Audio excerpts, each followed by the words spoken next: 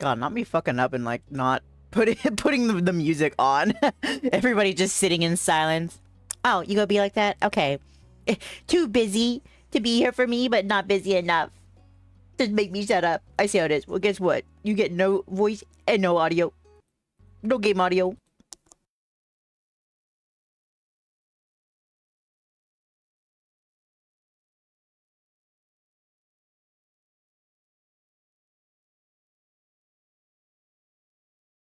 Now you get to listen to me and me only.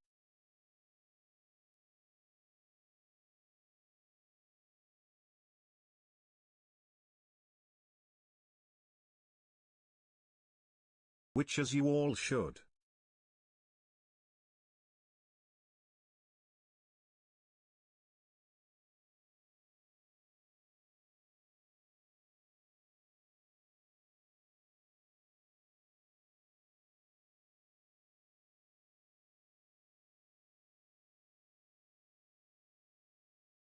But anyway, welcome in everybody to the stream.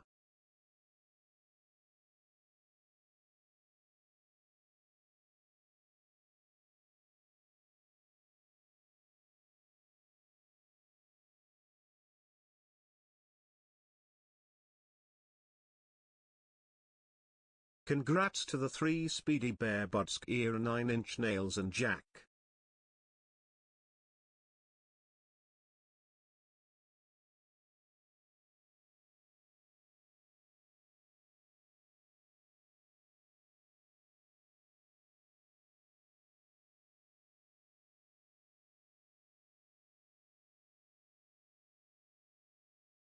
We hope you are all very excited for step 3 in our life today. It's gonna be a long one. That's just putting it lightly. I think the last time I played, it was like a 10-hour stream. Something like that. Was it 10 hours or was it 8 hours? I think it was 8 hours. Yeah, an 8-hour stream because I had started 2 hours later. So it was an 8 hour. What do I want from Taco Bell? Oh, what do I want, BB? Do you know? 11. No, that's the longest one, not the last one. Or was it the last one? Now you got me questioning. Let me go look. Let me see right now. Shit. How do I... Yeah, I'm so confused today. My brain has been fried to pieces. You can't afford that, be realistic. You don't have any deals? Anything good? No free tacos? Nothing of the sort. I cannot believe. Quanchy tacos. Quanchy. They're so cute, BB. The quanchy tacos. Okay. Oh, okay. The last one was the 8-hour one. Oh, Dorito. Hell yeah. What am I? Boring. But yes, the Dorito tacos do be slapping very very nicely. There's this new thing that I saw in the Taco Bell menu. It was like a chicken empanada, something rather. Hold on, let me see. Which I thought kind of sounded interesting, but I was also like, I'm not sure how I feel about that, you know? Do not send me notifications. Like, I just want to see the menu. No. Okay, yeah, cheesy chicken crispinata. That's what it's called, a crispinata. I thought that sounded pretty good. Be there in 3 hours, pretty much. Man, this driver's going to get one hell of a tip. Well, at least that's what he's going to be expecting. God damn. If an Uber driver picks up an order and like drives 3 hours away, that's kind of crazy, you know? They're mad lads for that. Oh, I do. You know, it's funny that we talk about Uber drivers because I've been watching this like one YouTuber. He goes by London Hustle, and he pretty much just like Uber Eats and Deliveroo. I think it's what it's called. And he just like drives around like through London, like picking out food and all that stuff and delivering it. And it's so very satisfying. I'm the driver. Oh, oh my gosh, you're coming here. I gotta. We have to prepare for the arrival, the royal arrival. I'm not ready. I thought I had till May before I had to prepare for that. God damn. Jack's just like, surprise! It's now. Just there at the doorstep holding the crunchy tacos. I'm here. I mean, I figured. I'd be like, you crazy. You'd be legit insane. But what if this is just a ruse? What if you actually do show up at my house? Just unexpectedly. Why are you driving? Aren't you in another realm? Could you just like teleport here? Open up the portal and come here? I'm rapidly approaching your location with the Taco Bell. You know what? As you should. But yeah, I really enjoy watching like London Hustle's videos. Just seeing like the scenery and like all of like the towns see like rides through like within London. It's just so very satisfying, you know. And there's also another one that I watched too, Biking DC. I watch a lot of people that like just do Uber Eats and they can just deliver food. I don't know what it is about it. It's like some sort of like I don't want to say ASMR, but something like relaxing about it, you know. Like luckily the things I've seen, there haven't been like too many of like angry customers or like shitty people around there. So it's all been like pretty nice. So there's no stress about that. But yeah, 10 out of 10. I like those videos. Jack, if you become the Uber driver, you record it and upload it to YouTube. Get millions of views. Oh, did I turn the music back on? I don't think I did. I think y'all just been still listening to me, haven't you? My bad.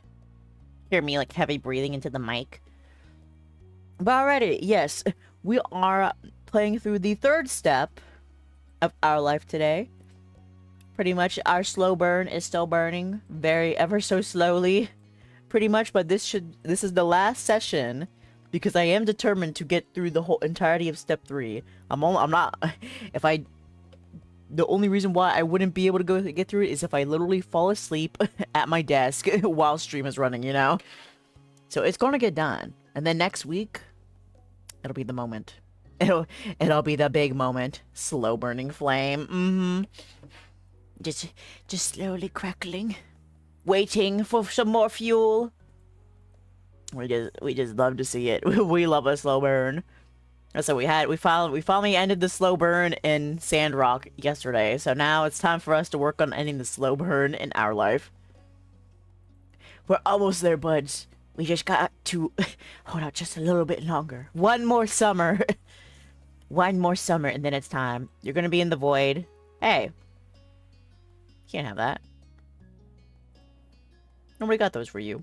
Not yet. Not today. Silly. Silly bear.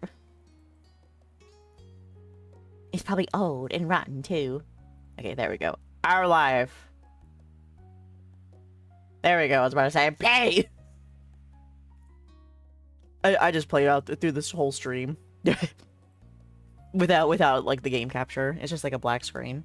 How's that for a slow burn? The fire's completely out. You can't see. Alright, let's just, like, dive right in. Continue. Okay.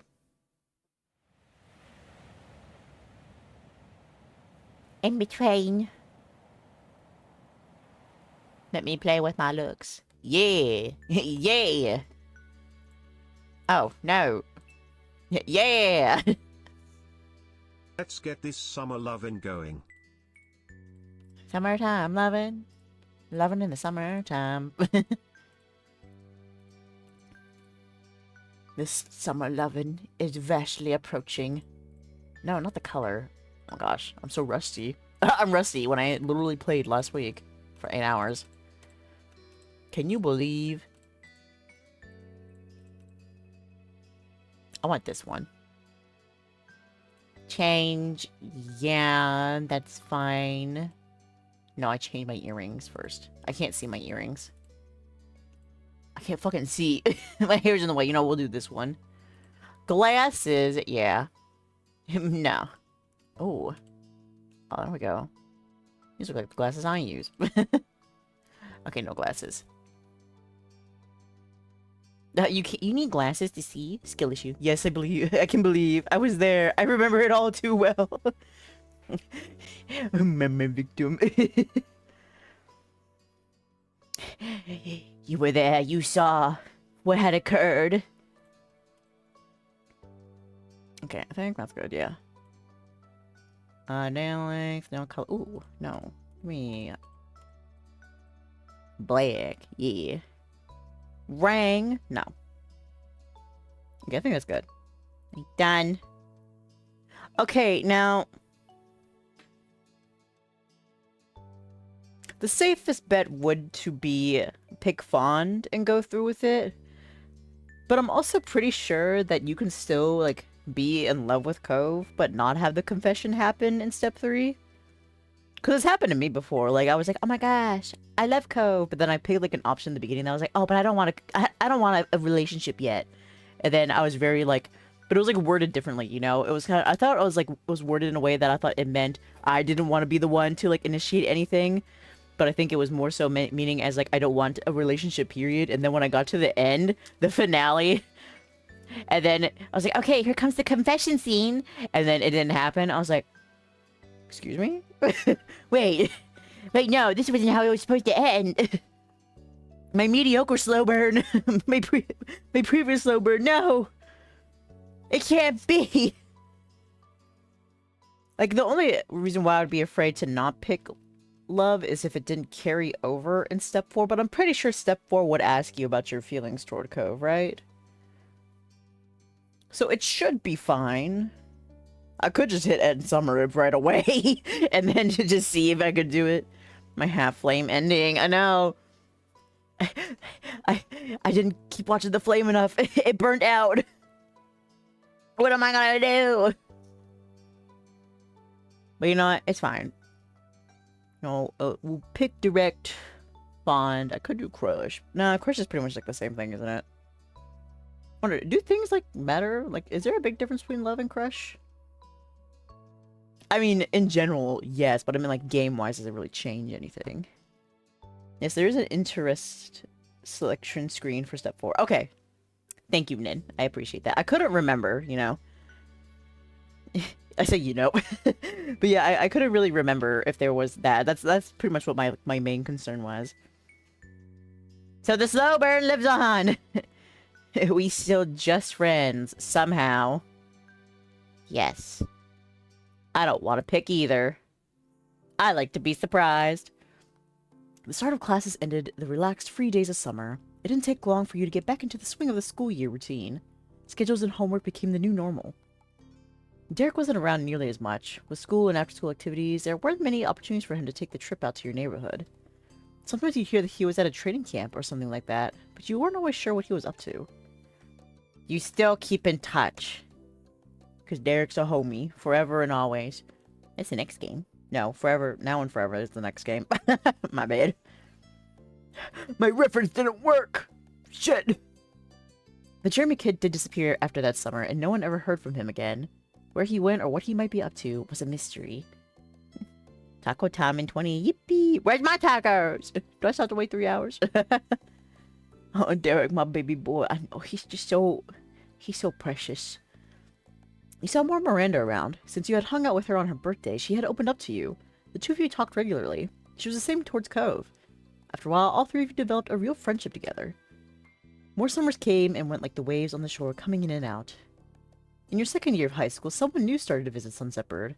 A sunny girl named Terry Brooke. She was a friend Cove made due to them both being ocean-obsessed. Terry was more than glad to befriend you two. Someone close to Cove had to be good company, she felt. You were pleased to get along with her as well. I'm assuming that face means no taco for me. Damn. No crunchy tacos. I'm sorry, BB. You still haven't gotten your crunchy tacos. One day. Funnily enough, Terry was also extremely tight with Miranda, who she had known for even longer than Cove. The four of you were able to create a small friend circle. As for your home life, the Ursas also had developments. Changing laws and public perception in Countrywide made it possible for your moms to openly wear their wedding rings without questions. Though they had a wedding years ago, it was only recently that the union was officially recognized everywhere in the US. That was a good day, to say the least. Elizabeth came into her own and stopped being quite as irritable. She no longer worried about perceived childishness, as she grew up for real. Taco? There is no taco. No taco for BB. I mean, I can see... Let me see. Let me see what I have. Let me look through the snack bar here and see what I have that's close to a taco. Let's see. Pictures. Where's my stuff? Where's my food assets? What? I'm sorry, I don't have a taco. Is a sandwich like a taco? Is that close? Is that close enough, maybe? What do you mean no taco? I mean no taco. It's how do we not have tacos for BB? Because I haven't... Listen, I could explain.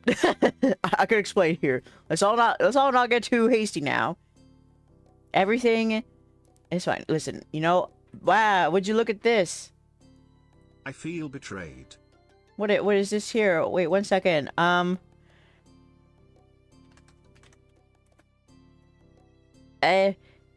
Wait. I'm cooking here. I'm cooking it up. It's brewing. Where'd it go? Shit. I think I lost it. It's not here. Damn it. Where'd it go? What the fuck? I just had that. As soon as I get up to go run a few errands, you go live. I'm sorry. I mean, I'll be here for a hot minute. Trust me, I will be. You could be gone for like 5 hours and then... and I'd still be here. I'm trying. I'm quickly taco.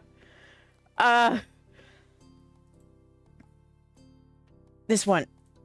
I'm still cooking. This is getting really awkward. Jafif? No. Why isn't any of these a PNG? Google, you let me down.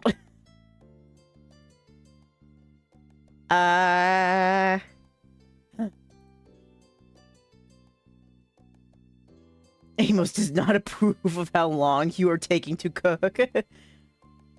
It's just a taco. How hard can it be to cook? Listen, it's hard. I have big hands. And tacos are delicate. Listen. If I'm not careful, it'll break. Oh, would you look at this? What is that? Here you go, BB. I have cooked up these tacos just for you. There you go, buddy.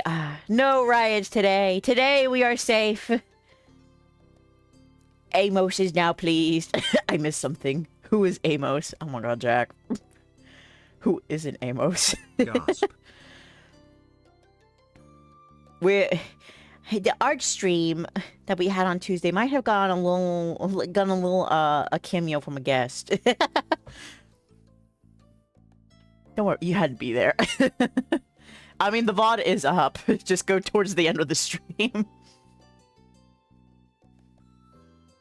Man, that was wild. Amos is crazy. Listen, it's all part of the lore. The lore that happened in that stream. Don't worry.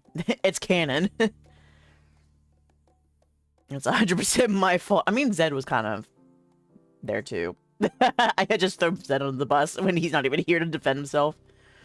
Okay, now that we all have our tacos, we can move on. Yes, yes, now that we have it, we can move on. I miss everything. It's okay, not everything. Sometimes it just be like that, you know? We all have lives. Except unfortunately for you, you missed probably the best moment. No, I'm just kidding. Unless. But no, the VOD is up before viewing. Yeah, like I said, it's towards the end of the stream, so it's there. It's public. You get to rewatch it in all its glory over and over again. But okay, yes, back to the task at hand. And not even past through like the intro dialogue. Okay. She didn't even mind being called Lizzie again, although most people could use Liz. She eventually graduated high school and moved out to attend college in another state. It was a lot for you to adjust to your older sister being gone. Liz never let you forget her role in your life, though, and kept in touch. Cove's relationships with his family improved over the years. Kira visited several times after that summer, and things became easier between the two. Excuse me. I did miss the best moment. You rizzing that, you know what? That's true, too. You did miss that one. That was a pretty good moment. But no, it's okay. You're here now. You're here to watch through Step 3, which you've already probably seen before from the last time we played. But you know what? It's different this time. We got new buds here to react to it. And also, it's the slow burn route. So it's also still special. He was also closer with his dad than ever before. You knew they talked more, and that helped prevent a lot of friction before it could start. However, Cove still wasn't what anyone could call social. He kept to himself usually. He cared for the few connections he did have, but didn't reach outside them. Outdoor and physical activity still had his heart, and his body. By this point, he had developed real skill. Many people thought he had what it took to become a pro. Despite Cove's bookish preferences when he had been younger, his interests had shifted.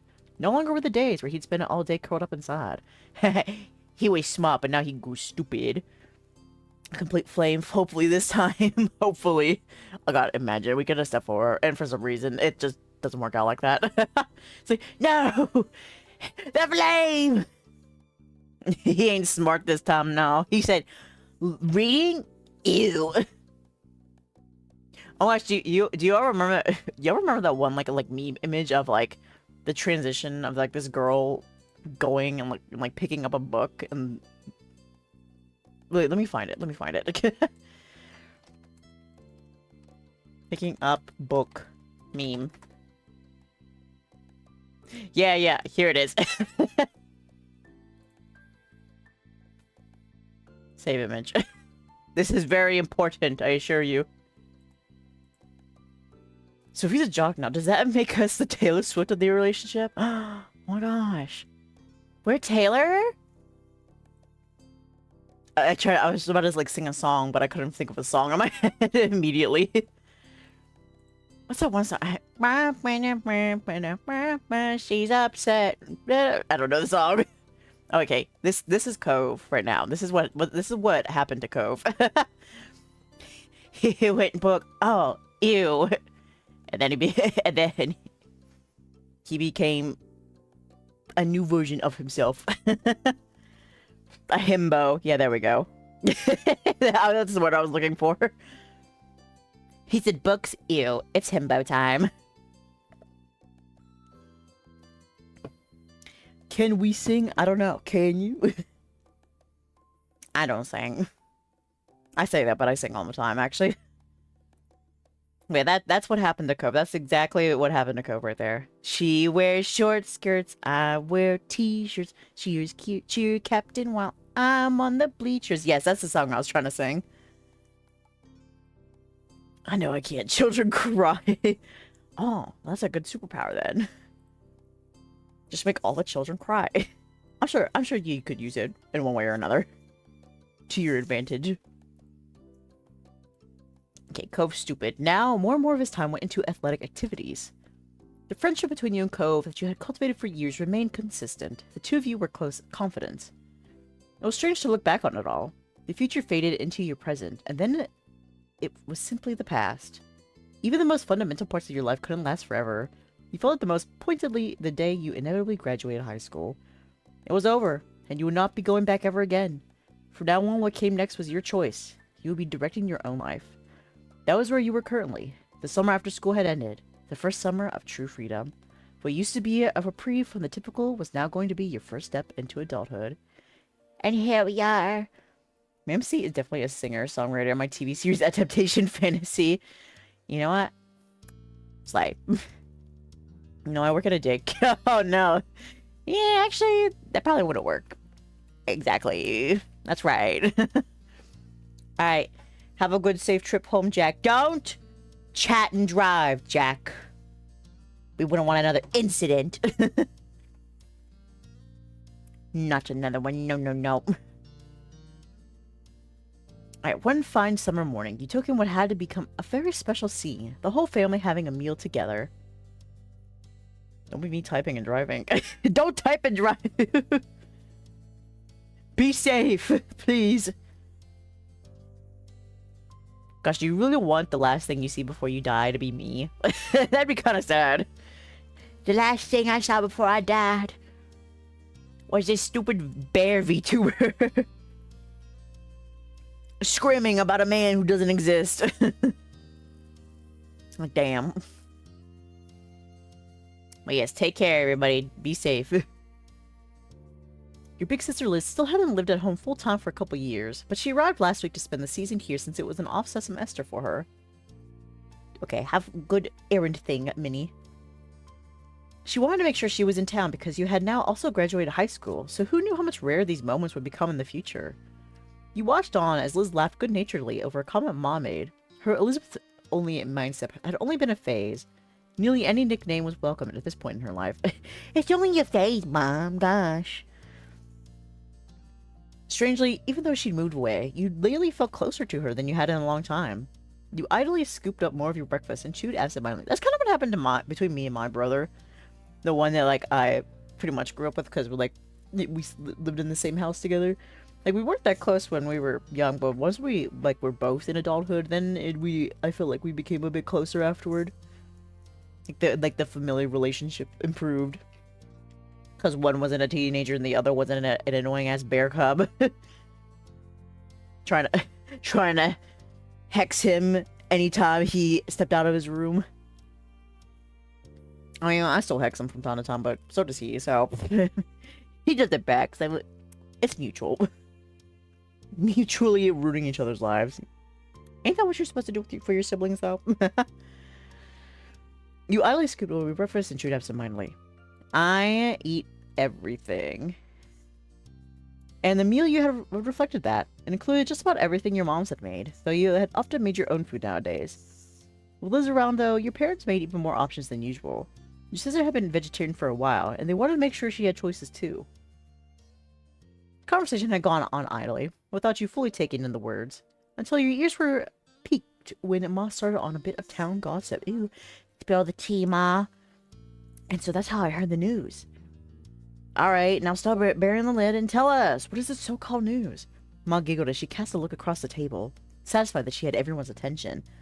Well, it turns out the Donnells won't be renting out the condo of the street as per Sunset Bird tradition for the first time in must be nearly 2 decades. A chorus of gasps and shocked expressions were had all around. After the initial shock, your eyebrows pinched. Mom may consider them by name, but you and Liz had always viewed them exclusively as the mean old couple who would yell at anyone under 25 who crossed their paths. Your mom continued on with the story, spreading strawberry jam over a piece of toast as she did so. They've decided not to take big trips anymore. Friends and family will be visiting them at their home. That's nice for them then. Have a good summer, me and grandparents with no grandkids, away from us. I say, where is it? Piss off! Be nice, kids. No, fuck them. You don't want to end up like them, do you? Maybe I do. I'm a young bear. Who knows what will happen in the future? You and your sister cracked smiles at the joke. At least they won't be here to yell at my children anymore. Lonnie. And that blunt comment got laughter from all three of you. Engrossed in the conversation once more, you continued to chat with your family until the meal was over. Oh my gosh. Third time's the charm. Oop! The game's like, maybe this time they'll finally get with Cove. It's like, no. We need that 4th time here. As it went, once the food was eaten, the cleanup had to be done. Liz took the role of washing the dishes and passed them to you for drying and putting away. You had a set of cups in front of you that needed to go on the top shelf of the cabinet. Average height. Had to stretch a little bit, but you know, it got the job done. That was simply your lot in life. You'd always hovered around the expected height for your age. I didn't think much about it. It's just height. I don't hyper focus on height. Like, it is what it is, you know? That was a struggle for you because you remember how you used to feel so content about it when you were... What? I don't think much of... That's what always confused me. Like, every time I picked that, it's like, ah, you were so content with it, and now you're struggling because you're not anymore. It's like, I said I didn't think much about it. I didn't say I was upset about it. I'm just not thinking. I just have no thoughts. My head's empty. I mean... Fine, we feel great then. Your height was something about yourself that you were always quite pleased with. I guess. Alright, fine then. I can't be neutral. I'm either upset or I'm happy about it. Well, this shook you out of your internal musing by starting up an impromptu conversation. She seemed to be voicing the thoughts that had been buzzing around in her own head. I have to say, going back for another semester this fall is pretty intimidating. You think after the first year or two I'd have a handle on things, but no. You still glance at her, still placing cups in the proper place. I guess it's only fair. My first round was pretty general classes, and year one of my architecture major was the basics. Now I feel serious. Have to actually know some things. The laugh she gave was flippantly airy, but the way she scrubbed at the plates held more force than necessary. I think it's really cool that you want to be an architect. Don't be too impressed yet. Wait to see if it actually happens. But thanks. Your older sister's mouth quirked into a small smile. That'll be fine, one way or another. Oh, but I'm not trying to scare you away from college, if that's even your plan. What is going on with that anyway?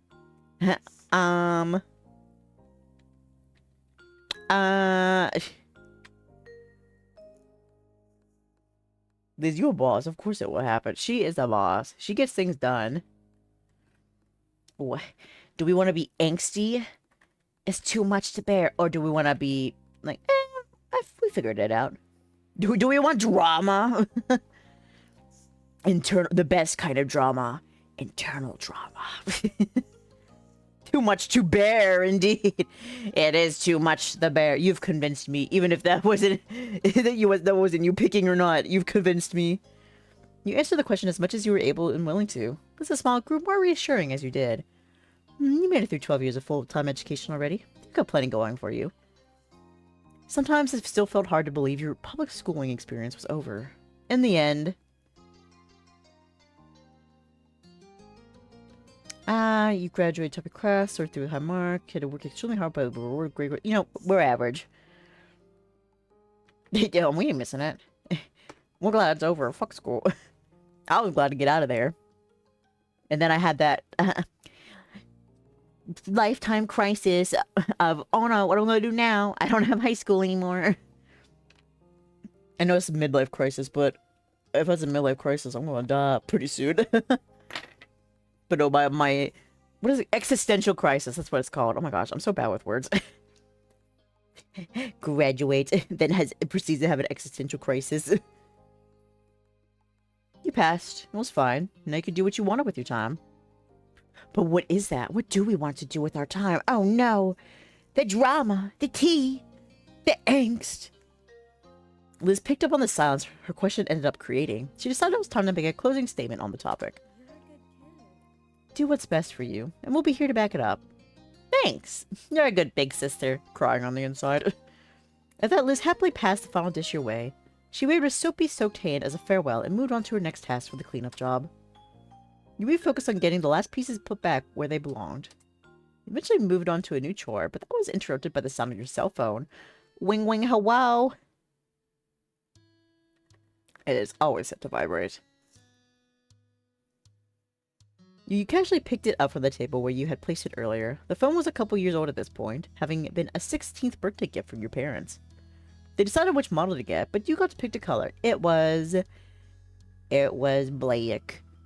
And it had a special charm to it, which was the crab keychain Cove bought you when you were a kid. You were pleased when you finally had a prominent place to use the gift. The screen lit up as you gave the little device a swipe with one finger. You were informed by caller ID that it was Lee. You weren't surprised. Despite having busier and busier lives and not living in the same town, you still had a good relationship with your cousin of the same age. Especially once the miracle of the both of you having your own phones actually happened. She got hers first, though. Tapping at the accept button, you answered her call. A familiar, bubbly voice came through right after. Hi. Hey, Dae. Sup? I trust I'm not interrupting anything major. Only some cleaning around the house. Oh, then you're welcome for my call. A distraction for what that must have been desperately needed. Hey, thank you, my dear cousin. I love doing chores, you joked. I like cleaning, you protested earnestly. It's good for me to you. Even though she couldn't see it, you shook your head at that. Oh my god, my savior, how will I thank you? She giggled, and you could hear the jangling of the jewelry she must be wearing.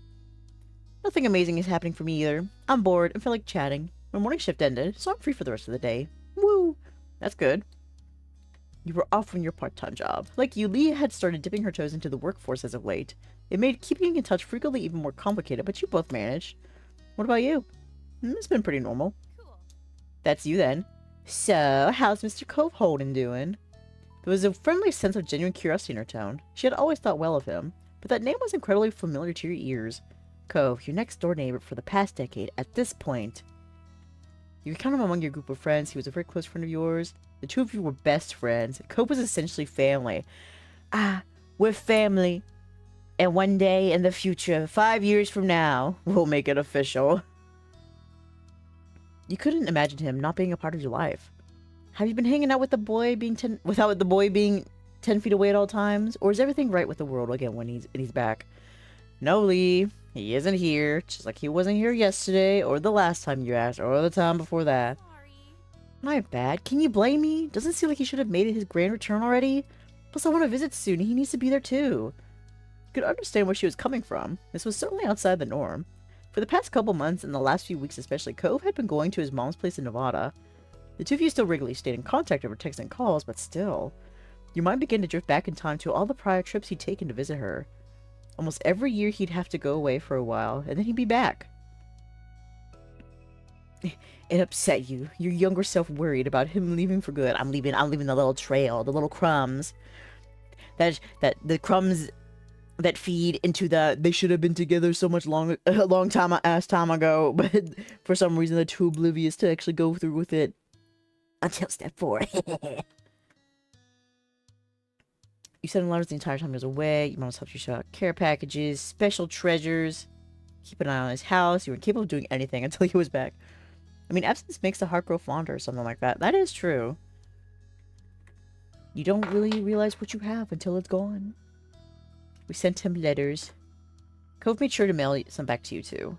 That's how it was in the past, but lately he had been trying to see her as much as he could before taking long trips to another state became too impractical to do. His part-time work could become full-time soon, or he could be moving somewhere else for school. Cove hadn't actually been entirely clear what his plans were after graduation.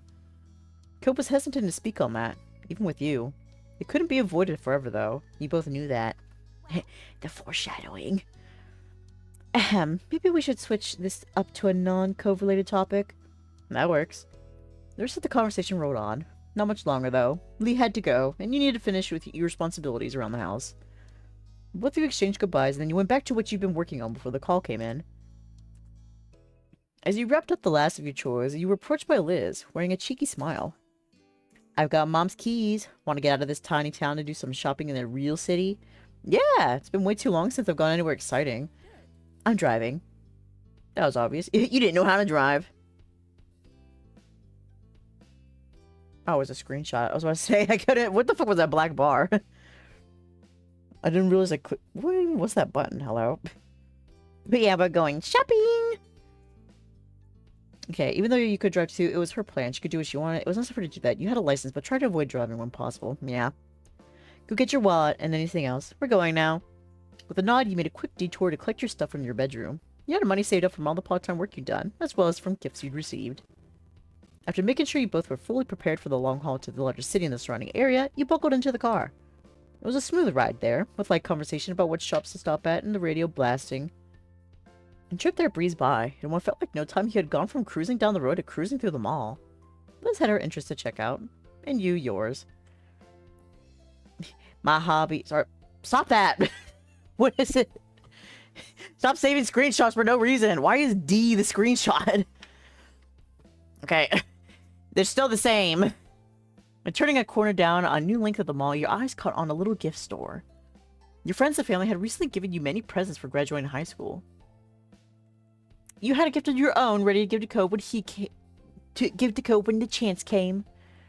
It was something you had known you wanted to do, and you were looking forward to seeing his reaction. Oh my god. There we go. Now I'm going to start narrating better because I got that out of the way.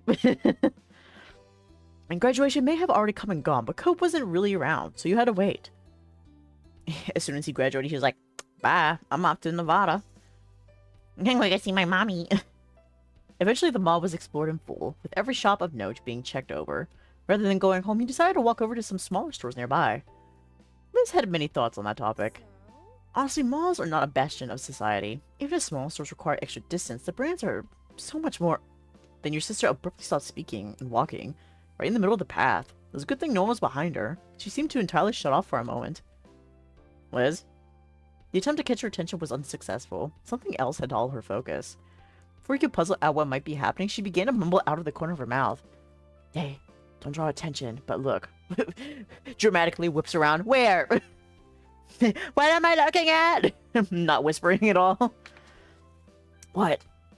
The harsh whisper and a subtle jerk of her head, she urged you once more. Look. You followed her gaze as best you could to a large bunch of colorful teens strolling down the same path. Okay. You faced back over to your sister with a confused expression and an unspoken question. What were you supposed to be seeing there? Dae, doesn't one of them seem familiar? She was practically bouncing at this point, so you looked at the group over again. This time you saw what she was seeing. Amongst the collection of strangers was brown hair, gray eyes, and lots of freckles. You mean that person you're gazing at? That's Shiloh, our Shiloh, from when we were kids. Shiloh! He looks over, huh? Yep, that was definitely him. I can't believe it. He's honestly just there. That's hilarious. That's incredible. Oh, but how do we talk to him? We have to pull him away from all those other people and... What if I'm wrong? Your mouth opened to reply, but she cut it off with her own answer to the question. I've got it. I'll shout the name Shiloh, and then we can act like it wasn't us. If he responds to that, we'll know without a doubt it's him. Dae, keep an eye out to see if he looks. Why do I have to be the one that watches? Likely without even hearing what you had to say, Liz put her plan into action. Shiloh! She loudly projected the word across the way and then put on an act of casualness, turning her head away from the scene while brushing at the skirt of her dress. In a supremely awkward moment, you could only stand there as attention in the air shifted to the two of you thanks to your sister's shout. I'm standing there, like caveman SpongeBob pose, going, staring back at them. Welcome back, Jack. Did you get your tacos? But many of the startled bystanders became alert to your presence. One of them was the boy. From a distance, his large eyes met yours. He looked. A wide grin took over Liz's face. She pushed the rim of her sun hat up and away from her face while swishing back around to greet her old friend directly. Shiloh! Tacos God, hell yeah. Even she stepped a bit closer to express her intention to meet, without really closing the gap. She wanted him to come to her. Who he presumed to be Shiloh looked surprised at the call-out. He'd stole a quick glance at the crowd he was with and hesitantly glanced back your way. He was trying to double-check something. Liz remained steadfast with her gaze trained on him, and ultimately he broke away from the rest of them. After a light-footed jog across the brick path, the young man pleasantly presented himself in front of Liz and you. Taco celebration, yippee! Hi. I like your hat. Just that simple greeting had Liz giggling. Hello, I'm not sure if you remember this, but I'm Lizzie, and that's Dae. We were all friends when we were little kids. His already wide eyes grew even larger, their gaze darting between you and Liz. His previously chipper demeanor faded into something delicate. I'm really sorry, but I think you have the wrong person. You could tell not being instantly recognized was going to make this exchange more of a challenge. Still, Liz was undeterred. It was a long time ago. You were really young. I get why you feel like that. However, I'm positive I'm right. You're exactly the same. That face, the freckles, how genuinely you try to phrase things. You're even still wearing a hat. Instinctively, he looked up at his headwear with creased brows, not making the connection on why the hat meant something to her. We knew each other, okay? An uneasy smile settled on him as silence followed Liz's speech. He was picking his next words carefully, and then the quiet was obliterated by the new voice bursting into the conversation. Shiloh, what are you doing? Yes, that is exactly what he said. The rest of the group already left. A field trip is not a vacation. We are on a schedule. Startled, your head snapped towards the path. A distinctly unhappy individual with piercing magenta eyes, dark brown skin, and a sharp jaw stormed your way. He carried a cloud of authority with him, despite looking like he wasn't even 18 yet. I didn't mean to ditch. Shiloh, whose name was now officially confirmed, gestured with a hand to add to the explanation of his absence as the stranger watched impatiently. They thought they recognized me as someone they knew, but it was a tiny misunderstanding. Liz theoretically, as well as literally put her foot down at that, stomping in frustration and getting more childish the longer she was around her childhood companion. We do know you! Shiloh merely shrunk in on himself. The tone he spoke was pained. Sorry.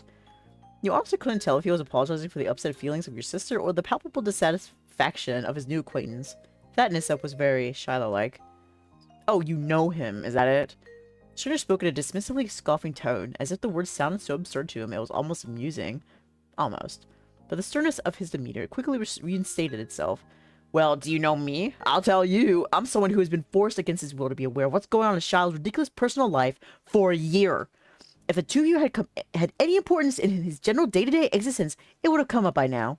Don't bother trying to exaggerate any trivial connection you might have. It's not good enough. He's with us. You'll survive without him. Now stop loitering on the road. It's rude. We're the rude ones? The high-strung ranting got an audible gasp from Shiloh, who finally started to speak up again in the defense. Nate, that's really mean. It's also true. We're leaving. With that declaration, the unofficially introduced Nate indignantly spun on his heels and walked speedily towards where the group went, completely confident that Shiloh would follow behind. Oh, people sure can have bad attitudes, huh? Why can't they just try to get along? It's not hard. Don't worry, though. I bet you won't have to deal with him again. And I'm sorry I can't stay to talk to you, but I hope you have a really nice life. Bye! And that was it. His final parting words given. Shiloh left the two of you behind to catch up on his own life that he had to go live. Liz watched his exit, stunned, only to frown when it hit her that he was really gone as quickly as he appeared. Happened so fast he hadn't even been able to get a word in. She sighed, all the energy she built up releasing with the breath.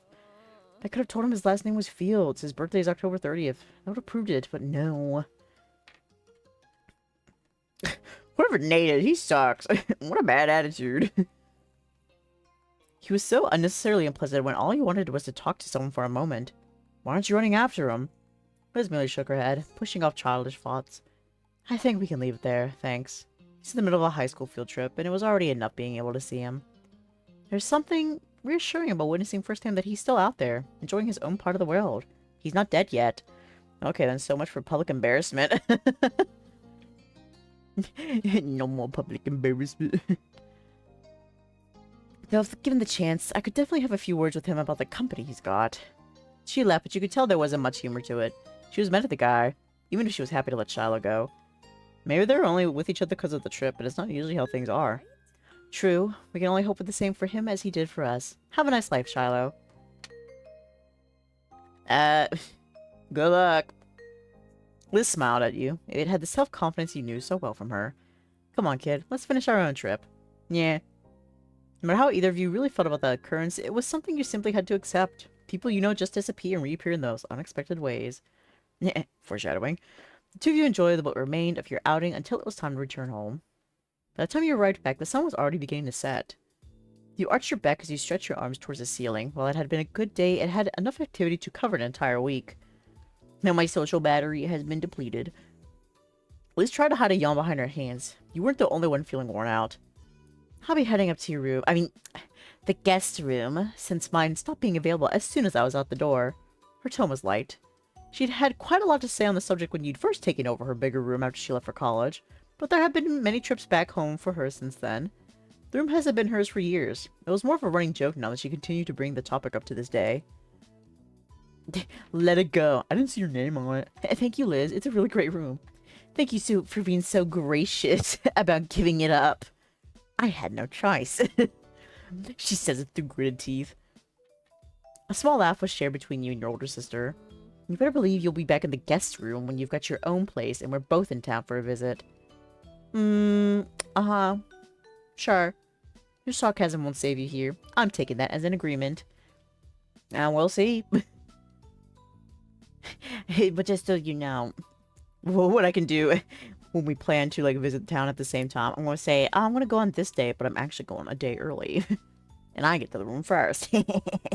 Saboteur. She flashed her familiar grin, and you couldn't help but feel glad she was back around, even if it was temporary. With that, she plodded off to the spare room. You were ready to do the same. Moving into a new space was your first opportunity to decorate from scratch. Design your room! Time for a whole new makeover. Okay, what do I want this time? There's green. There's purple. And there's yellow. I feel like I've done all the rooms except purple. The purple just never, like, spoke to me, but I'm pretty sure I've done, like, blue in, like, my very first playthrough, and then I did yellow afterward, and then maybe green, because I was like, oh my god, a computer. But I like the bigger bed in the yellow room, though. I still got a laptop. My little gamer laptop. I can play my League of Legends. I know my trophies for, like, nothing. Get some plants. Nature. The bear plushie. We need that. My little pictures. The lights. I'm so sad that we can't, like, layer, like, the pictures and the lights. Like, why can't I have both? I want it all. Give me the telescope. And a volleyball. Okay, I think that's good. What do we think this plushie is? Does anybody have any theories? Kind of looks like a hippo to me. But I think at first I thought it was like some kind of like bug or something. But now that I look at it, it's like, it's very hippo-like. That's my theory. But that's just a theory. Okay, I'm done. You're really satisfied with the feel of your tiny part of the world. As your thoughts drifted, you tried to bite down another yawn. It was no good. Your bed was now lodged into your mind, and all you could think about was collapsing on it. You trudged up the stairs to your room. Stepping inside, you closed the door behind you, blocking the rest of the house. When you turned back around, you realized you were not alone there. Comfortably perched on the windowsill was someone very familiar to you. My plushies! Cove Holen. Oh my gosh! He's dressed the same as how I originally dressed him. Because when I would play before, I would always leave it with a chance, and then I'd always give him long hair. Now that's my Cove. That's been my Cove since day one. What the hell? Surprise? His tone was easy and relaxed. It certainly was a surprise. You hadn't expected him to be within the state, never mind your own house. He hadn't answered how he had suddenly just appeared back in Sunset Bird, though to be fair, you had been so astounded there hadn't been much of an opportunity for him to chat with you. Thankfully, Cope was only waiting for a good moment to start, and began to explain. There's the cutest boy in town. There he is. I got in about 15 minutes ago. No one was home, so I figured I'd come in the usual way. The window. A small smile had formed on his face. You were still staring at him, unable to blink in case he disappeared. You still barely believed that he was really there, mere feet away from you. We're so in love. The flame's getting a bit stronger. I left my bags in your backyard. I hope that's alright.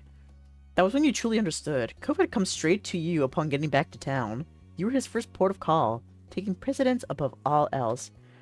Even though you hadn't been in when he called, Cove had ensured that he'd see you at the earliest opportunity, rather than allowing his plans to change.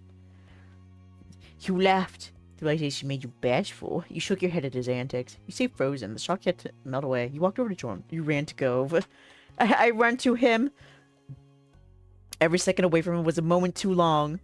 As you approached, Cove quickly hopped from the windowsill to meet you. You too crazy. I'm so glad you're here. I missed you. Trouble's back in town. I can't believe my eyes. That's the most amazing man in the world. It's the most amazing world. Oh my god. Cutest boy in town? No. Most amazing man in the world. Oh, give me a hug! Cove squeaked as your hug knocked the air out of him. He awkwardly managed to wrap his own arms around your back in return. Cove's hold tightened, and he snuggled the side of his head against yours to be even closer. Being held like this was comforting for the both of you. The whole world is a little much, Dae. No, it's not enough. The most amazing world, because Cove's our world. Yep. Oh. Bro, close your eyes, bro. Okay, bro, what do you see? I see nothing, bro. That's my life without you, bro. No, bro, come here. What? Put your head in my hands. Okay, bro. I have the whole world in my hands, bro. Oh my god, bro. And they were only friends. His voice was light, modestly batting away your compliment. It only served to underscore how much he deserved it. I don't think it is. I missed you. I missed you too. Even if he hadn't said it outright, you would have gotten the message from his body language. Cove was grinning widely.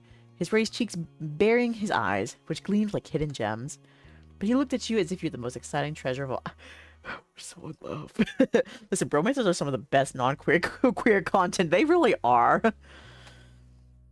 Obviously. Was the trip any good? Yeah.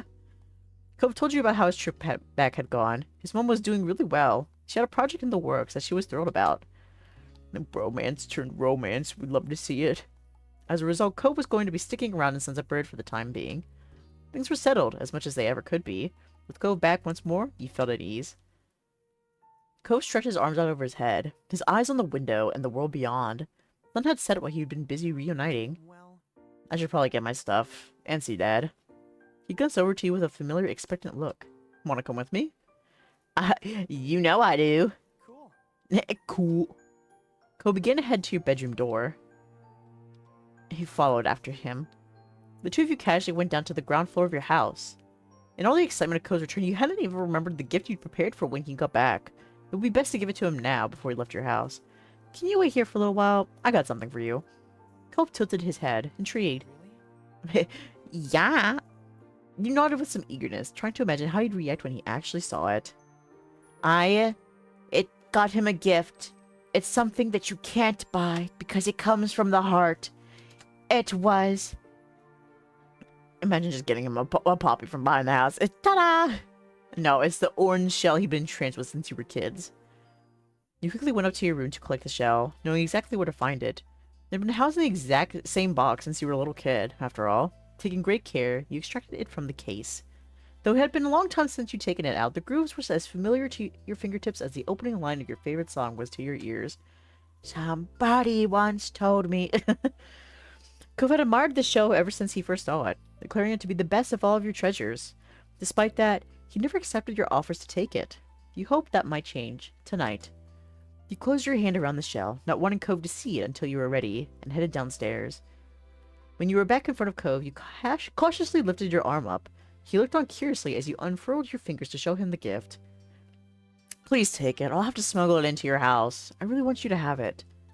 Cove stared down at the familiar shell nestled in your palm. His mouth parted, though no words came out. He drew his eyes up to meet yours, silently, and found the answer to whatever question he couldn't speak. He put his hand over yours and broke the silence. Okay. It was as quiet as a whisper. His fingers were as gentle as his words, brushing against your palm as he took the shell from your grasp. He cradled it carefully against his chest and smiled at you, his eyes bright. I'll keep it forever.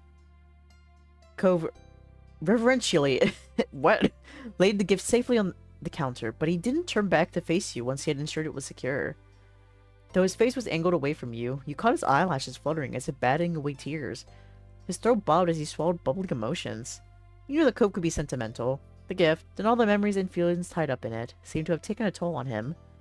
When he began to sniffle, you felt the need to reach out. Cove? You crying? You will cry, baby? I can't, you just...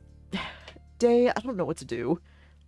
He forcefully scrubbed at his eyes, like he was trying to push the tears that threatened to spill back in. Cove, it's okay. Do you need to cry? No. No! As he's already crying. Nevertheless, tears had begun to spill down his cheeks. Even as he wiped them away, more took their place. Thank you. His voice quavered as he spoke. Cove scooped you into a hug, pressing you so tightly against his chest that your breath escaped in a short squeak.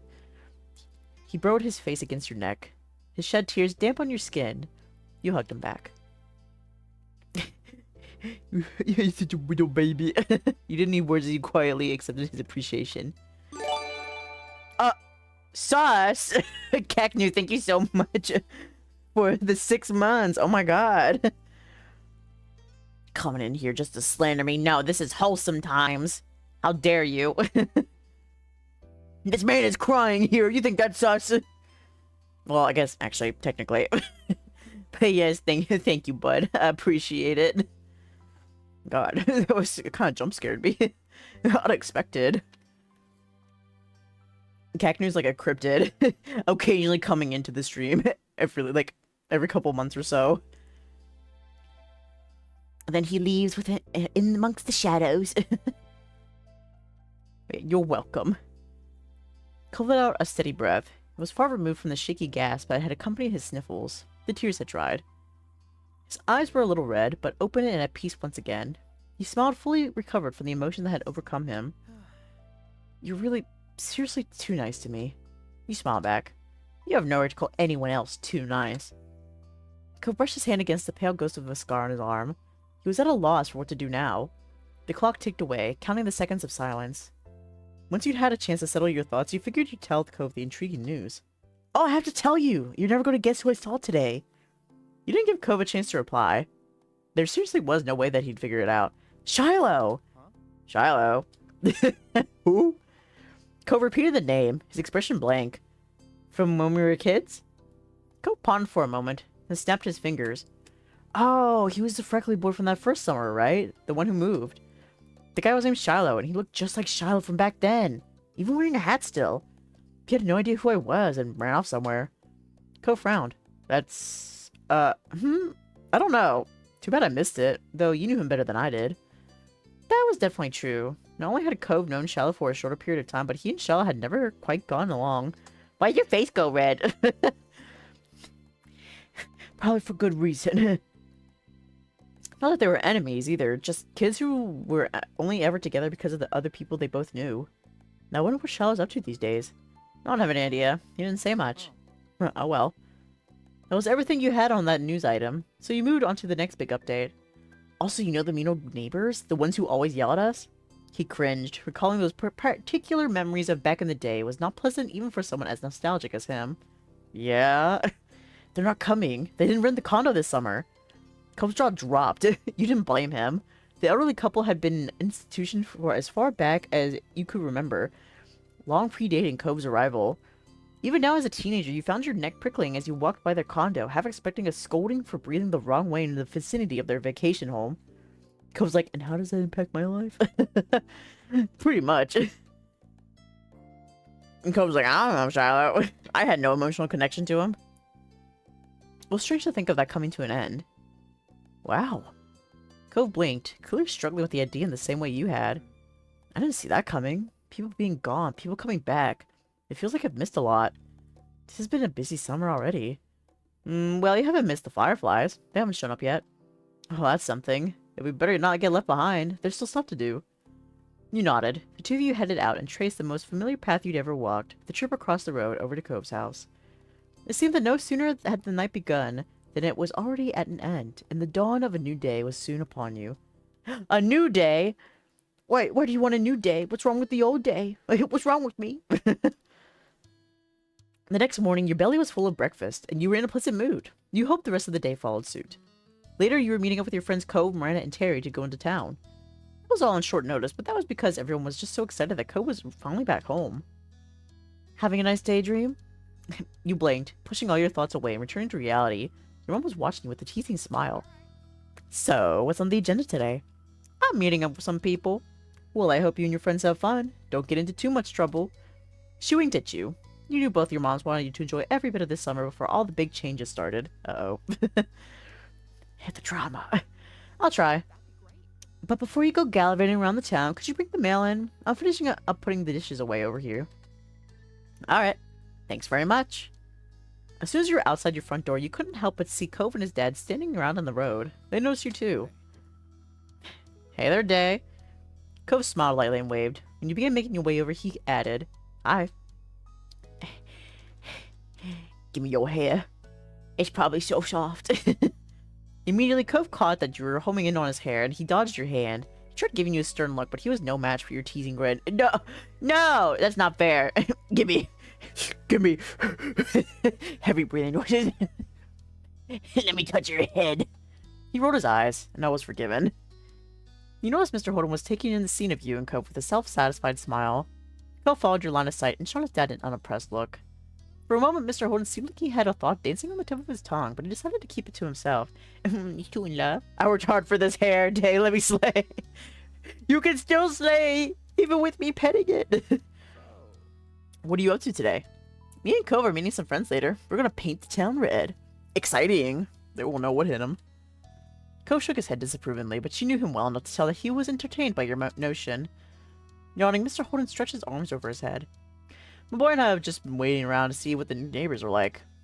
It was definitely his idea. I don't know how you're not interested in this. It's big news. Besides, it'd only be polite to greet the new folks in town. Him be able to be a single dad and his son. Been here too long if seeing a new person run a condo is what you consider an exciting development. Yes, I'm dying to see newcomers. You're supposed to just shrug. I don't want to meet them. Well, everyone has to be better than the last tenants. That's true. It's a single dad and his son. Cove snorted some airy laughter at the suggestion. You think we'll have some competition? For several moments, Mr. Horton was unable to answer. He was still chuckling when he put his hands on his hips and tried to compose himself. Absolutely not. We're the #1 father-son duo in this town, and no one's changing that. Mr. Horton took one more glance at the currently vacant building and sighed dramatically. When he turned back to you and Cove, his whole body seemed deflated. There's no sign of them, and I still need to head over to work soon. Cove gave his dad a few reassuring pats on the back. Okay, I promise to keep an eye out. I can text you if anything happens. Really? Well, I mean, only until I have to meet up with Terry and Miranda. Would that still work? With a wide grin breaking out on his face, Mr. Horton looked absolutely thrilled to have his nosiness enabled. That works. He moved to firmly place both hands over Cove's shoulders, fixing his child with a firm stare. Son, you are my true ally in this world. This is my best friend, Cove Holden. He's an ally. Go on, Cove. Cove, say something. Ally! Mr. Horton stood up straighter, letting Cove go. He looked reinvigorated. Okay, with that settled, I'll go make some money. That's always been the one thing I do best. Mr. Horton headed off to the garage with a big wave goodbye. Cove smiled the whole time you both watched his dad leave.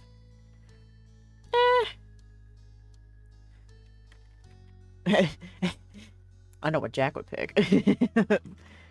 You know, I remember like the whole first playthrough we did. Jack fucking hated Mr. Holden. He's just too sussy. It was alright. He always tried his best and was honestly just great. As soon as he was out of sight, Cove sighed lightly. Are you okay? Yeah.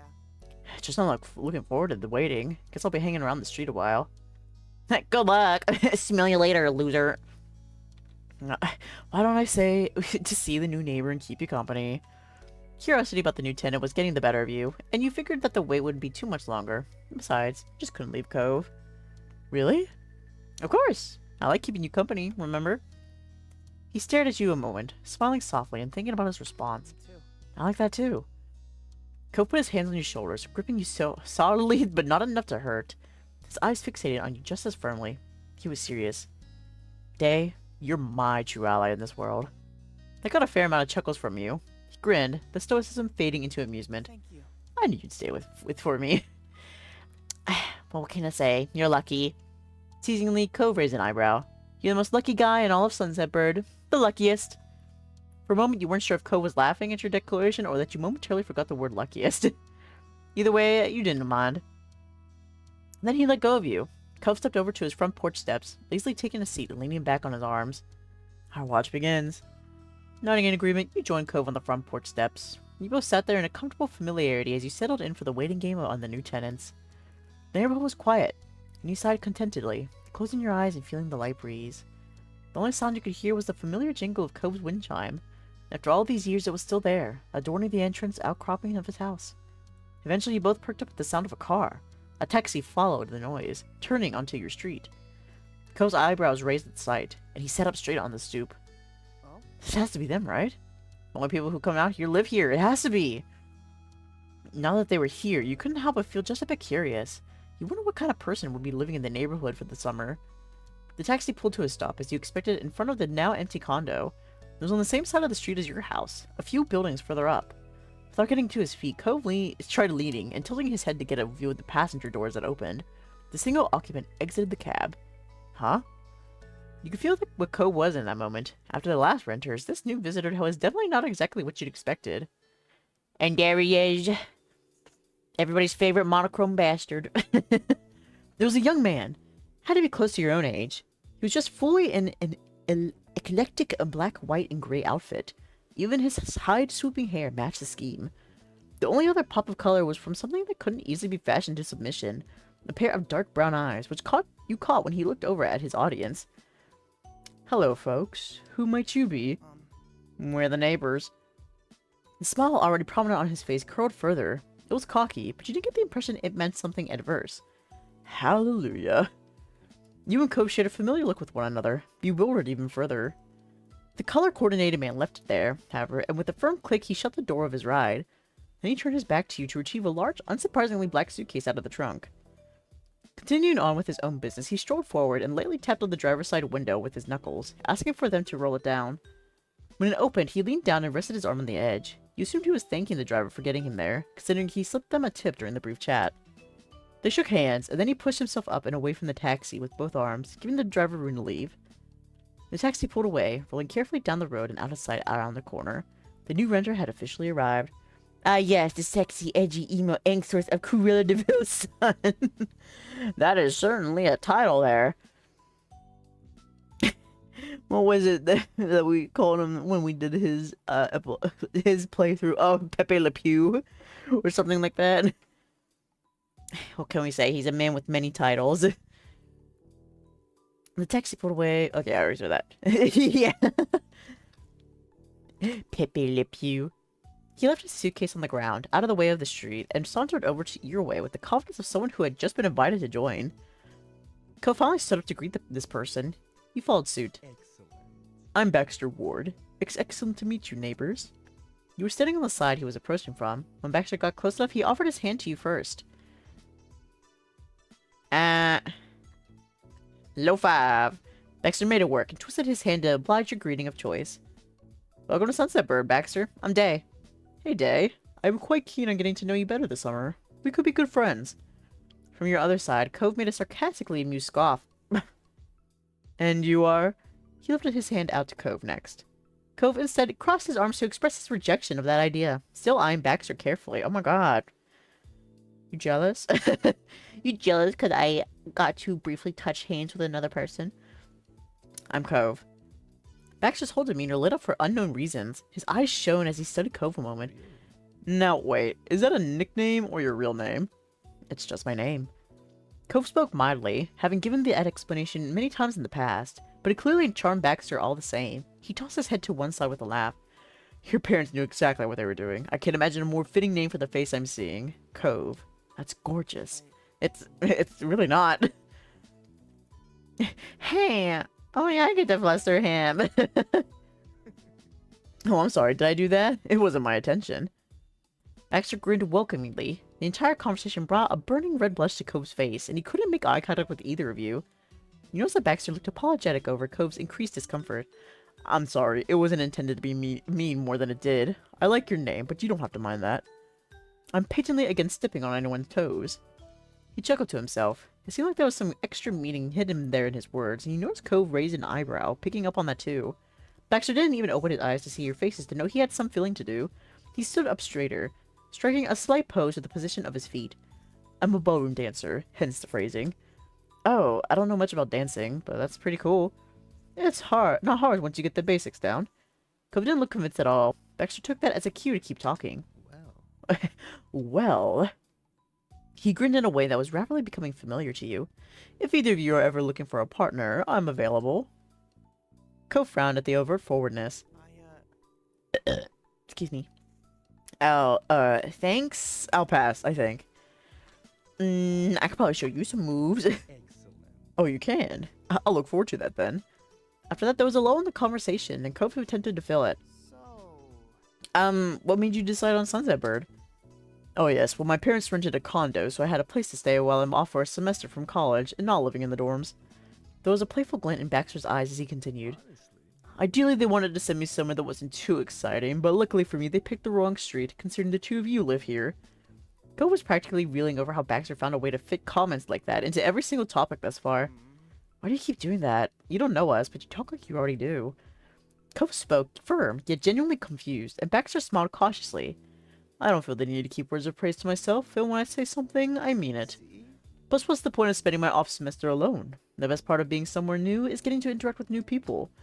Am I honestly the first person to acknowledge you're attractive and intriguing people? Sure, you're hidden away in a tiny tourist trap, but still.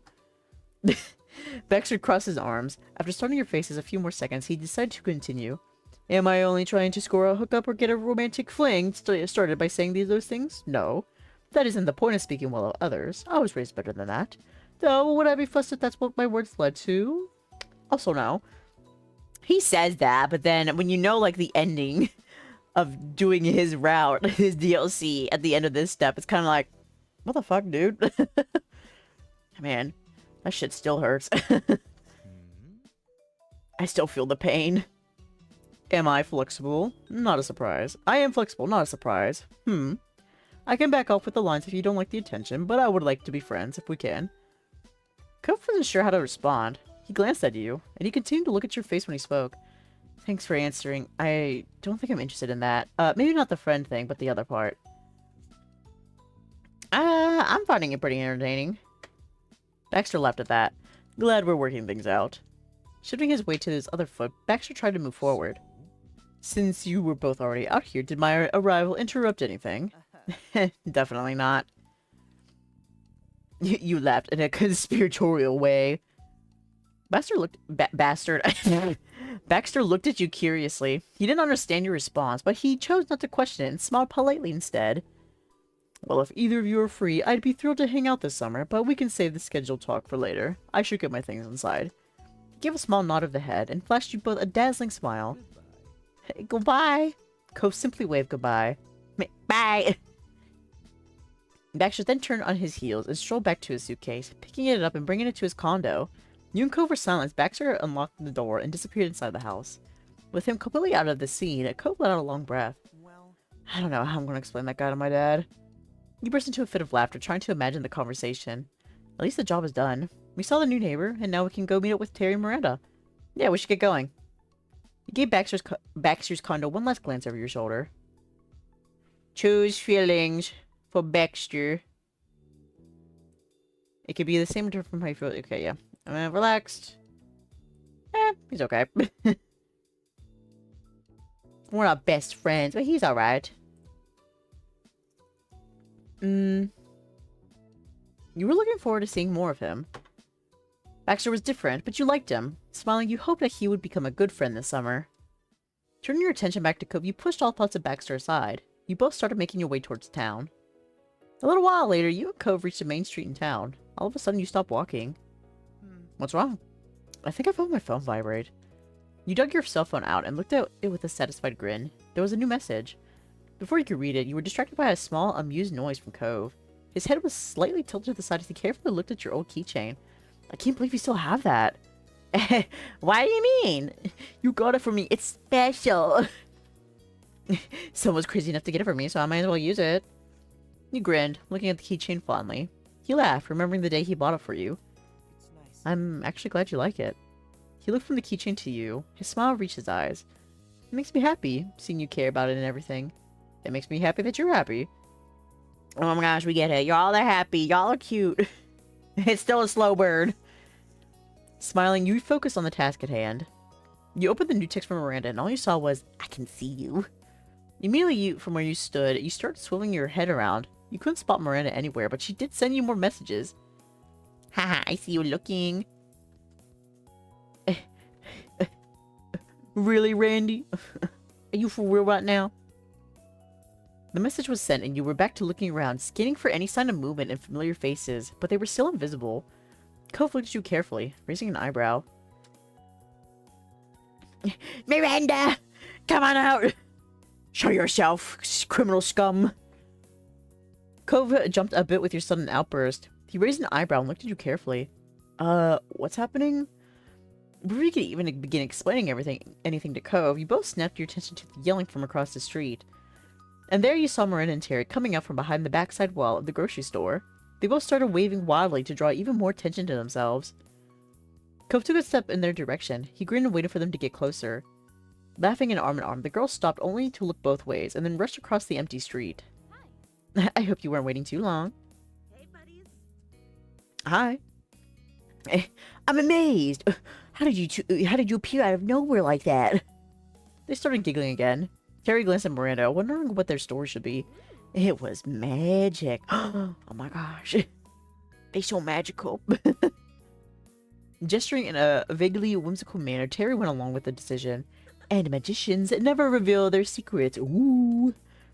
That's fair. Terry then closed the distance between her and Cove and crushed him in a painfully tight hug. You're finally here. It's been so long. What took you? He did his best to eke out a reply with his chest being compressed. Sorry. Eventually, she let him go. Terry looked at him with a beaming smile, but Cope was distracted, rubbing his arms. Standing there, Miranda shifted her weight to her other hip. She watched Cope patiently with a bashful smile. Welcome back. Thanks. It finally felt official. Everyone was together in one place. From here, you weren't sure how often you would have another afternoon like this again. I didn't either. So? Cove. Terry poked Cope square in the chest. You're gonna have to get me your schedule by this time yesterday. No way. Not really possible, Terry, but I can say as soon as I know. So far, work hasn't said anything, but I can tell you I'm busy with Orca activities. When Cope wasn't at his part-time job or pursuing his athletic interests, he volunteered for the Ocean Restoration California Affiliation, Orca. The group focused on cleaning up beaches and removing pollution from the ocean. Cove always loved the sea. It didn't surprise you one bit when he started getting involved with them. You joined Orca too after learning of it. Their big smash event for the year's coming up, isn't it? Yeah, there's not that much more to do before then, but I'm kind of looking forward to the fundraising push. Hopefully we can pull it off. If anyone can do it, it's you two. And even if it goes really bad, it'll still look good on a college application at least. That's true. Hey, and guess what else? We don't have to stand here to say stuff. Let's go! I'll like a meal now. Perking up, Cove nodded in agreement. Yeah, I'm hungry. Time to head out. The four of you headed into town, happily chatting the whole way. The only decision left to make was where exactly to stop and eat. Miranda was the first to offer a suggestion. So... I don't know about everybody else, but I like some chow mein. Chinese is fine with me. Entirely serious, Terry nodded. That'd be amazing right about now. Yeah, I can always agree there. The group's lazy wandering shifted into a purposeful journey just like that. As Terry predicted, the conversation was able to continue while on the way to food. You and Co finished explaining what was coming up with your Orca fundraising efforts. All the talk of beaches reminded Terry of her own personal goals. She'd been considering getting lifeguard training. Cove and Dae can keep our ocean clean, and I can keep it safe. Such selflessness was inspiring for the listeners, though. Terry butted in before anyone was too impressed. No way. Don't be proud of me yet. I haven't even signed up. Laughter burst out into the little crowd. Miranda took a turn to chat about her life next. She'd picked out some 5-week summer courses at a community college. They wouldn't be starting until later in the month. It was exciting, though. Not content speaking solely of herself for long, Miranda mentioned good news for someone else. Specifically, that her older brother Jude had a new boyfriend. You vaguely knew who Jude was, but even though you'd been friendly with Miranda for 5 years, he was already in out-of-state college back then. In an out-of-state college back then. He was in his mid-20s. You were pretty sure of that. What you knew for certain was he had his own place with a real career and everything. Jude existed in a whole other stage of life than you, and hanging out with his much little sister's friends had never been on his to-do list. And then in Baxter's epilogue, we help out with his wedding. Now that was an accomplishment worth being taken in by. Terry, who heard it, and Miranda, who said it, were equally dazed. He's been single for a few years now. It kind of seemed like he just wasn't interested in anybody, and that was true, basically. There wasn't anyone here for him. He's dating a friend he's known online for a long time. They've been playing games together since college. This is my theory, but he might not have dated anyone else because all he wanted was to hang out more with that good friend. But no one ever said that to him. He never even hinted there might be a thing there until one day they were suddenly dating. But besides that, what's funny is I don't even know his name. Jude didn't talk about him to us until they'd already known each other forever. And now that Jude has started talking about him all the time, he just calls him Grant. Is his name not Grant? It's not! It's an inside joke about how they talked about school grants one time when they were first becoming friends. They thought it was funny how Grant was also a name, and we're going, oh, I bet Grant could get a grant. Then it escalated to joking about a grant being named after some person called Grant. His friend made Grant his username for everything, and it still is today. You barely had a concept of Miranda's brother, and that one explanation was everything you knew about his boyfriend, but the story gave a real impression of who they were. Wow, Godspeed, Judy. Never let Grant go. Never let him go. Holding him on tightly. That's nice. I bet they're really happy. I wish the two of them well as well. Do you think we'll ever know his actual name? It'll be forever a mystery. I mean, it was revealed in the epilogue, right? I can't remember what it was, but I'm pretty sure it might have been.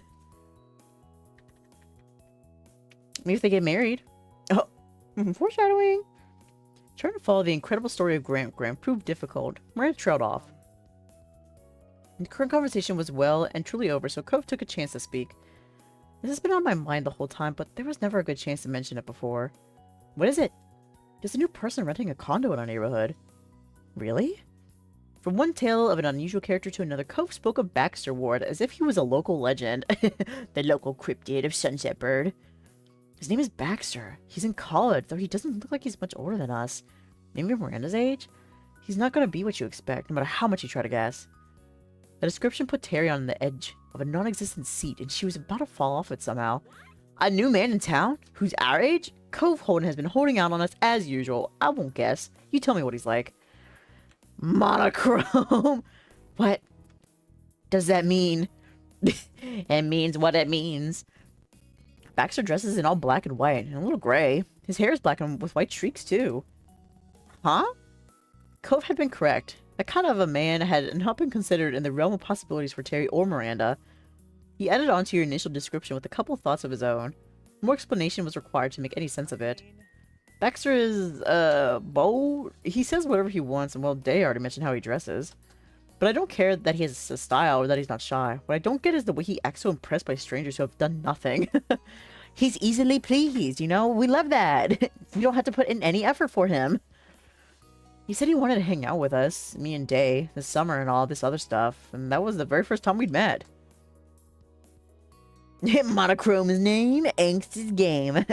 That's Baxter Ward's way. I have no idea why he cares, or why it was so easy for him to say that to people he knows nothing about.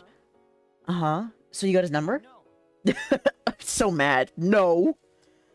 Cove's eyes squinted and his nostrils squished inward from the incredulous scrunch that the suggestion had given him. Considering the picture that had been painted, he couldn't understand why Terry would imagine anything like that had happened. Oh, that's a good idea. Then do it, and you should too, Cove. You don't meet a social butterfly like that every day. The black and white color scheme proves he's a rare specimen. This Baxter is flapping around the town, coming to appreciate our two good buds, Cove and Dae. Terry's a bear bud? Right? Like flower buds, and he's a butterfly. Terry, that pun is such a stretch. Well, he sounds like my kind of guy. We could always use more friends. No, it's very possible to have as many friends as you need. Terry's a bear bud confirmed. Oh, I knew it. Terry never lets us down. This was escalating. The more fired Terry got, the more Cove and Miranda wanted to shield themselves from the embers. Terry's slow burn? Oh, come on. The more the merrier. I know what you mean, Terry. I think it'd be nice if we could get along. Can we all just be friends? I know what you mean, Terry. The group of four was evenly split between the sociable and the shy. That line was drawn clearly with this discussion. No longer moving forward, Terry stood there with her hands on her hips. I'm gonna meet Baxter right now. Cove completely stalled, except for his lips, which sputtered a response. What about getting food? I know the way. You can all go ahead. I'll be back before the food hits the table. You'll see it. Terry's light chuckles contrasted massively with a hefty sigh from Cove. You're actually going to go to a stranger's house and ask for his number? That's the plan? Yeah. Why do you gotta be like this? Why are you like this? If I wasn't like this, me and you never would have been friends ourselves. And I probably wouldn't have been friends with Randy either. What about me? Where does Dae fit in this? Terry, why? I don't live in this town. I can't miss an opportunity to connect. Otherwise, that'd mean leaving it up to chance or fate, or Cove's ability to have a relationship progress on his own. I don't have all year for that. He'll be gone before that. Relationship progress? It's funny you mentioned that. Not to insult you for going slow, Cove. You're good the way you are. Baxter can be a butterfly and you can be a snail. There was affection in Terry's extended metaphor, but Cove still frowned at the almost certainly correct assessment of how his connection with Baxter was going to develop. I don't like snails. But I like snails and I like you. Order me the General Tso's chicken. I'll get his number. Inspired by the name of her meal, or perhaps her meal was inspired by the sudden mission, Terry gave a military salute before flipping around. Marin and Cove simply watched in disbelief. I mean, I gotta go with her. She don't know where he lives. Dave? Cove gave a halting yell, but he had no intention of stopping you. He just had more foresight than you in that instance. What are we supposed to order for you then? Oh. You slid your pace way down and glanced over your shoulder. You called out, I want fried rice. All right. Okay. Off you go then. He let you go, and you found when you looked ahead that Terry had stopped in her tracks. She waited for you after you announced your intention of joining. Thanks. I knew you were a bud. Not only am I a bud, I'm the bud. Thank you very much. The trip back wasn't long. You barely left your neighborhood before the announcement of this change of plans, but there was no time to lose. Together you sped down the sidewalk, around the bend, and in only a few minutes you returned to the ever-familiar sloped street. Terry's feet took her halfway down the road, smack dab between your house and Cove's. It was a force of habit. Which is his? She asked the question so naturally. You almost missed realizing that she wouldn't have known where to go even if you hadn't decided to come after her. Almost. Terry does give that bearish vibe. She really do. She really do. She is the #1 bear bud here. Let's see. But you'd come because you didn't want her to go alone, but you wanted to see Baxter. It worked out for you both, but also this was more fun than waiting around. You let that slide. You didn't know why you done that. Terry got lucky. No, I didn't want her to go alone. I had that foresight. Being able to help is what you were there for. You pointed a finger towards one of the rectangular houses back up higher on the hill that she'd passed right by. That's it. Oh, glad you're here. Let's go. She hoofed it in reverse, upwards to what had been the Forbidden Fortress. Though the former danger that haunted those halls had been released, and instead it was claimed by a proper gentleman. Terry fearlessly rang the doorbell. She never understood the true terror of the Donnells, but one might think there'd be some hesitation in the action. After all, she was still approaching the home of someone so unfamiliar to her that she hadn't known which house it was. But they would have thought wrong. Terry remained fully confident in the decision. You stood at her side, which hardly... I can't be fucking up now. We ain't even past the intro yet. You stood at her side, with hardly more justification to be doing this.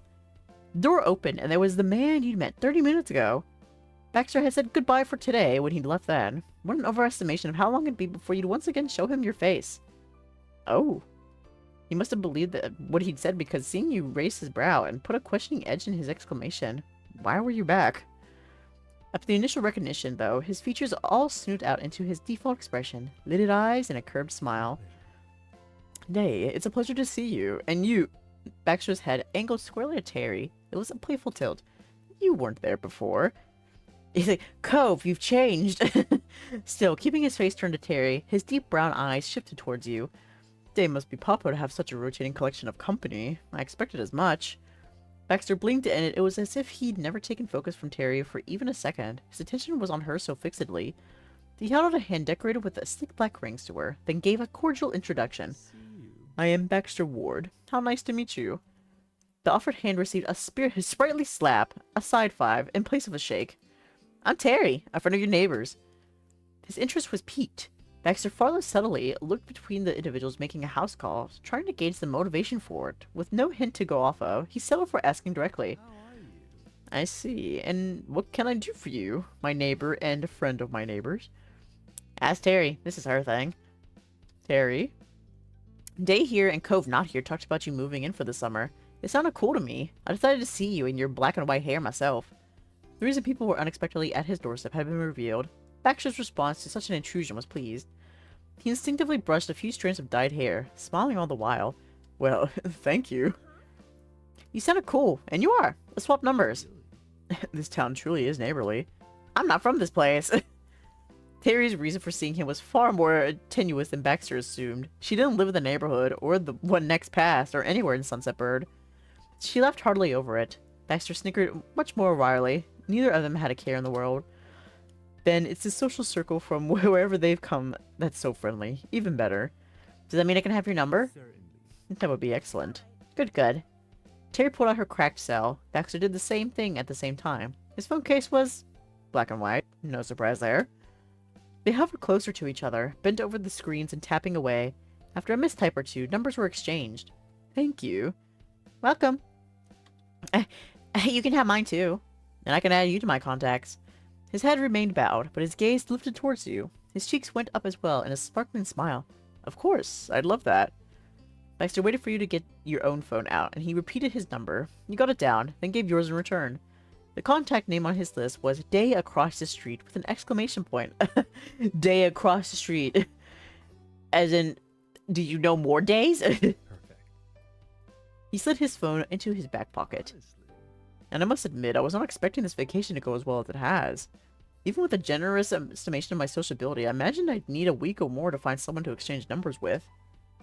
Instead, I have 2 new friends the very instant I arrived. Oh, Baxter, this isn't even all. Since you've seen me, Dae, and Cove, it's only a matter of time before you meet Miranda, too. And there's still Liz, obviously. Maybe even Lee will make an appearance. He wanted to put Babe across the street, but was cool about it. He was like, oh, I need to be chill, we just met. The news of yet more strangers being invited into Baxter's vacation had no visible impact on him. He replied, contented and calm. I look forward to all of that.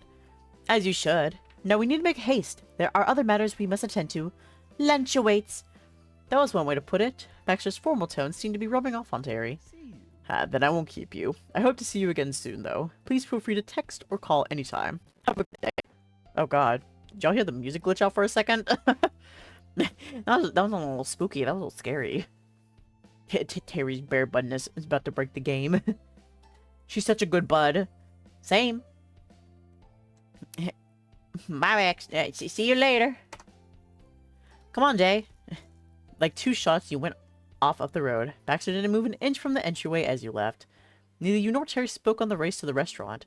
The clock was ticking. Every second longer you took could be another drop in degrees for the warmth of your meal. You stopped to catch your breath only when you were under the shaded awning of the Chinese restaurant.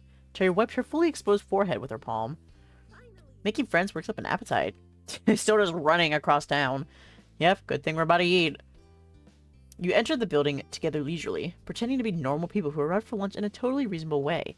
Terry explained to the hostess up front that a table should be already be prepared for her and you with 2 others. One who's short and in shorts, cute, freckled, big purple eyes, a lacy top. She's shy and probably didn't say much, but oh my gosh. Terry! We get it. You love Miranda. The hostess politely stopped Terry's babbling with a raise of a hand before she even began to describe Cove. That was plenty to get the idea across. You were directed towards the center of the dining area.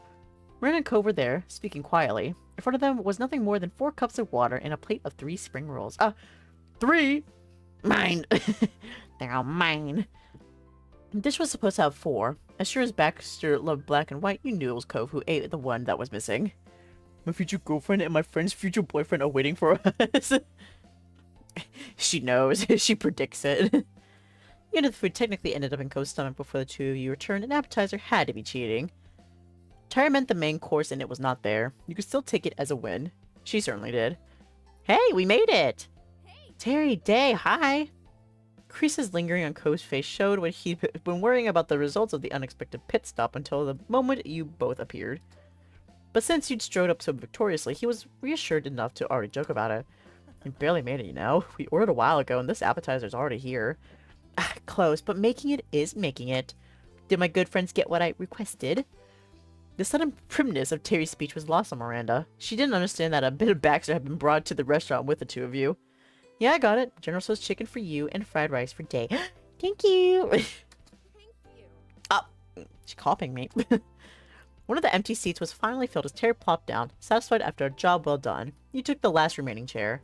So, did you actually see him and get his number? We did. Cove glanced your way. His wavy brows raised in surprise. We was clearly the word that was on his mind. You continue with comfortable ease. He's jealous. He's getting jealous. He's like, my best friend is gonna have another best friend.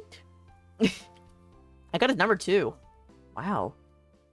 The group had settled into its usual rhythm when your proper meals arrived a few minutes later. You ate and talked, and not once did the topic return to that element of the unknown, Baxter Ward. But he remained stuck in a corner of your mind.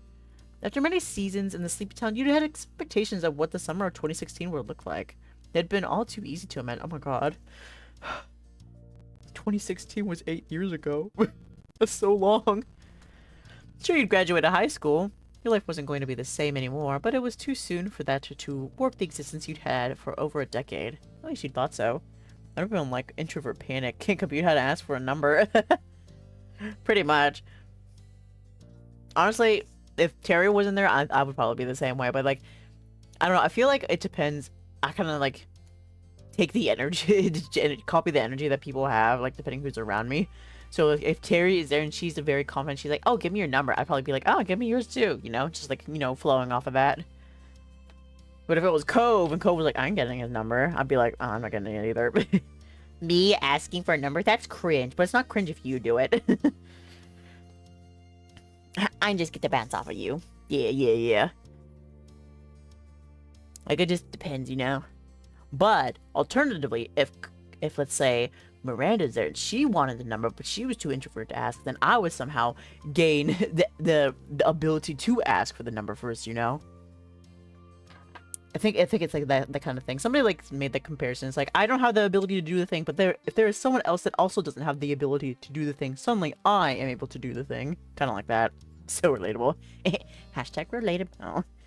But yeah, yeah. And yet there was Baxter. He was something you'd not counted in a single one of your vacation plans. You couldn't have until barely an hour ago. Now his number was on your phone. A new world, one you had no grasp on, was already poking its way into your old routine, and it had come in the form of a black and white ballroom dancer. You were lucky. The final days of familiar comfort had come, but the first sight beyond that was a charming young man asking you to spend time together. The rest of the afternoon and evening passed by in a blink of an eye. When night fell, it was time to head home, and you parted ways with Miranda and Terry. You and Cove reached your neighborhood without event. It was late enough that your out-of-the-way street was dark and silent. I'm so sleepy. You yawned, stretching your arms high over your head. It was taking a lot of mental focus to keep up and walk alongside Cove.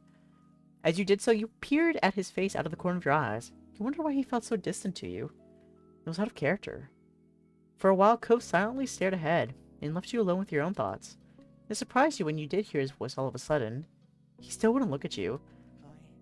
It feels weird coming back to the neighborhood and trying to get into things like they're the same. And they're not. They've changed. They're still changing. Your mouth felt uncomfortably dry all of a sudden. It was true. The things that kept the people you knew together were starting to disappear. Each person had to make their own priorities and their own path now that it wasn't set for them. You thought about your own immediate future. Okay, well I have to go. Duty, aka freelancer work, a little cause. Keep the slow flame alive for me. Okay, I will. Good luck with your work, Tiger. Thank you for being here. We shall keep the flame going. Next time, next session, the flame will gain its fuel. If you had to choose in this very moment, you wanted... Let's see, what do I want? This universe, it doesn't know what they want, so they want to focus on time that's not school or work. Also, happy 1 week anniversary of knowing each other. Oh, you know, yeah, it's been a week, hasn't it? Oh my god, it's such a special day. Bear and Tiger have known each other for a week. We love to see happy anniversary, bud. Okay, focus on time that's not school or work. And that was the basics. For yourself, you wanted to try to figure out what you truly want. Oh my god, what the fuck? Tiger, what the hell? Thank you so much for the 2 gifted subs. Oh my god. Tiger, you fucking crazy. But yes, thank you very much for the subs to Baka Pixel and Star. Oh my god, Tiger. We've only known each other for a week, but it's been crazy, hasn't it? But thank you, bud. I really do appreciate it. No, I'm feral. You are feral. The most feralest of buds. Okay, you're feral. My god. Coming out here. Making me so emotional. Okay, I take my leave. Okay. Goodbye, Tiger. Have a good day. Thank you again. My gosh. I'm being so spoiled today. It's crazy. I can't keep up. Alright. Back to the game. Try to figure out what you truly want. And work on self-improvement. That was all. And for that, you wanted to... stay local. It'll all be happening so soon. You hadn't begun to do anything about that yet. And you'd kept this all to yourself. Now you wonder what Cove had in mind. You'd heard him consider some things for his future, but it was never anything that would have counted as a real plan. Making it back home, you both stopped in the middle of the street. Cove sighed. Cove looked at the ground for a moment. His mouth trembled, trying to settle on the right words to say. So... What do you think you're going to do now? For the future?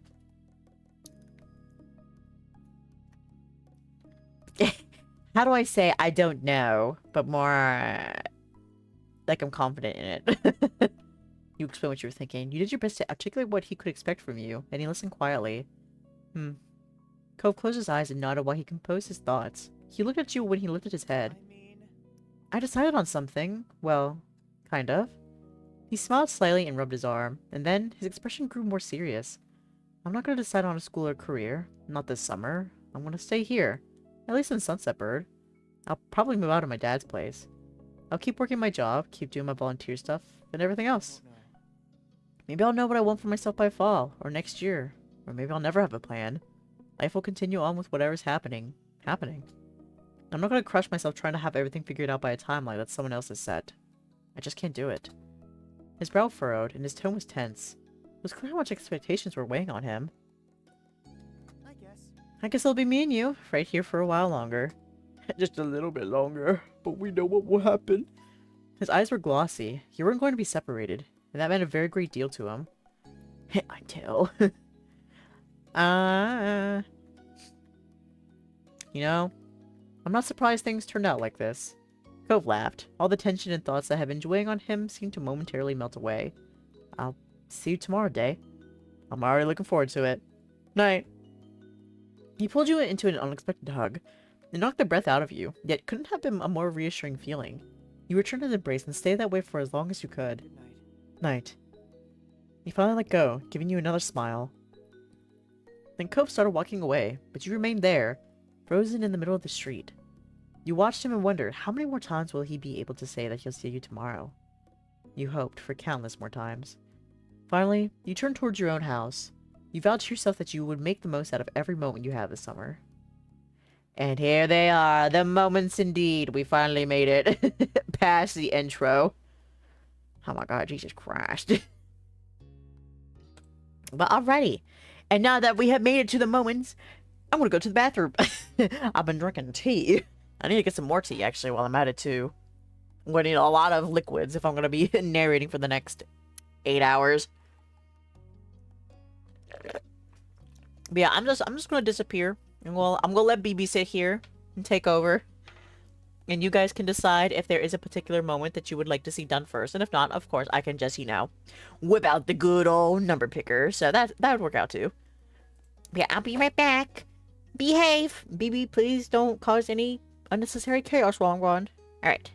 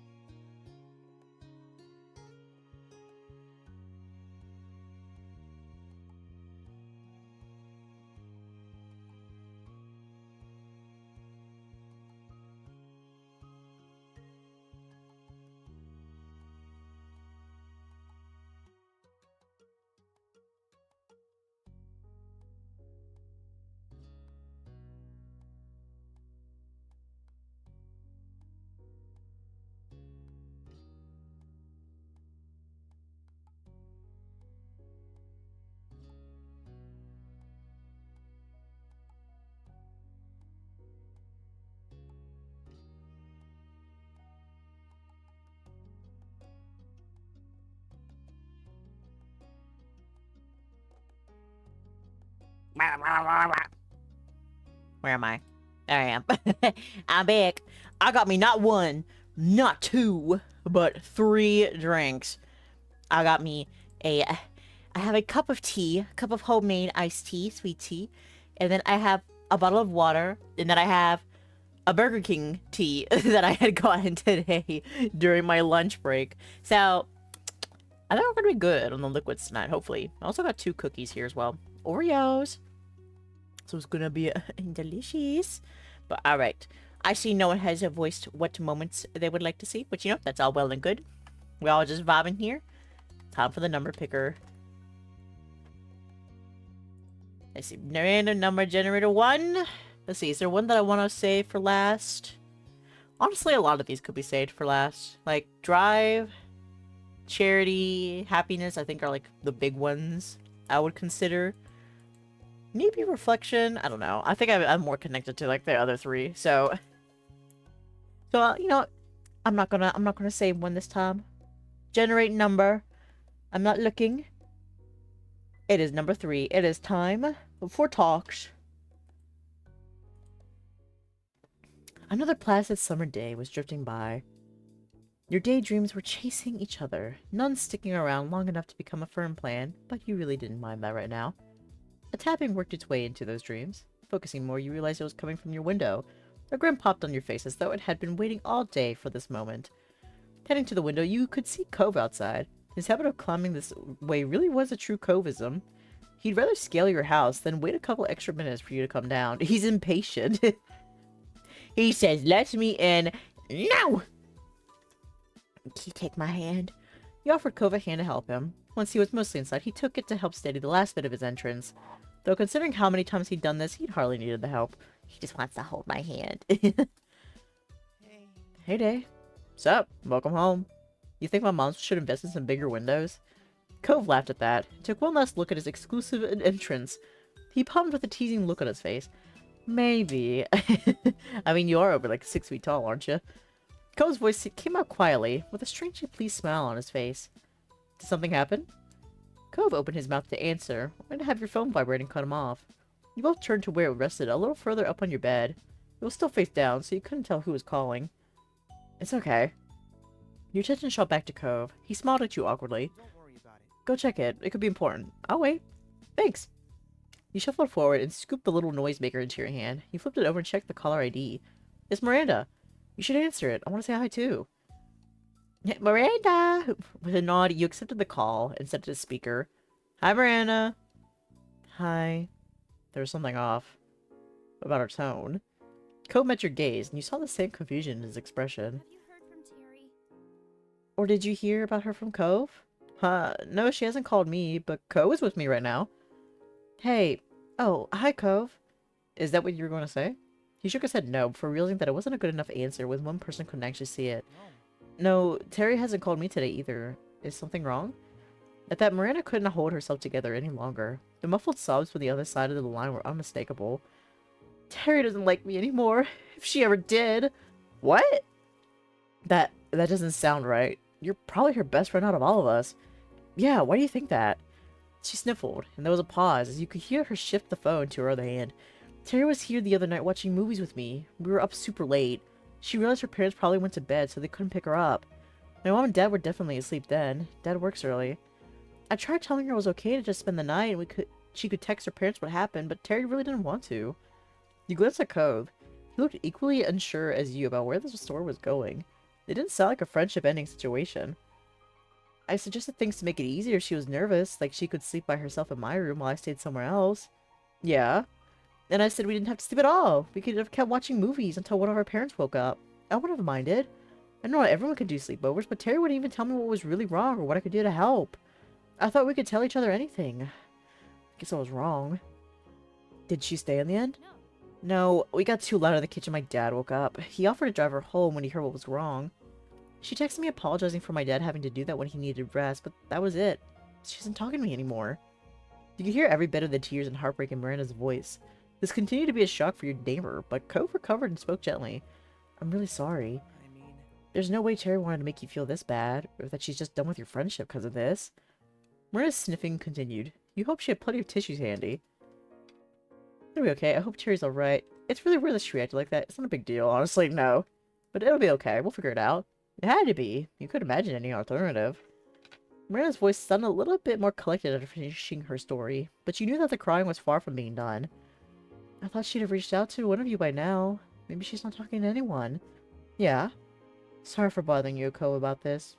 Apology accepted. Don't worry about it. You can tell us things. Thank you.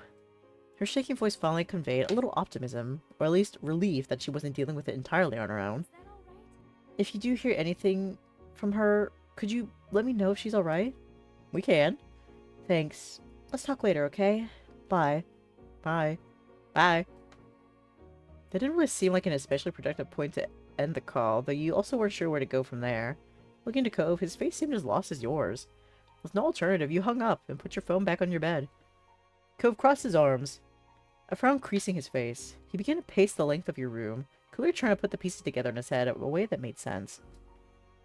I always feel confident it'll work out. It was no fun hearing Miranda so sad. You could definitely empathize, but right now there was no reason to get too worked up. Alright, 1 second.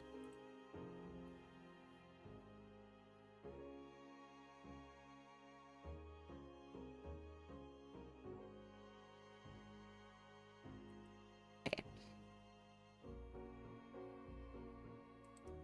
It was only a matter of time until Terry reached out to someone, and you were sure hearing her side of things would clear it up. Yeah, you can't make conclusions until you hear the other side of the story. I'm gonna drink my Burger King tea first.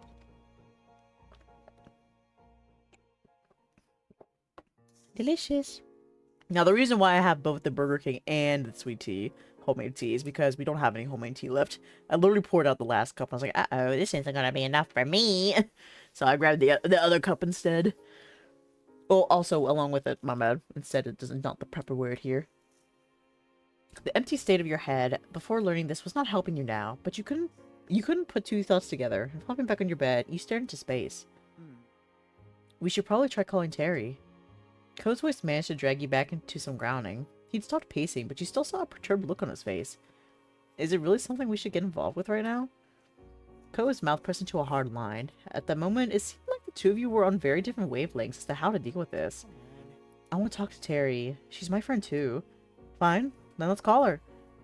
Cove looked away and pulled out his phone. He went over and stood at his side as he was dialing. Cove let it ring, and ring, and ring, and ring. But Terry didn't answer. There wasn't even an option to leave a voice message. Your shoulders slumped, and Cove looked even more troubled. If that was possible. He turned to you, as if for some lifeline. Could you try calling? I'm gonna send a text, just like, hey, I was trying to reach you. Call me, or something.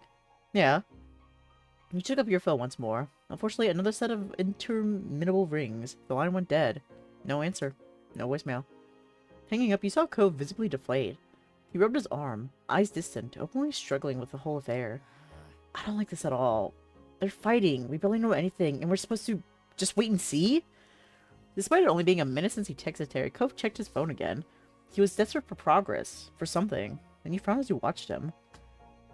You need to try to relax. You're making me anxious. There's no way Terry has answered you. They're going to get over it, you know? You say silent.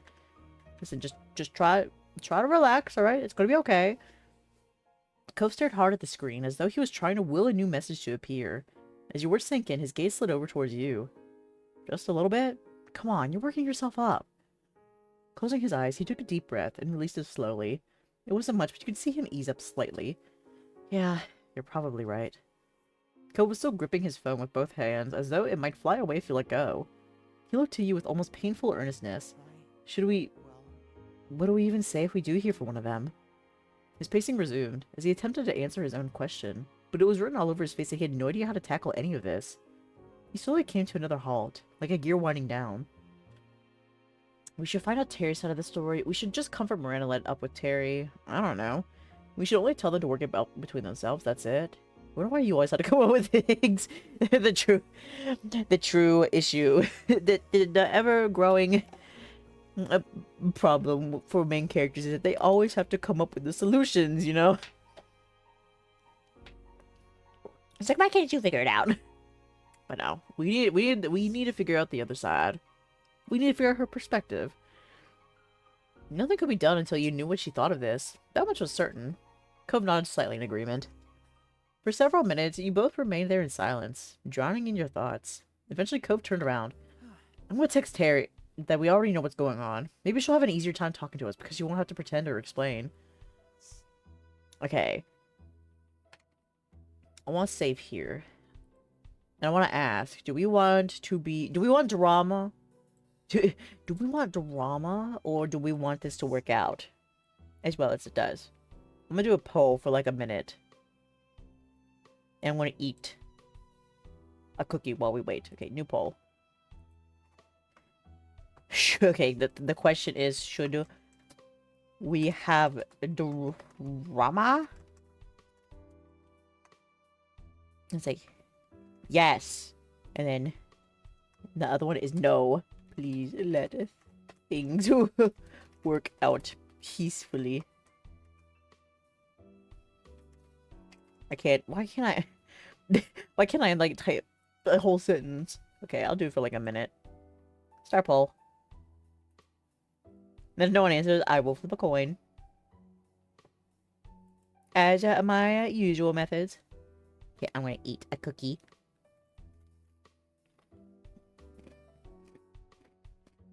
Delicious Oreos. Yum.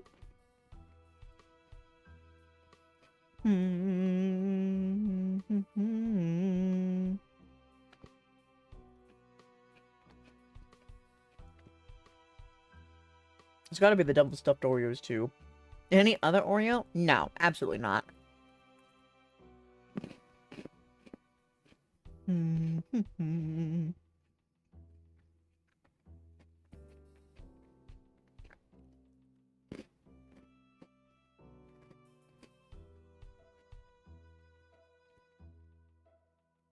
Only a couple seconds left. Anybody wants to answer?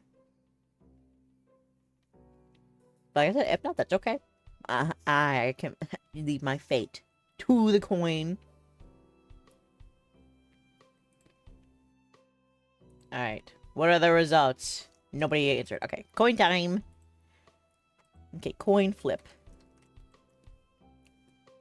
Heads, things work out. Tails, we get drama. Drama. We get the drama. It's tails. Okay. Let's see. No, which options are the drama ones? I can't remember. I think you're pushing too much. Cove's eyebrows grew together and his grip on his phone tightened. Cove, just because you're upset doesn't mean you can cross lines, especially when we still don't know the whole story. Cove bit his bottom lip. You could see in his posture that you'd made sense to him, but he was fighting his desire to agree with you and keep going with his own way. I know you're still thinking about it. Stop. His aquamarine eyes practically pierced your soul with how plaintive they were. That look could knock down mountains. Would it really be so bad? Yes, you have to give it time. You can talk to me instead. Oh, that's not drama. That's not drama at all. No, go back.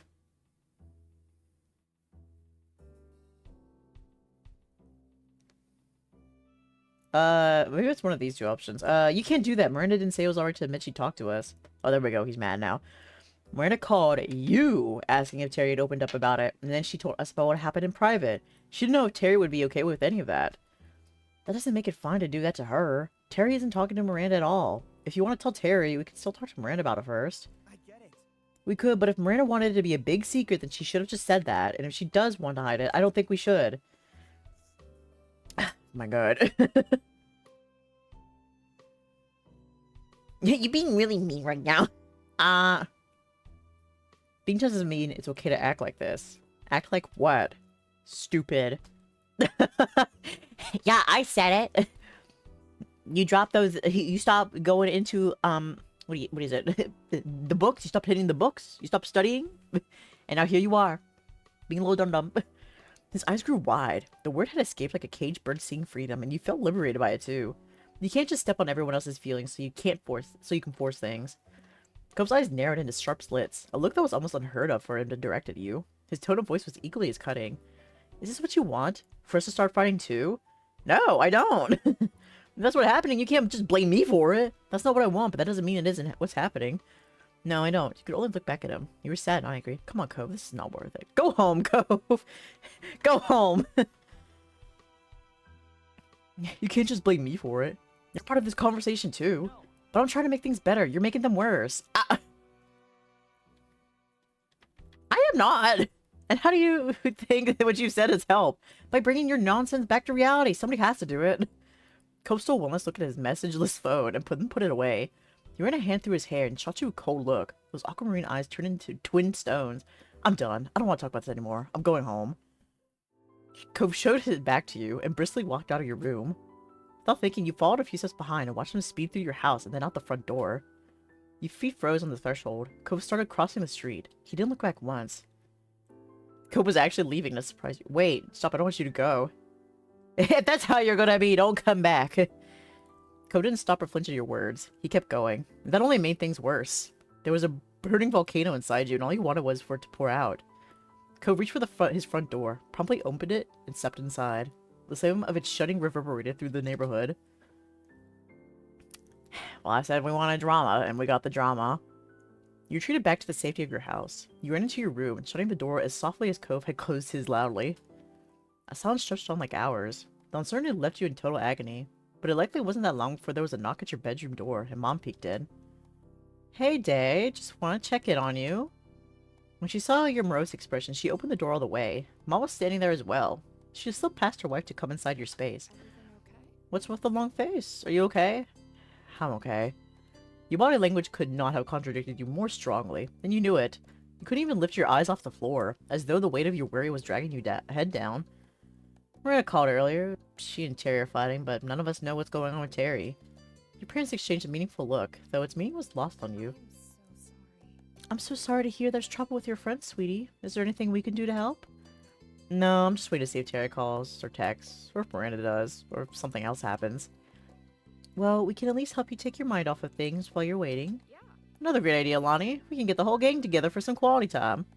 Yes, that'll be wonderful. I'll go see what Liz is up to right now. You cracked a smile. Knowing your family is always there for you, that couldn't be underestimated. In fact, it meant everything to you that your moms cared so much. Thanks, Mom. You're welcome. You're welcome. Don't sweat it. Not so, kiddo. Leave things to us. Just relax, we'll call you when it's all together. You nodded, and your moms dispersed for now, springing into action for their own impromptu get-together. Emotionally exhausted, you flopped on your belly on the mattress and hugged a pillow to your chest. In that position, you struggled for a few minutes to pull your phone out. When you got it, you saw there weren't any new messages. You sighed and dropped your cell on the blanket next to you. To think, not so long ago, you had been in the same place in such a peaceful contemplation. How was it things could turn out so bad so fast? You flipped over onto your back and stared at the ceiling. Your mind kept racing, circling back over everything that had happened again and again. At some point, your eyes closed, and your thoughts slowed to a fresh silence. The soft sound pulled you back to the present. A unique and painfully familiar type of tapping, just loud enough to be heard and with unusually long pauses in between. Cove. Go home! You pretended not to hear it. Squeezing your eyes shut, you grabbed a pillow and put it over your head, wanting to hide long enough for him to take the hit and leave. For the next several breaths, you could only hear your heart pounding in your ears. You weren't sure if Cove was hesitating or leaving. Then your phone vibrated. You picked it up to see a single word text from Cove, but more rapidly came through. Hey, I'm sorry. Can I come in? I remember what you said, but I want to see you. Like a house of cards built on sand, you felt your anger at Cove shaking. Your eyes trailed back towards the window. Cove started delicately tapping on the glass again. You couldn't resist. Your will wasn't that strong, and he knew it. I just think about those big old aquamarine eyes looking at me. It's like, oh, no, bro. You crossed the room and flung open the window. Cove was waiting there, timidly with a tiny smile. He clambered through the window, and when he was completely inside, he stood there awkwardly. Silently, you went away from him and sat down on the side of your bed. Looking for a place of his own, he settled on a chair off to the side.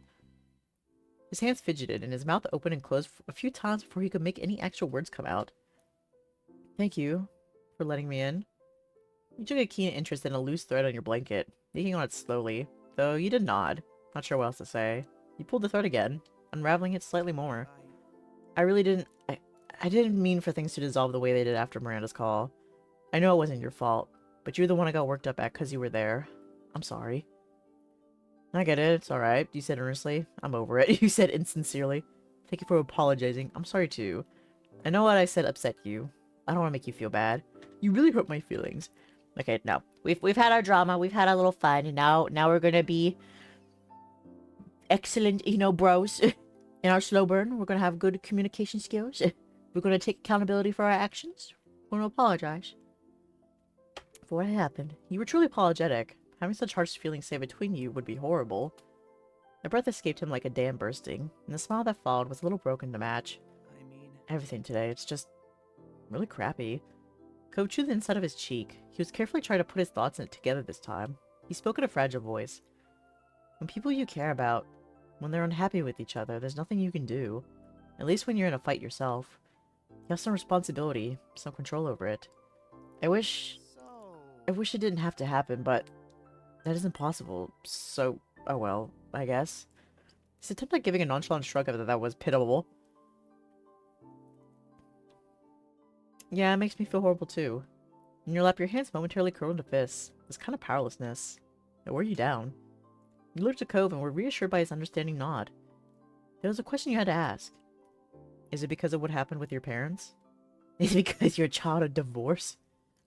Cove ran a hand through his hair, a strained smile spreading across his lips. For him, this pain struck close to his heart. Just as quickly as it had come, his smile was gone, lost amidst his faraway gaze. Yeah, you got it. It's like my parents. Despite knowing him for so many years, Cove had never spoken of the years before he moved to Sunset Bird, before his parents separated in any detail. He whispered his thoughts distantly, almost unconcerned with whether you could hear them or not. They used to fight all the time. I think they got along when I was a baby. I mean, they had to have wanted to be with each other at some point. But when I was old enough to remember anything, it was already bad. There was always something wrong. I could never help. I just wanted them to be happy. You try to imagine your mom's breaking up, and the very idea scared you, but Cove had endured that for real. I'm sorry. Dae, don't worry about it's okay. Despite that revelation, Cove gazed reassuringly at you. It's not like that anymore. Things are so different now. I don't even really think about it. But it's still there. But it's still there in the back of your mind. How you felt back then. What you went through.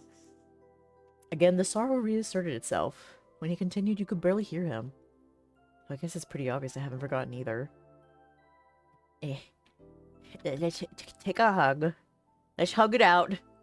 Nice big old bear hug from your big bear bud. You crossed the room, picking up a little bit of speed, and Cove's eyes widened. He shot out of the chair and stood waiting for you with a nonplussed look. When you collided into him, wrapping your arms around his middle and knocking the air out of his lungs, all mystery was gone. Cove squeaked. He said, "Are you coming over to beat the shit out of me?" He returned the gesture warmly. Exhaling, you pressed your cheek into the warmth of his chest. The tension stuck inside you released like a river flowing into the ocean that was Cove. The firmness of his hug told you Cove didn't plan on letting go anytime soon. You both needed the comfort and closeness for just a little bit longer. When you finally did, the two of you took a seat again, but this time side by side on your bed. Today was a lot, huh? Yeah, it was. You lean against him, resting the side of your head onto his shoulder. You glanced up at his face. Cove watched you affectionately. In that gentle gaze, you finally felt like everything was going to be okay. No matter what happens, we can make it work. His mouth pulled into a bent smile at that. You chuckled, resting your head comfortably back on his shoulder. Me too. I think so too. And for a while you stayed like that. A comfortable quiet fell between you, and the sun fell with it. The warming calm ended when Cove gasped out sharply. You spun, half expecting to find him nursing an injury, but instead found him staring straight ahead. What? Oh my I think my phone just vibrated. Well, you better find out if it did. Right. He patted his pockets, fumbling in his panic, and yanked the phone out. The force of the action nearly catapulted the device out of his grip entirely, but he caught it just in time. His eyes honed in on the screen. It's Terry! Thank God. She says she's sorry. He looked back to you, eyes wide as his nerves started to fray once more. What should I say? I don't know. Ask her what's going on. Okay. He nodded and began typing. Cove was aware that his blunt words could sometimes make others bristle, even though he never meant to hurt their hurt. Cove's phone buzzed nearly as soon as the message was sent. It's Terry again. She's talking to us. You leaned in, watching the conversation unfold on Cove's screen. She's gonna actually call. Cove held his breath as you waited. His circle of friends has always been small, so he managed to avoid the stress of seeing friends fighting. You suspected he was feeling this even more keenly both because this was so uncommon and the friend's so important to him. His phone rang out. Cove jammed the answer button, his reflexes instantaneous. He switched the phone into speaker mode, allowing you to participate in the conversation, but despite his immediate reaction, his voice lacked the same resolve when he spoke. Hey. It was tentative, a white flag fluttering in the wind. Dae's here too. Hey, Terry. Hey, buddies.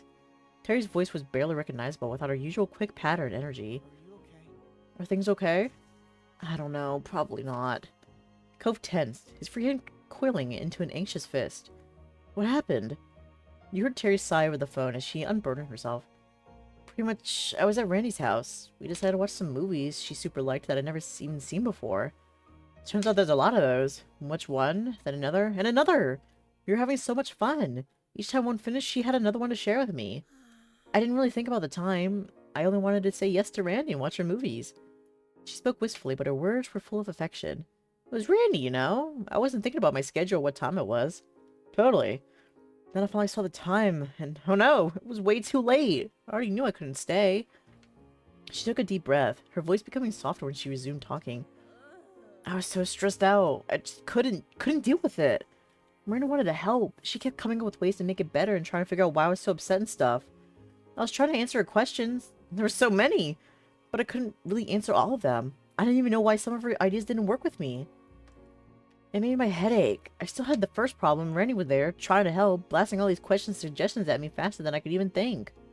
She gulped audibly, sniffling. I got frustrated and told her to just leave me alone, but then she wanted to talk about why I wanted that, and we started having a fight in the kitchen. I woke Randy's dad up. We told him about how I wanted to go home, but my parents couldn't get me, so Mr. Eckert offered to do it. Problem solved? No, I mean, yes, kinda, but I accepted because I definitely couldn't stay then, not after throwing a racket and turning it into a big deal. But I feel awful. Embarrassed. Why did I yell at Randy and hurt her feelings? And I made her dad lose sleep by waking him up and having to drive me home. What do you say after that? I have no idea. I don't know where to start. And I don't know... I don't want to make it worse by saying the wrong thing and fighting again. So, I'm not talking. Terry, Randy isn't mad at you that you didn't want to stay or that you fought. She just wants to feel like you can talk to her. I mean, you can say whatever you want. She'll listen. Not talking to her at all is pretty much the only wrong way to go about it. Terry laminated mournfully on the other end of the line, but he had a point. Unless she faced Miranda again, there would be no resolution. He looked at Cove, hunched over the phone, staring pensively into it and searching for a solution. This couldn't be solved with the other key party missing, but what if you brought them in? Your phone was still free. You suggested calling Miranda up. I've got an idea. What if we called Miranda on my phone? Cove and I could make sure your conversation didn't fall off the rails. Cove brightened up. The concerned furrow in his brow, which had taken root when Miranda first called, eased. That could work. Terry, are you up for it? She made a noise that wasn't a word, but nevertheless it conveyed her hesitation and worry. But she brought it to a close with a decisive exhalation, as if pushing all negative thoughts from her body. Alright, I'll do it. Cove nodded. Now that you'd received approval from everyone, you pulled out your phone and called Miranda. You set it to speaker and waited for her to pick up. Luckily, she did. Hi. Whoops. Hi, Dae. Her voice was still distant, as if her thoughts were elsewhere, but it was loud enough for your needs. Hi, you're on speaker. Terry's on speaker too, on Cove's phone. Oh. She paused while she digested this information. You watched the phone screen, hoping that she wouldn't hang up as a result. Oh, really? Yeah, it's really me. Can you hear my voice all the way from your house to theirs and then mine? I can. You and Cove exchanged looks, waiting for the wall between them to break, and wondering who would be the one to do it. As the quiet dragged on, you caught Cove chewing on his cheek. He must have weighed up the same question as you, whether to encourage the conversation along or leave Miranda and Terry to resolve it themselves. The answer came in the form of one sniff, followed by another, from Cove's phone. Sorry, Randy, I hope you still like me. What? You're the one acting like as if you didn't like me. Her tone was offensive, not as a result from her wounds from last night still being raw. No way! Everyone likes Randy. You're wonderful. Your eyes met Cove's. His phone was tilted towards yours. Capturing the call indirectly, you moved your phone closer to his, hoping that the signal was strong enough to convey every nuance of tone. Cove did likewise, bringing his cell right next to yours, even bumping against it as he shifted his grip. I didn't know what to say. That's the only reason I wouldn't talk to you. If I had known the answer, I'd have told you right away. Miranda murmured on the other end of the line. You didn't want to stay. Anything I tried to do bothered you, and you could have told me you didn't know. Yeah, I think I was angry at myself. I did a dumb thing, and I didn't want to help with it. I wanted to be mad and just deal with it myself. It made me keep doing dumb things. Oh. When she spoke again, her voice was quiet, as tender and vulnerable as the words. I'm sorry. Staying up late watching stuff was my fault. I had to find a way to fix it. That's what I thought anyway, but I should have given you space. I'm sorry for being so pushy and sensitive. Yeah, sometimes you can't just really, like, throw, like, solutions at a person when they're going through a little bit of I guess you could call, like, a moment, a crisis of sorts. You kind of just need to let them, like, sort through the emotions first and then try to, like, find a resolution. Hardly. Miranda Eckert having a flaw? I've never heard of such a crazy thing.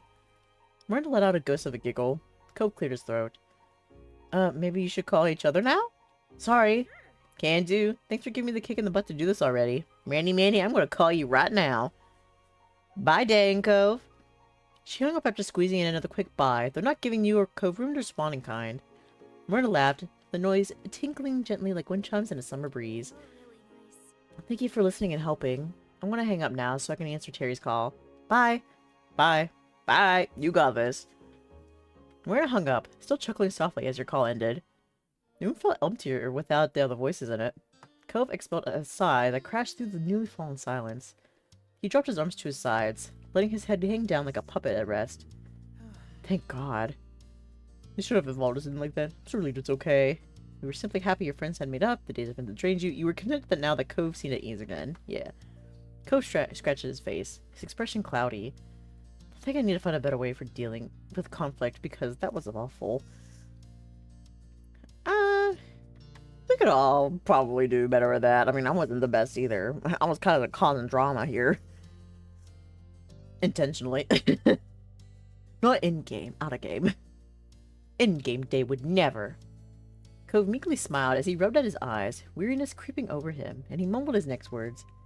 We can talk about it another day. Conflict resolution methods? Oh, no, forget it.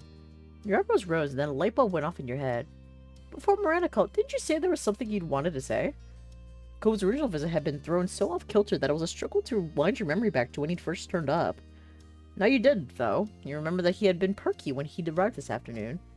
Was it good news? Cove brushed his hands against his now folded arms shyly. Well, yeah, maybe. I'm not exactly sure it counts as news or even good. It just is what it is. I'm happy about it, though. Come on, no more hints. You gotta tell me now. Stop being vague. Tell me your secrets. Cove chuckled awkwardly, a hand creeping up to ruffle the hair on the back of his head. It's fine. If you want to hear, I can tell you. He shifted on his feet, as if a different posture might give him the support he needed for the conversation. I didn't want to make it a big deal, but I kind of, well, not kind of, I just know what my sexuality is now. Oh, EP! A real subject change, huh? He chuckled. She was unexpected, but you were excited that Cove had come to understand himself more, and glad he wanted to share that with you. Ah, that's great, tell me! Cove drew a deep breath, straightening up. I'm demisexual, so, you know, most of the time I don't really have those kinds of feelings, physical wants and stuff. It's only some situations when I'm already really emotionally and romantically connected to someone that I start to ever think about anything sexual, and it's only with them. I hadn't heard the term until pretty recently, and it just made a lot of sense. Once I knew what it meant, I had a word that fit how I felt. And I'm panromantic, because I've never had a preference for a specific gender or anything, so, yeah. That makes sense. We love the demisexual representation. And the panromantic representation, let's go. Cole looked down at the floor, being so open and direct about a matter that personal, which you were sure he'd spent a long time trying to figure out, seemed to be kind of weird for him. Despite that, there was a small, proud smile on his face, and when he looked up again, his gaze was steadfast. All this talk of Code's sexuality made you reflect about your own. They have not wavered. Cole had known for years now. It was heartwarming that he had reached a point where he felt similarly capable of discussing his own. He felt even closer. You could tell that Cove felt like it had been an emotionally draining day that had now come to a close. Everything wrapped up neatly with a bow on top. You'd had some good talks with your friends and with each other. All had been brought out into the light, and you'd come out of it not only knowing each other better, but yourself too. But there was still something that Cove didn't know. Something that had gnawed at you many times over the years. You'd never told Cove about how you'd first met his dad. You'd always held it back from him, unsure of how he would take the revelation. His dad seemed to have done the same, as Cove didn't seem to have heard from Mr. Holden either.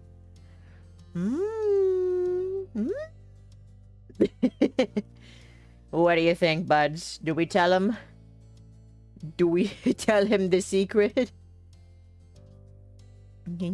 Does he want to know? Does he quit? Is there a way? Can we tell him the secret in step 4? I wonder. If we could tell him in step 4, maybe we should save it for then. Just have like a double whammy, you know? Have the confession and the other confession. The secret. Let me see if they'll tell me. Our life beginnings and always. When can you tell Cove the secret?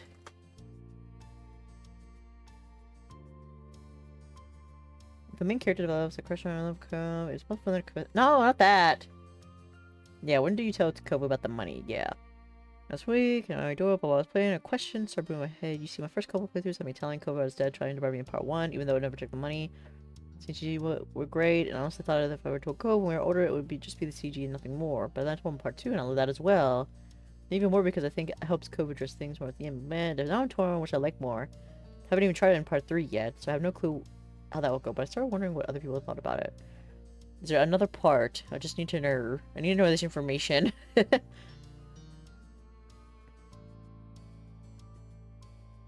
I love scrolling on saying, I like this step too, because I love the drama that is happening.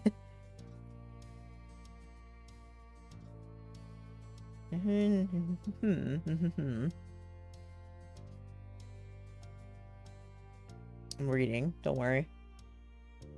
God, I hate that the only information I find about Our Life is like before the epilogue came out, so there's no like information on it. Okay, let's see. I'm gonna get a cookie while I read.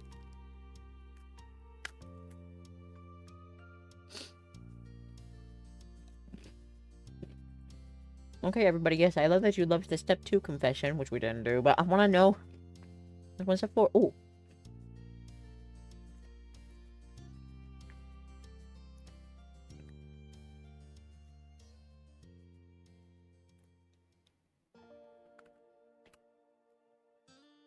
Okay, so...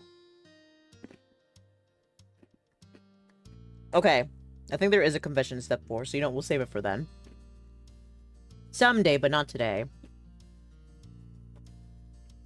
They have been sufficiently dramatic without introducing the oldest skeleton in your closet. It could wait until another time.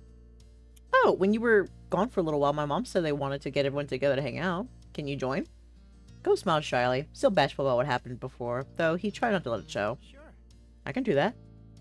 With a new spring in your step, you led the way out of your room. You got downstairs to find the others already assembled and waiting. Hi. Hello. Hey. Good to see you both. And there he is you. Hi. Here we were, trying to corral everyone to a group, but the two of you were already upstairs this whole time.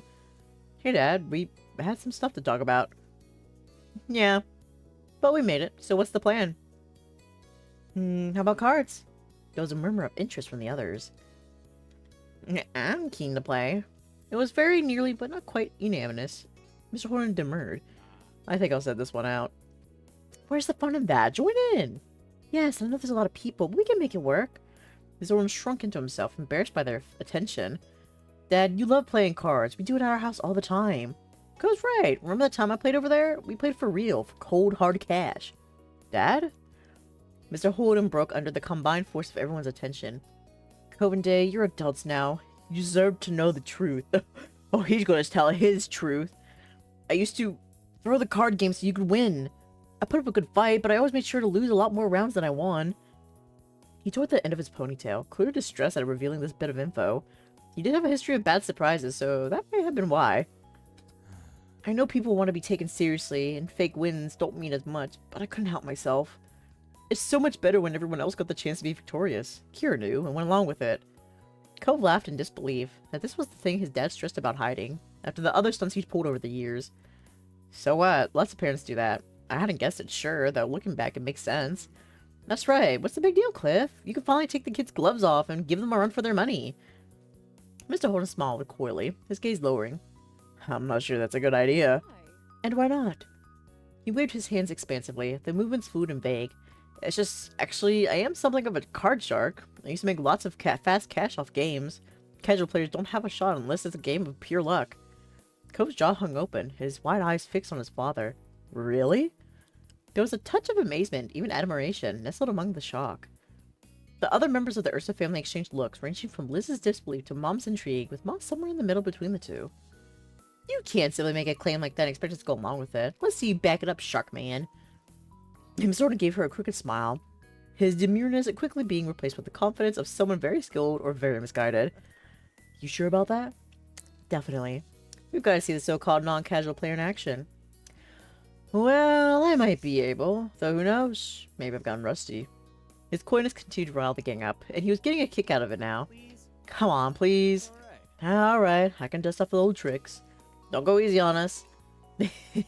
We go into bankruptcy because he takes all the money. Go beamed at his father while Mom clapped and Mr. Horn on the back. Liz darted off to get a deck of cards while the rest of you settled in for the game. Hands were dealt. Mr. Horn wasted no time proving his words true, wiping the floor with all of you. You played several rounds, even switching games, but none of you were a match for him. That was how the alliance came to be forged. The rest of you joined forces against Mr. Horner only, just to try increasing the odds of beating him. With your combined efforts, you pulled out a few victories, yet it was still a challenge. He was clearly a professional. At least where his skills now rested with disuse, you couldn't even imagine what a deadly opponent he had been in the past. Despite that, you still had fun.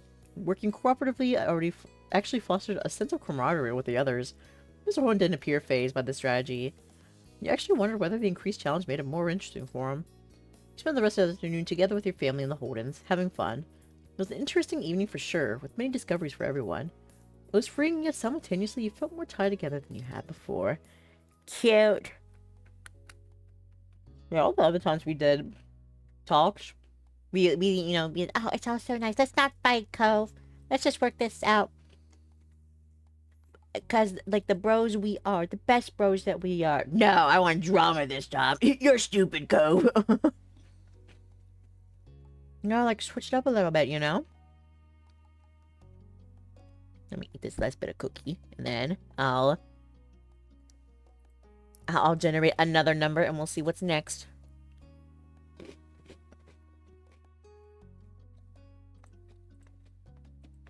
I'm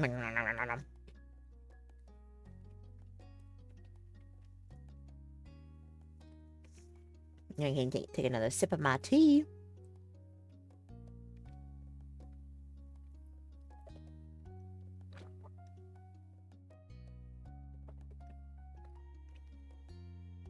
Ew, it tastes mostly like water. Gross. I hate it when you get a drink from like a fast food restaurant and then later on it just like tastes like water because the ice melted in it. It's like, ugh, disgusting. Alright, let's see. Generate. I'm gonna click it a couple times. I'm gonna close my eyes. What's the next moment we're gonna do? It's number 3. I want a different number. I know it's charity, but still, I want a different number. Close my eyes again. Okay, it's 4. We'll do drive. Like a lazy cat, you stretched your arms above your head and yawned, blinking your eyes sleepily. The day was warm and pleasant, and you were lounging on the couch in the living room, finding it difficult to do much in that moment. Your moms and Liz had gone out shopping, looking for some new items for your sister to take back and decorate her college dorm with. They had asked if you wanted to go with them, but you declined. For you, today was all about relaxation. Koba dropped by to spend some time with you, content to join in with doing nothing. The two of you had been chatting idly as you lazed around, talking about the other things you had planned for the summer. So you were sitting next to him, he sat on one couch, you sat on your own, he sat on the couch where you were fully stretched out on the other. You were stretched out across him as he sat on the couch. Yes, I am the cat, laying on top of him. You had your feet propped up on one of the armrests and used Cove as a comfy cushion beneath your head, totally settled in. Cove occasionally poked at you jokingly, but it was a price you were willing to pay to keep your spot. I feel like I'm losing my voice. The day dragged on, and you found yourself yawning more and more often between conversations. You had almost dozed off completely when suddenly a buzz rang out, disturbing the silence. Your phone was on its charger in the kitchen, so it couldn't have been that. Cove pulled his own phone from his back pocket and checked on the screen. His movement had jostled you, so you tried to readjust your position to get it right again. It's my mom. Cove waved his phone in the air, giving you a small smile. I'm gonna take this. I'll be right back. He carefully nudged you to move. Why? Why do you have to leave for that? Why do you have to use me as a pillow instead of one of the many real pillows here? Fine, I guess that's a good point. You rolled your eyes at him, giving a small laugh. He poked you again, and finally with a groan, you relented. He got to his feet and stretched out, answering the call and holding the phone to his ear as he headed off. Hey Mom, what's up?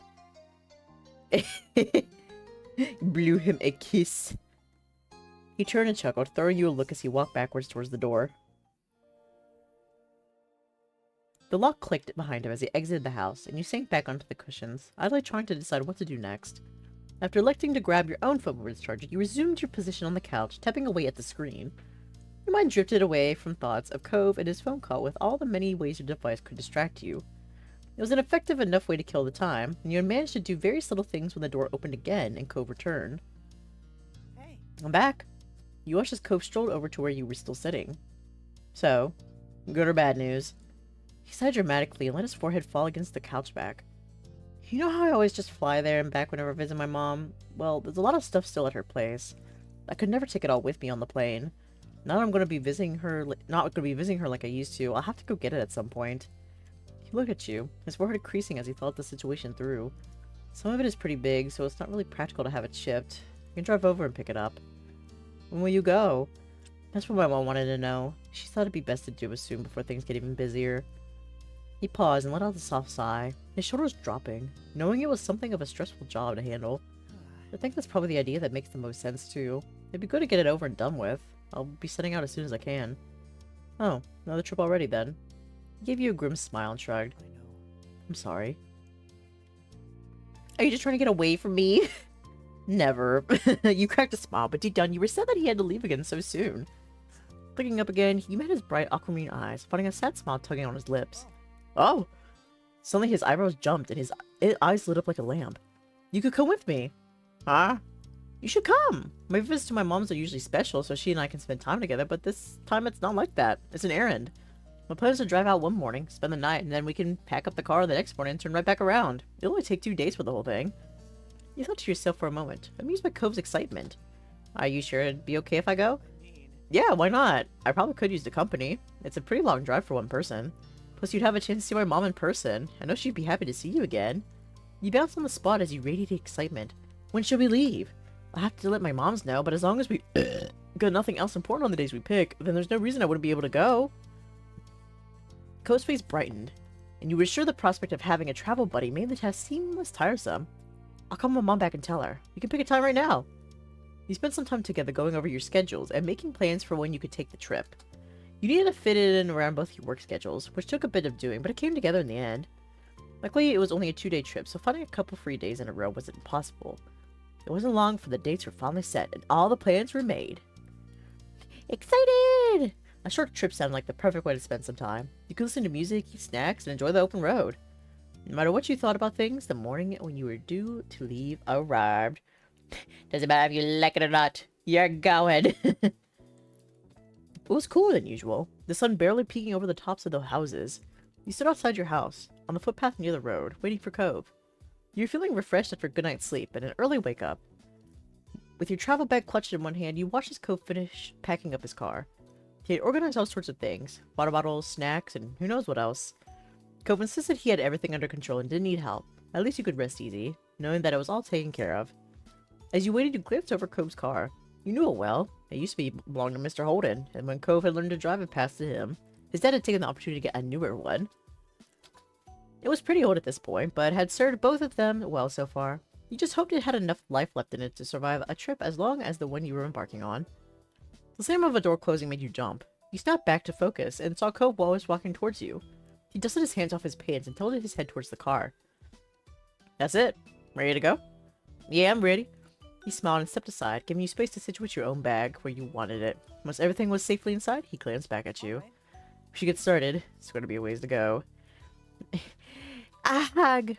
Ah. He seemed surprised, but he chuckled and returned the gesture. It couldn't last for long, though. Time was of the essence. The two of you climbed into the car and buckled up. Cove in the driver's seat and you sitting shotgun. His eyes moved to you. Thank you. Thanks again for coming on this trip with me. Hey, I'm doing this for me too. It'll be fun. After checking the mirrors and starting the engine, you pulled out of the driveway and the trip began. With a small sigh, you got cozy in your seat and watched the familiar houses in your neighborhood pass by. Cove reached over to turn on the radio. A crackle of static mixed with the old snippets of a song filled the car as he flipped through the stations. Mr. Horner's car was in good condition, but it was, well, older. There was no way to plug in a phone to play music, so the radio had to do. Eventually, he settled on top 40 station before sitting back and resting both hands on the wheel. Is this okay? Yeah, you know what I like. How could I forget? He smiled, happy with the answer. Time flew by, and with it, the scenery outside your window became more and more unfamiliar. Neither of you spoke for a good long while, but the quiet was comfortable. You had become all too used to each other's company over the years. Eventually, Cope broke the silence, clearing his throat softly before he spoke. It's been too long since you and I have spent time with my mom. I know she still comes to the neighborhood sometimes, but it's not even once a year. I'm always going to hers. I'm happy the two of us are doing this. Yeah, me too. But speaking of your mom and trips, remember the time she took us on that crazy drive all across town? He shook his head at the memory, his laughter clear and bright. Oh, I remember. I kept worrying about papers and shoes while you were having a blast. It was amazing. He smiled quietly to himself, clutching the wheel a little more confidently. With a crinkling of his eyebrows, a look of nostalgia crossed over Cove's features. Mom always knew how to make things memorable. I can't deny that. Silence slowly crept back into the space, both of you thinking back on that night and all the memories you had of it. Your elbow on the windshield, resting on the windshield. The windsill, not the windshield. Cove would just be like, what the fuck are you doing? It's like, I'm resting my elbow on the windshield. You gazed out at a world that was slowly coming to life as the morning rolled on by.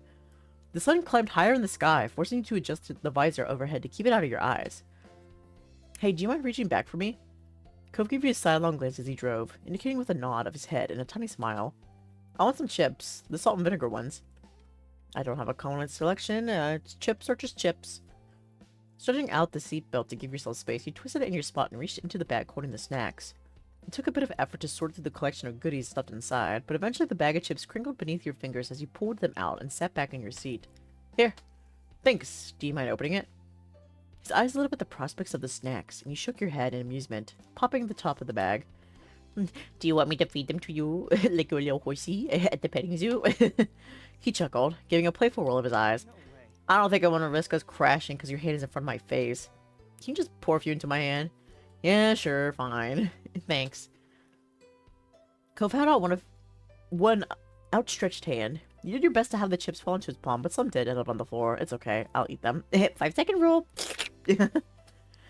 After that, you rolled up the top of the bag and stowed the chips safely in the back again. When you turned to the front, it was to find Cove crushing a fistful of chips into his mouth, crunching loudly.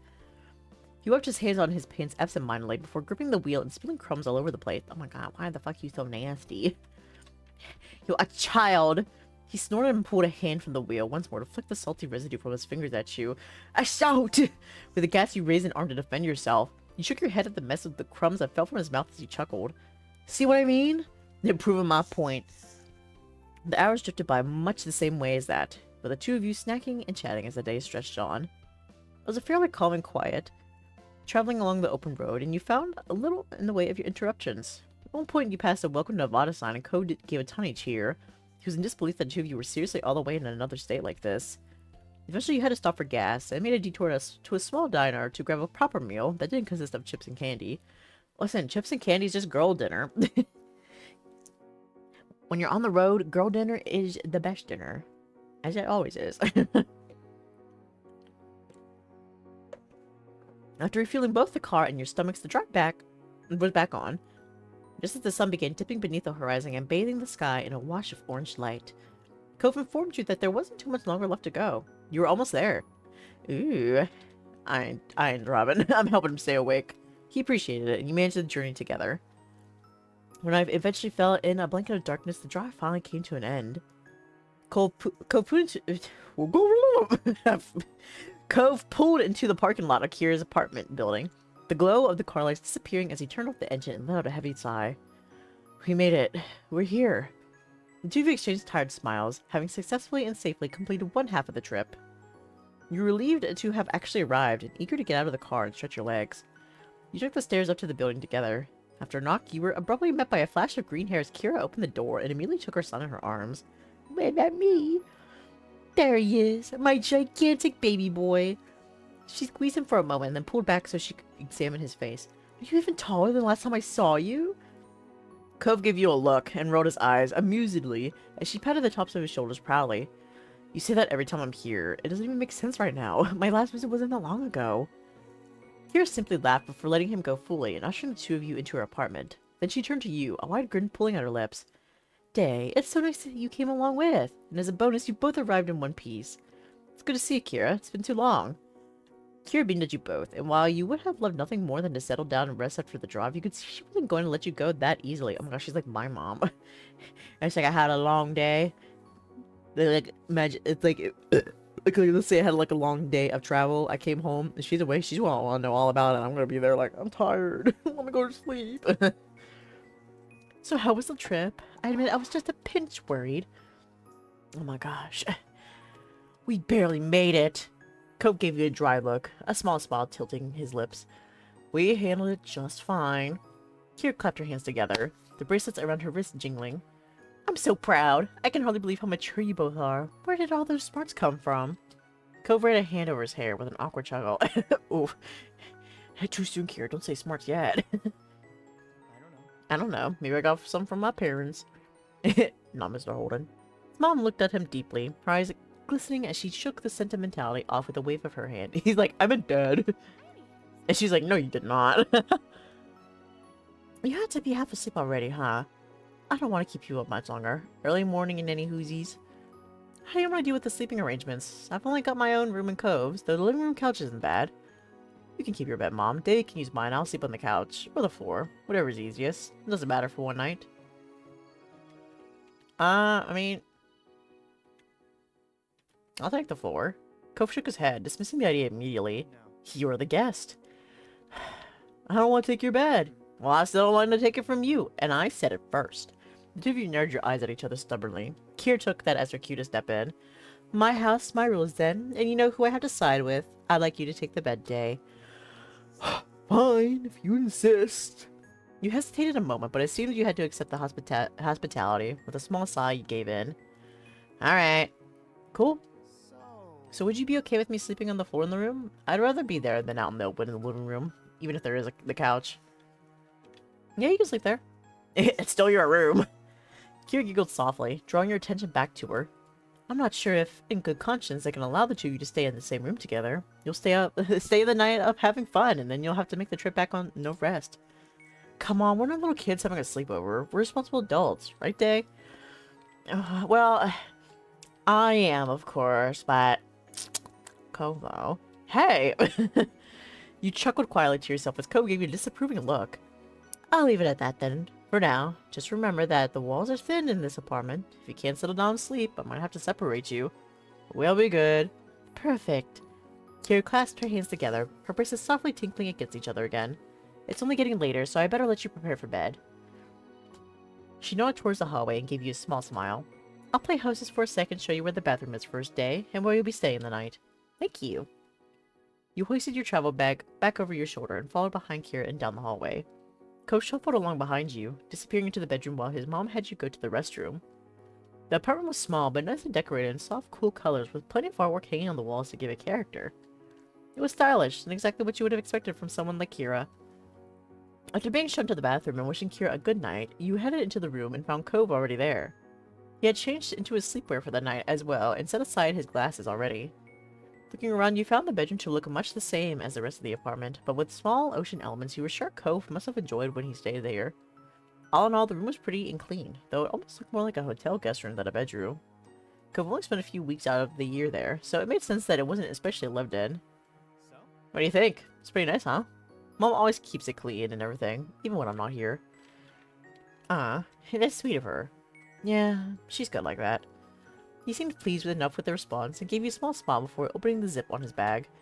When you went back to the room, you jumped in bed and under the covers, just as Cove was shuffling into his sleeping bag on the floor.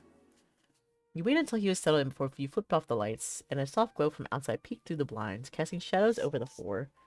You closed your eyes, blocking everything out. Night. Night, Dae. Good night. Sleep tight. Don't let the bed bugs bite. The room grew quiet as the two of you wound down for the night, and you found yourself listening to the sounds of the city outside the window. The noise out there was so different to what you were used to back home. Cars zooming past, people out having fun, instead of crashing waves and the ocean winds cocooning your house in their embrace. This feels familiar, don't you think? We've been having sleepovers for years.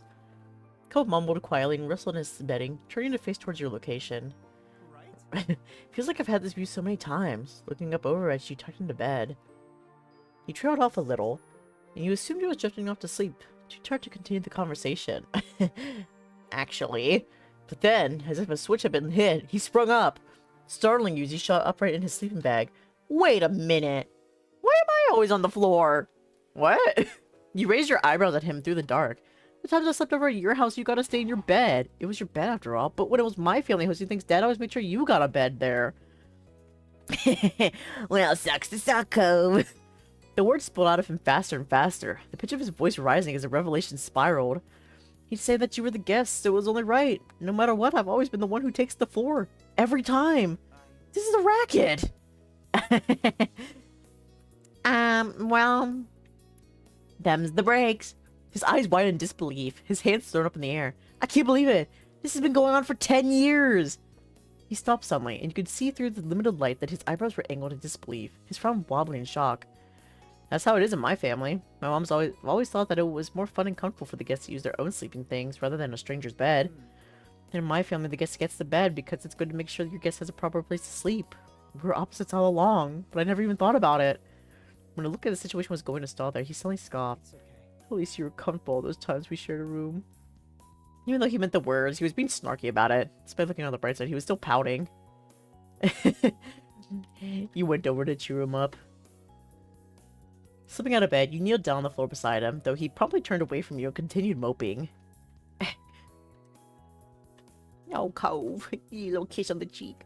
Like you have nothing else to do, you leaned in and gave him a tiny smooch like your mom might do to cheer you up, earning a grumble in response. However, you didn't miss the blush that spread across his cheeks and stained his skin. I really do appreciate what you did for me.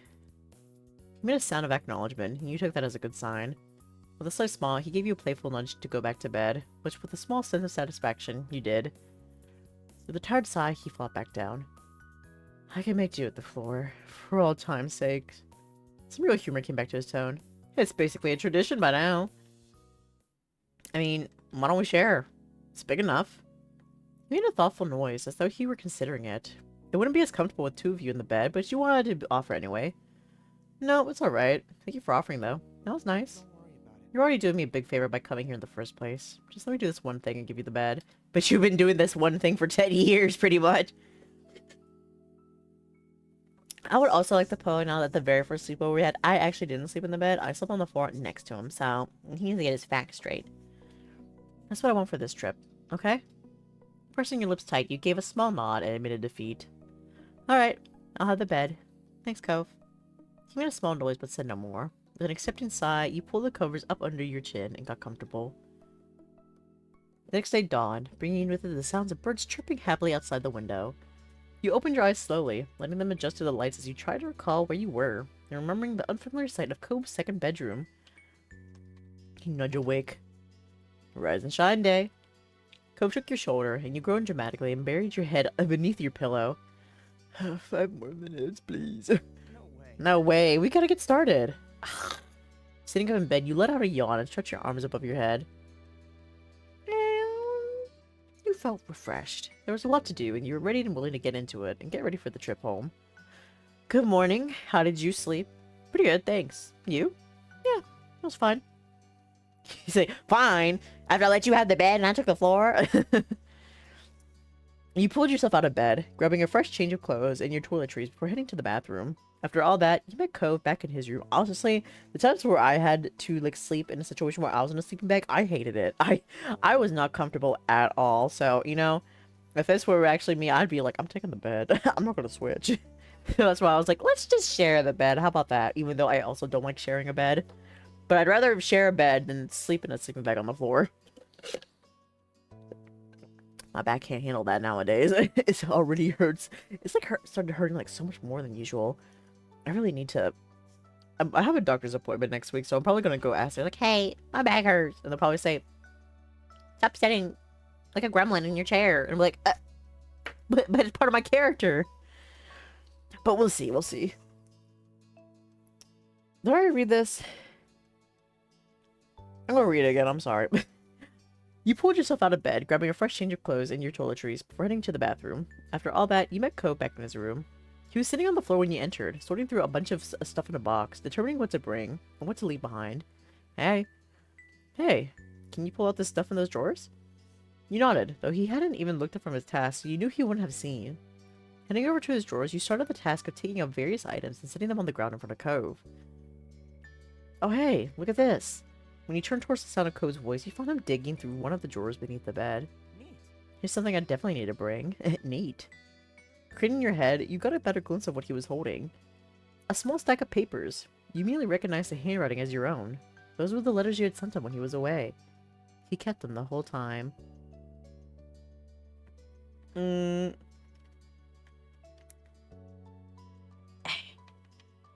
Emotional or being a bitch. You don't have to hold on to those forever. Cove wrinkled his nose as he glanced between you and his hands. I want to. It's nice. These are special. It was important, having a piece of you with me when we were apart. I feel the same way. That's why I gave them to you. Cove smiled, pleased with the feeling that the feeling was mutual, but then the expression became more amused. And did you keep the souvenirs I brought back? No. Yeah. His grin grew to completion. Thanks. I sold them. After another hour passed by in silence, and you were happy to see you were making great progress with Cove's room, with only the closet left to sort through. You took a minute to take a mouthful of water from your bottle and perched on the edge of the bed, feeling productive. Cove glanced over at you and paused, putting down the tape gun he had been using to seal up his boxes. You raised an eyebrow. You know, it's really strange to see you sitting in this room. Why? He frowned a little. His eyes distant and his voice quiet when he spoke next. That's... During the visits to Mom's, when I was sitting alone in this room, I'd sometimes think about how you weren't here. It was a weird feeling at the time, that you just weren't around, and now that you were here in this exact place, it's... I don't know how to explain the feeling. You missed me? Is that what it was? I missed you too. He shrugged it off and smiled a little, as though he had said enough already and didn't want to risk sounding silly. Life is pretty confusing as all. You think about me when you were away? He huffed a laugh at that, his eyes crinkling at the corners as he made a face at you. It's not like I could forget you. He looked away satisfied, heading over to the closet, and the last of the items to be sorted. You know what? Wait, I want to go back. I miss you so much when you were gone. Let's get more deep. Sometimes it's not time to be silly. Sometimes it's time to have the feels. His brows crinkled as he looked at you solemnly, his eyes bright with emotion. I missed you too. All the time. It made you feel better to know that, somehow. To know that when you were stuck at home missing his company, that he was missing yours too. It's just so sweet. He looked away satisfied, heading over to the closet and the last of the items to be sorted. For long, every box, closet, and drawer had been thoroughly combed through, the items either neatly packed up in boxes or organized and returned to their proper place. With a sigh of relief, you glanced around the bedroom and the work you had done together. All right. We're done. Good job to us. I'm going to change out my PJs for the drive. Yeah. When the two of you headed out into the living room, ready to get everything finalized and hit the road, you found Kira in the kitchen pouring a cup of tea. For me? Did you make tea for me since I ran out? Cove headed towards her, leaning casually against the counter that divided the two spaces. Hey, you don't have to get up so early. Are you crazy? Of course I have to see you before you go. You can't sneak away while I'm out cold. She beamed at him, and in all honesty, seemed more than happy to be up and getting ready for the day. Do you want some breakfast? I've got some muesli or eggs and toast. Oh, and some of that fruity cereal you used to love. That's okay. We should really eat on the road. Kira smiled sadly, a little disappointed, but she seemed to understand that your time was running thin. I thought you might say that. In that case, I packed you some snacks for the road. Even if you don't end up eating them, take it anyway, just in case. You can always feed them to Cliff when you get home. And tell him I said hi. Cove laughed and shook his head, knowing his dad would love nothing more than to polish off whatever food Kira had prepared for you. Thanks, Mom. You really didn't have to. Thank you for these snacks. I'll definitely eat whatever you packed. You better save some for me, too. Well, you better get to munching, because I'm gonna start eating them now. Kira giggled, hiding her mouth behind her hand. There's plenty there for both of you. Listen, are you sure, though? I'll eat all of it. She returned your smile with one of her own before putting her cup of tea aside. Well, I hope you get the car packed. Sure. Thanks. The three of you got a move on, taking the boxes from Cove's bedroom and heading down to fill the back seat of the car. until there was barely an inch of space left in the back and trunk. With all of you helping, it only took a couple of trips to move everything, and you were done before you knew it. Then it was truly time to say goodbye. You convened back inside the apartment where you looked over the two of you with a quiet smile. It was great to see you both. Thank you for coming. She gave each of you a hug, and you felt a little sad that you hadn't been able to spend more time with her. It was good to see you too, Mom. Cove embraced her in return, the two of them holding onto each other for a few seconds longer. I'll miss you, but I'll visit again soon. You better. Hey, we should make plans for you to visit us too. I'll let you know when it's settled. I'd love that. Kiera bundled all the stuff she prepared into a bag and handed them over to you. You took a quick peek at what she had packed. There was fruit, nuts, seeds, hard-boiled eggs, and some veggie sticks. I'm gonna eat up these hard-boiled eggs. Shell and all. Oh, good to see we got some fresh food options now. Snacks I brought weren't. Yeah, of course they weren't. Kiera shook her head at him and laughed out a soft laugh, as though she wouldn't have expected anything else. I seriously hope you're feeding yourself better than that at home. Yeah, of course. Just not on trips. It's girl dinner on trips. I can live with that then. She looked over him fondly, her eyes at last focusing on his face and filling with emotion. I'm going to miss you, baby. Me too. Oh, me too. Thanks for letting us come. No problem at all. You're welcome anytime.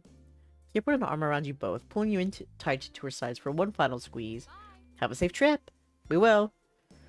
For the last goodbye, you exited the apartment, though Cove hesitated for a moment in the door, his expression distant. You weren't sure what he was doing, though you tentatively took a step towards him. Everything okay? Your voice seemed to bring him back to earth, and he shook his head to clear his thoughts, his green hair swaying from side to side. Yeah, let's go. With that, the two of you headed back down to the car, ready to make the long trip home. Soon enough, you were on the wide open road with a car full of Cove's things, and only one destination, Sunset Bird, California. The drive went as smoothly as could be expected, with the morning slowly creeping into midday as the miles flew by. The day flew by in a whir of open road and sunshine, and before you knew it, it was early afternoon. By that point, you had already crossed the state line. Cove announced that he had planned a little stop on the way home. He was quite pleased with himself as he arrived at the precipice. The Redwood National Park. Shaded beneath a canopy of enormous redwood trees, you drove along. When Cove parked the car, you pushed the door to get out, and the first thing you did was look up. Enormous redwood trees surrounded you on all sides, their massive trunks shooting straight up into a canopy of foliage overhead. There were too many of them to count, stretching on and on as far as you could see. You squinted against the sunlight that was peeking through the leaves and dancing on the paths around you. It's great, right? He smiled at you from over the roof of the car before glancing around at the place fondly. Remember the trip our families took here that one summer? It was cool going on a journey and seeing the forest in person, even if we didn't stay very long. And I guess we can stay for even less this time, but oh well. It just seemed like a good time to stop by. Who knows when we'll get another chance. His voice got a little softer at the end. It seemed to be bittersweet for him, being in a place he was so fond of, but not having the time to appreciate it fully. You were pleased to have stopped there. It was a beautiful place to stretch your legs and take in some fresh air. I'll put up with you for the trees. I'll put up with this place for you. No, we love this place. I want to see what this one is. I don't think I ever picked this. Cove laughed, dragging his gaze away from the trees for long enough to smile at you cheekily. Oh, it must be so terrible for you. I hate you. Okay, no, I'm satisfied now. There will be more changes in the future, I promise. I try not to go back and forth like so many times on like dialogue options, but you know what? This is like the billionth time we played this on stream. Let me live a little bit. Cove smiled, shoving his hands in his pockets and dipping his head. I'm gonna hold you to that. The two of you walked around for a while, completely dwarfed by the sheer scale of the redwoods. It kind of put your view of yourself and everything in a strange perspective. You took in a lungful of clean forest air, listening to the sounds of birdsong and the cool breeze rustling through the underbrush, taking advantage of the space to move around freely. However you felt about being there, it was a totally different scene than sitting in that old car for hours and hours. Being here again, you can help but reminisce on what else had happened during the trip you had taken here all that time ago. There are a lot of things that remind you of it recently. You looked over at Cove, who seemed to be lost in the peace of the place, and you wondered if any of it crossed his mind.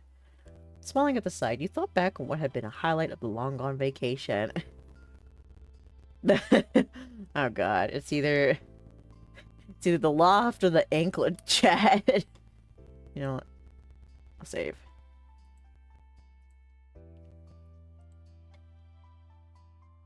This one. There's barely enough room for the two of us, but it was fun. Cove chuckled and shook his head at the moment. It was memorable, especially when I got caught up there by my parents in the morning. He laughed, and soon enough you were joining him.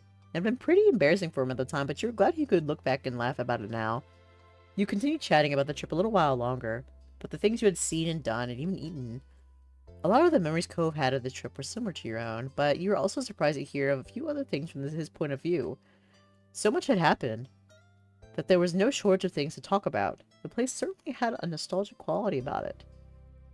Your spirits were light as you ambled past information boards and picnic areas.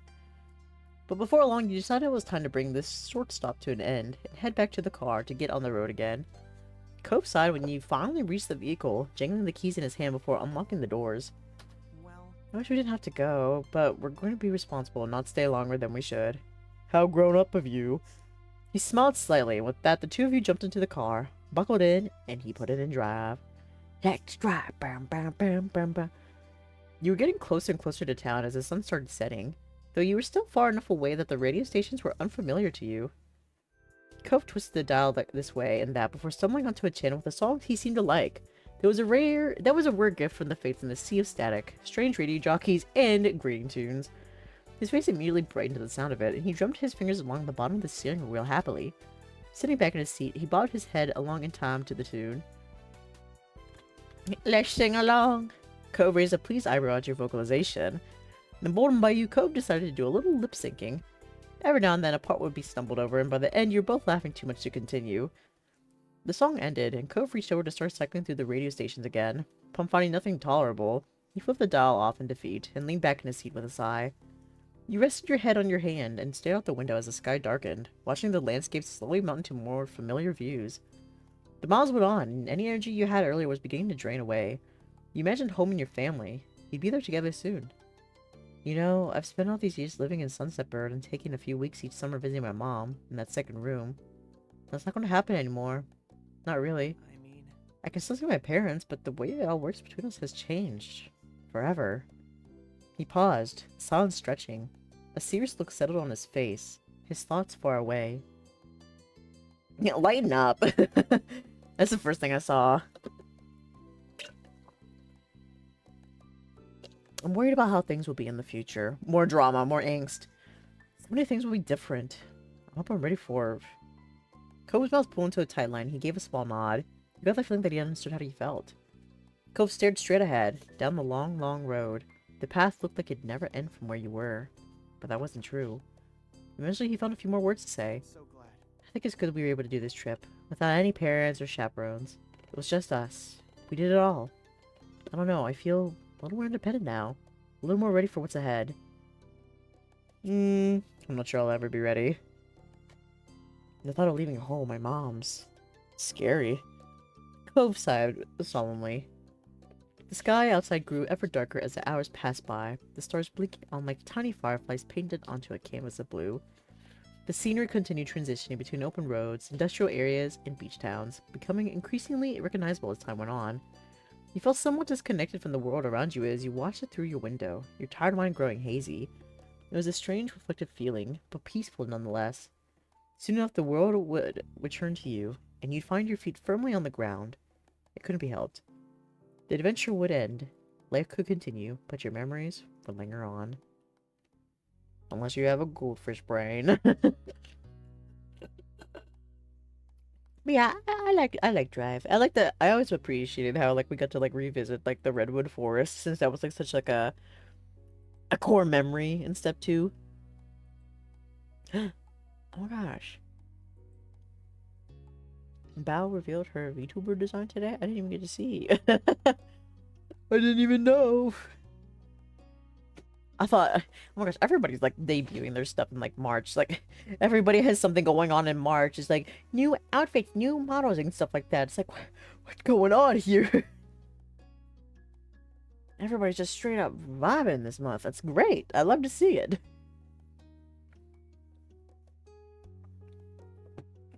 Who else is going to have another announcement, you know? But alright. Let's get a move on. We got 8 more to go through. Hopefully at least another 4 hours. Okay, number 2. It's errands. Let's do that. Where am I? Here I am. I couldn't find my stream manager. Errands! Oh, I love this one. I love the flea market. Flea markets, oh my gosh, they're such... I don't know what it is about flea markets, but they're just such a vibe, you know? It's just like a nice little treat to like go to one and see what's all this there. Like the flea markets I go to, they're more so like items, like stuff to like merchandise, not merchandise really, but like things people are trying to sell, you know, that they're trying to get rid of and all that. Like a yard sale pretty much was like a flea market style. That's what I usually go to. But it always just like, you know, it feels just so nice. You get to see all like the neat stuff that like people have like come across, even if you don't buy anything. I feel like it's such like a nice thing to just like look through them, you know, just to see. I haven't really been to like a flea market that actually like sell like produce, you know, like not a lot of that. I'd like to though, see what they have to offer. I like to see go to like a mix of one. I think that'd be nice. I'd like to go to this one. Oh my god, look at the pumpkins in the background. I never noticed those before. Yeah, that's another thing. I really want to like one day I hope I'm able to like draw detailed backgrounds like this. Because I always get like so amazed by them in like our life. I've been trying to like practice a little bit recently, but it's hard. Like drawing like backgrounds and like sceneries and stuff. It's like, I don't know, it's a lot different than people. I spent the majority of my artistic journey just trying to draw bodies and stuff. And they look good, but now I don't know how to draw a background, pretty much. I don't know how to draw a scene. You know, it's fine. Okay, oh, my bad. From the moment you woke up, you knew that today was going to be busier than usual. There was a list of errands that needed to be finished before the day was done. First up was visiting one of the biggest farmers markets. Oh, I said flea market. Flea market and farmers markets are two different things, aren't they? That's my bad. But it's still true. I don't really go to farmers markets, but I would like to. I'd like to go to a mix of a flea market and farmers market. Visiting one of the biggest farm markets in the area, it was only open 2 weekends a month during certain parts of the year. It was rare that you and your family were able to attend, so your moms liked to make the most out of every minute of it. And you realized it was not just them feeling that way when you heard a whistle from your left side. Wow, this is a swanky show. Vegetables have never seen so highbrow. I keep trying to do a surfer voice, but it just sounds like a cowboy voice. Seriously, they don't mess around with their products. Isn't that great? Isn't it exciting? Liz crossed her arms. You could tell she was amused. We couldn't have picked a more perfect trip. It's been too long since we've had a true family outing. Her teasing tone said more than she actually did. Your next-door neighbors had joined you this day, and that's what made it a true family outing. The three parents laughed approvingly. Out of the corner of your eye, you caught Cove looking at you sympathetically. Some things never change, and some jokes never died. You long accepted that. I say, I'm excited! There were so many stalls. You couldn't even imagine what hidden gems you might find among them, bubbling with anticipation. You smiled. Well, I'm ready to get started. I've got plenty of dishes in mind I could use ingredients for. Before your moms responded to that, they glanced at each other and smiled. Oh, that's their scheming. Yes, that's a very good idea, Cliff. This place is much larger than it seems. It's difficult to visit each part in a single day. I got it. I'm sure we can make a decent dent together at least. Actually, we won't. Actually, I almost read it. Yeah, I was actually predicted it. I mean, I've played this game enough times. You know, eventually I'm gonna play this game enough times that I'm actually gonna be able to, like, do, like, the whole game without even, like, looking at, like, the dialogue. That'd be a pretty good skill right there. Oh my gosh, it's like, oh my gosh, I remember this, like, one person online that said, I used to watch Shrek so much that I could, like, recreate it in my mind and just watch Shrek over and over again. And I would do it when I would be on road trips with my family, stuff like that. And also I would do it before bed, and my dad would come in the room and see me doing that and say, stop watching Shrek in your head. That's gonna be me, but with our life. I just need to play it, you know, a couple more 100 times, you know. I'm sure I'll eventually get it. Actually, since there are so many of us this time, we could take different sides of the market. Sounds good. Divide and conquer, eh? That sounds brilliant. Everyone watched your mom surprised. No one had considered that an option, but your mom flashed the group a dazzling smile, continuing with the thought. Though it's a little unfair that there are 4 Ursa family members and only 2 Holdens here, so I'll go with you boys to even out the odds. Okay. That's fine with me. Cliff scratched the back of his neck awkwardly. He wasn't sure where to look or what to say. That was not a problem his son had. No. I don't like that idea. Oh! Ooh, I don't think I've ever gotten that before. Don't worry, we'll be apart for only a few hours, and then we'll have something to talk about at the end of it. After the additional nudging, Cove nodded with a sigh. He realized this wasn't an argument he was going to win. Alright. I don't get the point, but I also don't mind spending the first part of the trip with Dae and Ma. Ma clapped her hands together at that. Wonderful. Are the teams ready to go? Can I go with the Holdens instead? My slow burn! You looked from your mom to your Ma, hopeful that you'd at least get to explore the market with Cove. He perked up at the suggestion, but then you saw Ma pouting at your request to leave her group. Oh, I'm sorry, Mommy. No can do this time, kiddo. Seeing that neither parent was budging, you slumped your shoulders. You won't be slept for too long, right? Ma hooked an arm around you in a little side hug. You grinned. Thank you. Yes, thank you, Dae. Taking the lead, Mom walked over towards Cove and Cliff, who were still eyeing her confusedly. Come on, boys, we're heading out. Sure. Okay. Cove looked at you softly and found himself pulled forward, stopping in front of you. His expression flickered for a moment, hesitant. Bye. Bye. Suddenly he twitched slightly, his whole body getting stiff.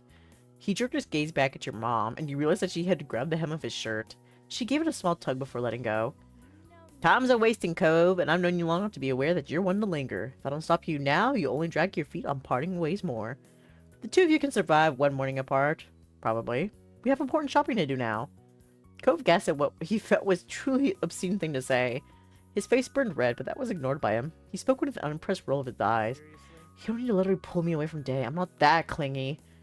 Mom snickered with a shake of her head. Cove's eyebrows raised over the reaction. He turned to Ma. She wouldn't meet his eye. She whistled innocently. Liz smirked ear to ear, and Cove whipped his head towards his dad. Mr. Holden couldn't offer anything more than an apologetic shrug. It was only then that it dawned on Cove that everyone did think he was that needy. I mean, this is a slow burn route, Cove, and you are that needy. Imagine this wasn't a slow burn route. Finally, he dared to face you with wide, pleading eyes. There's nothing wrong with being attached. It's nice. And you meant it. You very much enjoyed Cove's company and his affectionate nature, but that wasn't exactly a denial of what he was being accused of. Mom's smile grew. Cove couldn't believe that he was being completely outnumbered. His mouth twisted as he struggled to come up with something to say in his defense. Yeah, well, so what? That admission had Liz, your mom's, and his dad bursting into laughter. Fine, I'm clicky. What about it? Oh, what's that new, like, meme sound that people are doing? It's like, yes. And it's like from a song. And that's pretty much what's going on there. Cove grimaced and walked several steps from the group before stopping. He clearly wanted to move on, so much that he was physically moving away. I'll see you soon. For a moment, you weren't sure if Cove heard you over the noise of the market, but then he nodded. You smiled softly, watching him get over his embarrassment and relax a bit. See you in a few hours. Take care of yourselves. After that, Mom picked a direction and set out into the market with Mr. Holden and Cove following behind her. Grinning, Ma sent them off with a big wave. Liz gave a daintier goodbye wave herself. Despite the change of plans, you were still glad to be there. I'm still happy to be here. I'm not upset yet. It wasn't what you'd imagine, but that didn't matter. There was a whole market to explore, and you couldn't wait to find some good stuff. When they were gone, Ma cheerily turned towards you and Liz. She put her hands on her hips. Do you think there'll be any nice ginger around here? We'll have to find out. You nodded in agreement, keen to truly get the trip going. Ma led you both into the busy market. Some time passed browsing. There were only a few stalls you stopped at, and you had fun chatting and laughing, pointing out various things to Ma and Liz, and vice versa. At one point, Ma stopped suddenly. She put a hand on her belly and gave a half-hearted smile. I think I should have used the bathroom before we left home like the two of you responsibly did. Mom's about to shit herself in the middle of this flea market. Just need a pee? Yes. Yes, Liz. I'll have to visit the ladies' room now. Okay. Should we all go with you? Ma craned forward as she struggled to pinpoint the direction she needed to go. She didn't gently consider your suggestion. There's no need to worry about me for this, or waste time standing around. Keep on shopping. Though, actually, I might need help finding my way. Can you please come, Lizzie? You and your sister had to share a look over that. Why do that of all things? Why her? Why not me? Am I not the favorite? If anyone should go anywhere on their own, shouldn't it be you? You're the one that needing a detour, and you're the parent here. Ma giggled, unfazed by the resistance. Liz, meanwhile, tipped the brow of her hat up, watching Ma skeptically. Soon enough, Dae will have to handle doing these kinds of errands on their own. This makes good practice. What? Ma hooked an arm around Liz's and pulled her along. Have fun. We'll find each other again later. Excuse me? No! Don't leave me! Wait! The word burst from your lips as Ma and Liz waded into the crowd. But it was in vain. They left me. They left me behind. Forgotten. They were out of sight within moments, and what started as a group outing rapidly became you, entirely on your own.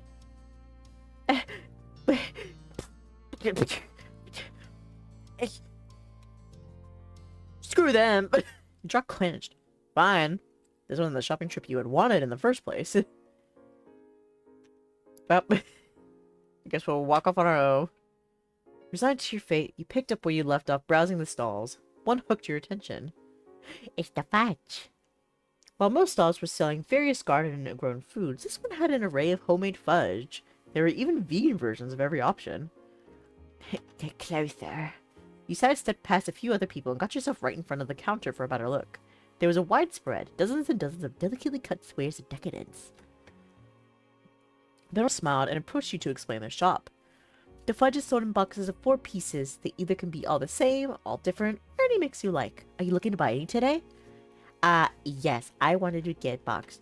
Just for Cove. What kind of treats would you think of Cove? You grinned, hoping he liked what you picked out. And that was all. Fuck everybody else. Yeah, I could use some fudge. I'm glad you came to the right place then. For Cove, you picked. Okay, so I always pick, like... I think I remember at one point in, like, the game, like, Cove mentioned he liked fruit sort of desserts, or, like, I noticed that's what he would pick usually. So I always, like, definitely get him key lime and stuff like that. But there's only, like, one fruit thing. Pretty much it's just key lime. Maybe I should go different. Maybe I should try to just go more chocolatey, you know? Maybe I should get what I would get myself. I would get milk chocolate, and I would get a caramel swirl, because I like caramel a lot, especially with chocolate. What else would I get? Probably nothing else. I would definitely not get dark chocolate. Dark chocolate is just way too bitter for me. Just, ugh. White chocolate, though. I like white chocolate, but I don't like it, a lot of it. You know what I mean? I like it when it's a bit more... I like it when it's, like, on other things. That kind of, like, helps, like, counteract with the sweetness. And stuff like that. But cookies and cream, I don't know. Cookies and cream is kind of a hit or miss. I like cookies... Oreo Blizzard. I'm just going to call it Oreo, okay? Because that's what it is. Cookies and cream is Oreo, pretty much. I like Oreo Blizzards, but I'm not really a fan of any other kind of version of it. Like Oreo ice cream could be okay. Oreo Blizzards from Dairy Queen are, like, #1 in my heart. But everything else, I'm kind of just not a fan of. I have mentioned plenty of times on stream that I don't like hard things in my ice cream. And like Oreo Blizzards are kind of like are more softer, so I like that more. So I don't think I would do it with a fudge though, and I would not get peanut butter because I don't like peanut butter, and I would not get mint because I don't like mint. I don't like a lot of these, so that's kind of like a struggle.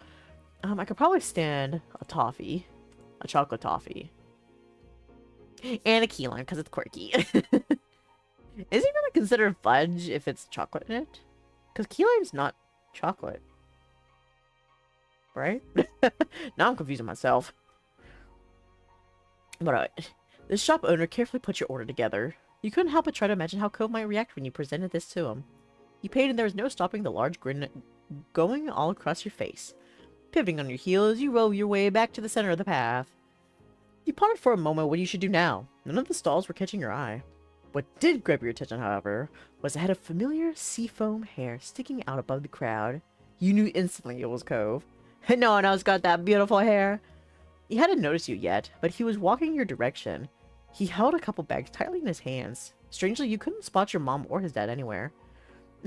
Cove! Standing firm, you cupped your hands around your mouth for added projection. You took a deep breath.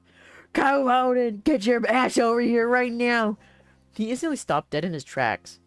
Alert, Cove's head snapped up and his eyes searched the crowd until they landed on you. His whole demeanor brightened at the sight. Dae! You weaved through passerby deftly in an attempt to get through as fast as reasonably possible, slipping through around them with ease. Oh my gosh! Uh, I'm coming!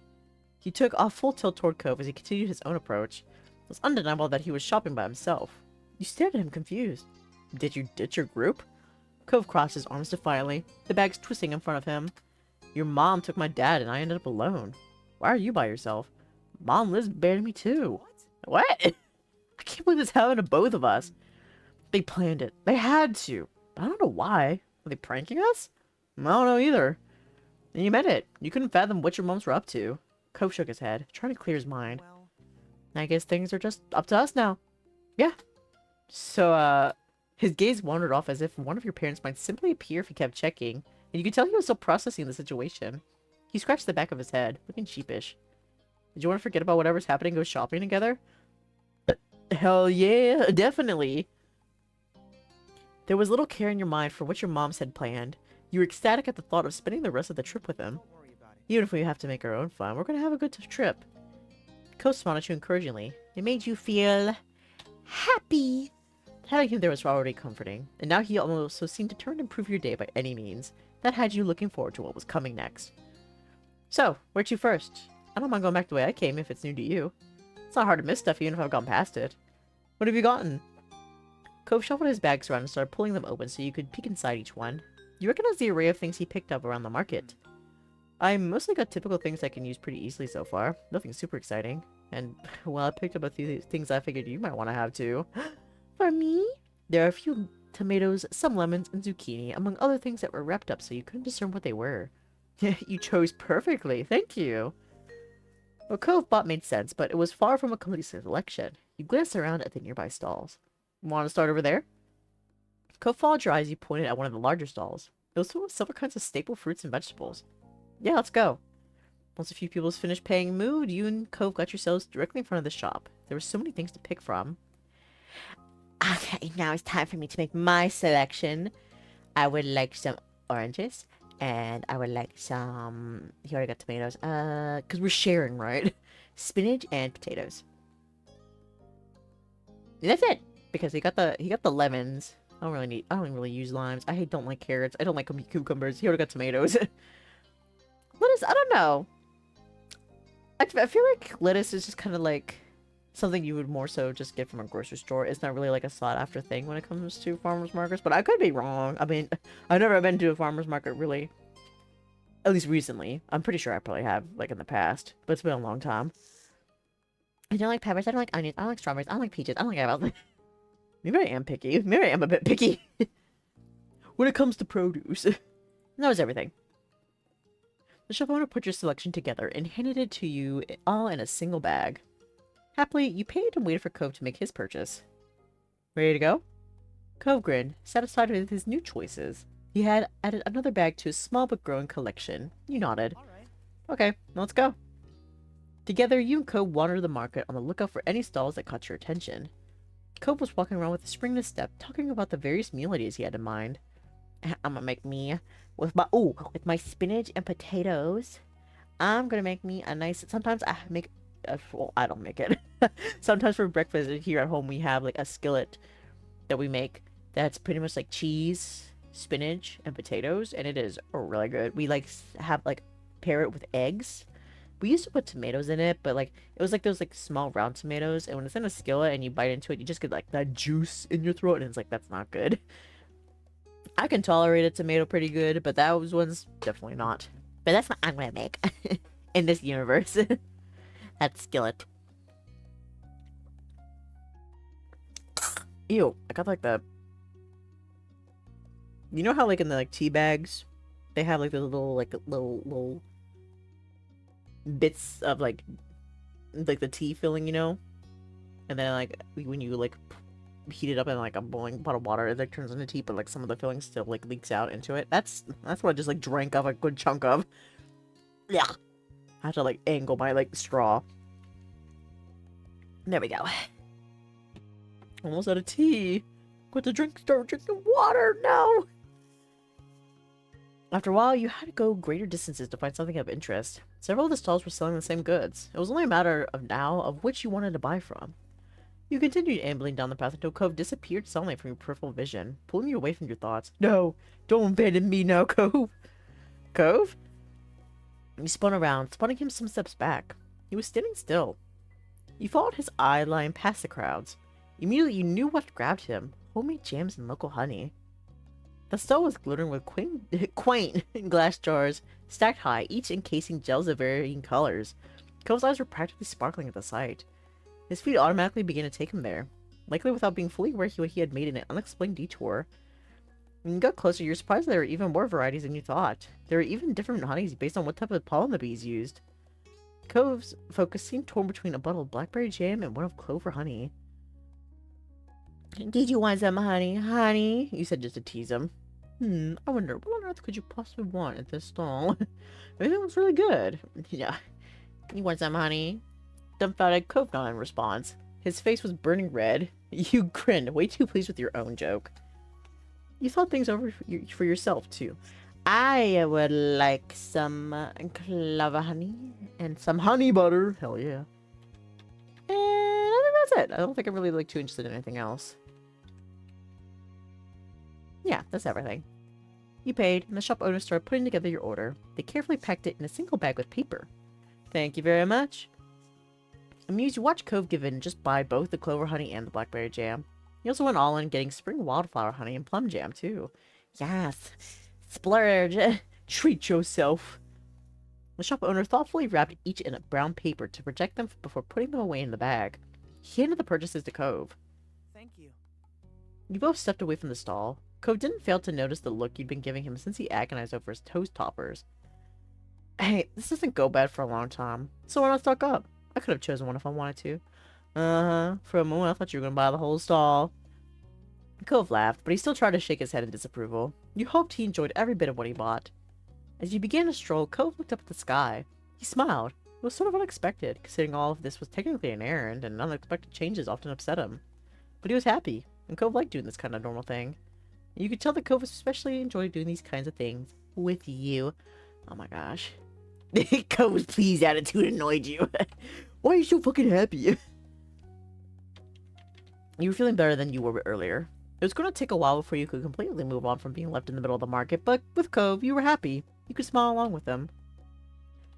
We're so domestic. He looked at you, and your teasing grin, and chuckled.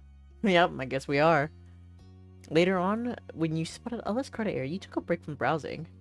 Cove started rummaging through one of his bags just to check on how his goods were doing. A smile grew on his face as he went on to the next. He chuckled, knowing that Cove wouldn't let anything go to waste. There wasn't a single doubt he was going to eat it all. He held a hand in front of your face as you squinted upwards. The sun had moved quite a bit. You've been at the market for a good while now. Neither your feet nor your arms were sore right now. And Cove looked to be doing fine too, but that was something that could be coming. There was a price to pay for this much shopping, and it wasn't always just in money. You wanted me to give you a piggyback ride? Cove gave you an odd look until he realized you were completely serious. He burst into laughter. Come on, it's not that funny. Cove smiled adoringly at you, then he shook his head, and you sighed. Sorry, I know it's not your fault. I'm bigger than you. But no piggyback ride. Definitely. Not right now while I have so much stuff. Besides, Dae, just think about it. You try to lift someone like me in this crowded place with all the bags, it's going to end in tragedy. Can I at least carry your bags for you? There was no winning that fight, so instead you stepped closer and held your hands out expectantly. It sunk in that you weren't giving him any other alternatives. He sighed in an affectionate but long-suffering way. Okay, if you insist. I do. Fine. And hey, I get what you were trying to do. I really appreciate it. Your size is great the way it is. Cove says size does not matter. The sincerity and warmth as he spoke was touching. You knew he meant it. But that's actually a surprise. He's never rejected me giving him a piggyback ride before. I'm kind of disappointed. I was really ready for it. That's like one of the staples. One of the things I always have to do when it comes to playing Our Life is I give the boy a piggyback ride since he gave me one. But no. Of course not. I tried though. That's all I can hope for. Alright. Cove bundled up his bags into 2 groups and held them out for you to take. You accepted, but had to temporarily put all the bags down to the ground. He chuckled, watching you shuffle the bags around so each arm wasn't carrying too much. Thank you. Thanks for doing this. Really, it's nice of you. No problem. Now I gotta show off how strong I am. I could have done that by carrying you too, but oh well. Standing up straight with the bags, you were all set to get going again. You grinned, happy to do this. With that, you and Cove continue your trip through the market together. Mom had both texted you during the trip, though only to say that they hoped you found some good stuff and that they'd see you later. There were no answers on where they went or why. You and Cove continue to wind your way through the bustling market, the list of outstanding items steadily shrinking while bags grew heavier. Eventually, Cove realized that he hadn't checked his phone in a while.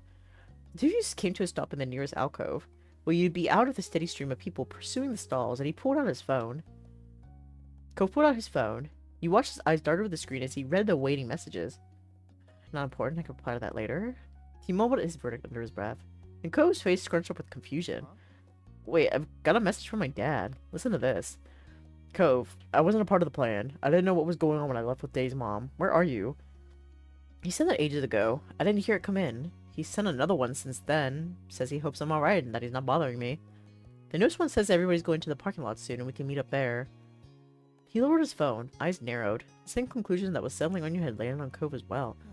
So it was on purpose. He lifted the phone again, staring hard at the screen.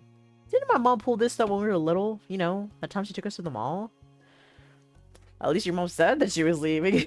Mom's had a plan. The mom thing was spur of the moment. Is this a mom thing? What your mom did was even worse. I don't remember. I don't remember a thing. It's a mom thing, apparently. Cove blinked, a slight frown furrowing his forehead. He didn't seem to know how to respond to this. The crowd of people passing by stayed as noisy as ever, a sharp contrast to the silence that had fallen over you and Cove. He was rubbing the screen of his phone against his shirt, wiping away dust and debris. He continued scrubbing the screen long after anything could have remained, the action a poor substitute for pushing away the awkwardness of the moment. I mean, the shock was too fresh for you to even know how you felt about it. It had all been deliberate. A part of you had still believed it was a misunderstanding.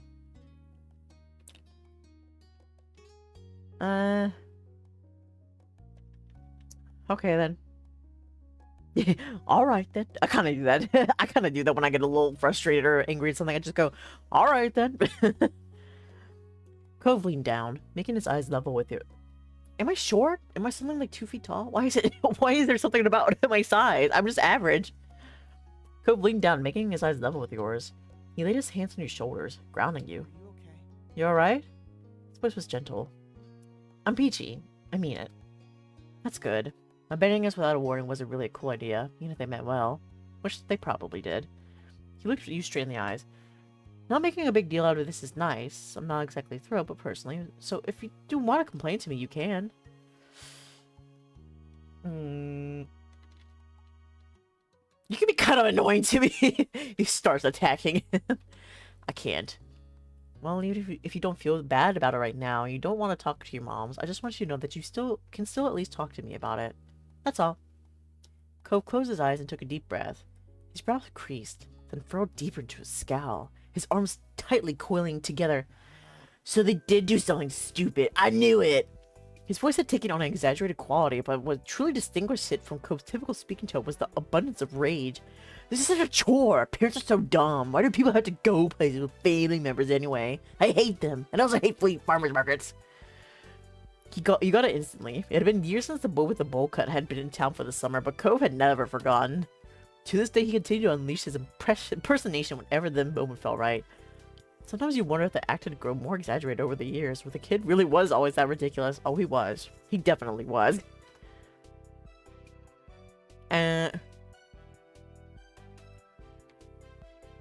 You played along. Wow, what is wrong with you? No. I'm not wrong, actually. If you were as smart as me, you'd know that. Cove gave you a lopsided smile, letting the joke rest for now. Come on, we should probably go meet up with the group. Yeah. You didn't dally any longer, slipping back into the crowd and making your way towards the entrance of the farmer's market. It didn't take long to reach the parking lot. Your parents, Mr. Holden, and Liz were already waiting there, and they waved at you both as you approached. Your own family seemed to be in a pretty good mood, in contrast to Mr. Holden. He stared at Cove with an open concern as you got closer. Hey, bud. Hey, Dae. How you doing? Be doing better if we had been abandoned in a farmer's market by our families. You saw your mom's frowning at this response, Mom glancing from Cove to Mom with blinking eyes. Just because Dae tries to make things a good time no matter what doesn't mean you can just leave them out of your plans and expect them to go with it every time. You know, I always like this part, because, you know, when Cove has, like, you know, the more, like, introverted personality, It's it's always a nice surprise when like it makes it kind of like a little bit more like special when he like stands up for you. He's like, "Excuse me, don't abandon them." You know, like it's very sweet. Like his own awkwardness won't let him get in the way of doing what he feels right for his buds. That's right. Cry about it. Mom hung her head, ashamed, and Mom had a hand pressed to her cheek. You could tell that they were quickly regretting their scheme. Her words were full of emotion. Mom squeezed Ma's arm. "You were trying to make it there to more of a trip, less of a chore." Ma nodded. "We didn't think you, Cove, and Liz wanted to be stuck trudging around the market with your parents all day. Especially not in the summer. But you're always very thoughtful and don't like to leave your moms behind, so we did ourselves. I was only going to be for the market, not the other stops, I promise. Still, you're right. We could have just told you and let you make your own call. I really am sorry. Neither of us meant to upset you. All gas, no brakes. We should have known better. Sorry." Mom ditched me too, after pulling her urgent potty break stunt, if that helps. I went off to do my own shopping, as it seems they planned. Sorry I didn't check back in with you. I wasn't thinking, just try to blow it off. You quietly took in their stories of what happened. Over to the side, Cove was talking to his dad. "Thanks for telling me something was up, though I feel bad for missing the warning when you sent it. It's no trouble, sport. I learned my lesson about making surprise plans." Cove smiled at his dad. "But that won't stop him in the future, probably." Mr. Horton, laughing, clapped Cove on the back. Wow, we're really being outplayed today. Also, I think it's really nice that they show, like, parents, like, apologizing. I probably mentioned it last time, too, but, you know, sometimes some parents don't want to apologize to their children when they make a mistake. So, so it's really nice that, you know, they do genuinely apologize to you.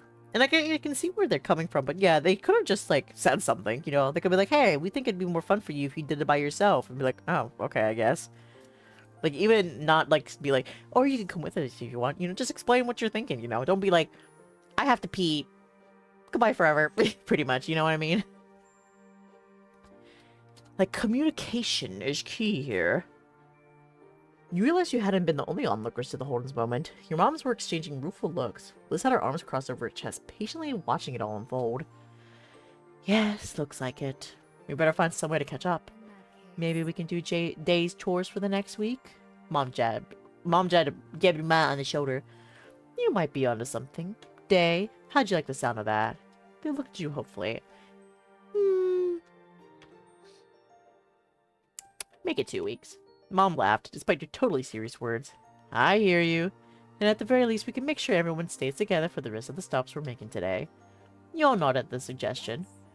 "We won't let you down. We'll be the best sheepdogs ever, guarding the flock and catching any strays." We could at least be shepherds. She's like, "What about to be the dog?" It's because the dog actually does the shepherding, though. The shepherd just, like, stands off. Well, I act like I know anything. I don't know anything. But for what I have seen, in my limited knowledge of it, I think shepherds just kind of, like, more so guide the dogs and, like, herding the animals, rather than actually hurting the animals themselves, you know? Although they probably do, too. But I think it's, like, they use dogs more often just because dogs can, like, get around a greater area in a shorter amount of time. So, you should be the dogs. And also, dogs are great. So be a dog. You chuckled, your mood lifting in spite of the bumpy morning. It was going to be alright. You turned to the entrance for the farmer's market for one final glance, pressing it into your memory under this new light. You thought on what you'd pick up at the market and how you were going to enjoy it later. Some things you could only get from local suppliers like this. That was another perk about coming along to the market today. Cove then saddled up next to you, an eager smile on his face. You could tell from his expression that he was up to something. "I know this wasn't part of the plan for the day, but nothing that happened really was, so... You've been plotting your own scheme?" "You're such a bad boy. You are a rebel." What was it in, like, step 2? He was like, "I'm not a rebel." "Yes, you are." He laughed. "Anyway, well, I sort of picked something out with you in mind." You held a hand to your chest, staring at Cove as he explained further. "You thought of me when I was in there? Since your mom's decided we should shop separately, I figured I could use the time to get you something. Just as a little surprise." He reached into one of his bags and retrieved one of the wrapped-up objects. You accepted the unexpected present, and he looked excitedly as he tore off the paper. It was a glass bottle of apple juice. You didn't need to taste it to know that it would be nice. It was a boutique product. Ooh, fancy. It was heavy in your hands, the container and smart metal cap reaffirming the quality. Even the label, constructed from coarse paper rather than a flimsy sheet of plastic, was distinctive. You were practically bouncing in anticipation, and he smiled sweetly at your reaction. It's not a big deal, but I just thought you might like it. I love it! And that's part of the response, too. You're so wonderful. And, you weren't the only one with that idea. We're actually a real pair. Hmm? His eyes began to widen. I got something for you, too, when you weren't around. There was a burst of laughter, first from your mom, followed by a chorus of chuckles from the other three. You'd forgotten that they were still hanging around. Unfortunately, they hadn't paid you and Cove the same courtesy, and had been listening in on your conversation. You weren't even apart for a whole day, and you both still used that as a chance to get each other little gifts. It's the slow burn, and the flame lives on. Ma claps her hands together, eyes bright. That's so lovely. A day? It was less than a whole morning. True. I don't even want to think about what happens when you spend real time apart. Don't say that. That's my boy. You stuck a hand into the bag and pulled out a box of fudge you picked for Cove earlier. You smirked widely, mused that the others were still watching you. During my time alone, I came across a stall that made me think of you, fudge. 'Cause you're a piece of shit. The shit cubes. Cove's face lit up, his grin stretching from ear to ear. The laughter that came from the others, who were fully tuned into your little show, didn't appear to reach him. You got me something too. Cove reached out and took the box in both hands, holding it like a precious treasure. He looked at you with eyes full of delight. Thank you so much, Dae. At this rate, it wouldn't just be your little group that knew that you'd been treating him. The whole parking lot was going to learn about it. Behind Cove, you could see Mom watching you both with a smile of hilarity. See, this is why he's so attached. You've spoiled him. Look at him. He's spoiled because of you. And I do it again, too. You shouldn't make fun, Pam. It's clearly mutual. Besides, I don't hear you complain when I'm spoiling you. Ma pinched Mom's cheek. Making her laugh, she batted the hand away. True. True. Liz clapped her hands together with the air of a teacher calling for attention. Since the other adults aren't acting like grown-ups, the rest of us are going to have to pick up the slack. It's time to get back on schedule and continue with the rest of the errands. Playtime is officially over. Ma laughed with Mr. Holden grinned awkwardly. Mom hung her head in an exaggerated display of mock defeat. Kids are tough. I can't even call them kids anymore. Liz tut-tutted with amusement at her mother. Cove shrugged, staying a neutral observer, but the small smile on his face revealed that he was enjoying the conclusion. Sorry that term has expired. You grinned, letting them know that you were at least partly joking, though really you and Cove and Liz could hardly be called kids these days. I just read that. You were glad that everyone was getting along. With that, your trip to the farmer's market was closed. It was time to move on. There were too many of you for one car, so you and Cove had wound up in Mr. Holden's car on the way over. You figured it made sense to do the same for the next leg of the journey. You sat next to Cove in the back. Immediately after the click of the seatbelt and its lock announced that Cove was safely strapped in, he began to unfold the box of fudge he'd been given. You're going to eat that now? Uh-huh. He's like, it's mine, isn't it? He nodded eagerly, not taking his eyes from the container. He lifted the top off and longingly admired the selection inside. The milk chocolate fudge is a staple. You can never go wrong with that. Is the green fudge lime? Yeah, key lime. It's amazing because it's fudge, but also fruity somehow. Yeah, that's what I was thinking of. Like, I've kind of like, it finally hit me. It's like, how is it fruity, but still chocolate, you know? Man, what caramel? Wow, it's gonna be so nice. Can you tell me what the little flecks are?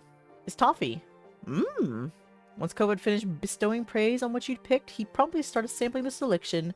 He was smiling, licking his lips, and having a grand old time.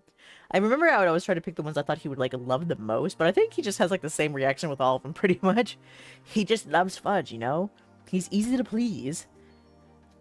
You could also tell from the way his nibbling was turning into munching that the box wasn't going to survive the trip to the next stop. You were right. Cove had tried to savor the treats, claiming just one more until there was only one left, and the statement was finally forced to be true. He finished the last one, too. He sighed contentedly. Thank you. Thanks again, Dae. Those were really great. You're welcome. He set the picked, clean box to the side, then rested his hands on his spoiled tummy. Cove wasn't going to be hungry for a while after that. Ouch. That's a lie. He'll definitely be hungry again. From there, he sat wordlessly, gaze drifting to the window.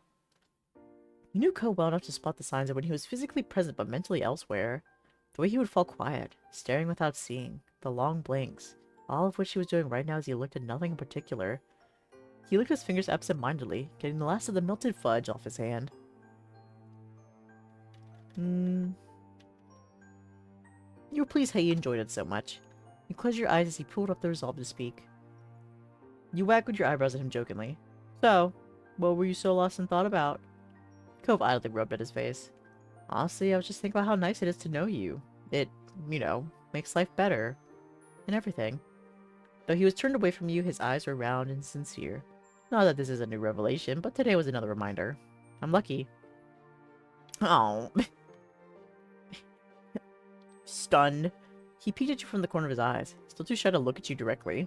You smiled at him affectionately, eliciting an equally caring smile from Cove in return. You felt content, secure in your relationship with Cove. I wink. If you're going to eat all your fudge, I'm going to drink all the apple juice. You twisted off the cap and brought it to your mouth. Even before the first sip reached your lips, the scent tickled your nostrils. You took a swig. It was refreshing, the perfect way to hit the spot after a long morning trawling through the market. Not bad at all. Thanks, Cove. He grinned at you, pleased with that his pick had been well received. You spent the rest of the day completing the remaining errands all together, as a group. We still enjoyed the brief independence, even if it happened kind of in like a shitty way. It might not have come about under ideal circumstances, but it had provided you with an opportunity to spend time making your own choices. You felt that you'd risen to the challenge.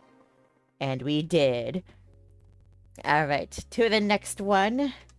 The summer's just getting started. Okay, let's see. God, what the fuck? Oh, I don't need this tab anymore. I have too many tabs open. I only have 4. Excuse me. Oh my god, there's so many burps that have been missed. I feel like 6 more times. Burp. Burp. Count. 20. Ooh, no. We'll say 16. We need to keep it accurate. So that at the end of the year, we can truly see the true number that we have gained from the burps. But alright, okay, so yeah, 1 to 7. Okay, I'm not looking. I'm generating the random number. I click. Number 7. Happiness. Beep, beep. Well, I guess in that case, I want to do charity last then, because these were the 3. Oh, here we go. These were the 3 events that. Can you even see my mouse? Okay, now you can. Okay, the 3 events I thought would make good, like, finales. So we're going to do charity last, and if we're going to do happiness. Let's do it. The day and the week were nearing their end, and you were welcoming it in your own way by laying sprawled out on your bed. It was quiet in your house, getting to that time of the night where you really should be sleeping, but you didn't feel tired at all. You rolled onto your side. Outside, the last lit-up window across the street blinked out, leaving the buildings on the block faceless silhouettes against a blue-black sky dotted by stars. Your phone came to life on the nightstand, a pale light cast on the ceiling of your room. Without looking, you threw your arm out behind yourself, groping around on the tabletop until your phone was under your palm. At that point, you lifted it to your face, snorting once you saw the familiar name attached to a short message just reading, "Hey." Cove wasn't much for sleeping now either. As you made to reply, though, more and more texts came through in quick succession. Hey, you like doing things. You like doing things with me. I mean, what I'm saying is that there are things you and I do, and we like together at the same time. Okay, now that was eyebrow-raising, you propped yourself up on one elbow, sitting upright against the headboard so you could text more comfortably. Oh my god. Man, am I excited to see where this is going. The typing indicator dropped off, and a notable pause followed. You snickered into the palm of your hand. It wasn't hard to imagine Cove red-faced and hunched over his phone in the dark, eyebrows furrowed as he tried to think of how to respond to your comment. But ultimately, he didn't even attempt to address it. For what I was saying, anyway, you're free for a while, right? When's your next shift? Not for a few days. Cool, I thought so. I was just making sure. Alright. What if we did something new, or sort of unexpected? Would you be okay with that? Something we haven't ever done together? You lowered your phone, leaning back against the headboard as you thought it over. The streets outside your window looked different at night, but you knew that if you were to wander out, there would be no chance of you losing your way. There wasn't a single inch of your neighborhood that you didn't know by heart. And everywhere you looked, from the grassy hill behind your house to the shops by the beach, you could recall a time you'd been there with Cove. Mostly just chatting as you walked together. You didn't mind everyday things like that, but as for something new or unexpected... Which got into Cove holding that you want to do something brand new? Hey, I'm not predictable. Am I? You are. Oh. Well, not right now. Well, I'm not now. One by one, Code began presenting his ideas, starting off with attending a play. We've watched TV together and movies, but real people performing in front of us. We've never done that. I'm not sure what plays exactly are on right now, but that adds to the unexpected factor. There was a slight pause before Cove moved on to the next plan, visiting an aquarium. That makes sense, right? We go to the beach and stuff. We're pretty close to the water, but going to the aquarium would be water in a whole new way. The third and last idea was the one that was most out of the blue. Ice skating. Ice skating? It was a total wild card, as Cove was putting it, and the polar opposite of what the two of you normally did. However, it was fitting right in with the other options as something you had never done together. Let's say, if hypothetically, someone wanted to surprise you with an unexpected outing, would that be okay? You couldn't help but smile fondly at that, wondering to yourself who that someone could be. You said it would be perfect if that's just somehow happened. If only a hypothetical someone exists. Hypothetically. Here, how many times have we joked about hypotheticals on here? Great! Not that it means anything, but which one would be your favorite? It'd be... I think we did the play last time. I think so. Yeah. Was it? Or was it the aquarium? I can't remember.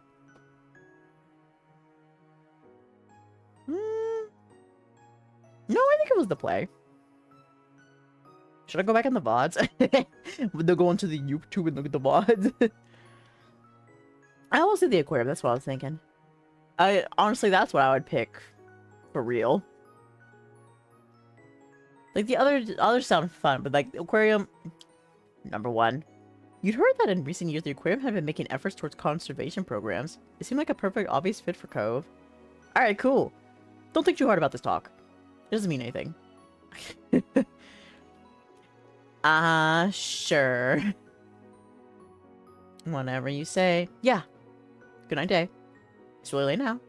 Yeah, it is. Nighty-night.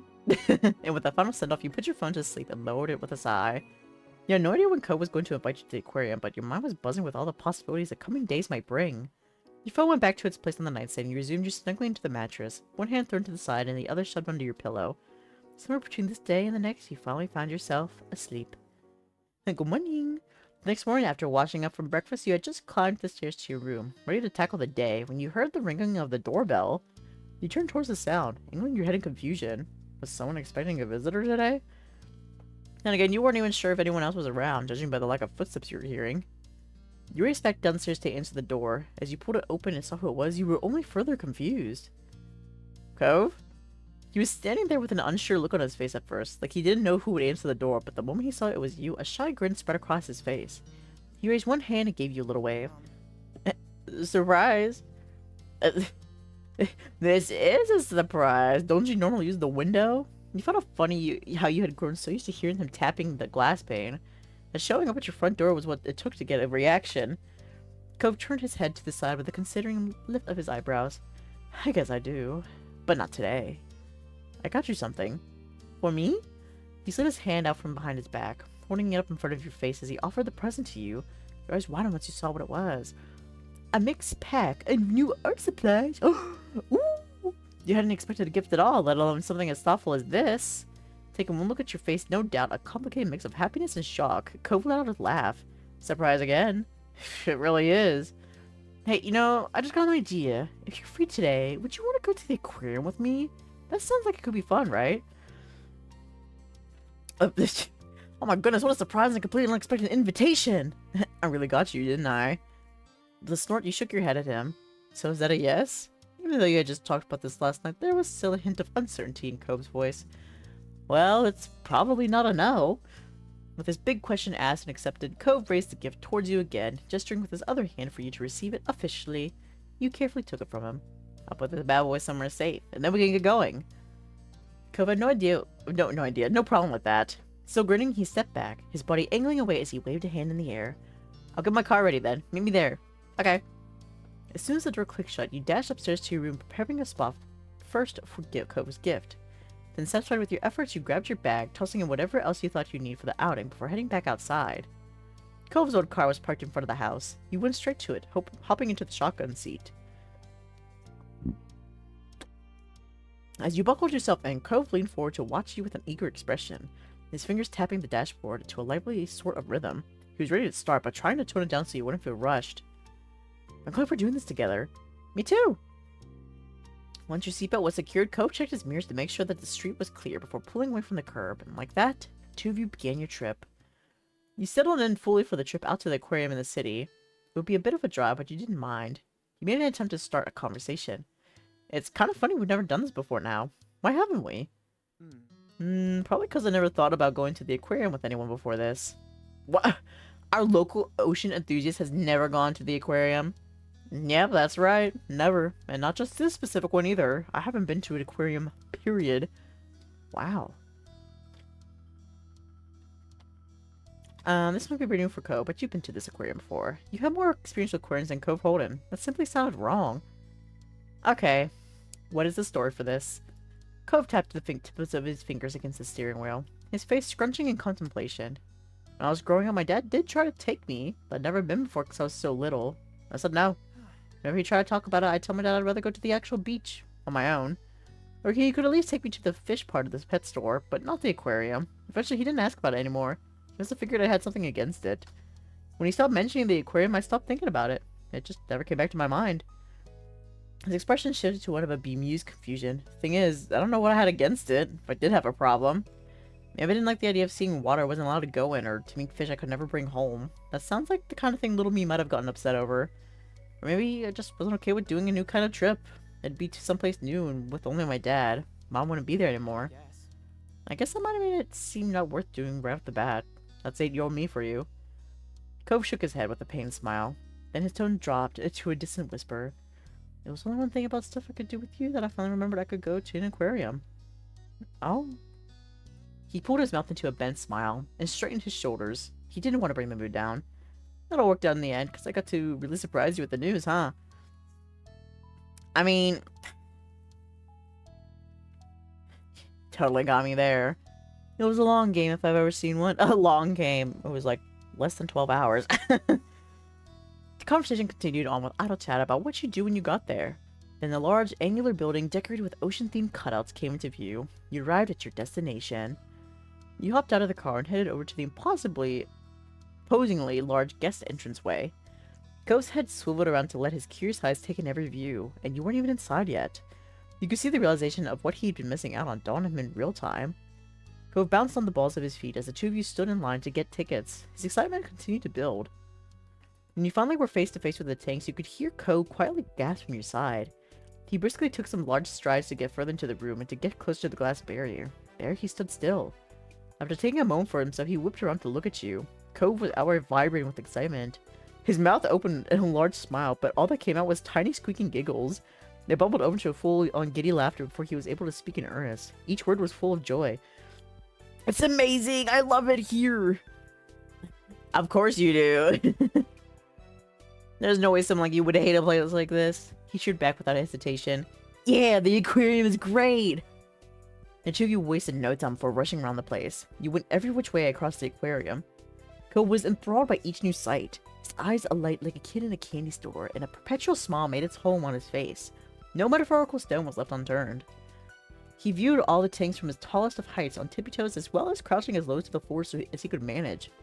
Your exuberance was just as bright as his, buoyed further by how happy you were that he had found such happiness. You beamed. After making an entire trip through the whole building, you and Cole finally slowed the pace down. You had arrived back at the original viewing room. It was a good spot for a break. Cove stood quietly near the tank in an almost same spot as he had when he first took in the view. Somehow that moment already felt like a long time ago. You weren't sure if he was feeling the same way. Cove simply watched the water roll inside with open fondness. He wouldn't get tired of that view ever. You were certain of that. You walked up to stand by him, taking the same otherworldly experience of having a sea right in front of you. Hey. He almost jumped, startled by Cove breaking the comfortable silence that had formed. He continued, unabated. There are a lot of fish here. That's right. Good job. You know. Cove's mouth grew into a sly smile, one large enough that you could see it despite him still facing to the side. A tilt also came to his brows. He was up to something for sure. If you were a fish, you'd be a royal dotty-back, because you're so grand. You sputtered against you while his silly fish-themed praise. Cove couldn't have pulled a more cove-like line if he tried, which he likely did. Well, I have plenty of fish name knowledge up my sleeve, too. Well, if you were a fish, you'd be a... No. Don't do it. Don't. I have to be strong. No. He's so nice to me, but no. It's so funny, though. No. My inner demons. They're clawing at me. No. No. Okay. we did the sunrise, Guppy. Cove absolutely beamed with your praising selection to represent him. Thank you. Such a good fish friend. We're just such a great fish friends. He continued to smile at you, and it became impossible not to do the same in return. After that, Cove wanted to go around the aquarium again. He hoped to let it all sink in at least at a more leisurely pace while you were here. The two of you began your second loop down the pass. It took no time at all to become absorbed in the incredible sea life once more. As you walked, Cove stole a quick look at you after only having eyes for the fish for quite some time. Hey. Hey, would it be alright to ask why you chose this place? What made it the favorite out of everything? It doesn't matter why, I'm just curious. Because I knew you'd love it. His brows dipped at those words. You noticed his lips wobble. He spoke up meekly. Thank you. I do. I really love it. I know. And I'm glad.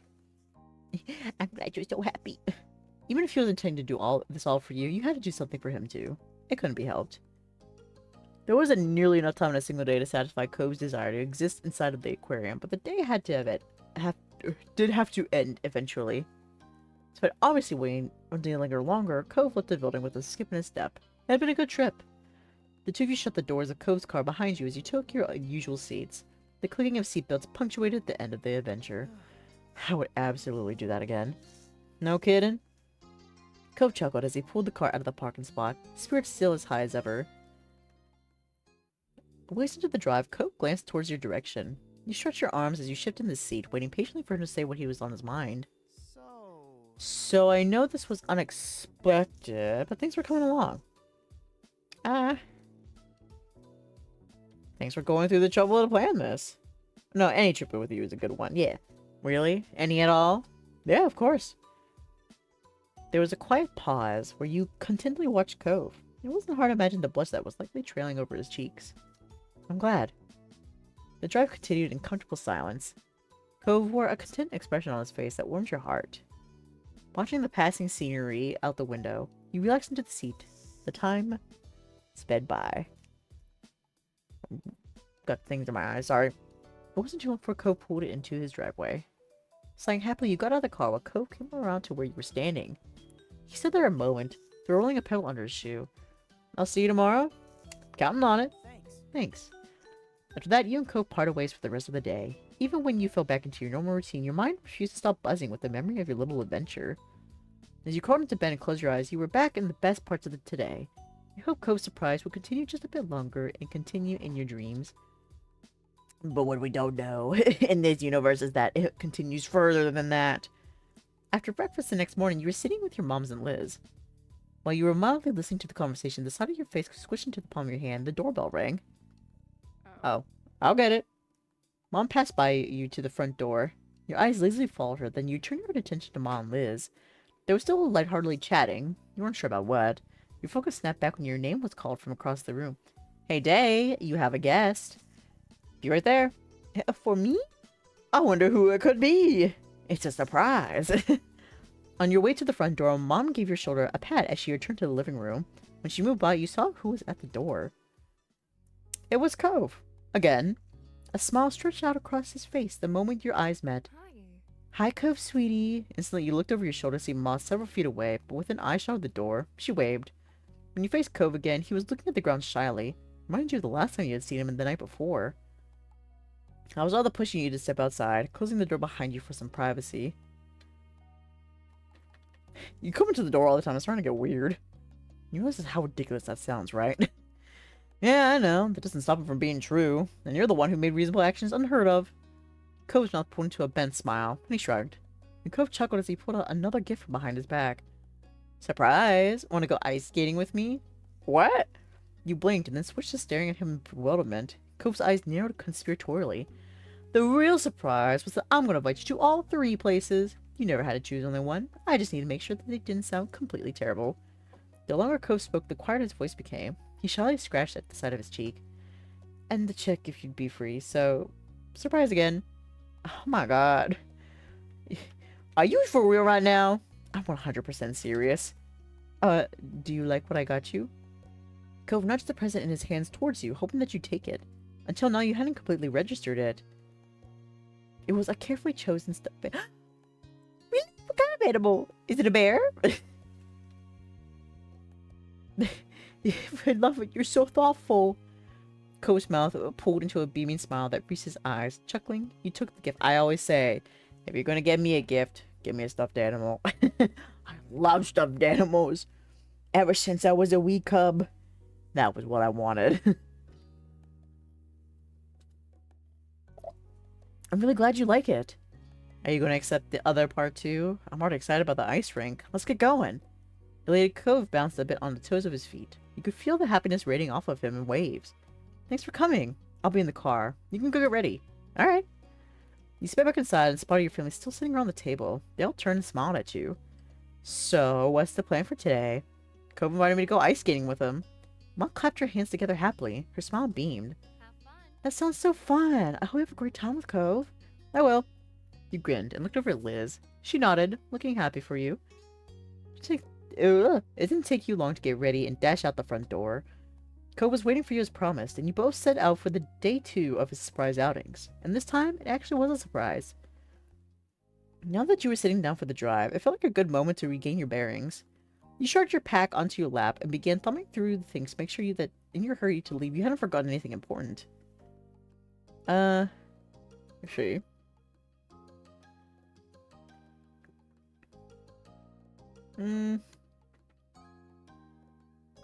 You just normally packed some extra layers just in case. The jacket stuffed in there, your bag had taken on a lopsided sort of bulk, awkward to carry around. You zipped it closed again, and Cove began to speak, raising his voice to be heard over the ambient noise of the car ride. So, Ice skating. This is gonna be crazy. Having fun with water that's frozen? Unheard of. He chuckled at his own joke, and you shook your head at him, though you couldn't help grinning at his silly comment. Who knows? Maybe in colder places, it's the opposite that's weird. As you looked at him, you caught a glimpse of the back seat. It was empty, which wouldn't be strange any other day. You didn't bring a jacket? Nope. You know I hate extra layers, and there aren't any parents around to force me to do it now. Yeah, your parents can tell what to do. You're a big boy. Cove gave you a brief glance, smiling. Thanks for understanding. You laid your arm against the window, the scenery outside passing by in a blur, until finally you arrived at the ice skating rink. The 2 of you grabbed your things and got out of the car. A wave of heat so thick it felt like you were swimming in it hit you as soon as you stepped foot out into the sun-hot asphalt of the parking lot. Cove fell in step next to you, dragging the back of his arm across his face. You and Cove exchanged looks. Well, here we are, his tilted smile seemed to say. The skating rink was a large building of glass and concrete, with its name plastered in simple white letters above its entrance. The nondescript flat roof, top-style architecture reminds you a bit of the local mall. You went in. He's like, oh no, it's cold. You went in. As the door slid shut behind you, you heard Cove's sharp intake of breath. You glanced over at him, seeing the stunned look on his face, his lips drawn tight in a frown. It's really cold in here. Wow, you dork. Of course it's cold. What else did you expect from an ice skating rink? I don't know. I've only ever seen snow on TV. Oh yeah, we live in California, so we haven't seen snow either. Cove had his bottom lip stuck out and his arms wrapped around himself as he whined impudently. How about you? How are you feeling? I'm feeling just fine. There's no denying that the building was chilly, but it was a refreshing change compared to the sweltering heat of the parking lot. He laughed breathily. That's good. Your neighbor shuddered dramatically, almost retracting his head into his shirt in his renewed effort to keep warm. You're a turtle? Here, come here. Come here. You're the share I want. You took a step towards him and wrapped him up in what you hoped would eventually become a warm embrace. For a second, his body went even more rigid, but he quickly relaxed and gave you a self-conscious smile. thank you. Thanks, Dae. See, if you feel like thanking me after I force you to rent skates like this. His quiet laugh shook through his abdomen. You felt it on the side of your body right before he put his arm around your waist and pressed you closer, an unspoken sign that he had no problem with it. Like this, the two of you ambled over to the rental counter together, a slightly awkward process that had you unsure if you were going forward or sideways. The clerk ended up giving you two funny looks over the top of her glasses as you went through the process of paying for admission and finding skates in your shoe sizes. But throughout it all, Cove didn't shiver once. Eventually, you had your skates. It was a particularly well-worn set. Still sturdy, but where it had once been blue, it was now faded, and where it had once been white was now closer to tan. Ew. The old. Sometime in a low bench, you both were set up with the rented shoes, and now stood by the opening to the rink. It was an oblong shape, surrounded by a paneled wall with rails. You were a little amused to see that there were others, dressed in t-shirts and shorts, and you turned to Cove to point it out. The answering laugh that came sounded a little distracted. Well, Here we go. Tentatively, he took one step out onto the ice. You could tell by the way that he put his hands out that he had been expecting to fall flat on his face, but his other foot followed with ease, and like that, he was standing upright. A relieved sigh left him. He took a few more steps to test it out. Nothing that could be mistaken for skating, but his legs were steady and he kept his balance. His eyes were bright when he looked back at you. I'm doing it! You're doing it! I mean, I have been ice skating before. You know, I've done it before. He came forward to join him, and I'm a little shaky. And wobbly legs, you somehow made your way over to Cove. He looked at you with an understanding smile. We'll both work on it? Yeah. It's kind of amazing we're seriously ice skating right now, but this is what we decided to do. I should stop being so surprised over everything. Let's skate. Let's skate. The two of you developed a cautious rhythm, drawing long circles around the edge of the rink side by side. Neither of you were experts, but you were definitely floundering more than Cove. He was happy to keep the pace slow, or even stop entirely whenever you needed to grab onto the edge again. Despite how ungraceful of a pair you were, it was fun. White puffs of air released from you and Cove as you laughed and cheered each other on for the smallest achievement. There were also still plenty of moments spent clinging onto each other for added warmth against the unrelenting chill of the space. It's too cold in here.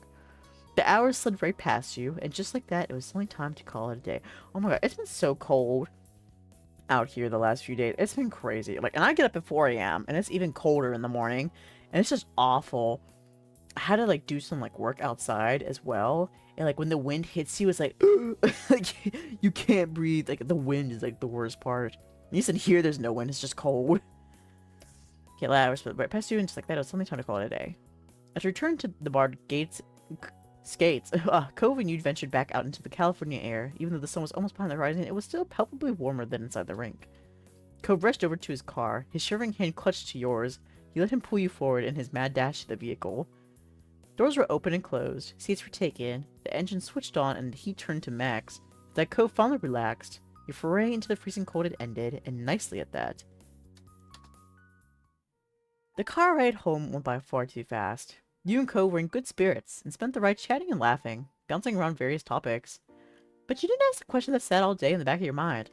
Why was Cove doing all this in the first place? Again, you both parted ways for the night in the neighborhood street. You watched Cove head inside with a quick wave. You were halfway to your own house when a familiar voice called out to you. Turning on your heels, you spotted Mr. Holden. He lately jogged over to talk. He just emerges from the shadow, waiting for his moment. hey, How are you? I'm good. Great. I was just getting home from work. What are you up to? Or rather, what were you up to today? Me and Cove went ice skating. You did, huh? Sounds fun. It was fun, and it was also a surprise, which is weird since usually me and Cove not hanging out would be what sounds surprising. Crossing your arms, you gave a quick laugh. Mr. Holden frowned. He rubbed the back of his neck and studied you for several silent moments. Right, so, Dae, what's going on there? Something is going on, isn't it? Huh? Wait, what makes you ask? There's not a problem, right? so, I'll answer your question if you answer mine, deal? That was Mr. Holden. I was trying to make deals with you, but you could deal with it. Shut up. Alright, you have yourself a deal. You held a hand out to make it official. Mr. Holden's smile widened as he reached out and shook it. What's the story? Well, the truth is, Cove's been doing a lot for me lately. Way more than usual. For 2 days in a row now, he's planned special outings and gifts too. I don't know why. Cove's father nodded contemplatively. He accepted the situation easily. That actually makes a lot of sense, considering... Considering what? There was a sharp edge to your voice, and it drove you to take a step forward. You needed to know. You have to tell me. There was a pause. I was unsure what to say next, or how to phrase it at least. Honestly, I've been this bit worried about Cove lately. He's gotten really up in his head about something. But it's not exactly a bad thing. It's tough to know how to even bring it up. I'm not sure if I should try to have a talk about it. The longer he spoke, the wider your eyes grew with concern. There was more happening than a few meaningless hangouts. It's okay. Is it though? He raised his hands in a calming motion when he noticed your reaction. Let me explain. I noticed Cove's been getting lost in thought more often recently, and he sometimes has his laptop out in the living room. He leaves it laying around on the couch or puts it on the coffee table, and I have a clear view of it from there, and I can obviously see him looking stuff up on it. Cove keeps searching one phrase at different wordings of it too, then he'll spend ages clicking through the linked results. The line is, how do you make someone happy? Just that, again and again. You had to consciously close your mouth after that. You didn't know what to even say after hearing that revelation. Mr. Horton gently beamed. Isn't he such a good kid? He continued, but his tone was rueful. Unfortunately, I can relate all too well to that conundrum. Who am I to judge, right? Mr. Horton shrugged in an exaggerated way to lighten the mood back up. Before I was thinking Cove might have gone into a fight with somebody. Now it seems like I was way off the mark. Cove clearly has other plans on the brain. I feel more confused on whether this is something I should get into or not. You know, actually, I was wondering if you could have a little chat with him about what's going on. It sounds like you're at the core of Cove's sudden study sessions, so he might feel more at ease talking about it. Or more embarrassed, but he'd still probably do it. I would really appreciate it. Your ghost trailed over to Mr. Holden's residence. I guess it works. Mr. Holden made a very good point, you had to admit. I'll do it. Thanks. You're also a really good kid. You shook your head with a smile and started walking towards where Cove went. After a few steps, you realized that Mr. Holden wasn't following. You glanced back at him. I'm gonna hang out here for a bit. Make sure you have some space to talk without a parent in the way. The door's probably unlocked, so go right in. Okay. He just stays out here in the darkness. But you hesitated for a moment. Mr. Horton's smile faded. Thanks for talking with me. This has been on my mind too, and I think it'll be good to ask Cove if everything's okay. Agreed. It'll all shake out right in the end, I'm sure. Mr. Horton grew much happier than he was a moment ago. Feeling ready, you turned right around and went into the house. Cove was sitting on the couch with his aforementioned laptop open. He peeked up at you with a puzzled look, and then it melted into a smile. I thought you were my dad. Did you forget something? Well, you see, I hope you're not too disappointed it's just me instead of your dad. As your teasing words sank in, you watched a smirk grow across his face. He crossed your arms and grinned. No way. Why are you here? Well, you see, let's just be cautious about it. You know, we don't wanna, you know, prod at something that he's not comfortable with sharing just yet. Let's just take it slowly.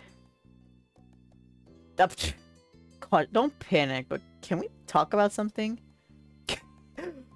Panic! Cove's eyes widened, finding the urge to immediately panic at your seriousness. But he nodded. He tried to smile reassuringly. You could tell he wasn't convinced at first. It's not a problem, I swear. Okay. Cove closed his laptop and laid it on the couch cushion next to him. He got up, shuffled past the coffee table, and stopped right in front of you. He spoke in a hushed tone, only hearable because of the new closeness. Are you alright?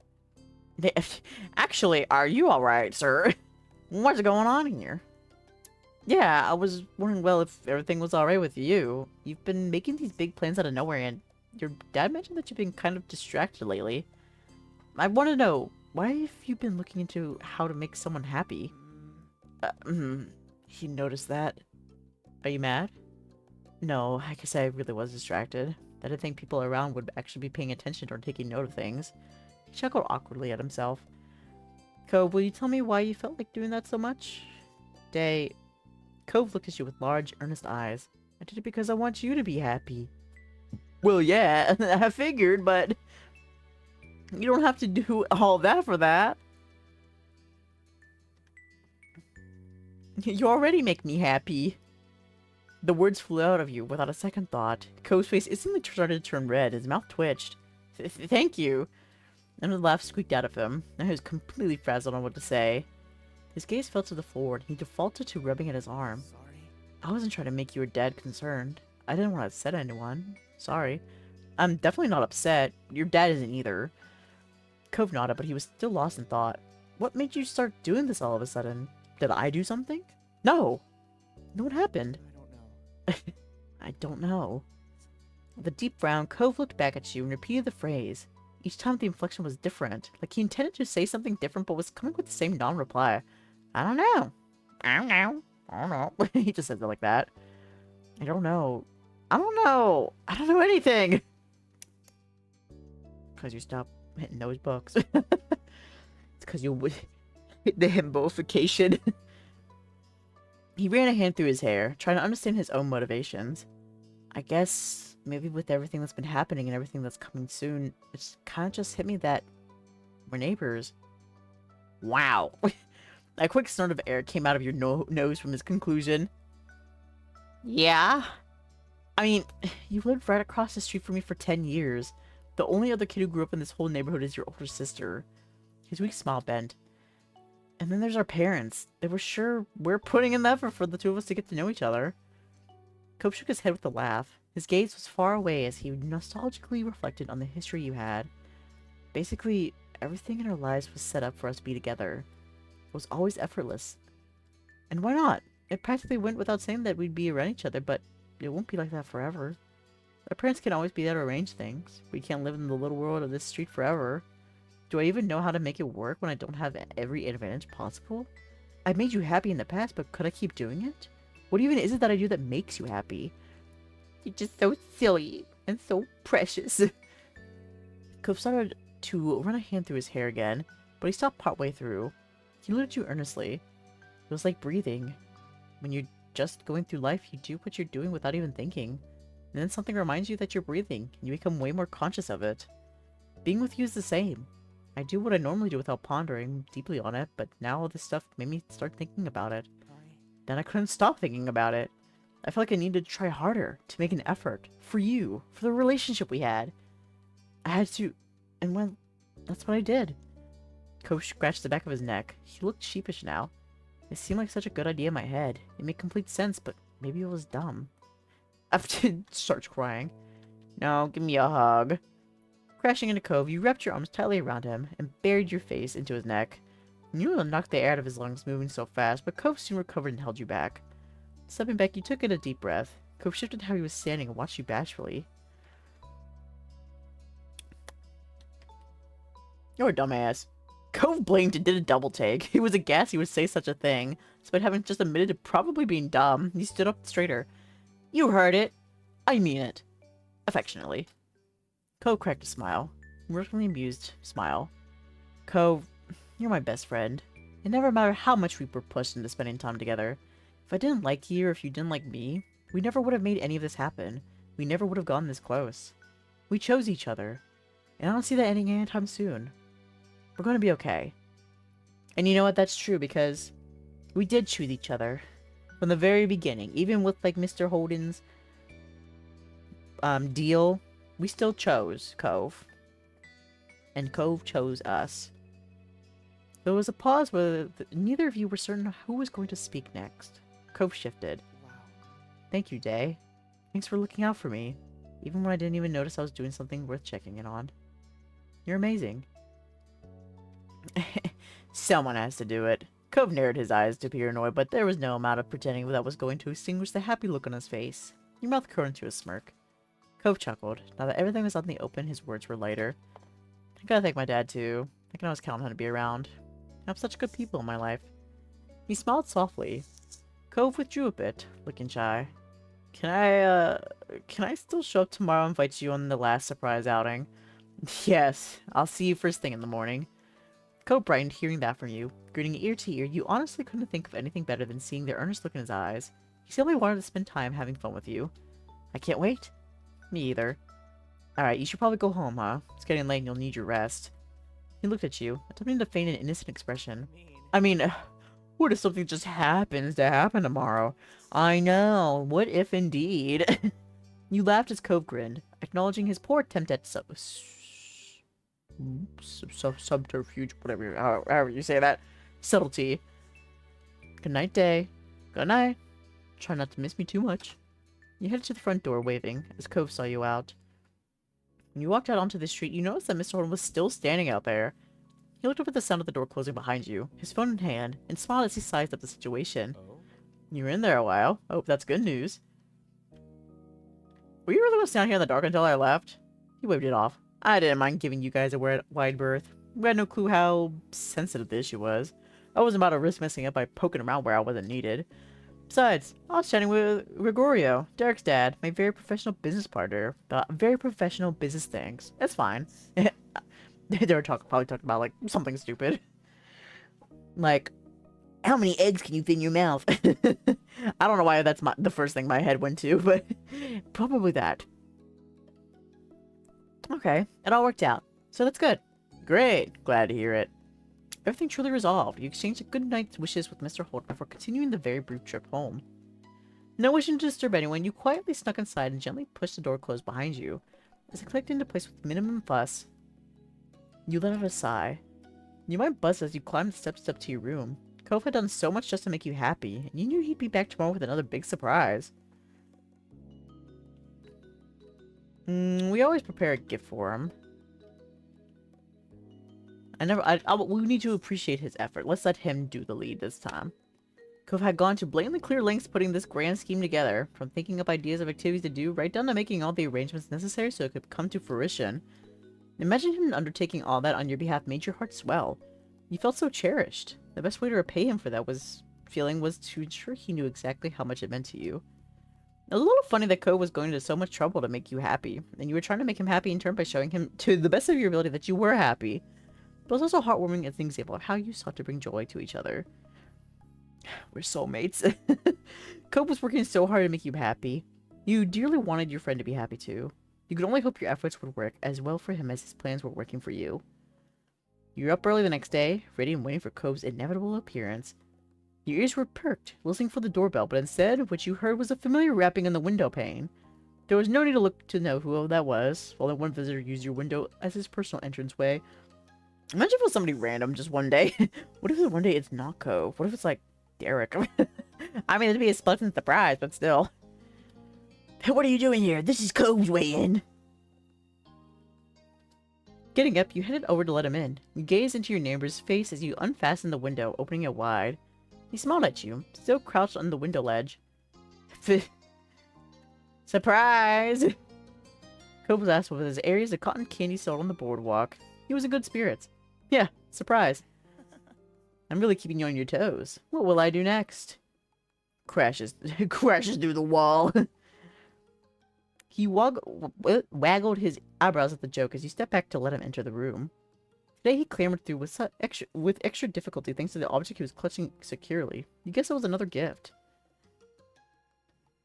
You really didn't bring me anything else. Though you were sure Cove must have planned this long in advance, you couldn't help feeling like you were doing something wrong by taking so much. His presence was already a present in itself. Cove smiled bashfully, glancing down at the item in his hands before holding it out to you. With a bit of flair, Cove clicked together 2 mugs, like he was giving a toast. Both cups were stamped with the Sunset Bird town symbol. One for you, one for me. I thought that'd be pretty fitting, with us sticking out here for a while longer. His eyes were trained on you, searching for your emotion on it. I hope you like it.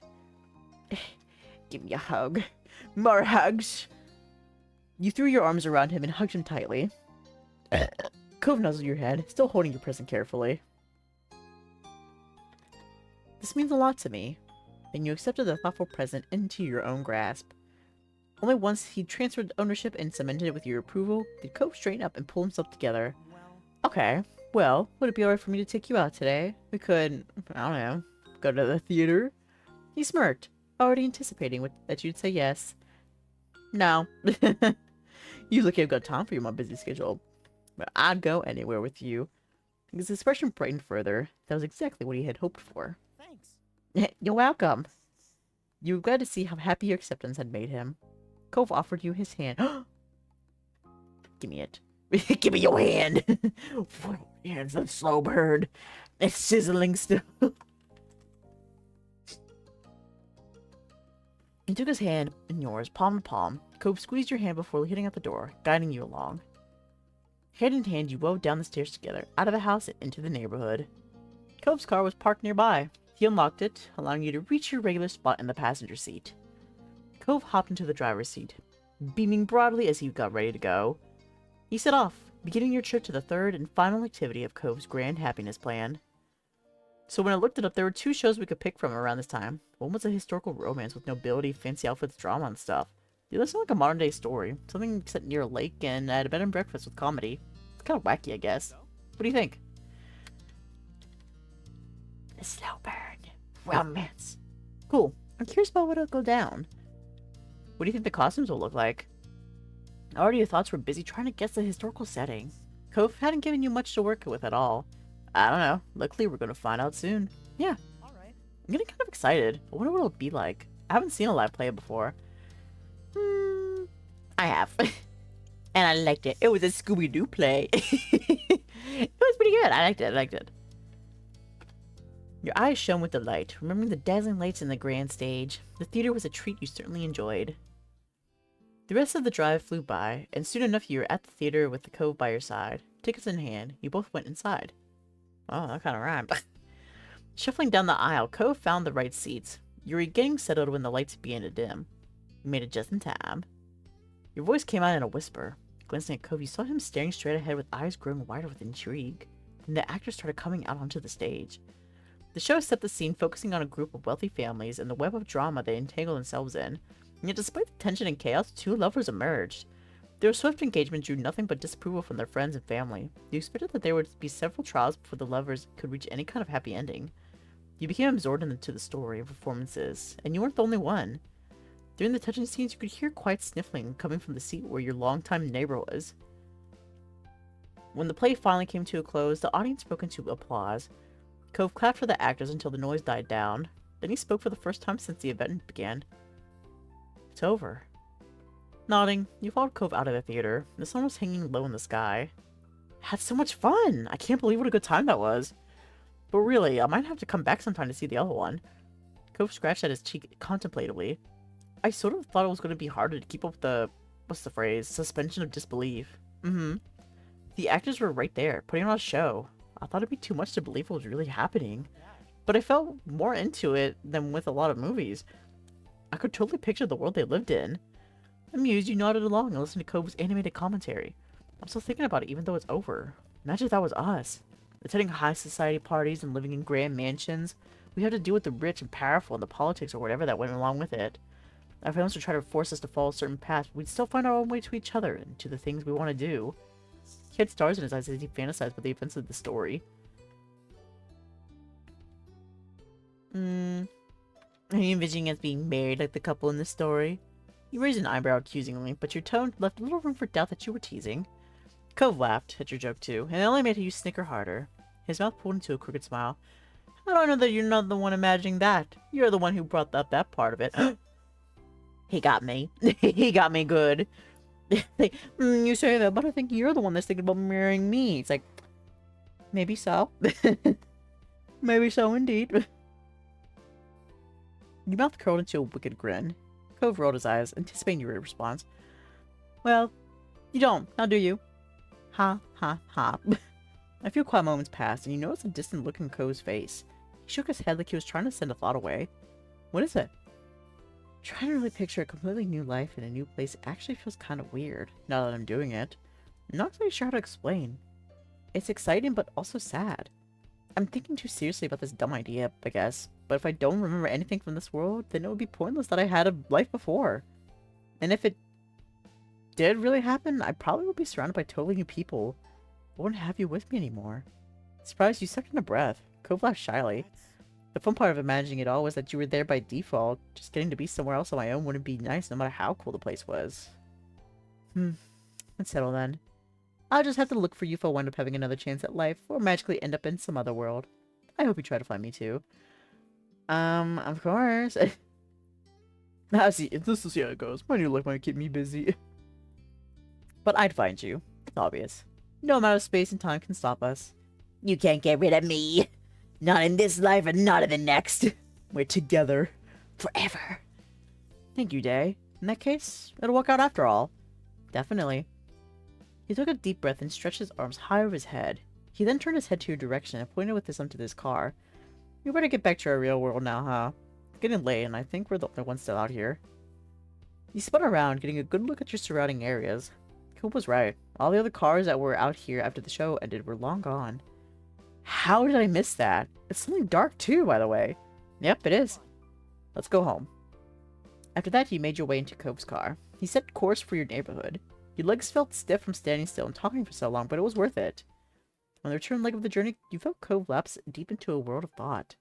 Typically, even when conversation was exhausted, his eyes would flick to you occasionally and you'd exchange smiles and other such gestures. This time, his focus was split purely between the road and the recesses of his mind.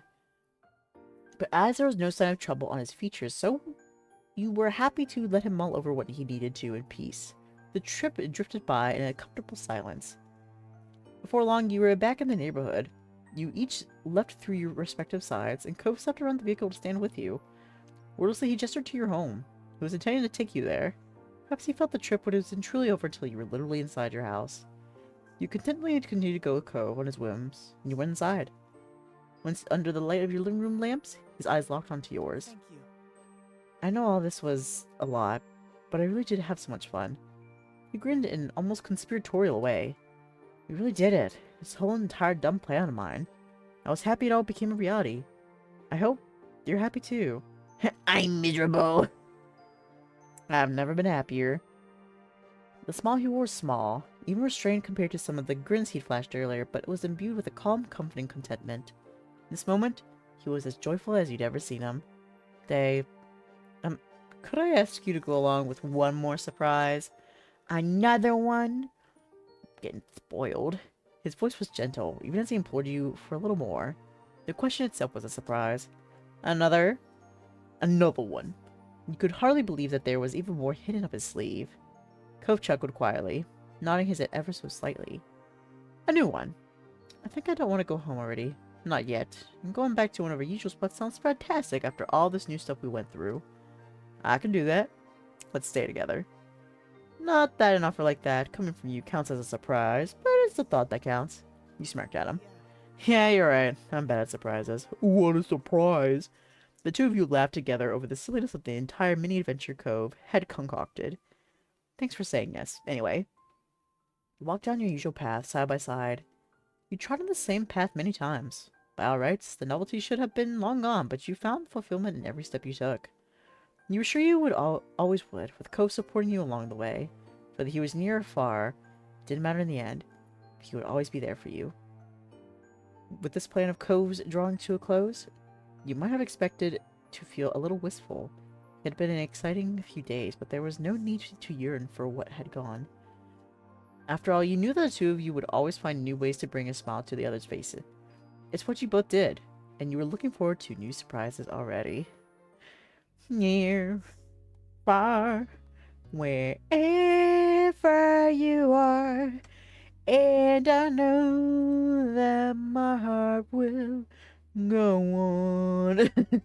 That's what that reminded me of. That is so cute. It's just a desire to make those that are important to you happy. You just gotta be yourself, you know. You don't really need to make those grand gestures or anything like that. You just gotta be yourself. And if they don't like it, well, they don't deserve to be happy. They don't deserve for you to make them happy, you know? But yeah, so now we have 6 left. We're almost, after this next one, we're at the halfway mark. And I'll probably take a little break after that, and then we'll come back into it. Not like a long break, maybe like a 5 to 10 minute break, just to like rest my voice a little bit. My jaw. I've been having some jaw issues lately. It's probably because I still have, like, wisdom teeth. I need to get them yanked out eventually at some point. But one day indeed. For now, I keep trudging on. I mean, even if I had them or not, I'm still gonna be blabbing as much as I can. Alright, so while we were doing that though, I kind of thought about it. And I think instead of charity that I want to do for the finale, I think I want to do reflection. Because I kind of like, now that I think about it, reflection kind of does like tie in like the whole story together. You know what I mean? Like from the start, we met Cove. He had a cast on his arm. You know, that was the first thing that we saw about him. And then at the end, we kind of like get that story behind it, and like also about his family too. So I think it works out. You know. So we'll do that one last. So if it's a number 3, we draw again. All right, generate. The first number I get is a 3. Okay, again. Number 6. We're going boating.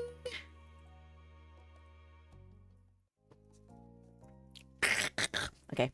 You perched at the kitchen island, whiling away the minutes until your sister joined you downstairs. There was quite an adventure planned today. Lee was coming down near the Sunset Bird area as a part of what she called a little trip.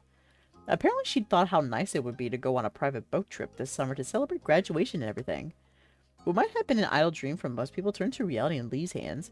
You've been invited along for the ride by your best cousin. My only cousin. Potentially. It's kind of insane that she could make that happen. You knew renting a boat was possible, of course. You did live by the beach, after all, and these things got advertised, but you also knew that it was expensive.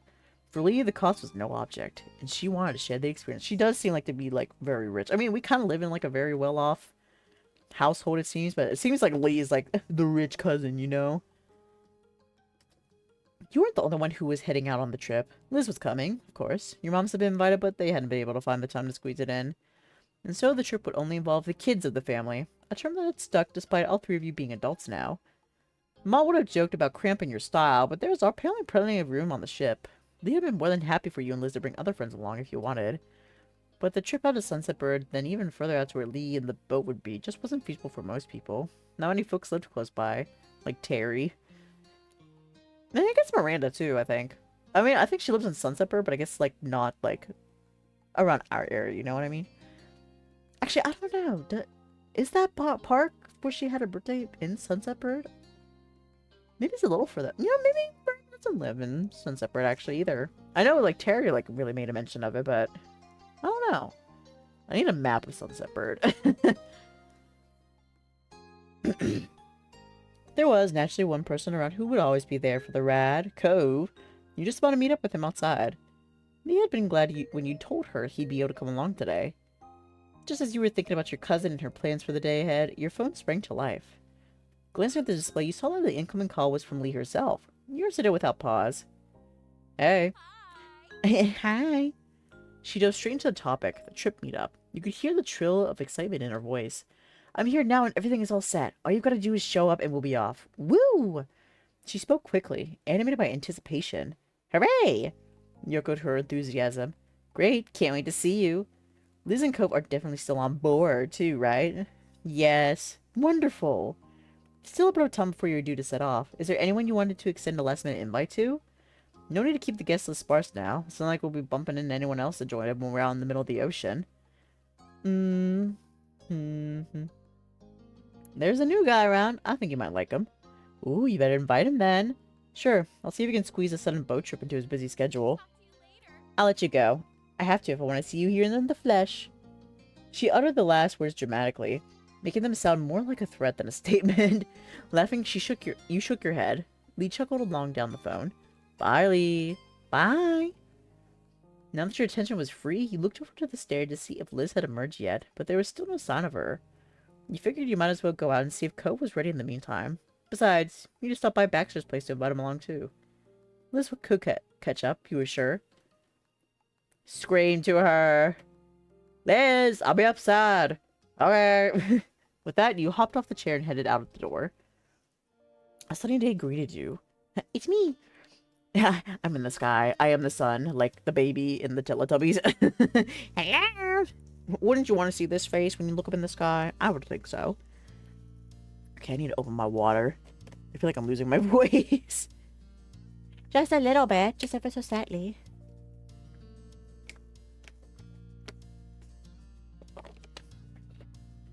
There we go. That's better, actually. A sunny day greeted you. Shielding your eyes with a hand, you admired the sky. It looked like good weather for heading out on the water. That was something. You heard your name called and turned automatically. Cove was the source of the call. He was standing halfway between his own house and yours. He waved at you as you walked over.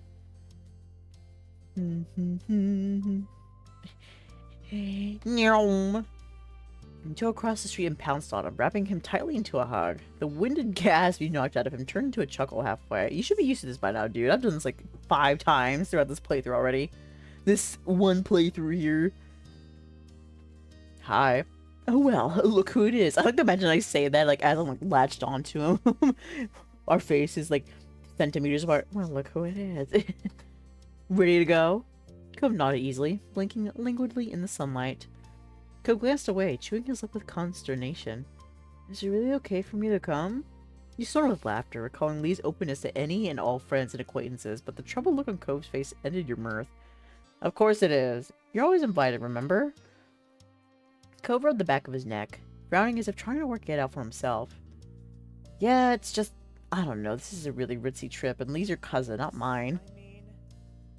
I mean, the two of us, me and Lee, are friends, maybe, but it's not like we've ever hung out on our own. I'm kind of worried I'm going to be out of place. Well, you're not going to be out of place because we'll get another guy that's going to be even more out of place.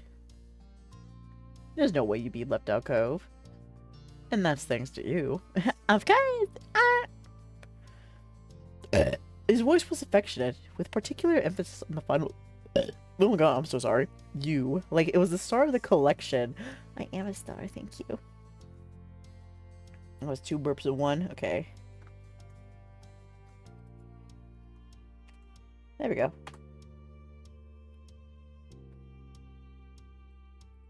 Cove managed a small smile. The worry hadn't lifted from his rigid shoulders, but you could tell that he was attempting to project a little more confidence. I'm gonna go, don't worry. Good. You're satisfied with that. And I meant to tell you, I'm gonna be inviting Baxter too. I've got to check if he's in now before we run out of time. Really? Cove was stunned. He hadn't been prepared for any extra surprises. He shook it off, however. Alright, it's not like this is already... isn't already gonna be awkward for me. He was joking. Mostly. I'll wait here for you. Okay, Cove. I'll see you in a bit. You strolled over to the condo Baxter was staying in and rang the doorbell. You and the bud, you had recalled the time Liz dared you to once before to ring this very doorbell and ding dong ditch the mean old people residing here.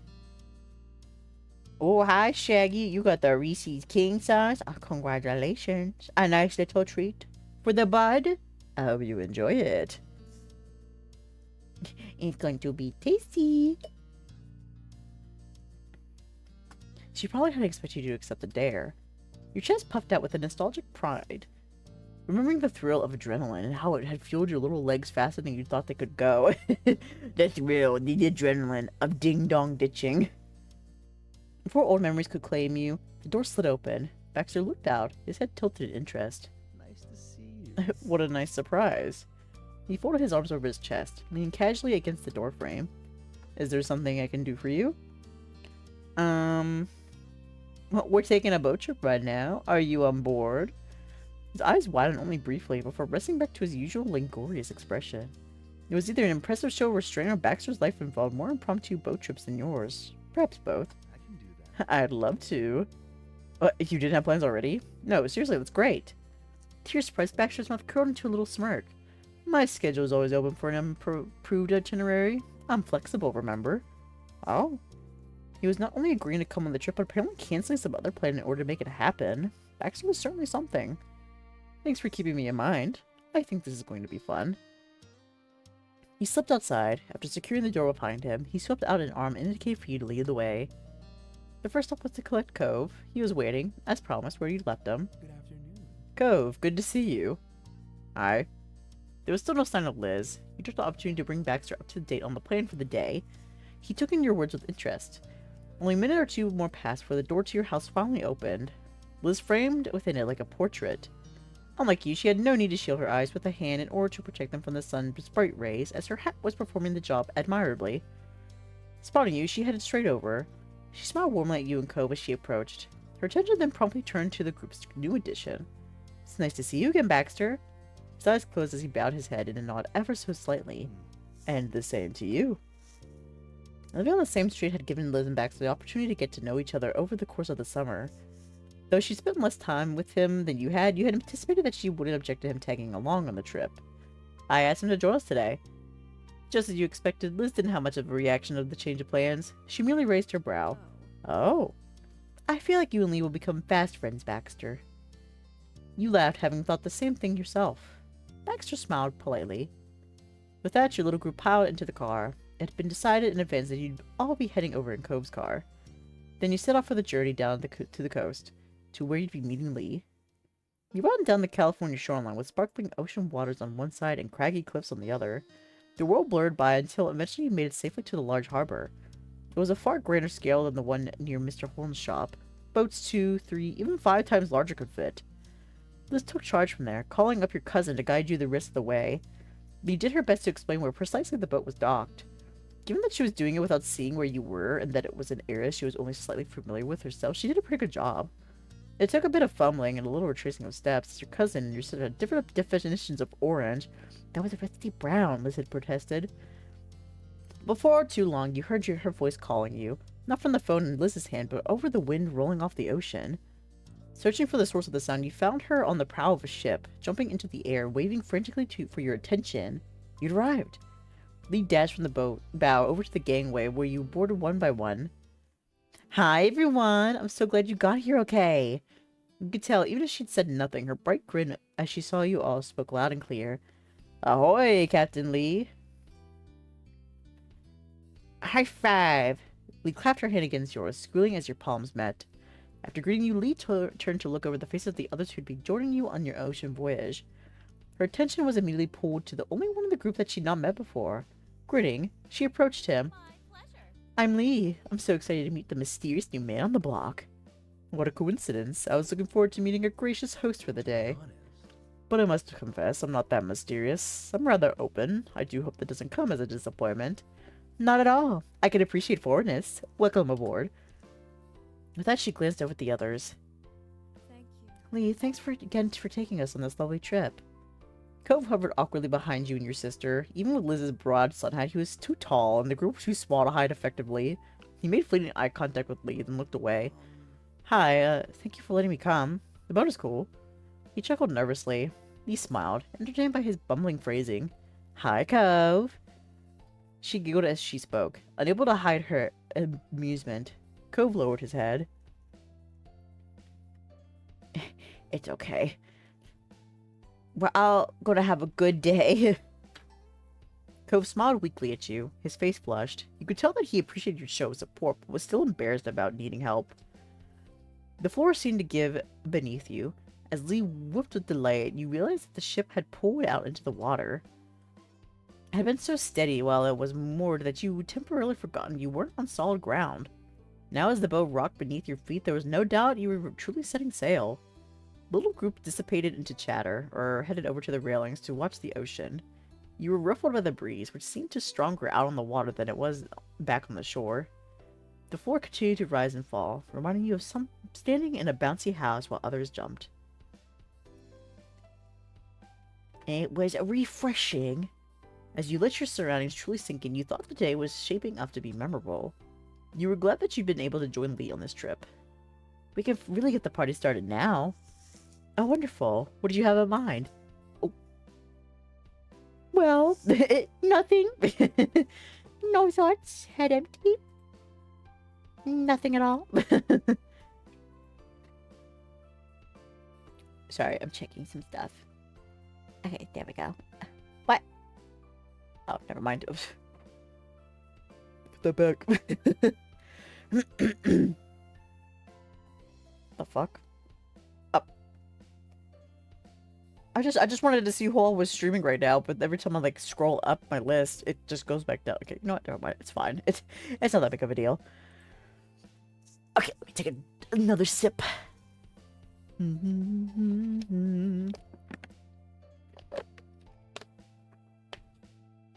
The word hung in the air as your cousin stalled. It was clear she didn't have something in mind immediately in mind.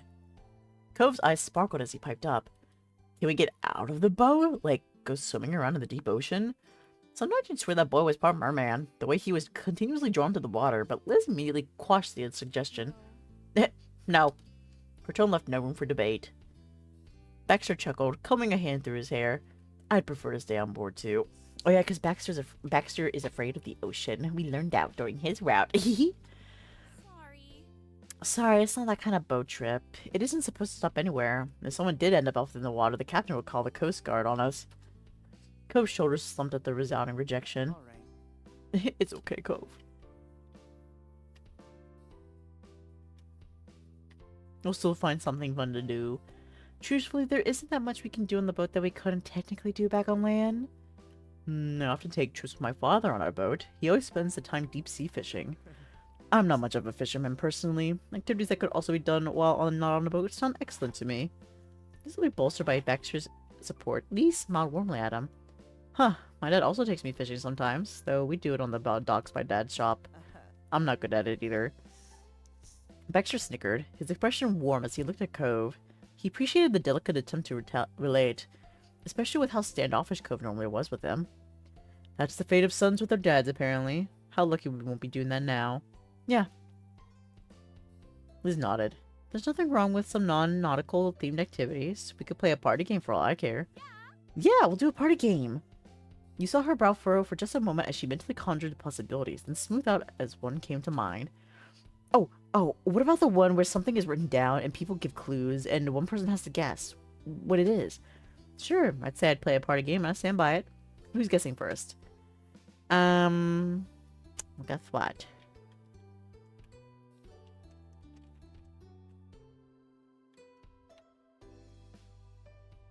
I'm wrestle for it. The others blinked at you as you made your suggestion. Liz's expression was skeptical. And how will we decide who took turns for that? The game that is supposed to decide who's taken the first turn in the game we originally decided to play. Lee snickered, batting a hand in the air to brush away these minor details. Don't be like that. We'll make it work. It's a good idea. More games equal more fun. Together you agreed on an order to go in for this set of games, and the mini competition was on, with Lee and Liz facing each other in the first round. Liz was triumphant in that first game. The next challenger was Baxter. He and Liz went up against each other and Baxter emerged victorious. Now he was waiting to see who he would go against in the next round. Excuse me. Meanwhile, you were gearing up for a round against Cove. The winner would be Baxter's opponent. Cove stared at you with narrowed eyes. The mini-game might only be a bit of meaningless fun, but Cove meant business. You and Cove took opposite facing seats at the deck as the others looked on. You locked your hands together, ready to begin. Alright, on three. Cove frowned as he stared at your locked hands, summoning up mental as well as physical strength. 1, 2, 3.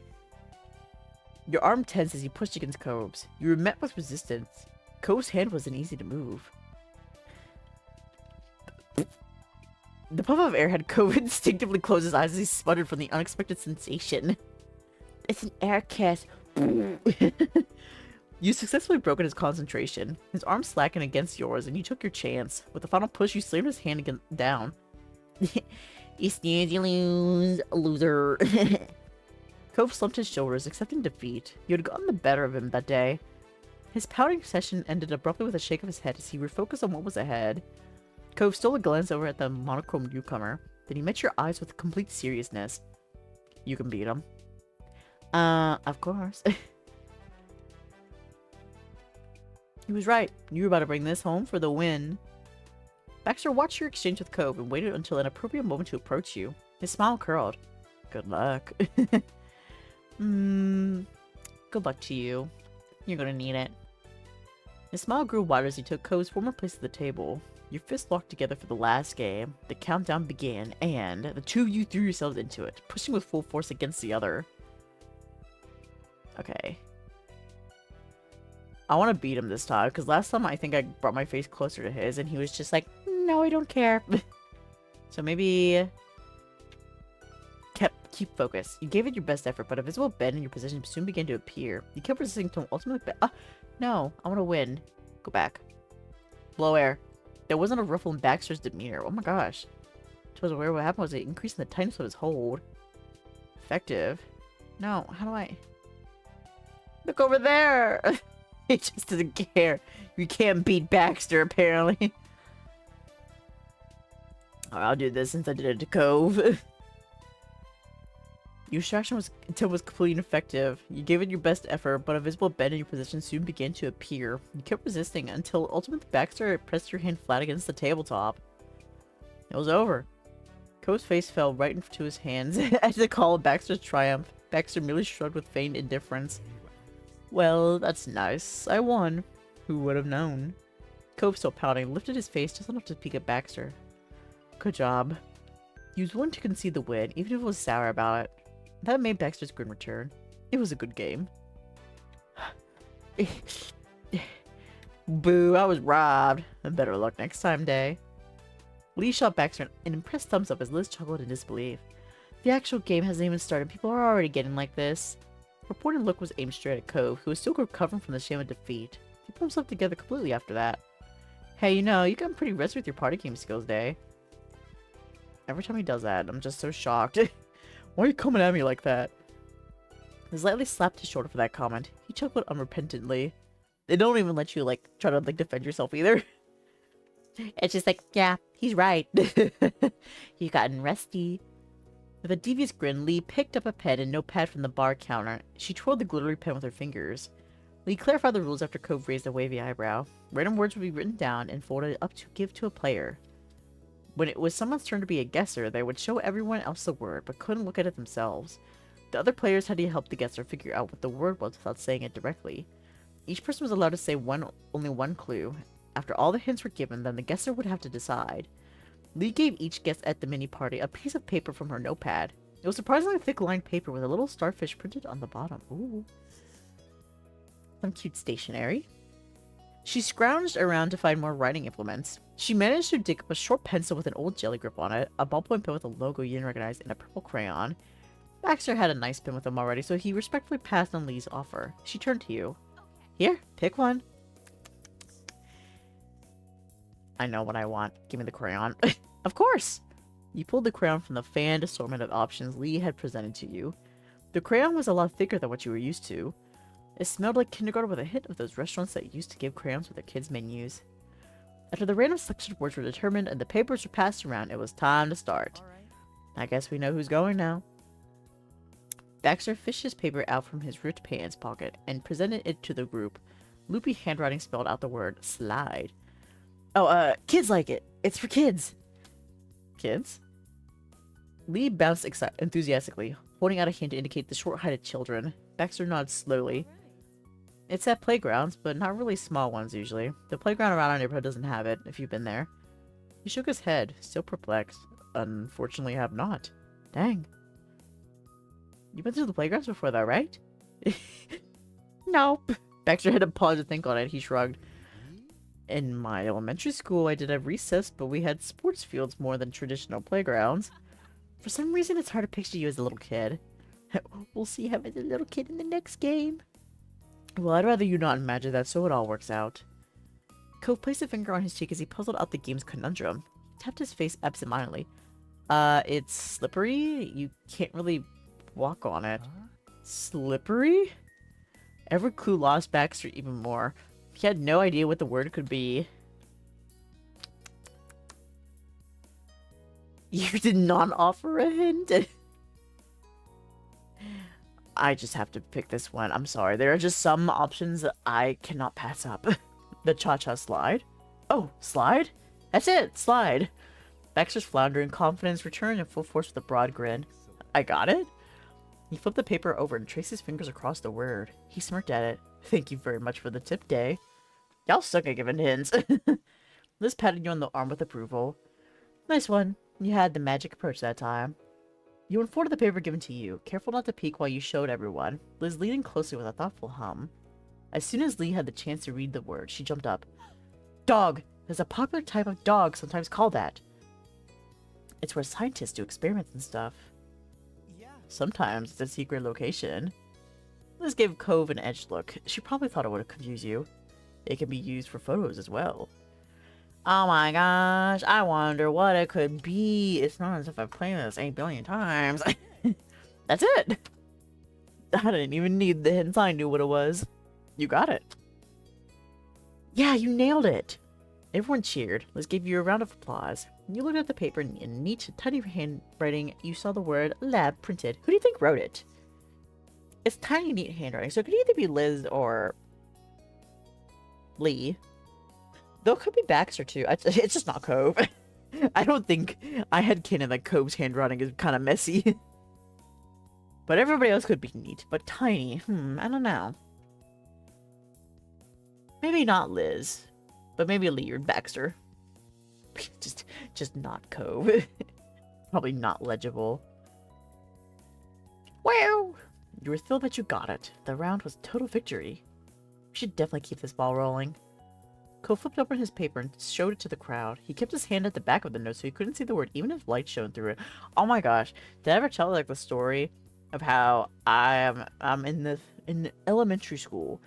We basically had like a time where in one of my classes where in one of the grades where we could like take out a game and play with other people. And there was this game that kind of used cards like that where you had to like read a question and figure out what the answer was. And I would blatantly, right in front of the people I would play with, pick up the card and like point it towards the light so I could read the answer on the back of it. And nobody knew. Nobody put it together. They were just like, oh, you got it, Dae. Why are you so smart?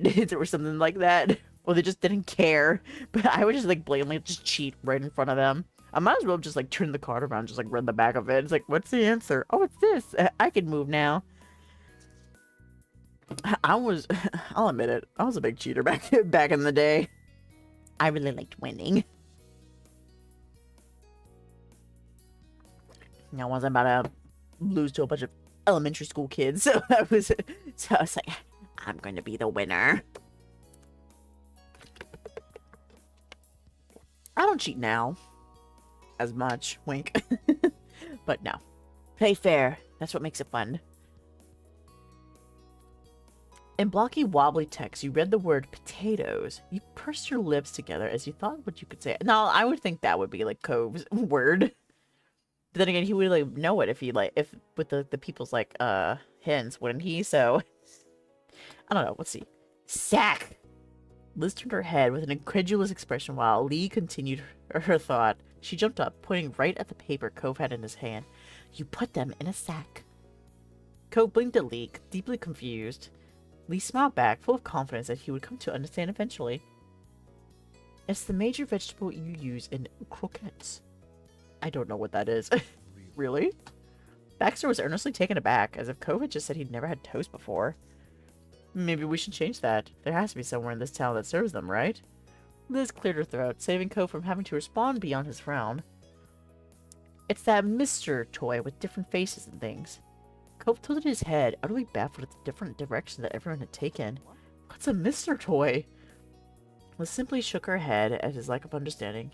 It was your turn to try. Brown and lumpy. Sweet versions, regular versions, very common starchy food. Go forget the croquettes, french fries. My mom likes it mashed and mom thinks it's bland.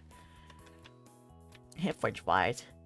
You gave him a look, sending the answer right to him while filling in the blank Baxter had left. Potatoes! Or a singular potato? Yeah, you're right. Okay, so the blocky text is not Cove's. It could be mine. But I don't know, I've been told my handwriting's been pretty good. But maybe in this universe it's not. Who knows? Cove repeated again with a bright beaming grin. Potatoes! He held his hand out to you for a celebratory high five. Smack! You slapped his hand with a satisfying smack. He nodded, still looking ecstatic. Thanks for the hint. I don't think I would have gotten it without that. Yeah, y'all suck at hints. I say again, you suck. You're welcome. Like, I know making the game harder for everybody, but goddamn, give them some kind of way to win. Congrats. Now let's go again. Slowly, the boat tipped forward before rocking back harshly. The ship must have gone over a bigger than usual wave.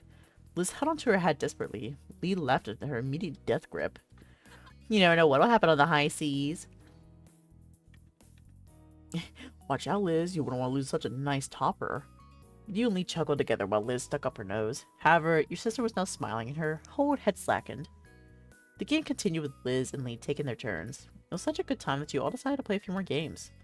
Liz turned out to be the best guesser, although that could have been because you knew her well enough to give her relevant hints. Lee had to stop herself from answering on the first clue she was giving, but no one really minded.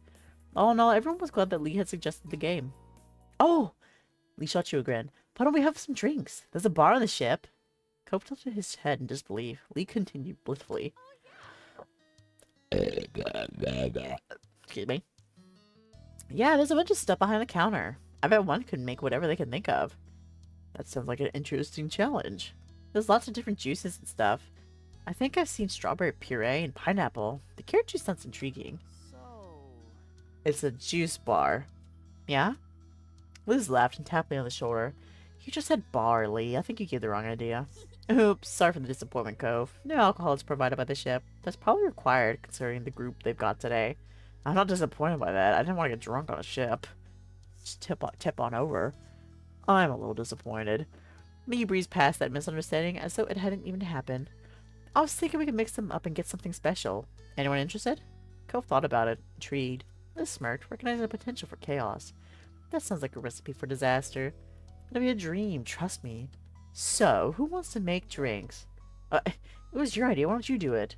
I've mixed drinks before. If anyone else wants to try, this would be a great chance. I'm a gracious hostess. Why can't I just make Cove do it? Why don't we both have to do it? Alright, both of us. Wait, me too? Yeah, I want the help. Lee nodded in approval. With the both of you on the job, you'll definitely come up with something fun. With only a moderately pinched brows, Cove accepted his enlistment. Alright. I'm so excited. Let me just show you the bar. Lee gave a brief tour of selection in various compartments. Cove wrinkled his forehead again at a few of the available juices, but didn't ask any questions. After that, she went back to the tables while she shouted a final message over her shoulder. Good luck, make it delicious, and be sure there's enough for everyone. She gave you a thumbs up and skipped back to the others. There was a fridge packed with cartons and various glass bottles of juice. Lee had placed a pitcher on the counter for you to mix things into. You set out the options, trying to see just what you had to work with. There are a lot of choices. Cove hovered behind you, overwhelmed by how many things you had to pick from.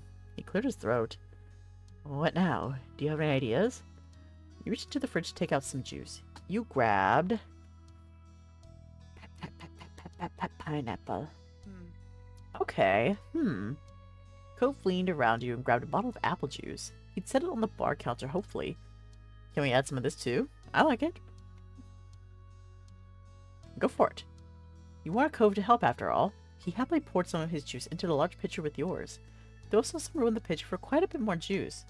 I think that looks good already, but is there anything else you want to add?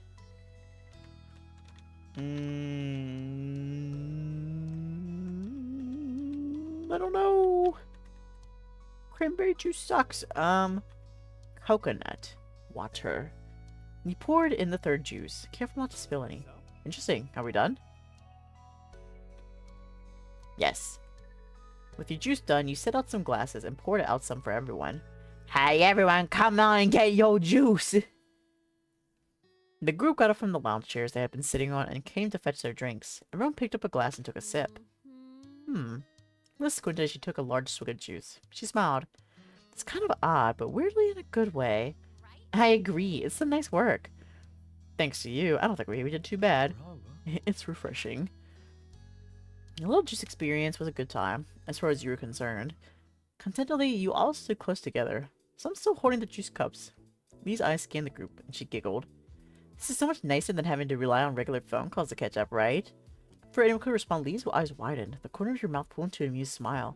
Not that I don't enjoy our chats from afar, just more fun to actually be here together. That's fine. We understand, and yes, this is a fantastic little party. Happy graduation, Lee, Dae, and Cove. That was followed by more cheers in celebration of your high school careers coming to an end. Lee even lifted her glass to toast it. When it settled down, your older sister had one more comment to add. And no one even had to fight over who gets to use the home phone. Lee threw her head back in a thunderous laughter, the smile wide on your face. I remember that! All the times Elizabeth here was trying to push me into being like Gabby. She needed me to just stop so she could call her other friends instead. Hey, many teams have a too cool for family phase. I didn't! Liz's smile wavered. She crossed her arms, but then her eyes slid over to you. But I do recall Dae being equally as difficult about keeping hold of that phone. Hey, if I didn't stand my ground, I probably never would have even seen that phone. Besides, I'm the younger kid. I had to have learned it somewhere. Liz shook her head and chuckled. Fair enough. Yeah, luckily it's all a-okay. I forgive Liz for being a teenager. That got a hearty laugh out of Liz. You caught a quiet snicker out of Cove, too. At least Dae kept me up to date on what was happening in Sunset Bird those difficult days. I never knew what wild thing you were going to fill me in on next.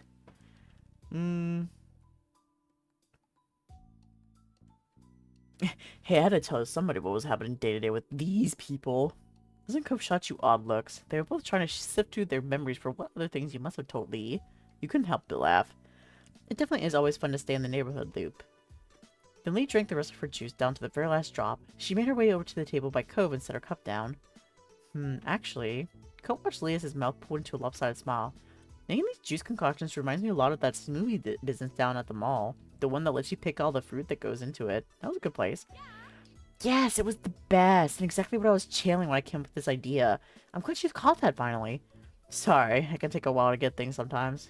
You all know that. Too true. It's okay, Cope. You're good exactly the way you are.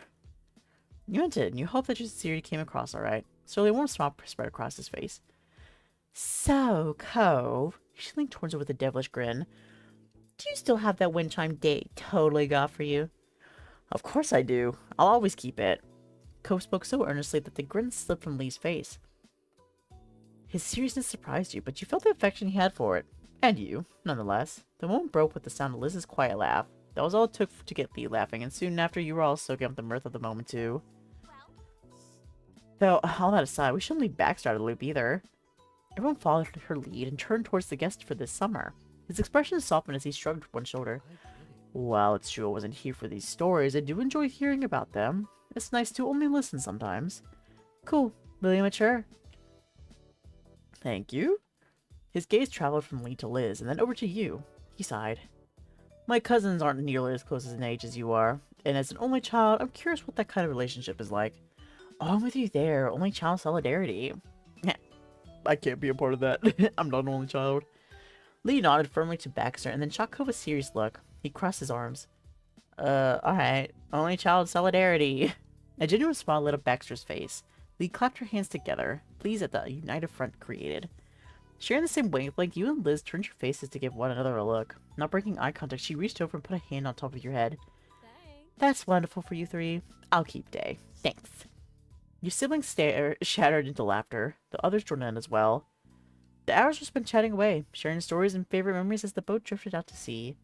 As time slipped by, the sun hanging low in the sky signaled that it was time to set sail back to the harbor.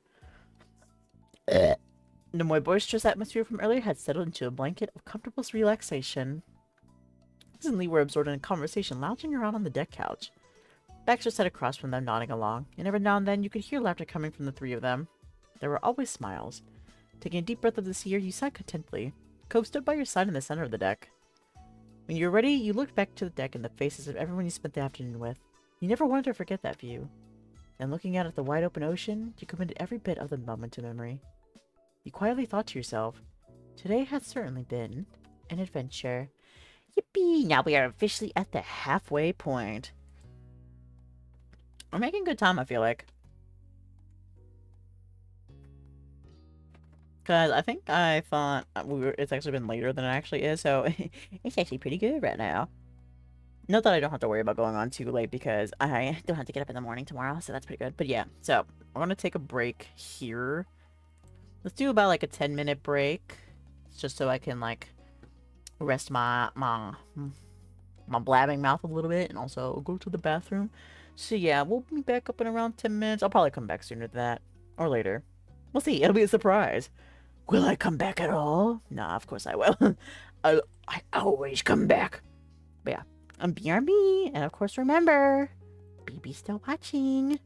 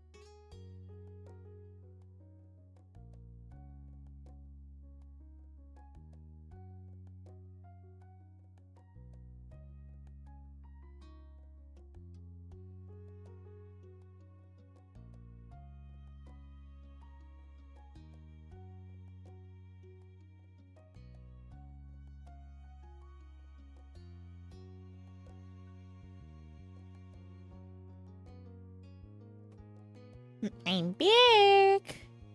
Okay, let's get rid of this. Break. How do I unpin? There we go. That's what I say.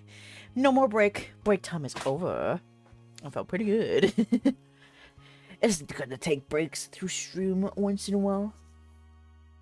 Just so you can get extra refreshed on it going forward. But alright, so now we have 5 left. Reminder that reflection we are doing last. Because I think that's how the flow will go better. So let's put this in for 5. If we get 3, we'll generate again. We got 2. We got charity. Let me make sure I'm muted. Okay. It's always a paranoia. Even though I see my little bitch ass husk of a body is moving on the screen, I'm like, am I actually speaking though? Or am I just imagining it? Right? Alright. Charity. Another solid one. Cole pushed himself to his feet where he had been bent down in the sand, stretching out his back and groaning softly. A tired breath slipped past his lips as he wiped his brow, looking out over the shore. It looks great. You sit beside him, joining in the surveying of the sand that almost seemed to sparkle beneath the midday sun. The two of you have been out on the beach since sunrise, cleaning up and down the beach looking for various debris, and the work had paid off. Using a hand to shield your eyes from the blinding rays, you glance across the way where the other volunteers from Orca were gathered. They were easily recognizable by the high-vis vests they wore, yes. Looked as though everyone was absolutely ready to wrap things up for the day. I'm happy to see in a better state. It was pretty sad looking when I got here. The beaches of this town were practically your own personal backyard, and you visit them a lot. It felt good knowing that you were helping to take care of them. Too bad not everybody sees the joy in putting trash where it belongs. Oh well. Ko placed his hands on his hips, a pleased grin pulling at the corners of his mouth as he admired the work you'd both done. You began to realize during your time volunteering for the organization how seriously Cove took his service. It was easy to see that it was something important to him. You felt equally as invested and always giving your best efforts. He's an inspiration, you know, working so hard. It was important that the ocean you grew up with was protected. It had always been a big part of your life, and you felt that the least you could do was give back to it in some way. Hey, nice work, Dae. Thanks. It's been a good year so far. It's crazy to think that it's already time to push the big event. You let out a big breath, thinking of the formal dinner that Orca organized every year. Being a completely fundraising focused event for large donors, it was crucial for the organization's projects in the year to come. You had to be over 18 to attend, so this was your first opportunity to actually see it in person. All you had heard about it so far was that it was a prime and proper occasion, with speeches and everything. Fancy indeed. You didn't know what else to expect from it, as you weren't a part of the group who had planned the evening. Before the big night came around, the volunteers would have to sell the tickets for it, and that's where you'd be helping. I'm nervous. You looked down at the sand shyly, twisting your fingers together. It was going to be fancy and full of very important strangers. I can agree with you there. It's part of the program, though. I just don't feel excited about attending a super formal meal with proper etiquette and stuff, you know? He threw his arms out to the side, making a big show of how ridiculous it seemed to him. I've got sand all over my room and only one nice shirt, and I go barefoot pretty much wherever I can. It'll be so out of place. Right, I bet you'd rather stay out here. I don't want to have to worry about my manners. You can make it work for when I... Yeah, my manners! Oh my gosh, I didn't even realize. I'm not gonna be able... I have to hold back my burps. I have to hold my burps back. I can't burp for every 10 minutes. I have to swallow it down. No, they need to be released. I bet you'd rather stay out here, being the true beach bum you were meant to be. He chuckled a little and gave you a sidelong glance. You know me too well. A small beeping noise came from Cove's pant pocket, and he pulled it out and glanced at the screen. It's the organizers. They've sent a text to the group. Time to call it a day here. Alright, ready to head to our next activity? Cove tucked his cell away eagerly, turning to you. Let's head over and drop the trash bags off at the trucks. Then we can drive back and join the ticket team. We've got to be there pretty soon to relieve them. For the stretch of shore this long, the plan was to switch places with the other team who had been pushing the tickets for the fundraising dinner halfway through. It would be a full day of work, but it was Orca's largest event of the year, and all hands were on deck to make sure it was a success. Alright then, well. Let's go, go, go! Time to go! He leaned his weight against your hands, but walked forward. He must have been a funny sight, with him plodding down the beach while practically falling over and you keeping him up. You couldn't help bursting into laughter. Also, he won't let me carry him, but he'll let me put his weight. I see how it is.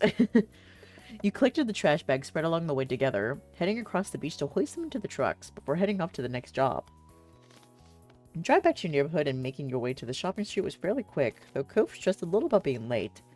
Luckily, he was able to find a parking spot nice and close to where you needed to be. You jumped out of the car and quickly went in towards where you knew the group would be. Finally reaching the stall that was set up to sell tickets, you stopped for a moment to catch your breath. That was quite the flurry of activity. It was your job for the rest of the afternoon to help sell tickets for the fundraising dinner, and looking around the street, you saw that there were plenty of potential buyers out today that would hopefully help to move the tickets along.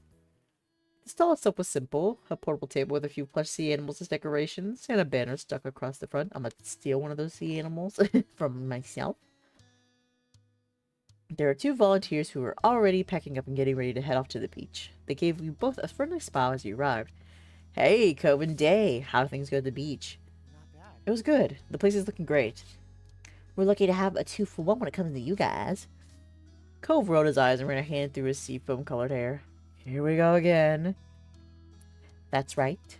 That's us. We're joined at the hips, some might say. The volunteers chuckled and packed up the last of their stuff, and Cove seemed to relax a little more.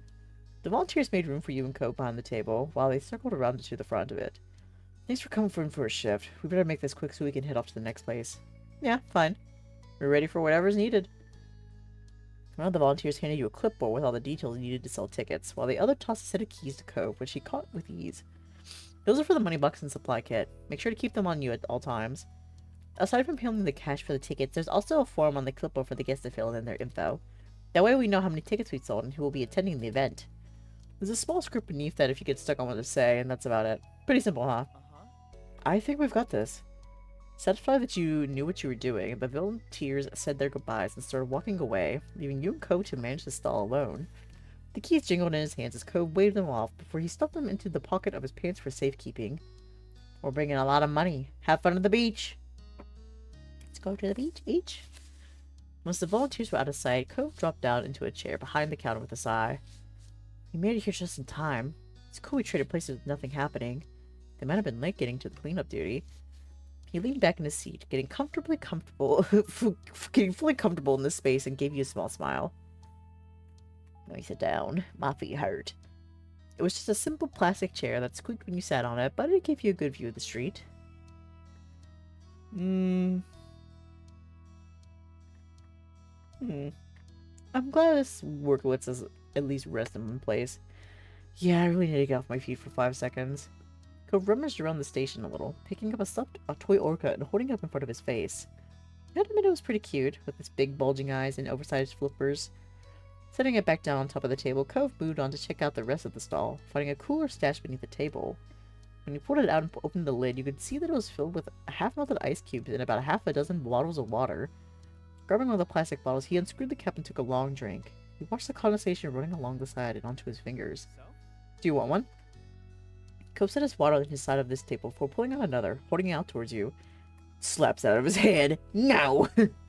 I'm not thirsty. But no, I'll accept it. Thanks. After opening it up, you took a drink and let out a satisfied sigh. You hadn't realized how thirsty you had been, and it was always good to stay hydrated, especially when you're working at the beach. Don't want to get that heat stroke. The two of you got settled in easily, and you took the chance to look over the paperwork on the clipboard. Cove joined you, leaning over your shoulder to get a better look. Seems like pretty standard stuff. He muttered and you nodded quietly. It had general info about the event and the work you needed to do at the stall, as well as the amount of tickets sold thus far, and the number remaining. Cove tapped a finger on the counter as he read quietly over the notes, muttering a few things now and then that you didn't fully hear. He seemed content to be there, and you were sure that the afternoon would pass by quickly. When he glanced out towards the crowd and made a small sound, you followed his line of sight to see that a potential supporter was on their way over to the booth. How do they know, though? How do they know? Are they wearing, like, an orca garb or, like, merchandise or something? Like, how do we know? Oh, yes. For some reason, that random person out there in the crowd, that is a potential supporter. Them specifically. It's like fate. The prophecy is foretold. Alright. Time to do customer service. It wasn't always easy for you to do things like this, especially when those things required talking to strangers, but you had to remind yourself that you were doing it for a reason. Taking a deep breath, you made eye contact with the customer and gave them a small smile. Time passes, the two of you manned the stall, and as people approached, your sales pitch would either have them asking for a ticket or two, or heading off and mumbling, maybe next time. All in all, you managed to sell a decent amount of tickets, and you could tell Co was happy with the outcome. As the afternoon drifted along, 6 p.m. arrived. Time to pack everything up and head home for the evening.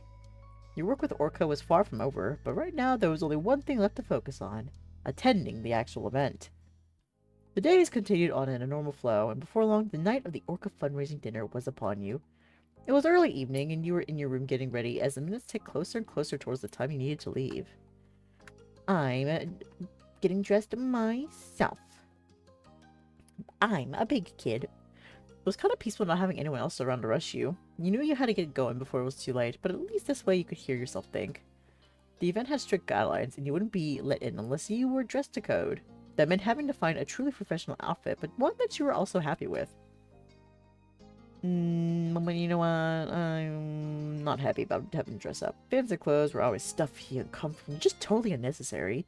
Your lips puckered into a frown as you ruffled through the options with a tired sigh. Taking a deep breath to refocus yourself, you looked over the options one last time. It was time to decide on an outfit. And quick! I would like a button-down shirt and some pants. Sitting in front of your mirror, you quietly assess your outfit. Accessory. And you need a little something extra to finish it all off. Rummaging through the rest of your wardrobe, you picked out what you needed to complete your outfit. I would like a necklace.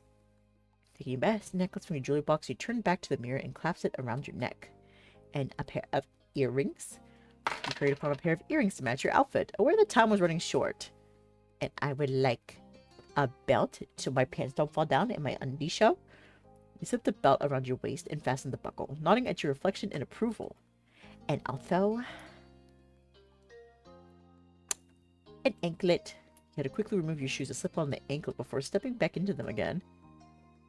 And that was everything. And with that, no makeup. We're ready.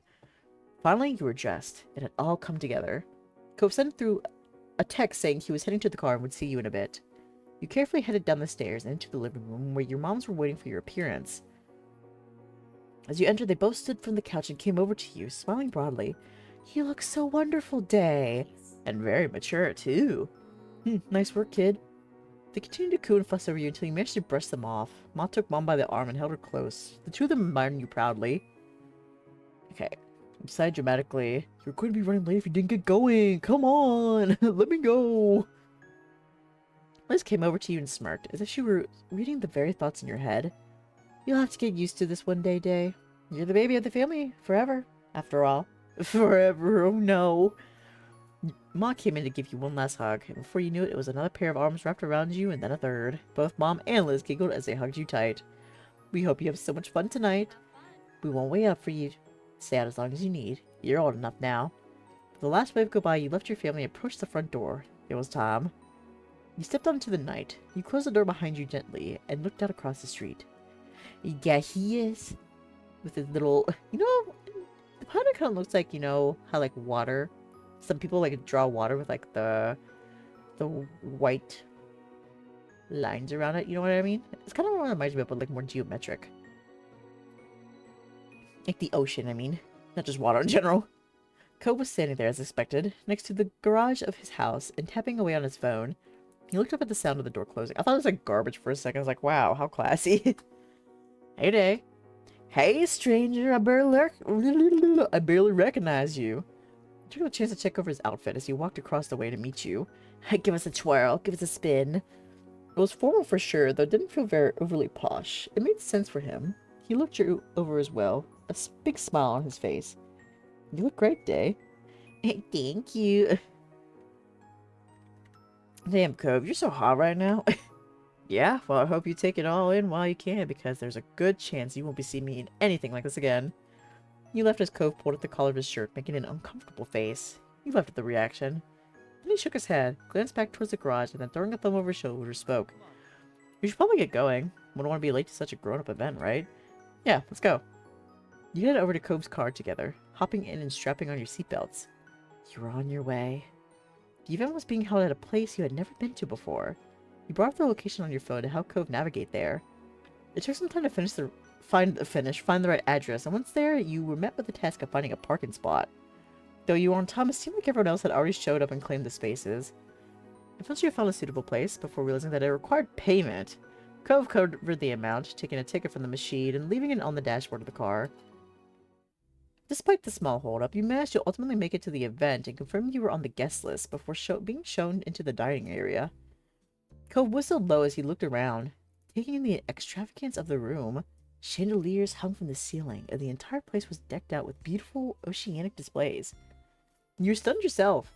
It was extremely high class, even more so than you had already expected. It's the best looking event I've ever been to. You parted lips. Your lips parted in a wondrous smile as you took up the decorations. I guess all dressed to the nines. Ko met your eyes with a similar look on his face. You got the impression that he felt the same way about it all. The sound of your names being called out echoed over the din of the room. When you looked around, you recognized a couple of the organization leaders looking your way. They approached you both in greeting, giving you a welcoming smile and a hello. Cove, Dae, we're so glad to see you could make it. Especially after all the hard work you've done to help make this night happen. Definitely, I wasn't gonna miss it. You say that as if we had a choice. You grinned as the leaders left at the jest, and even Cove smirked from beside you. Well, thank you for being a part of the team. You're always welcome to help us out with activities whenever they come up. You're always welcome to do the work for us. That's what I'm kind of getting the impression from there. Thank you. Cove shrugged with that, eyes darting around the place with an awkward look. I guess we should talk to more people. There isn't much else to do at an event like this.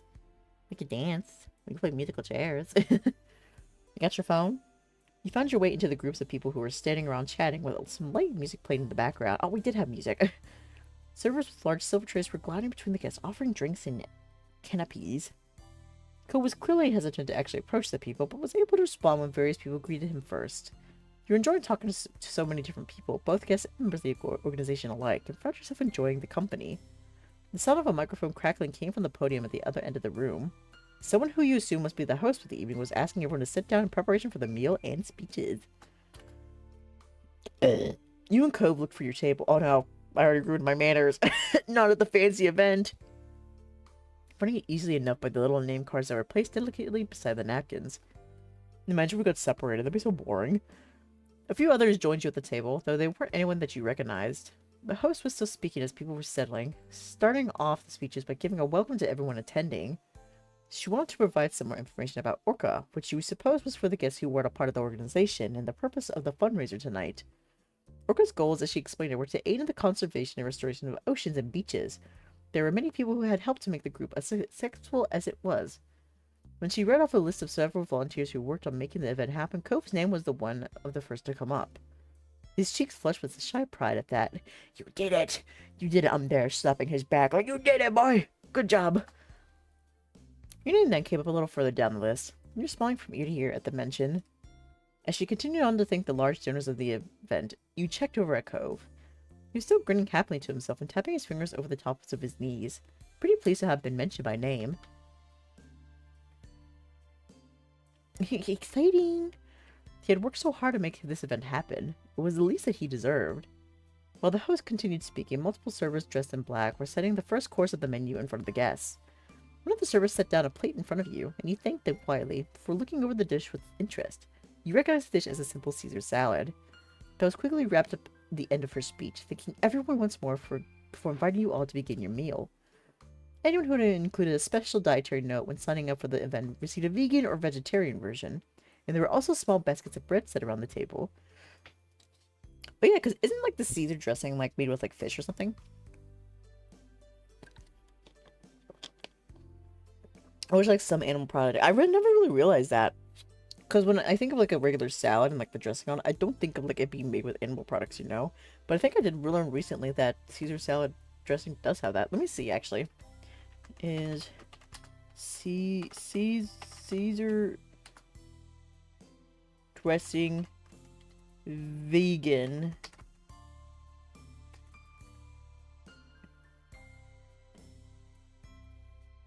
It contains anchovies. Yes, it is a fish. Okay, a type of fish, raw egg yolks, and a dairy-based Parmesan cheese. Oh, okay, that makes sense. It makes sense now. I understand. Okay. Yeah, that makes sense. 'Cause, yeah, I think it was the first time I read this. I didn't know that, and I was like, "Why is It's a salad. How can it be not be vegetarian or vegan? But I know now. I am no longer ignorant.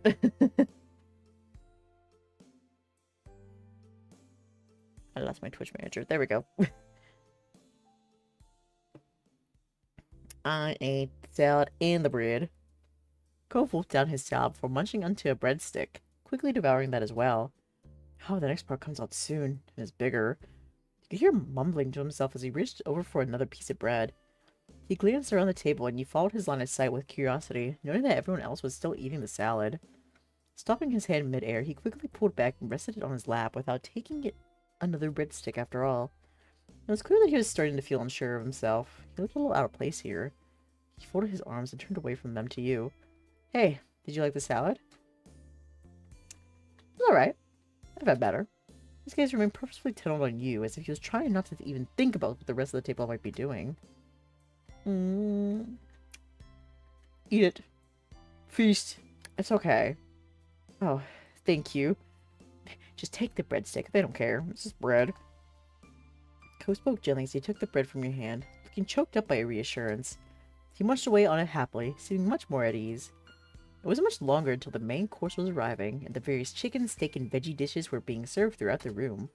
An array of scents wafted through the room, making your mouth water. Chicken!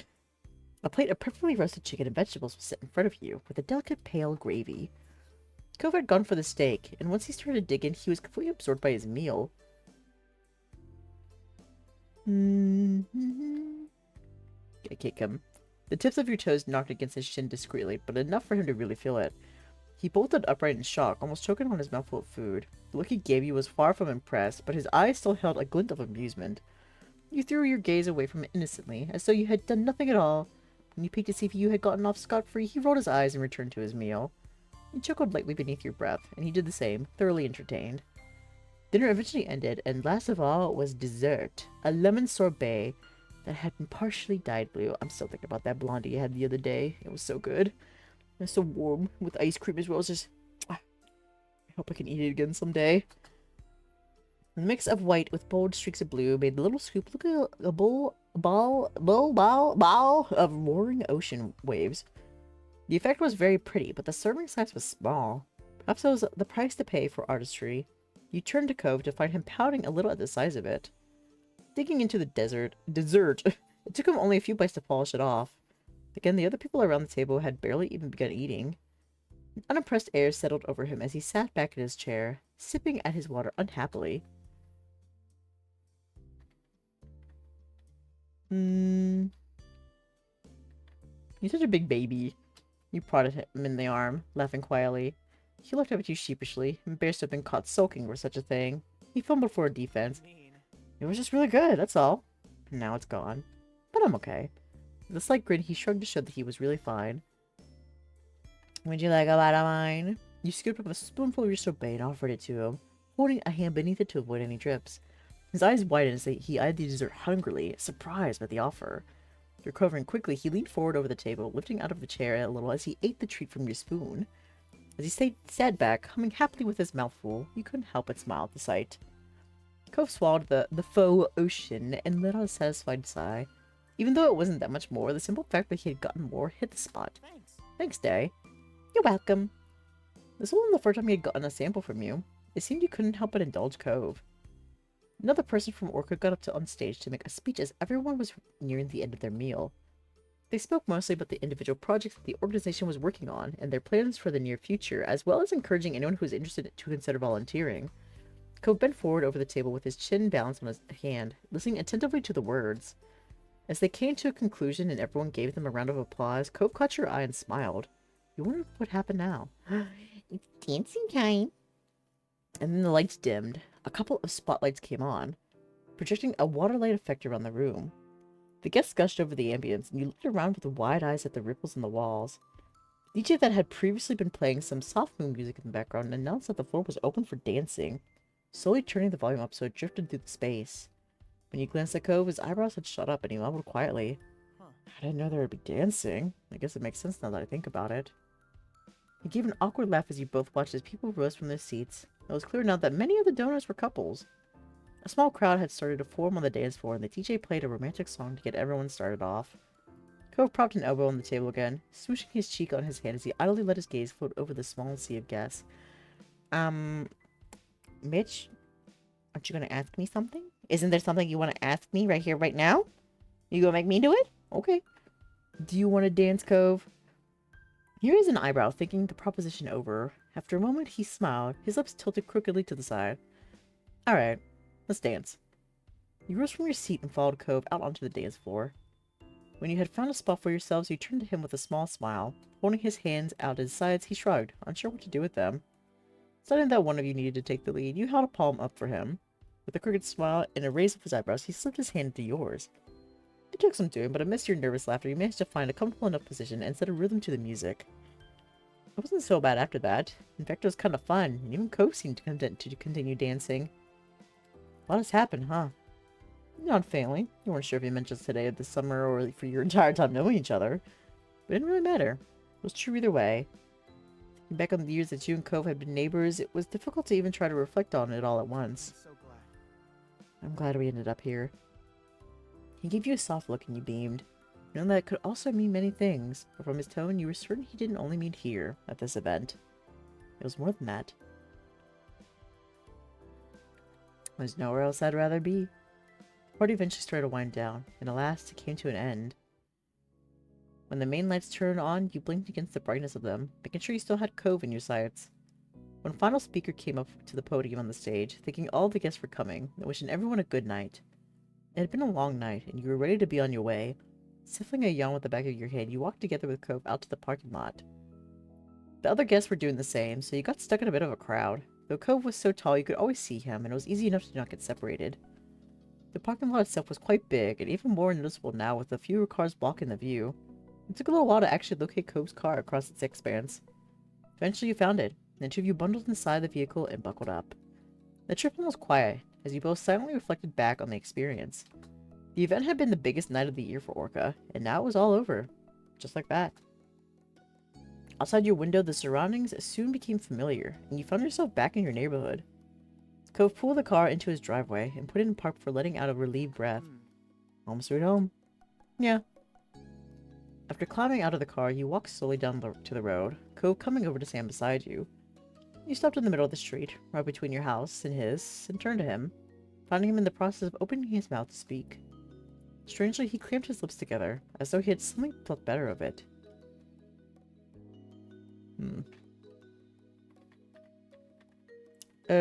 You also stayed silent. There was an unusual atmosphere hanging about. It was hard to know what to say. Give me a hug. You went forward and wrapped your arms around him. Cove let out a tired groan, but squeezed you back. He's like, fine. Night, Dae. With a last wispy smile, he left towards his front door. Figuring you shouldn't linger in the street for much longer, you crossed the remainder of the road and did the same. When you reached your house, you pulled out your keys and stuck them in the door, trying your best to be silent about it. Opening the door a crack, you turned back and looked at Cove from over your shoulder. Bubbles, welcome in. Oh, what is that? You peeking? It's like, ooh. Are you hiding? But welcome in. Hope you're doing good today. It's been a hot minute. I've risen from the dead. Welcome back. Welcome back to the world of the living. How was your time in death? What's on the other side? But your eyebrows lifted in surprise to see what he was doing the same, holding his front door open, but waiting for you to go inside before he did. You shared an amused smile before you both stepped into your own houses, locking the door behind you. Nah, work's just been super busy. Yeah, I feel that. Sometimes it just, like, get a little hectic and it's hard to, like, you know, do the things you wanna do. It is what it is. Hope it's not kicking your butt too much, though, because I know when my work gets super busy, I, like, feel so drained and exhausted. I also stand a lot of my job too, and, like, walk around, so, like, physically and mentally, I'm just tired. Just want to hop in and show some love while I had time. Well, thank you. I appreciate that. Thank you very much for showing the love. I hope you are having a good day despite the work. Yeah, I appreciate that, bud. Oh, thank you for the sippy. I literally just took a sip of water, but I'll take another one. Thank you. Alright, there we go. You shared an amused smile before you both stepped into your own houses, locking the door behind you. Oh, I love my job. Thank goodness. That's good. My job is just a job. I'm just there for the money, pretty much, so... I don't have that passion and love to, like, help keep me going forward.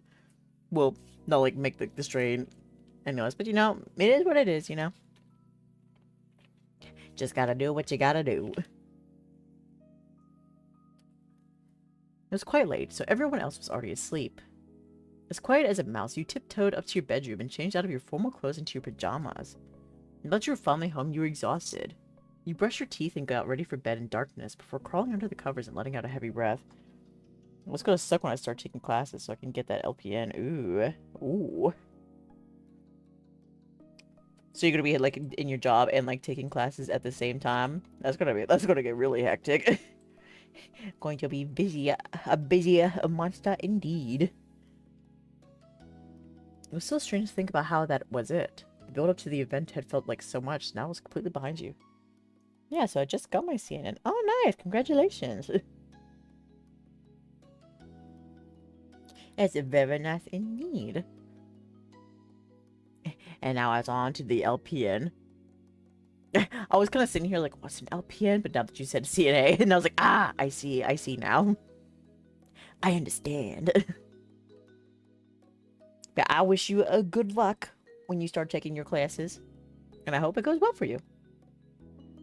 But I miss y'all. About to catch some Z's. Love y'all. Love you too. Get some good rest. Gotta get rested and be refreshed for whatever comes at you. Okay, thanks again for stopping by. I appreciate it, bud. It was nice to hear from you. It was still strange to think about how that was it. The build up to the event that felt so much now is completely behind you. Your mind was busy with rapid yet muddled thoughts as you faded closer and closer to sleep. As unconsciousness crept up on you, you felt more content. It was a big deal. I feel like my brain's short-circuiting. But there would be more in the future. You could accept what it had been, and you could dream about what you'd get to experience next. And then you were taken away from the dreams, right back into reality by a sound. Your eyebrows pinched together, fully unprepared to be part of the waking world again. The day was over, and had been an eventful one. But you heard another noise. It was a tapping. Your eyes flew open. The window. There was a tapping that came from your window. Ho-hoing. Hey, what's going on? You extracted yourself from your bed, yawning. You stretched your arms and then made your way to the window. There was another tap right before you arrived. When you pulled it wide open, Cove was indeed there. You had not been surprised to find Cove awkwardly crouched on your window ledge. However, you were taken aback to see that he was still a little overdressed. Cove hadn't changed out of his formal clothes. You also noticed that he was perched clumsily. You didn't know if it was because he was trying to keep his fancy clothes clean, or if he felt weird about something. His body was too stiff and awkward. Cove smiled sheepishly. Hi, Dae. It's nice to see you, Romeo. You decided to let him climb inside. He cautiously sat down by stretching his legs over. Strangely, he didn't use his hands for support. It was clear to you now he was holding something. When he was safely on his feet, he briefly checked out his clothes, twisting around to see the back of his pants. He caught you looking and shrugged. He caught me looking at his butt. I did go home after the event, but I knew I wasn't going to be able to settle down, so I just walked back out. I need fresh air and time away from everything. He paused for a moment, raised his clasped hands together where you could see them. But then something happened, and well, so I have something I want to show you. Cove grinned like a child and gently unfurled his fingers, not being able to keep you in suspense for even a minute. Carefully sitting inside was a tiny yellow light. It blinked off and then on again. A firefly.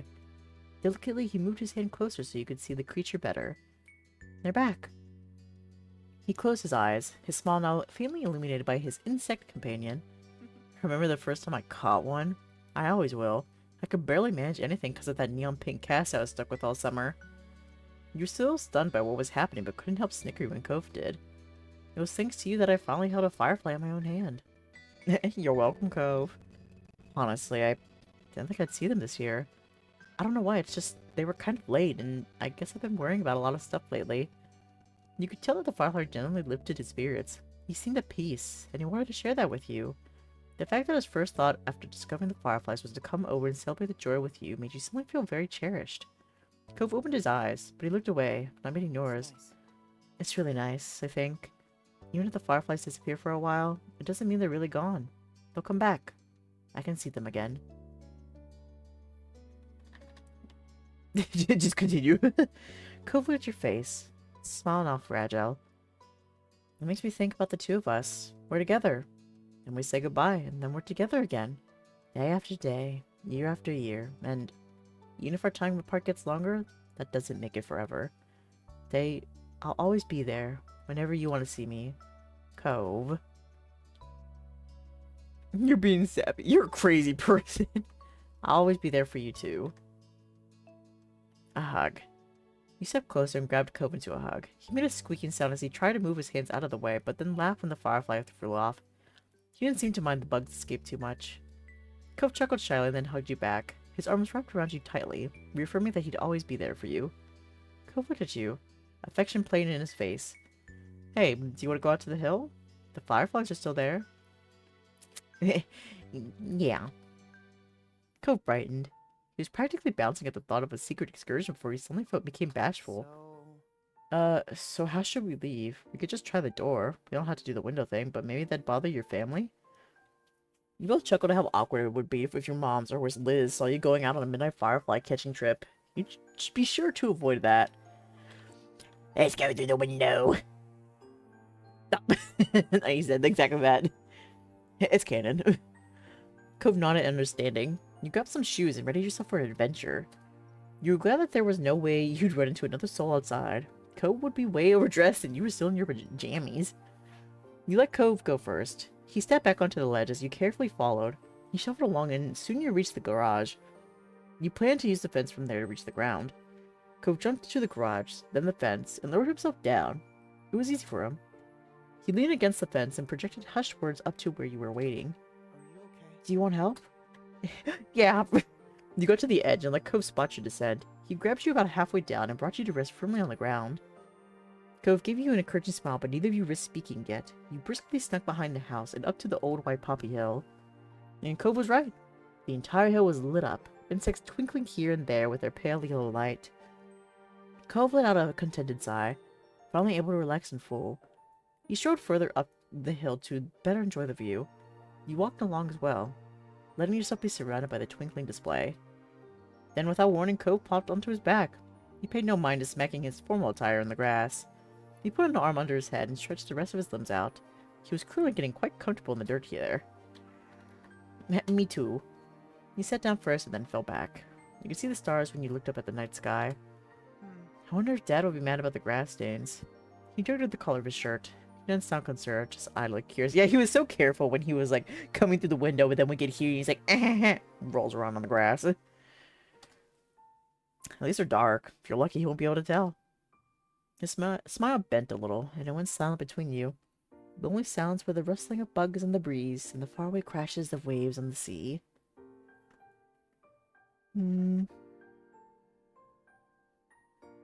Well, Cove, shall we?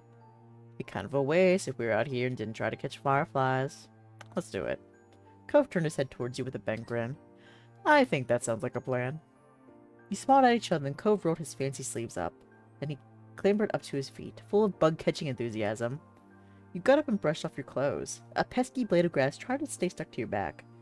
With simultaneous nods of your heads, you both ran around the hill trying to take hold of the flying creatures. Every so often, one of you would succeed. Like the children you once were, you would race over to the other and show off your catch. What had actually changed? The fireflies were as bright as ever, and you laughed together the entire time. The hour grew late and the fireflies mostly dispersed, until only a few stragglers remained. Then even they blinked out of sight, leaving you alone with Cove and your thoughts. It felt as though this was a night that would never end, but you knew it would have to. All too soon. You were only grateful to have been a part of it. These were moments to treasure, and you already knew you'd be remembering them for a very long time. But yeah, I could see like the relationship between the fireflies and what Cove and us, the viewer, the main character is going through.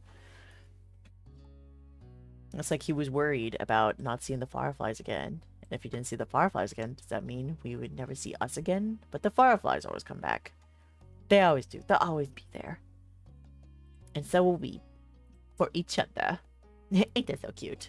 Okay. Number 3. It is time for late shift. It's time to go to work. No, we were just talking about work too.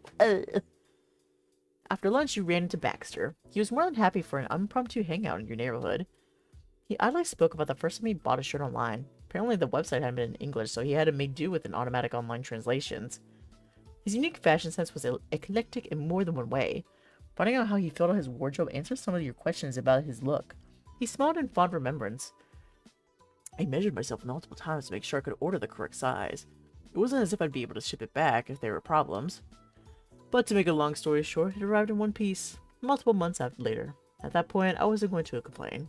It was a physical object in my hands. He gestured with his arm for emphasis. As he did, Baxter glanced at his wrist, at a watch that wasn't there. Anyway, I hope I'm not taking too much of your time with this.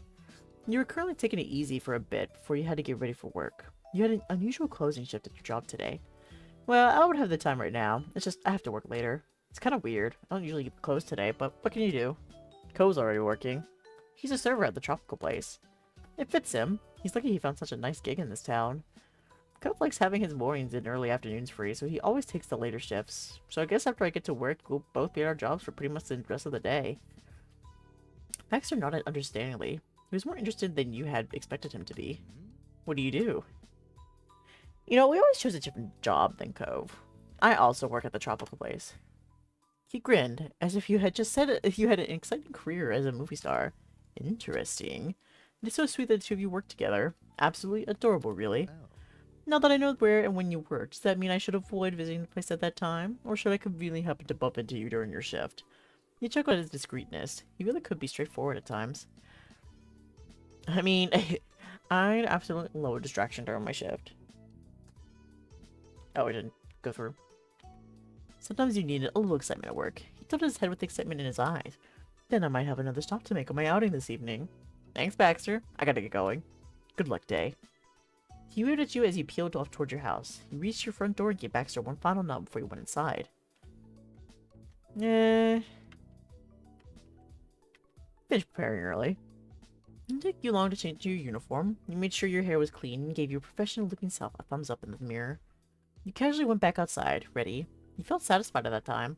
If things went to plan, you would be at work with time to spare, just as you liked. We walked to work. We've walked to the tropical place before. We can walk there again.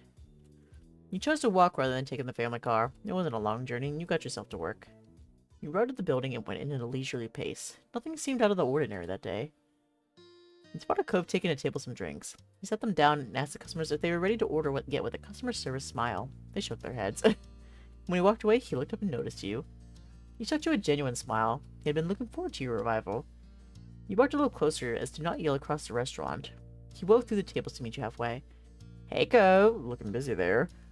Most of the tables were empty before the dinner rush. Cove shook his head fondly and gestured for you to get started. He went to check on another table as you settled into today's shift.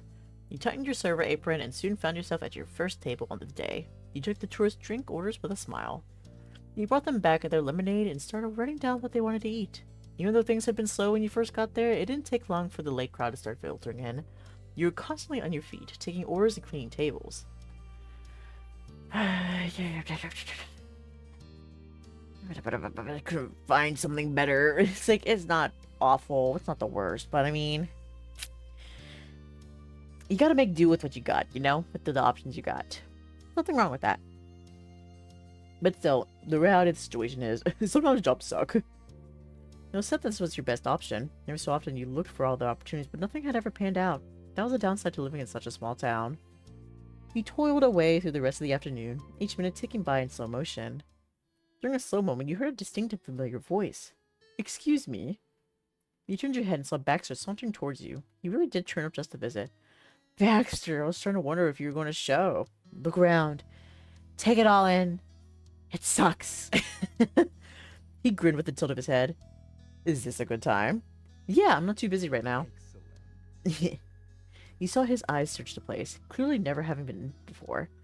His gaze stopped at some of the decorative plants. Just so we're clear, I almost didn't find you. Yeah, the name of the restaurant. His voice was light and teasing as he looked back at you. This restaurant is not called the Tropical Place. Oh! It hit you instantly, despite everyone you knew always just calling it that. There wasn't a way for Baxter to know it. It was only shorthand. It had a real name, and that's what a tourist would need to find it. It was actually a test. The Tropical Place is one of Sunset Bird's finest secrets. He smirked at your attempt to have a comeback, enjoying it. Oh, fine. Keep throwing tests my way then. I don't mind jumping through a few hoops. Now, unfortunately, I can't stay for a full meal. However, my research did show the Tropical Place offered takeout. Would you mind taking my order? With that, you slipped back into customer service mode. He raised an eyebrow at your cheery expression.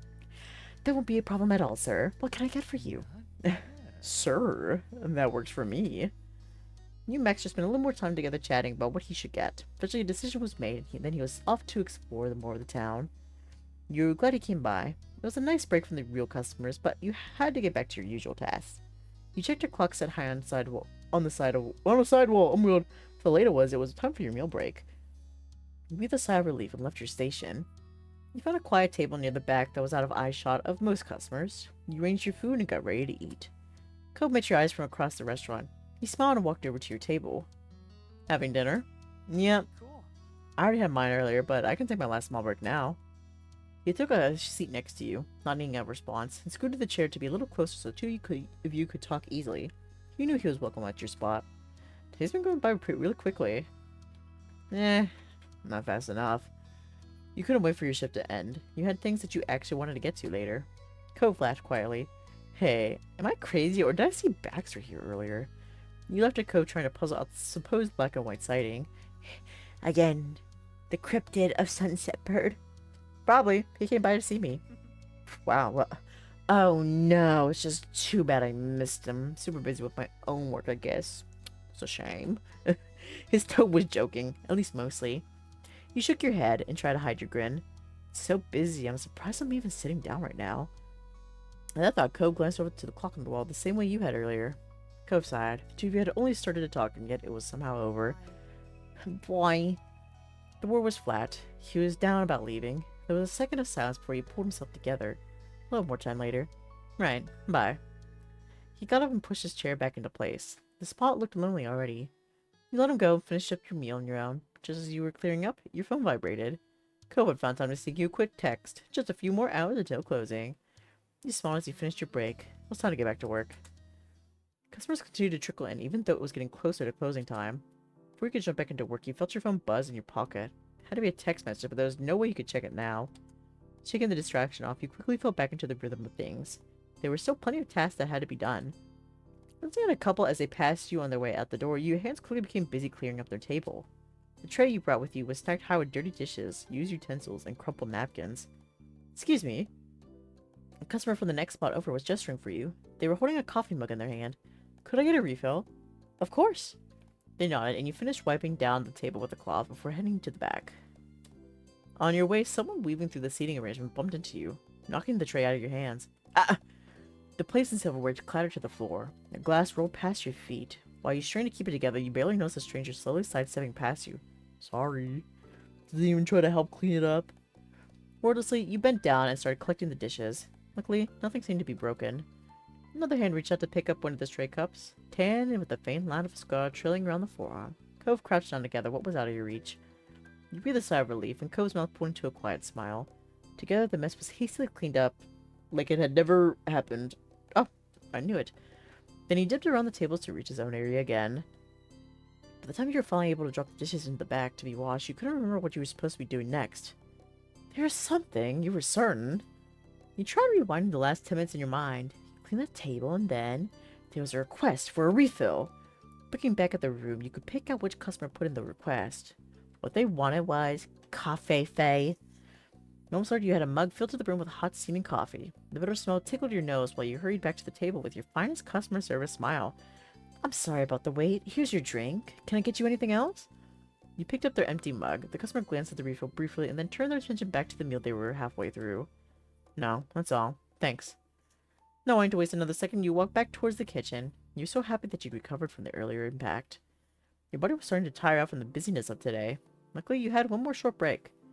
You took a seat and finally checked those messages from earlier. There was one from Mom. Would you mind stopping by the grocery store on your way home to pick up some asparagus and peppers for dinner tomorrow? Can't make it myself. Deadlines are tight right now. Thank you and have a great day.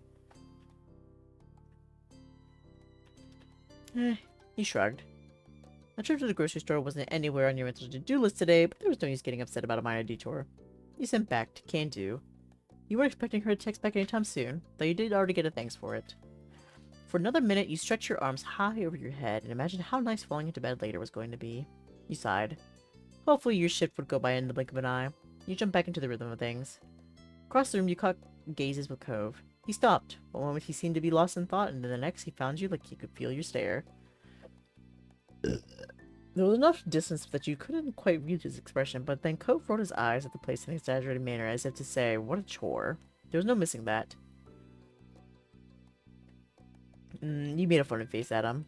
The way Cove's shoulders suddenly slumped forward and his head shook, you knew that he sighed exasperatedly. His gaze met yours, and there was no stopping the way your mouth curled into a grin. For a while, you and Cove were bustling, doing different tasks. You knew each other well enough to give and receive his support where needed. Things wouldn't have gone as smoothly if you were working with anyone else.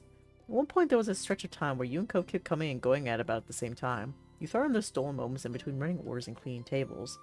It wasn't long until you caught on how much you both were doing it on purpose. Well, as much as either of you could. And later on, while he was passing by you to deal with a different issue, you felt a little pat to your arm.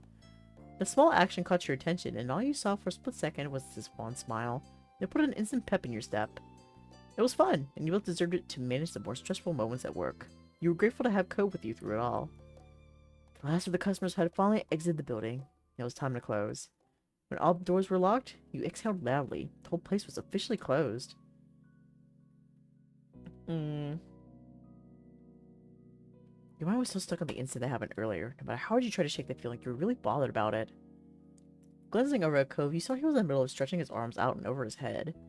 He was so clearly ready to lie down, you wondered if he would be able to open his eyes when he was done. But he did, and turned to you. He was exhausted from working so much overtime, though you could still see sparks of how excited he was to be done for the day. It was probably the only thing keeping him on his feet. You should have just started crying. Your eyes teared up. It was like a rubber band snapping. You weren't expecting it, but you'd worn yourself down to make it through the day. When you wiped some of the tears away, you noticed Cove watching you worriedly. I'm fine. Just tired and stressed. There was a quiet pause where you continued to fight the tears welling in your eyes. That's a lie. I don't think you are fine. So, yeah, I think you're crying right here in the middle of the restaurant. Your gaze locked with his, and you felt the dam holding back the strongest waves of everything you had pushed aside today falling apart. Dae? Cove. In a few quick strides, Cove closed the space between you both. He pulled you in closer, wrapping his arms protectively around you. Closing your eyes, you leaned into him and listened to his breathing. Cove rubbed soothing circles in the middle of your back, and slowly the tension eased from your body. Being grown up and working. It's hard. Yeah. You both stood there silently for a little while. After letting yourself feel the tangled mess of emotions you let simmer for far too long, you felt lighter. So you both separated. You felt better, and Cove seemed to be in better spirits too. You did good today. I mean it. Cove rubbed his arm awkwardly, like he wasn't sure what to do with his limbs now. The corner of your mouth hooked into a small smile. Thank you. You're welcome. You're welcome. It's nothing, really. We're both in this together. You know, I didn't actually, mean to, commit to that. I was kind of like, I never picked this option. Because I'm always like, I'm not a baby. I don't cry. I was like, you know what? Sometimes you just gotta let a few tears roll out of your face, Get some of those, added pressure out the body.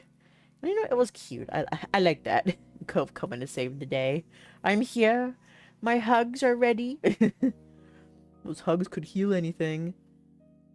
Nodding in agreement, you took relief from his words. He stared at you gently. Do you want to go home now?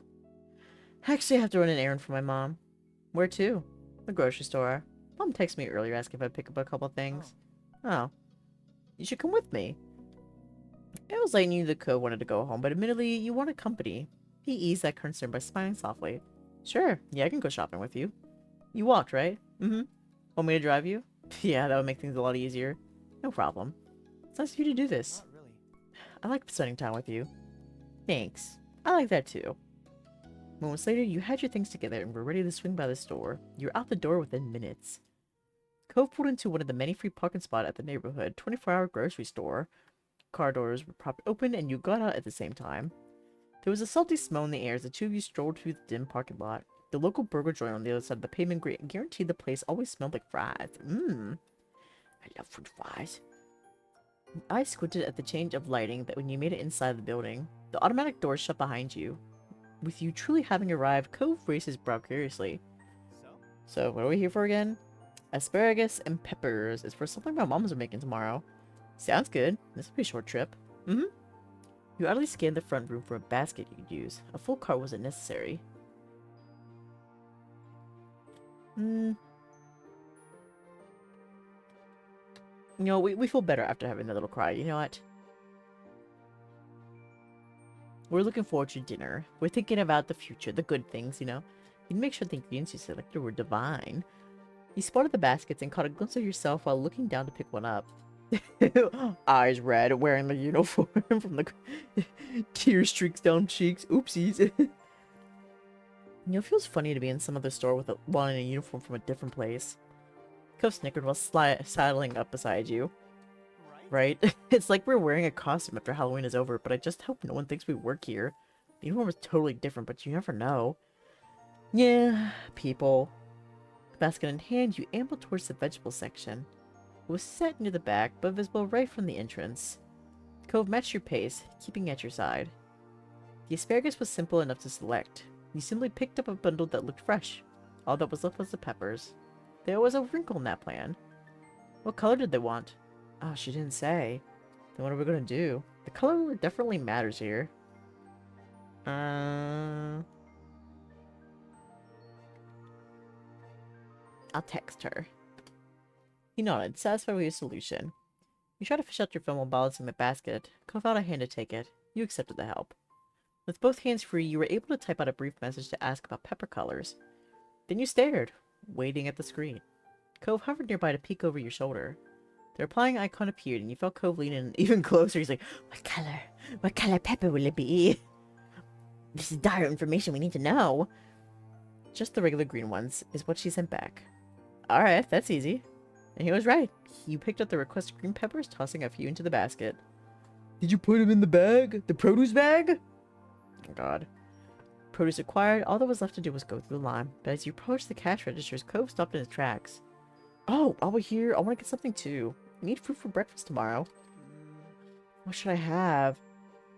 He glanced back unsurely at the section you just left. I can go back to look with you.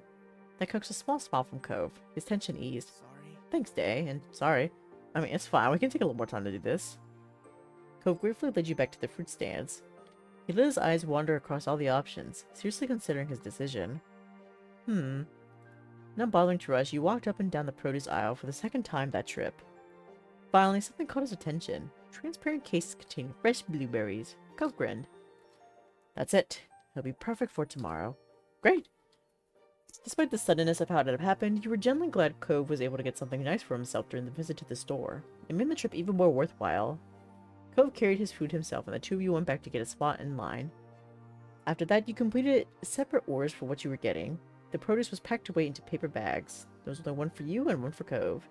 You both had what you needed in hand. The errand was finished. You walked across the length of the store to reach the doors closest to where you had parked. You and Cove stepped back into the night. Cove lightly swung his bag back and forth in his grip as you peered squinting into the dark parking lot. He smiled slightly, a gentle expression on his lips. Thanks for inviting me to the grocery store. And thanks for keeping me company. You're welcome. We should do this again.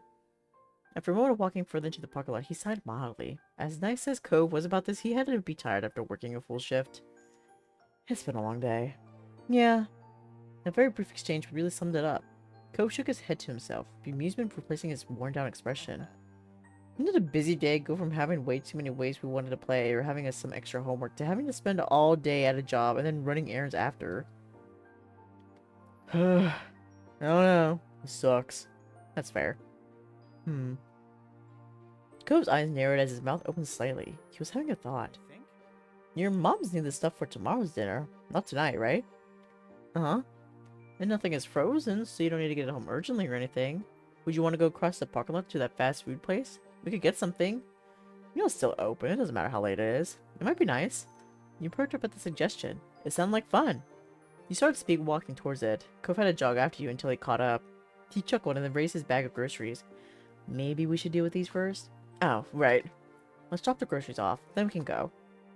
You agreed, and Cove strolled over to the cars, buoyed by the thought of something to look forward to. He placed his bag in the back of his car, and then let you store yours inside as well. With the groceries taken care of, it was a short walk to the burger joint. There were 3 cars lined up in the drive-thru, which wasn't too bad. You had to go all the way around the building to get into the front entrance, but soon you were under another set of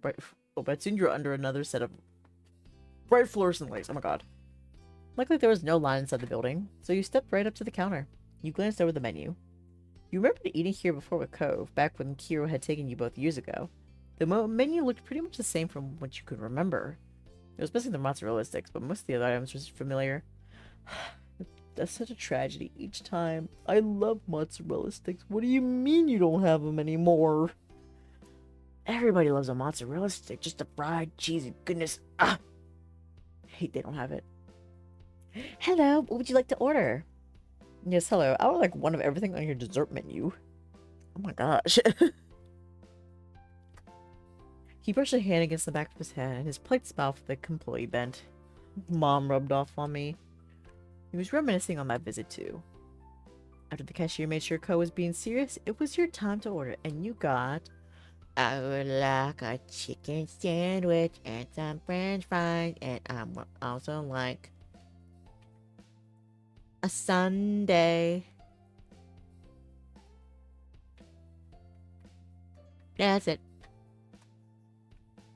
Cove gave you a little thumbs up. Wasn't the only one indulging. You wrapped up the ordering process, paid, and got the number 264, then claimed a table. You sat down across from Cove in a booth where you had a good view of the front counter.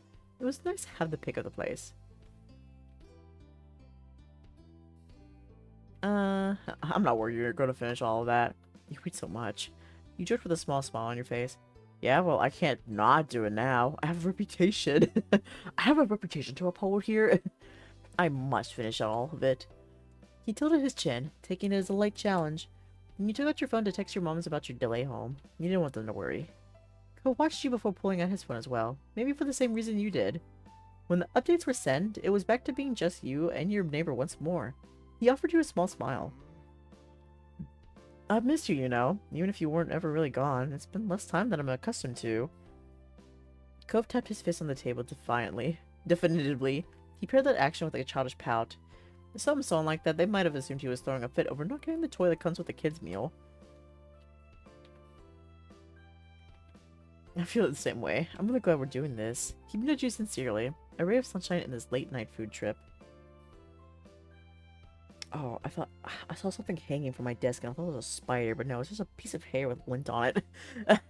And the way my heart dropped is like, it's a spider!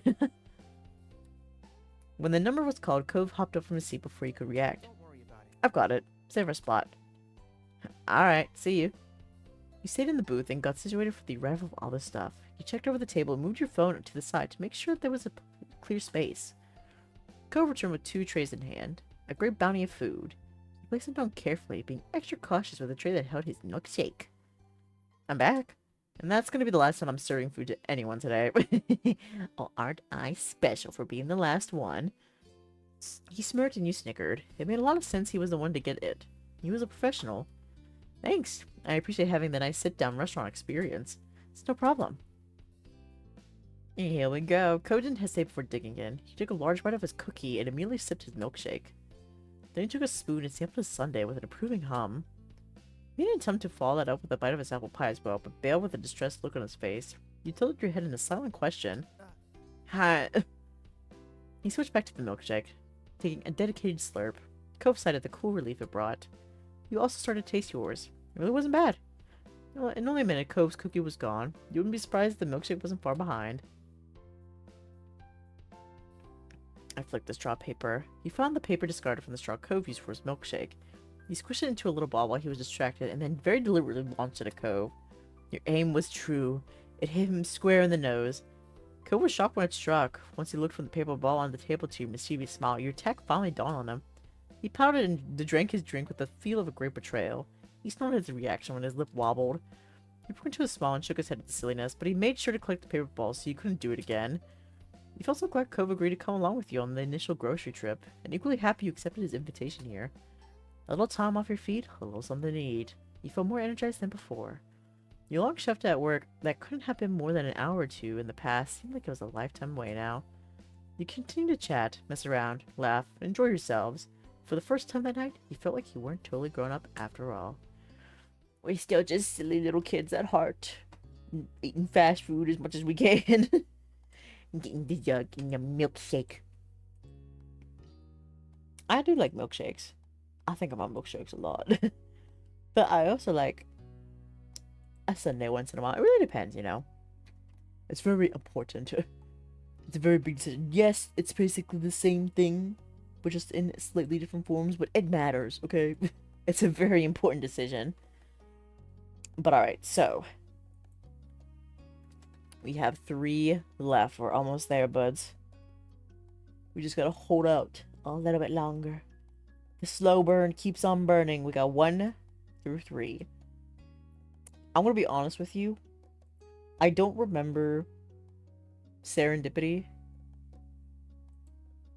But I feel like I've also said that a lot of times before too. I feel like I've said that many times. Like, I don't remember what serendipity is. And then I go in, it's like, oh, it's this one. You know what I mean? So let's see. Let's generate. Oh, but still, you know what? Let's just do serendipity. Let's just see. No more number generator. We know what we're doing now. Light filtered down through the leaves of an oak tree overhead, casting speckled shadows on the sidewalk all around you. There was a drop of sweat slowly make its way down the side of your face. You flicked it away with your thumb, slowing to a stop in the cool shade. The day had you out and about in town. I remember what it is now. Okay, now I remember. In no hurry to go anywhere in particular, your morning shift had just ended and there was nothing else planned for the rest of the afternoon. Rose and Priscilla worked themselves and Liz had left early in the morning to do something. You had no idea what.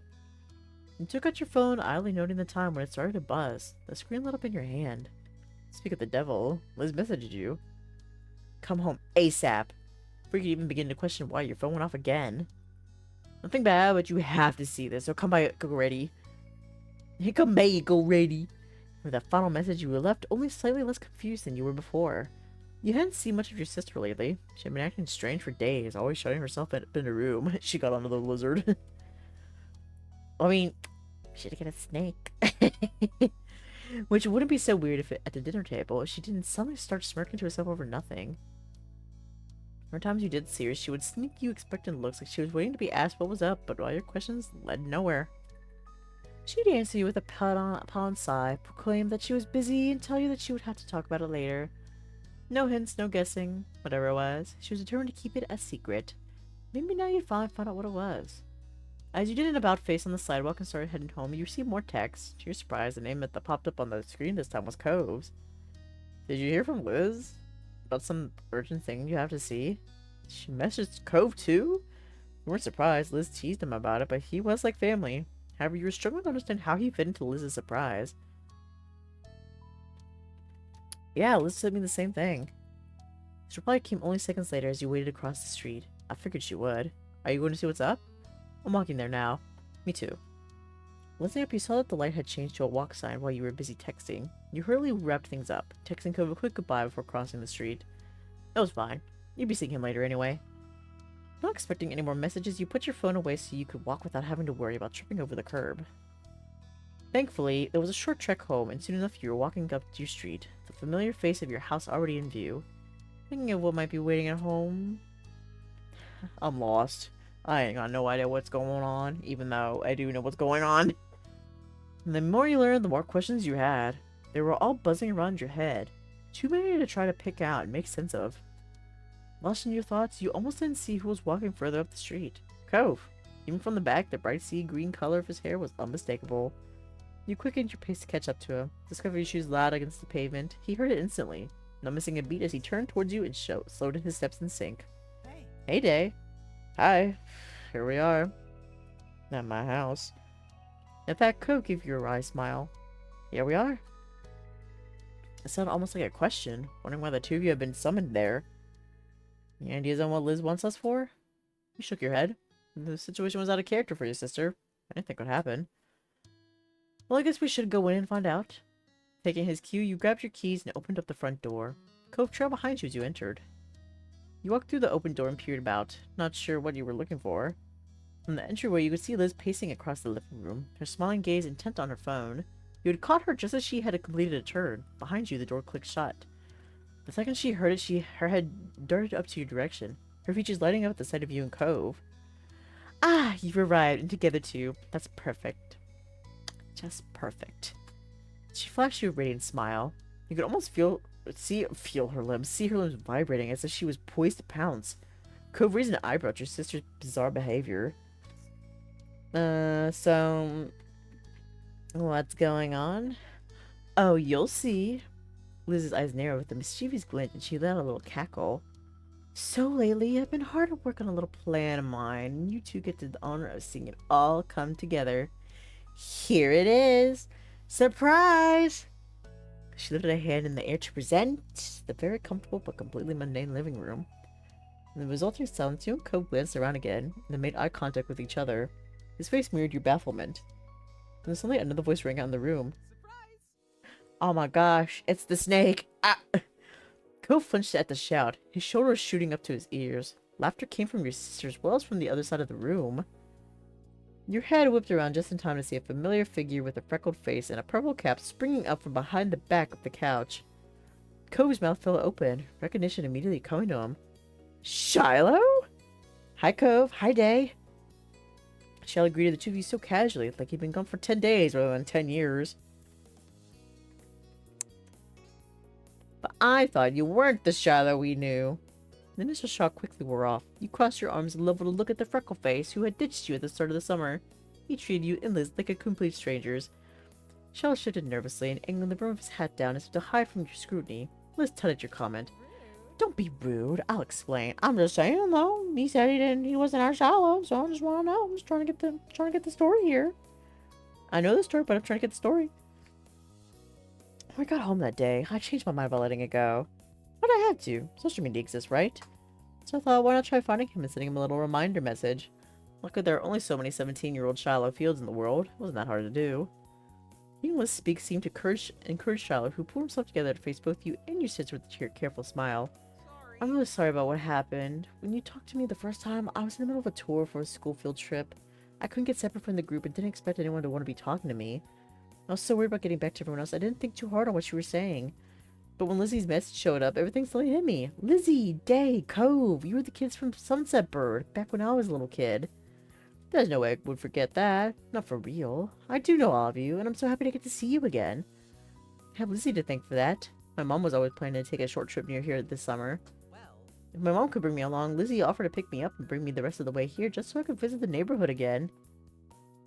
And that's why I decided to make it a big reveal instead of outright telling you two I got back into contact with Shiloh. Once again, she lifted her hand in the air, properly presenting the long-lost childhood friend you all shared. So, ta-da!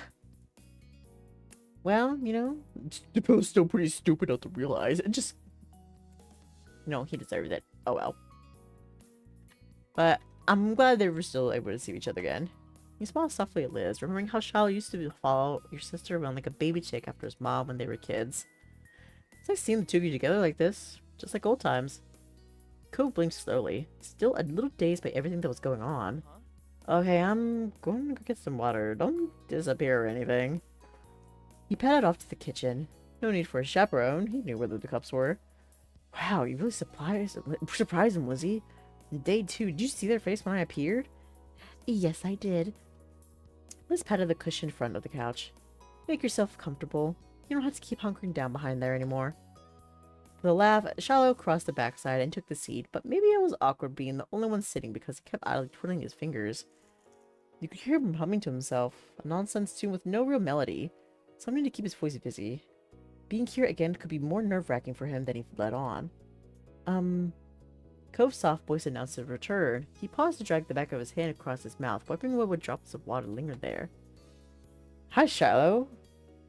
Welcome back. At Cove's confused greeting, Shiloh laughed cheerily. Thanks. I think it's amazing you're all still here in the same neighborhood. It's just how it was back then. Shiloh sighed happily at the moment as Cove raised an eyebrow and gave the room a considering glance. Hey, this is where we first met. We met the first time, remember? After I moved in, me and Dae were brought down here right to have a playdate with you. Yeah! Shiloh laughed, his eyes downcast as he filled with the corner of his collared shirt. You almost did me in the living room because you wanted to jump out the window to get away from me. Cove cringed at the memory of his younger self being pushed back to the front of his mind. His mouth going tight, he awkwardly looked away from Shiloh. You have good memory. Oh, I don't think so. Seeing this place again just brings a lot of things back. He clapped his hands together, an idea suddenly coming to him. But hey, now that our group is together, would you want to go out and visit some old places? I've been hiding in the living room since I got here. Liz wasn't afraid to laugh at herself, bringing a hand to her chest to silently take the blame for that. I'd love to. Yeah. Without missing a beat, the others turned to you for your answer. Where to first? I'm sure we'll figure it out along the way. And with that, the four of you headed out into the neighborhood as one. Even with how short the time you spent indoors was, the sun was momentarily blinding once you left the house. Squinting, you brought your hand up to shield your eyes. The pleasant summer day had yet to go away. Only a few wispy clouds drifted along in the sky. As you strolled down the way, Liz took the lead, followed by you and Cove walking side by side. I feel like I'm reading a poem for some reason. I don't know if it was like the tone I was using or the way it was worded, but I was like, am I reading a poem about walking through the summer day, side by side, with the gay?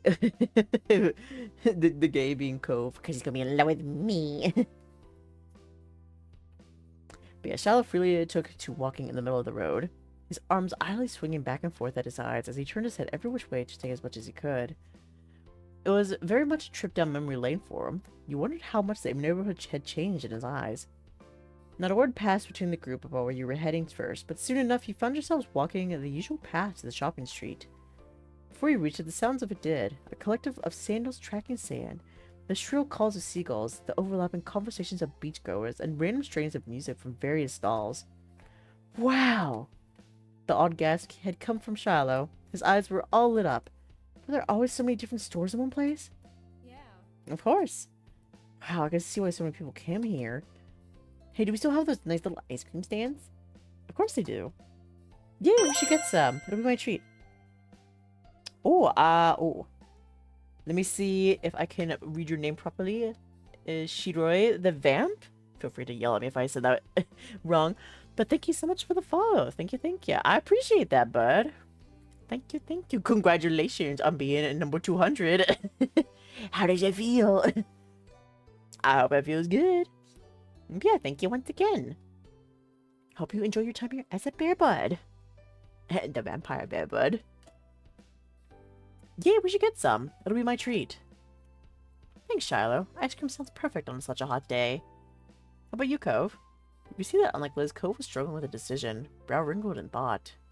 Finally, a hesitant smile appeared on his face as he settled on keeping to the spirit of the special occasion. Yeah, sounds good to me. Awesome. And Dae? I mean, always. I was just gushing about ice cream earlier. Charlotte gave you a wide grin, as if you were the one buying him ice cream. Before we continued to walk as ice cream plans were further discussed. Are you getting a popsicle, Izzy? Yes. Hearing that, Charlotte smiled shyly. I thought you might still like that. I'm gonna get an ice cream cone. Charlotte began to turn towards Cove, but before he could ask, Cove offered up his choice. I'll get an ice cream sandwich. I'm gonna get ice cream cone too. Charlotte had the right idea for this one. It was the best choice. You still like those? Cool. As if we wouldn't like them anymore, you know? Yep. There was an ice cream stall further up the street, across from a souvenir shop displaying postcards of the seaside and saltwater taffy in its windows. The stand itself was already hard to miss with its pastel pinks and blues and its eye-catching poster boards listing every individual flavor. It was impossible to ignore once the catchy little jingle playing from its speakers was added. Charlotte greeted the owner and began picking out the treats that everyone had chosen. He paid for them before handing them out to their respective owners. Sinking your teeth into your ice cream cone, you relished the sweet chill it left in your mouth. Liz was right. This was the perfect treat for a summer day. Around you, everyone was eating at their own pace. Liz held her popsicle away from herself, careful not to let it drip onto her dress. She was trying to go about eating it as delicately as she could while Shiloh dug into his. You counted only 2 or 3 bites before Cove had devoured his sandwich. Shiloh laughed, also noticing the way Cove had handled his food. It's already finished? Of course. I'm surprised he didn't eat it in 1 bite. He was holding back. He was holding back his true power. Cove shrugged a little in reply, his attention more focused on crumbling up the sandwich wrapper in his hand. So what have you been doing around here since I've been gone? Well, I already told you about me attending college away from here, so I don't really live here anymore. But to be more specific in my life, I'm pursuing a degree in architecture. Shall perked up at that, his mouth falling open in awe. Amazing! Thanks. Actually, I was thinking about it, and the first time I really decided I liked buildings and building them was when you and I would make sandcastles out on the beach. Lizzie? As such a sincere admission from your sister, all Shiloh could do was blush and lower his head, too flattered to know what else to say.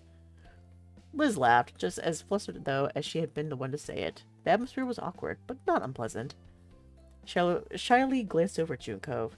Then what about you two? What have you been up to? Oh. Me and Dae just graduated. High school, I mean. I've got a part-time job. I volunteer at this organization to clean up stuff. Things like that.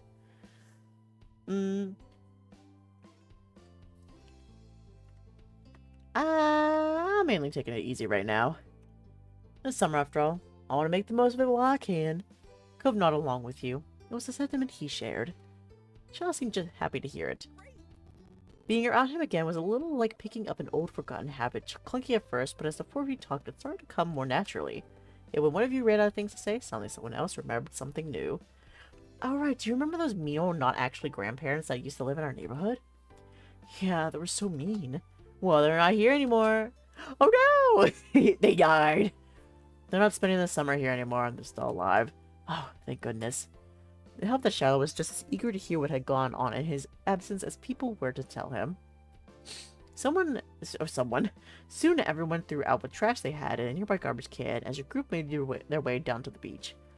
Going down the shore inevitably led you to a certain spot. It didn't take very long for Shiloh to recognize what was in the distance. His words trod off in the middle of a sentence, his footsteps faltering at first. Then all at once he broke away from the group and dashed right into the old park, giggling as he ran. Oh, everything's so small! His laughter petered out as he came to a stop by the swings and grabbed a hold on one of the support poles. He walked in a little circle around it, marveling at how easily his hand wrapped around its entirety.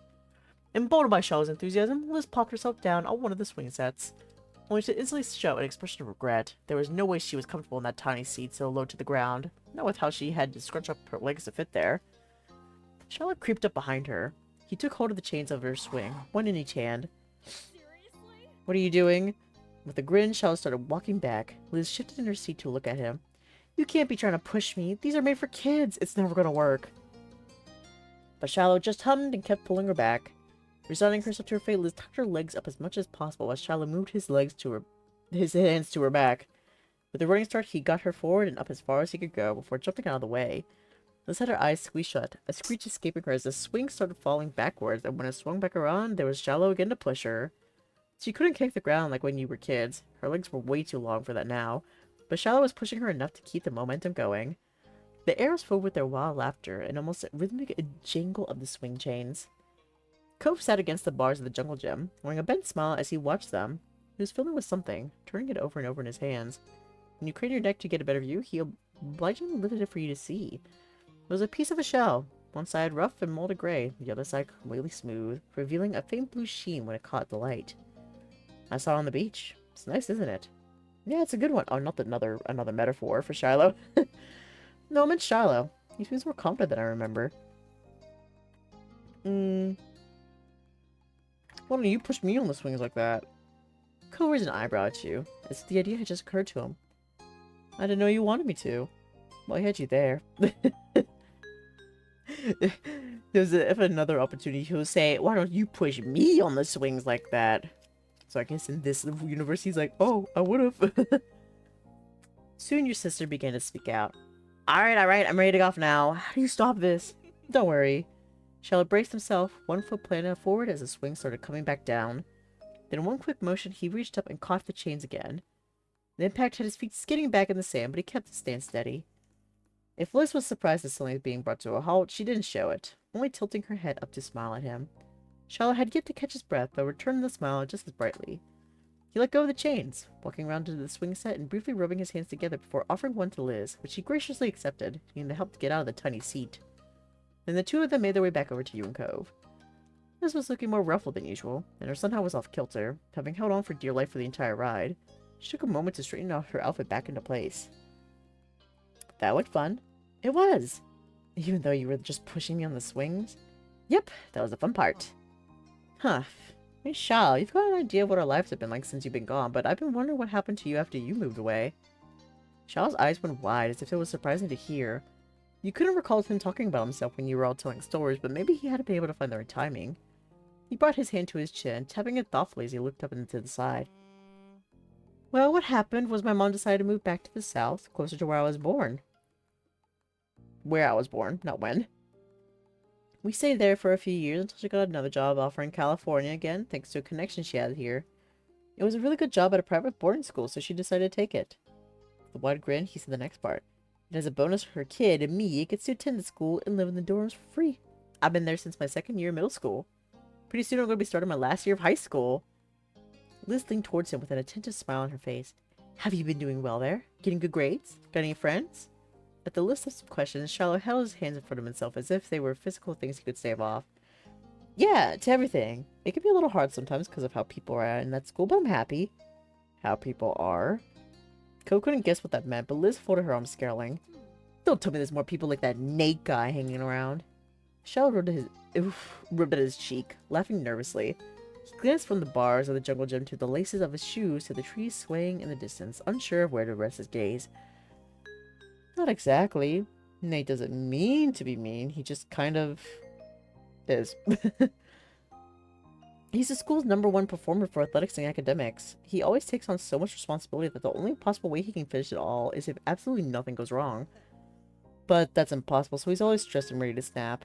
He can't handle it when someone seems to be causing a problem. That's why during the field trip he was upset when I went off on my own like that. Still, he's really smart and reliable and sensitive, and he cares a lot. Most of the time, he doesn't even realize his way of dealing with stuff upsets other people. Cobb had a patient smile on his face, listening earnestly as Shiloh rattled off his list of Nate's good traits. You know him pretty well. Are you actually friends? Well, not exactly. Me and Nate are in the same after-school group. About once a month, me and 6 other students and a supervisor get together to talk. We did it all last year, and I think next year we're going to be in the same group again. I hope so. That's weird. Well, I'm glad he's not so bad after all. Especially since Shiloh might have to be in the same after-school group as him next year. Liz shook her head at your words. It would take much more for her to be convinced of Nate's upstanding character. Personally, I'd still appreciate having a word with Nate about his communication skills. Her tone of voice was low and pointed. You'd be worried for Nate if not for that playful smile that accompanied her words. Shiloh let out a little laugh at that. I do have Nate's number, but he wouldn't pick up. The people in my group only answer when they feel like hearing from me, so usually I have to wait for them to call. Either that, or they never even consider answering my calls, or calling me, or talking to me at all, unless the supervisor forces them to. It was such a bleak description of his dynamic with his group, but he didn't seem to realize it until he glanced up and saw the concerned looks on everyone's faces. His smile fell. He hastened to add one more thing. Well, except for one who'll always answer for sure. Oh? She immediately perked up. So that's a friend of yours. He hesitated to answer. Something Ko picked up on. Not exactly. Yeah, I'd like to be friends, though. Alright. Liz crossed her arms together once more, grim-faced like she was the commander of a ship about to lead her little crew into battle. You should call them. Right now. What? If you want to be friends with them, I can help. If you're going to be in the same group again, then you should at least try to get along. No, I couldn't. He quickly grew flustered, his tongue stumbling over his sentences. I don't want to be a bother. Liz, what are we going to do? Watch him while he talks to someone on the phone? No, Ko. Shiloh. The last syllable of Shiloh's name trailing off into nothing. It soon became clear Liz had not fully thought out the plan yet, but she wouldn't be Liz if she just stopped there. Shiloh could put them on a video call and we could all talk together, of course. Let me take a drink real quick.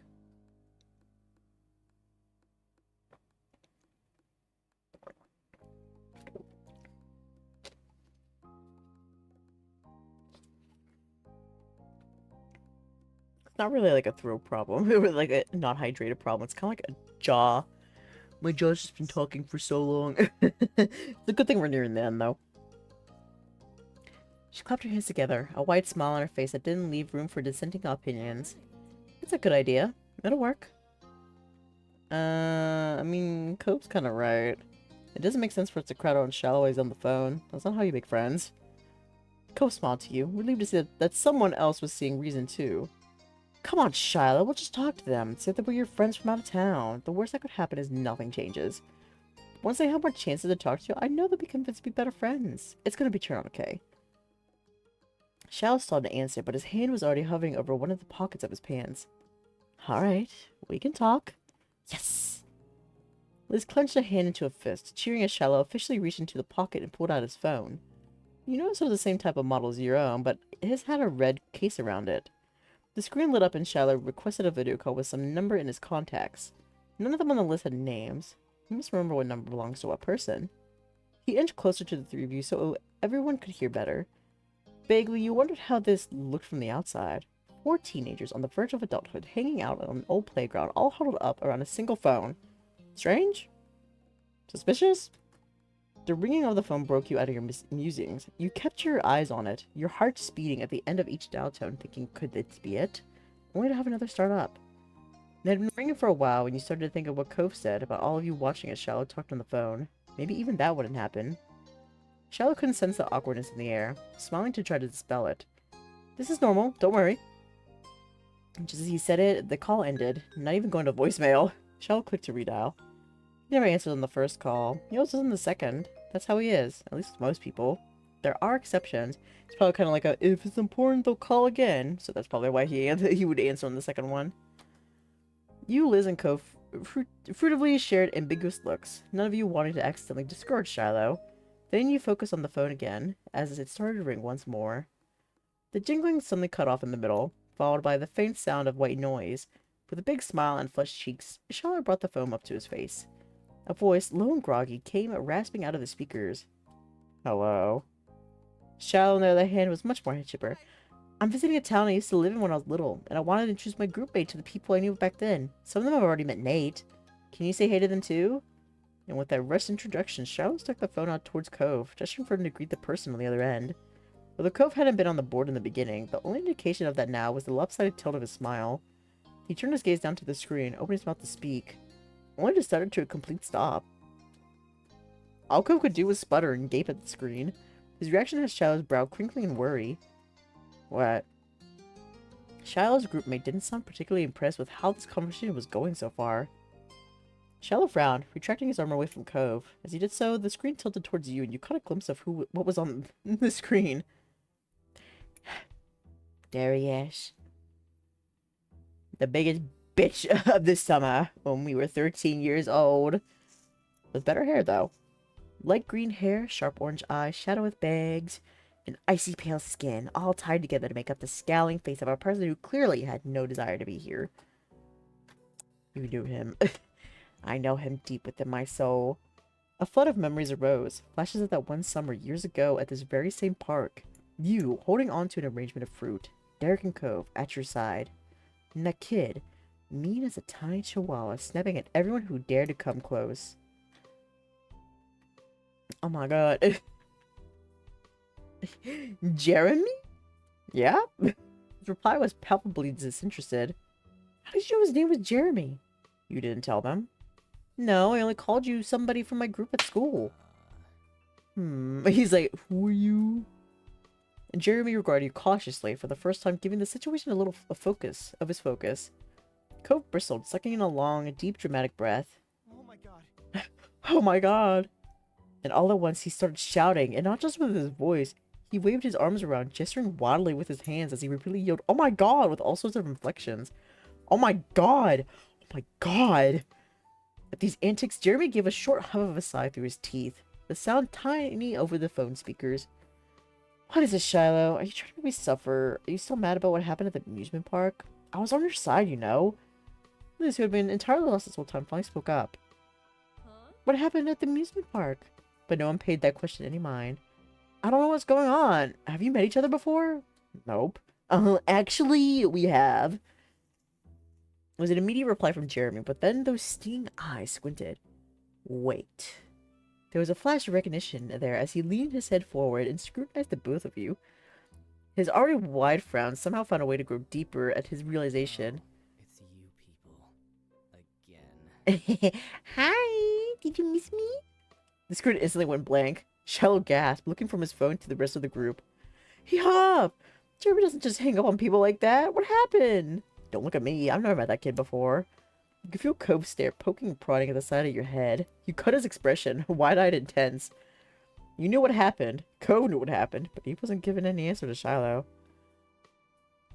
Well, in the past, I kind of socked him in the nose. You what? Dae, really? Your face heated up with embarrassment as you stared at your feet. You nodded. I've got to call him back. You can make up. Why? He was coming to him. Shell's gaze met yours for a split second. You couldn't quite read his expression, and then he turned his attention back to redialing the number. Excuse me. The phone rang for a long time, long enough that you were surprised when Jeremy actually picked up. He answered with an even louder, longer sigh. Charlotte held the phone close to his face, looking down at the screen with large, apologetic eyes. Are you okay? It'd be better if you hadn't called back. Jeremy, can we talk it over? I don't want any of us fighting. Have to. Yeah, I think so. Charlotte held his phone out towards you and Cove once more. Next to you, Cove glared defensively and silently. Okay, what's up? You watched the screen closer for any sign of what Jeremy might be thinking, but his expression didn't change. Finally, Jeremy's shoulders dipped slightly. He made the most exaggerated sigh you'd ever heard, since the previous one at least. Sorry. I don't remember exactly what I did or what I said to you, but sorry. What? Jeremy sighed yet again. You were sensing a pattern. His gaze rolled over to Cove. I do know what I was like as a kid. Well, okay, but who is that apology for? Better be for me and Dae. He spoke sternly, though there was no hiding the shakiness present. That didn't matter. Cove, coming to your defense by confronting Jeremy, brought a warm smile to your face. Jeremy, on the other hand, continued to be unimpressed. The corner of his lip twitched. I didn't need to know what teenage guy equivalent of a smooshy squeak is, but now I do. Thanks for that. A small offended noise escaped Cove. Unfortunately, it was also squeaky sounding. His face immediately burned red with embarrassment. That's my squeaky toy you're talking about. With your thumb pointing at Cove, Cove for added emphasis. Cove huffed in disbelief, but he couldn't fight the smile tugging at the corner of his mouth. Jeremy didn't react at all. He continued watching the four people on the other end of this unwanted call lackadaisically. Whatever. The apology is for whoever. Anyone who had to deal with me back then wasn't having a good time. Dae just had the spine to not take it, and that's whatever. But you hung up, though. Weren't you a little upset about it? Amazed, Cove took a few processing moments before he could respond. He blinked and rubbed the back of his neck. Oh, thanks. I mean, it's no problem. I accept your apology. Thank you, Jeremy. This one was the absolute last thing you expected today, but you couldn't help but be pleased if it happened. Whatever.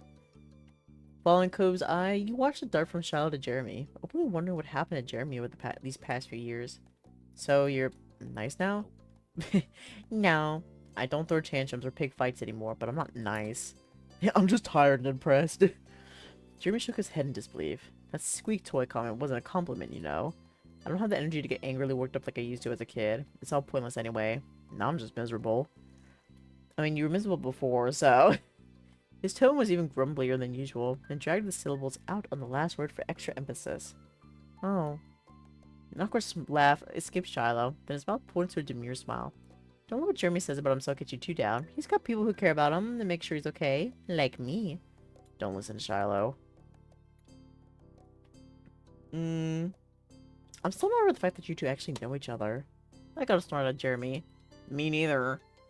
Okay, seriously, how long am I meant to be out of the loop here? Her expression twisted in frustration as Liz rubbed her ripe temple. Why am I the only one who doesn't know this kid? Charlotte goes to school with him, that's fine, but how did the two of you meet him and I didn't? He was around town one summer back like 5 years ago. You were there? Liz crossed her arms and stared unconvinced at you. Is that all? While Liz seemed to be a bit underwhelmed, Shiloh appeared to be utterly amazed. You had to hold back a small laugh. You knew Jeremy as a little kid? What was he like? I've only known him for a year and a half. Well, his voice immediately hushed into nothing. You could see Cove wince just thinking on those past encounters. Actually, Cove does a good Jeremy impression. Why don't you do that instead? Oh, you've got an impression of me, huh? Cove's body stiffened in fear. Jeremy leaned forward just a bit. Sure, go ahead. Do it. Do it. Do it now. Jeremy spoke dispassionately, but it somehow still felt like a dare. That'd be great. Cove shifted nervously on his feet and took a deep breath in and out to calm himself. Okay, I can do it. Yay!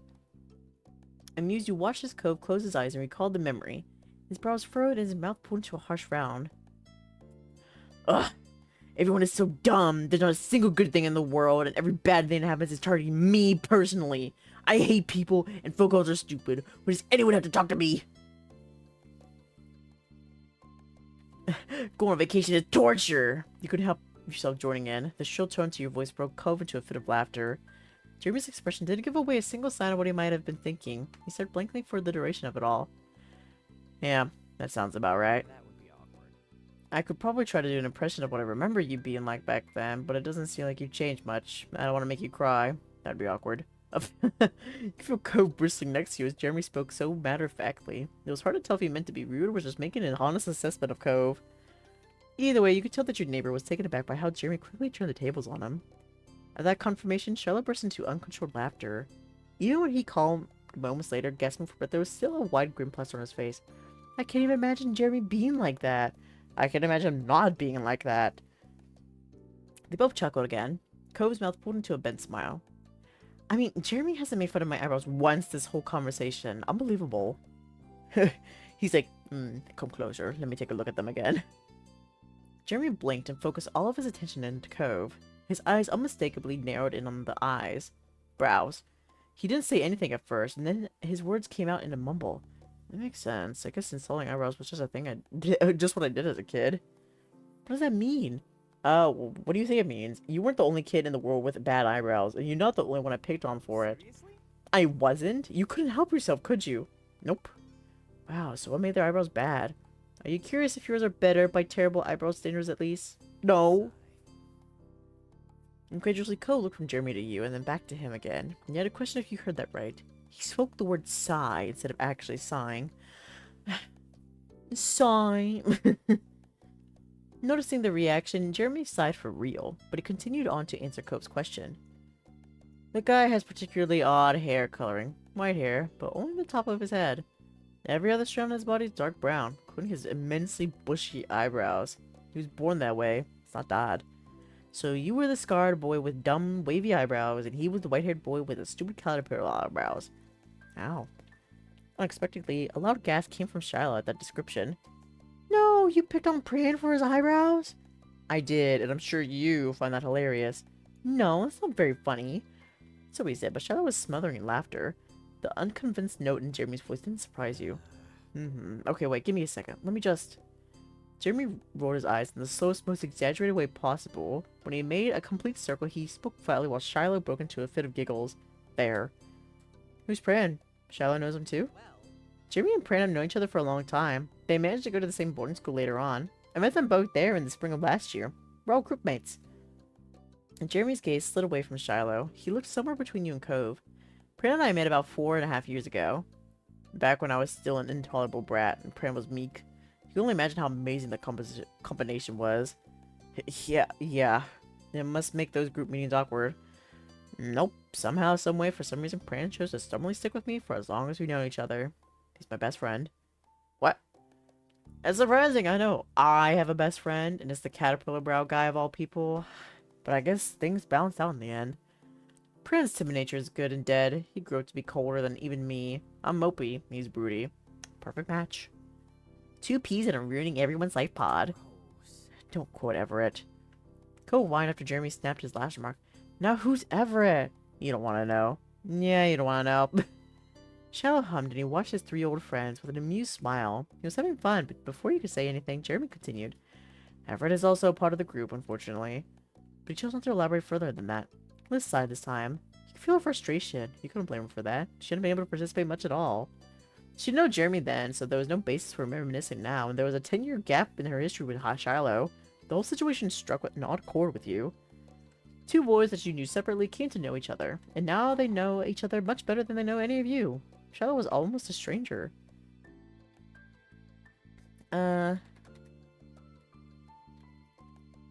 He shrugged the feeling off. It was a weird twist of fate, but nothing worth getting upset over. All of you were breaking out to live your own lives, which is part of growing up. Turning to the three of you, Shiloh smiled apologetically. You wondered if he was picking up on how in the dark Cove and Liz were feeling. He was perceptive of when he wanted to be. Hey, is there anything you want to hear about Jeremy? I can tell you all about him. We should get to know each other better. Don't do that. It'll be okay. Jeremy whined, but Shiloh brushed his complaints off. He remained happily focused on the rest of you, and Liz seemed to perk up at the conversation shift. That sounds great. We should get to know Jeremy. So, who wants to go first? Despite being eager, it's obvious that Liz didn't have any ideas herself. Jeremy let out a very long sigh. Here we go. The questions. When's his birthday? May 4th. He's a Taurus. Jeremy refused to comment on that. Instead, he rolled his eyes. What's his full name? Jeremy Marion King. Isn't that neat? Why do you even want to know that? Are you planning on stealing my identity? A high schooler's identity? I don't think so. He crossed his arms inside. A quick grin quickly appeared on your face. You can have it. I'll keep that in mind. Can I get his number? Why? Sure. I'm going to send the spam calls to you. Ignoring Jeremy again, Shiloh immediately started listing off the number for you. Jeremy grimaced while you contentedly saved it in your contact list. What are his parents like? They're nice and optimistic. They work really hard, but they can be smothering, sort of, and usually embarrass Jeremy. Jeremy seemed unenthused by Shiloh's answer. Does he have any siblings? No, Jeremy is an only child. He doesn't have pets either. Although Prance spends almost no time with his own family, and a lot with Jeremy's. It's kind of like a sibling relationship, I think.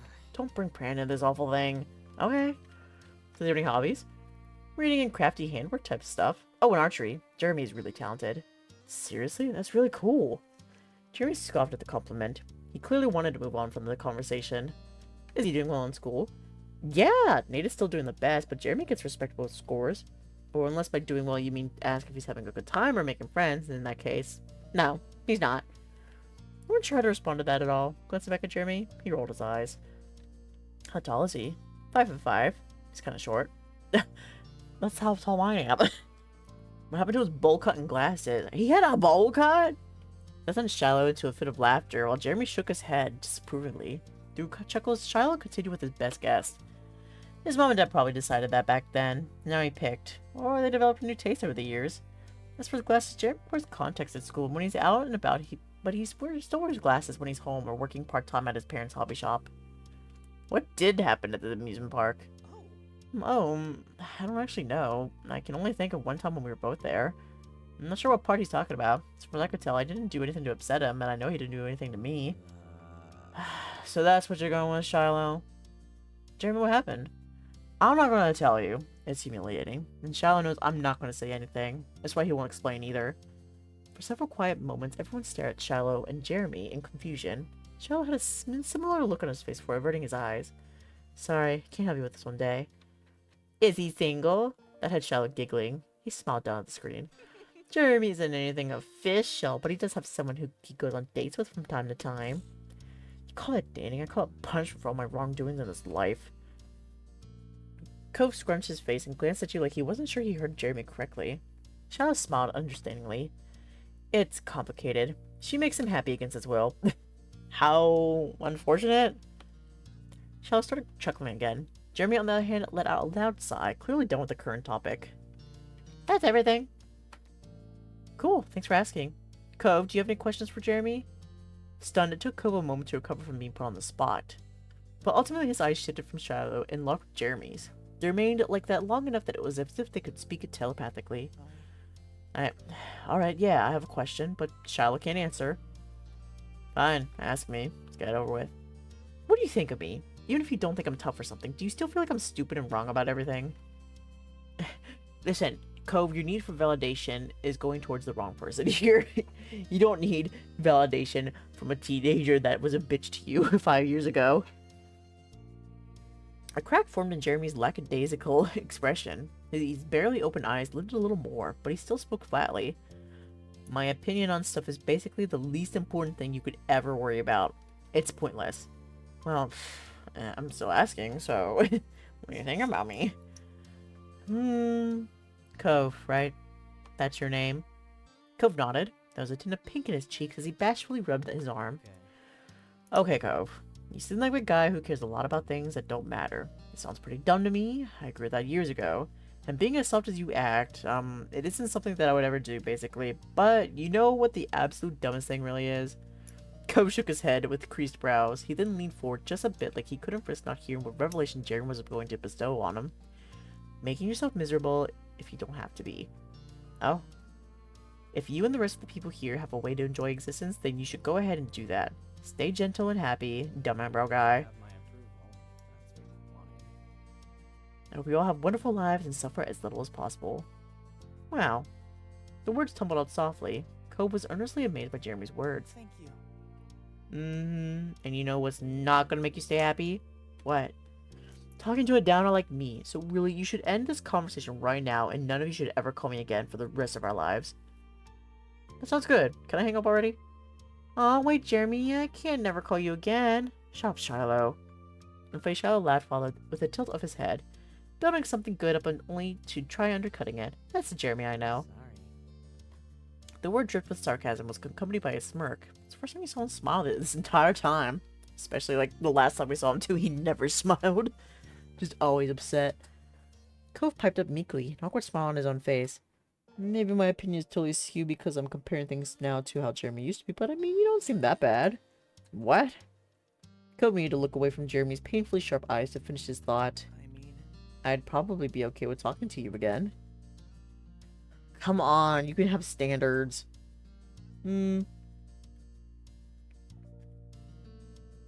I do think he is that bad. I mean, I'm fine with talking to him still.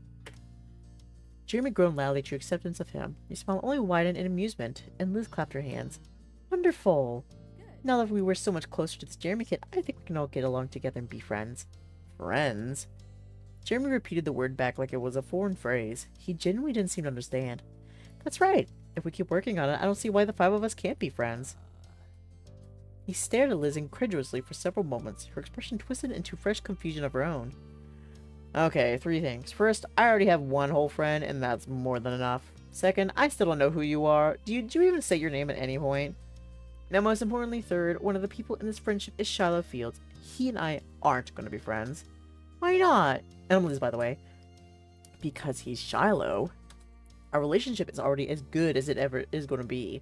He mercifully leaves me to be most of the time, and on the weird occasion where he needs something, I can just get it over with. Then he goes away again. I have a modicum of peace. You know how it works, right? You're in it with me. We have the best arrangement possible with the way it is. Jeremy looked to Shiloh seriously to back up the validity of their relationship, but Shiloh shook his head with a laugh. I don't try to hang around too much because that's because you're shy. You're the one who thinks that setup is actually a good idea. Sorry. Jeremy turned his face to the side and let out another exaggerated sigh. Cove and Liz both joined on Shiloh's mirth. Jeremy got no support. Of course you'd say that. Why did I even bother? That's Shiloh's famous memory for you. Liz chuckling stopped. Wait, what does that mean? Shiloh's famous memory. What? Ah, whatever. Basically, Shiloh annoyingly remembers everything that happens for all eternity. At least until some piece of info he has isn't helpful anymore and he's got explaining to do. Then magically, all of a sudden, he doesn't know anything about it. His boldly inconsistent recollection of situations is pretty much a running joke. It's Shiloh's shtick. One of them, anyway. Uh-oh. The drama's starting. The tea. A scowl dug into Liz's face as Jeremy spoke. Cove lost his smile, seeing her reaction. Shiloh remained silent, with his big childlike eyes locked on your sister. Jeremy began to shrink away from the screen at the changing of atmosphere. He broke eye contact with everyone. I'm guessing he didn't mention that. He didn't. And he said he forgot something to you. I do recall him saying something like that. Sorry.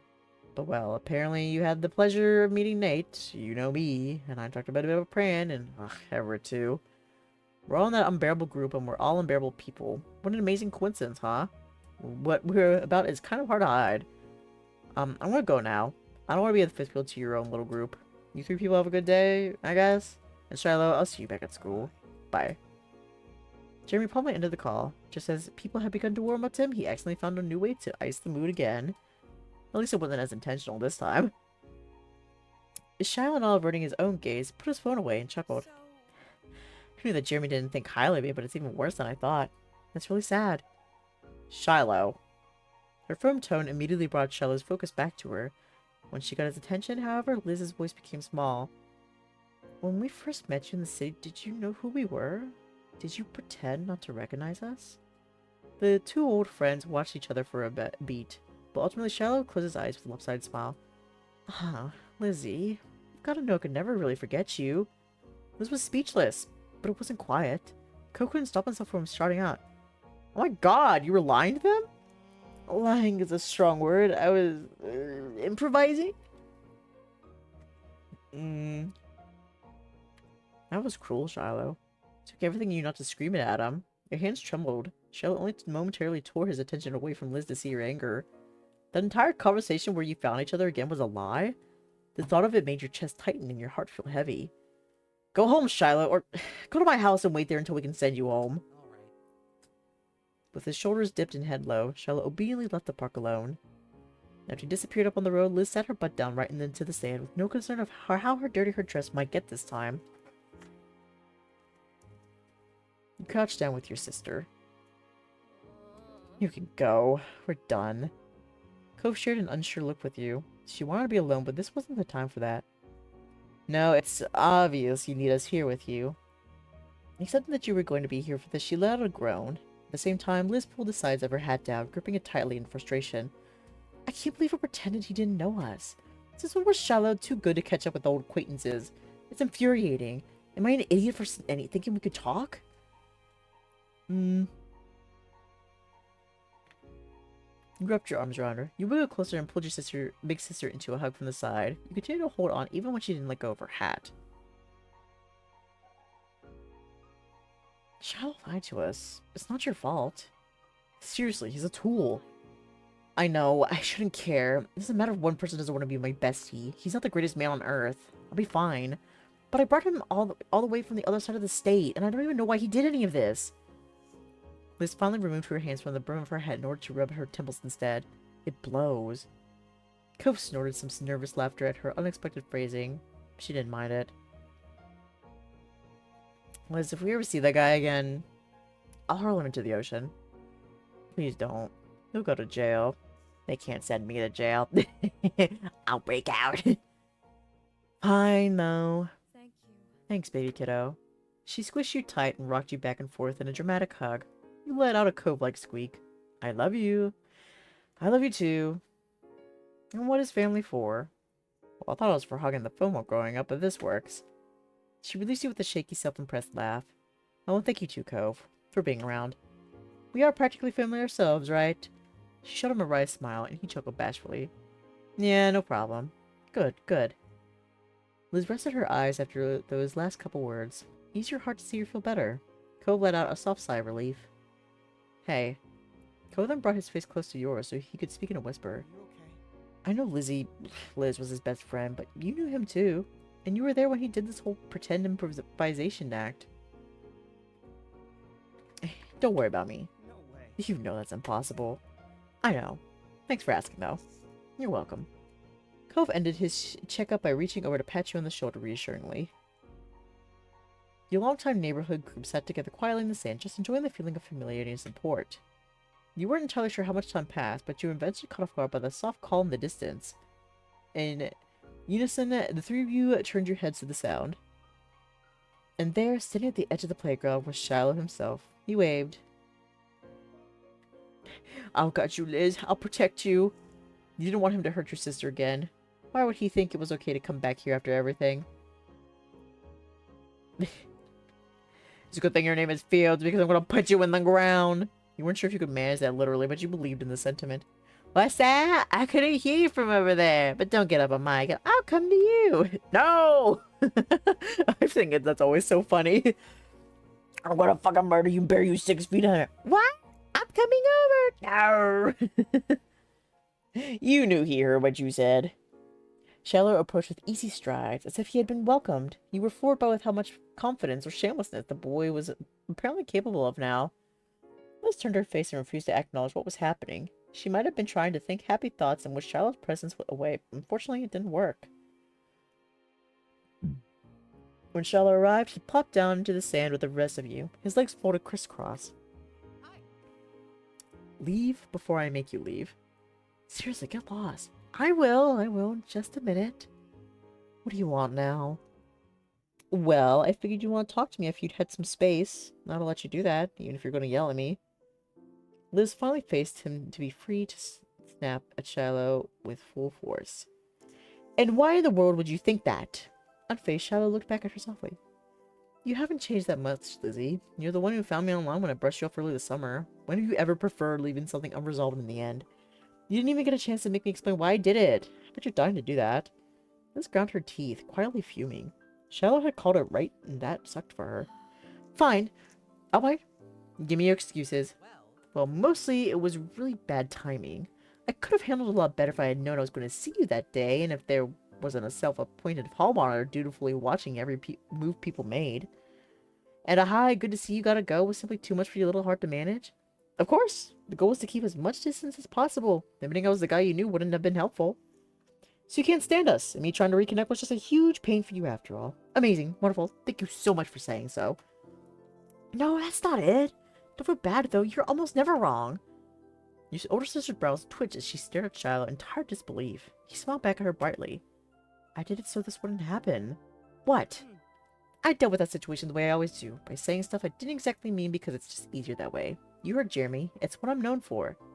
Sure, right now you're mad that I pretend not to remember you, but if I hadn't done that, it would have been something else later on, and we'd have ended up here still. Liz's anger became more and more difficult for her to maintain. It was soon replaced with a sad confusion. And don't do that. Don't be like that. Why not be someone you're actually okay showing me? Shiloh chuckled uncomfortably and searched for a way to explain himself to his former idol.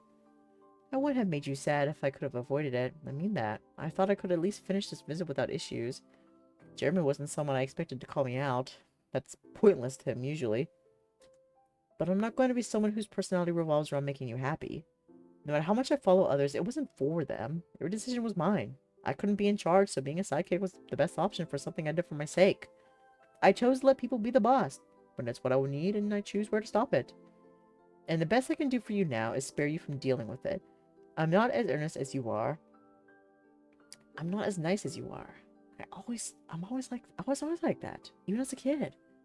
Back then I wanted to fit in, even if it meant excluding someone else. They were all went out? That mean I wasn't. Oh, Cove. He tried to exclude him. Finding my place here got harder when Cove moved in. Yep. It was a good thing for everybody that I ended up moving away myself soon after that.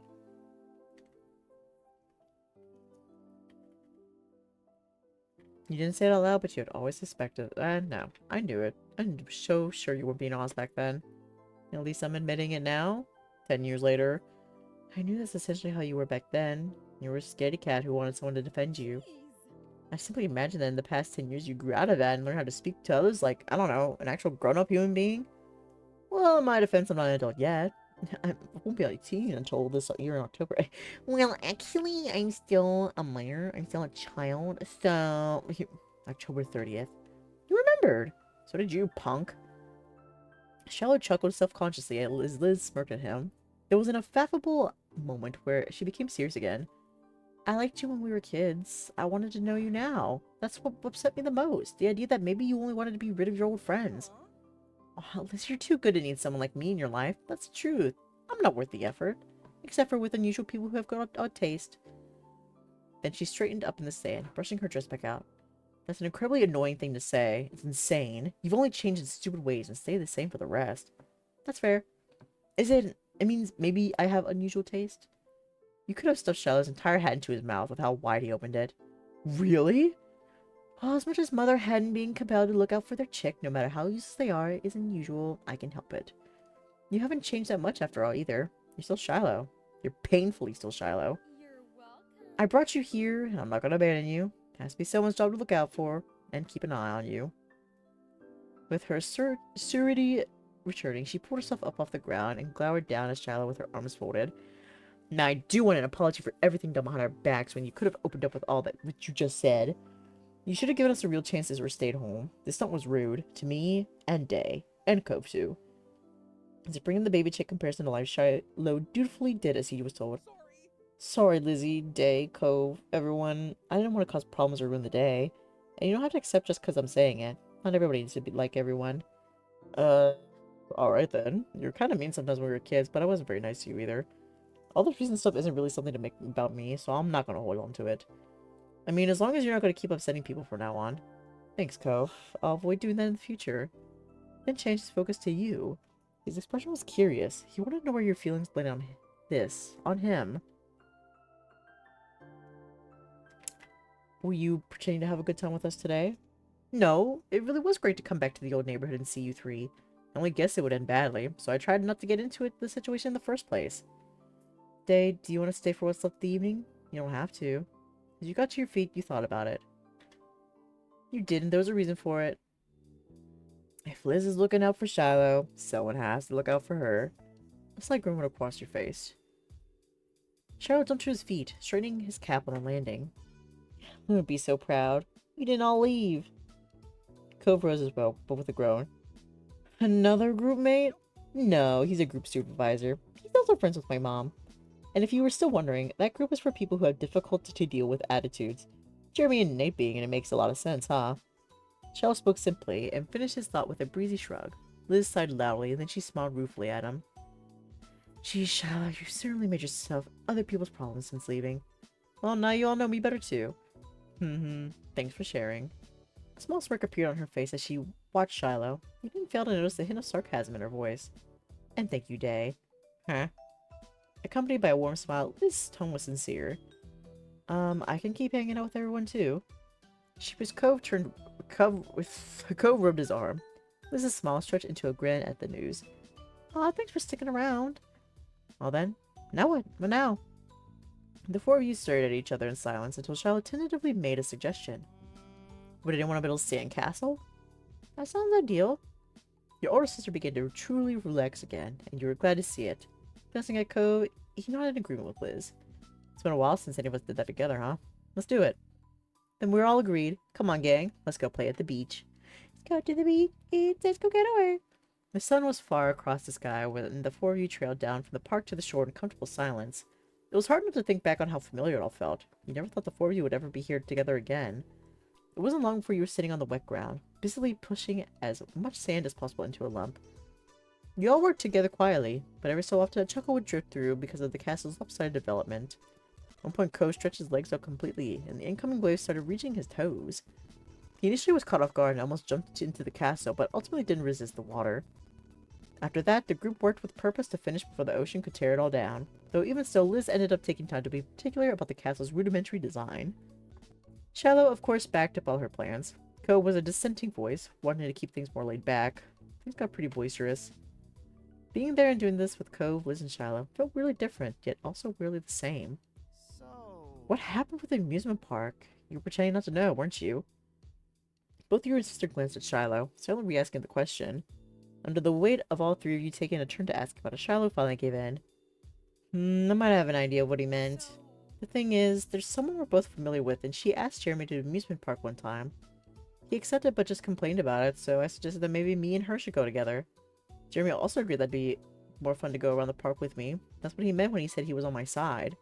She still went with him, and now Jeremy's embarrassed to admit not that he was turned down, but that he was preferred option then. That's hard to believe. Anyway, Jeremy could think that I'm mad I got passed over, but it doesn't matter if she said yes or no. All that counts is if she knows I'm totally there when she needs it. And she does.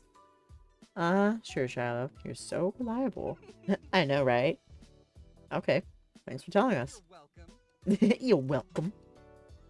Absentmindedly, you twisted your fingers in the sand and thought about everything Shiloh said today. It was still bothering you, but to some degree, it all felt kind of like closure. And not just with Shiloh, but also with Jeremy, of all people. The old villain of that one summer long ago. The true antagonist of our life is Jeremy. Marion King. Just like old times, the four of you stayed on the beach until night fell, and the moon was high in the sky. Then the time had come to say goodbye. Shiloh needed to get back to his mom, and back to where his life truly was now. The four of you walked up the neighborhood street as one, tired smiles covering the familiar faces around you. You never could have seen where the day was heading when it started. However, you appreciated the opportunities it brought you in the end. After that, Shadow disappeared from Sutherland once again. Though this time it wasn't heartbreaking or hard to understand. This time, it's just another part of life. And it helped that Liz had her own phone and laptop and could easily check in on him from time to time. That was nice too. Okay. So, I know I apologize, but I think I'm going to have to end here. I've been narrating for so long. My jaw is...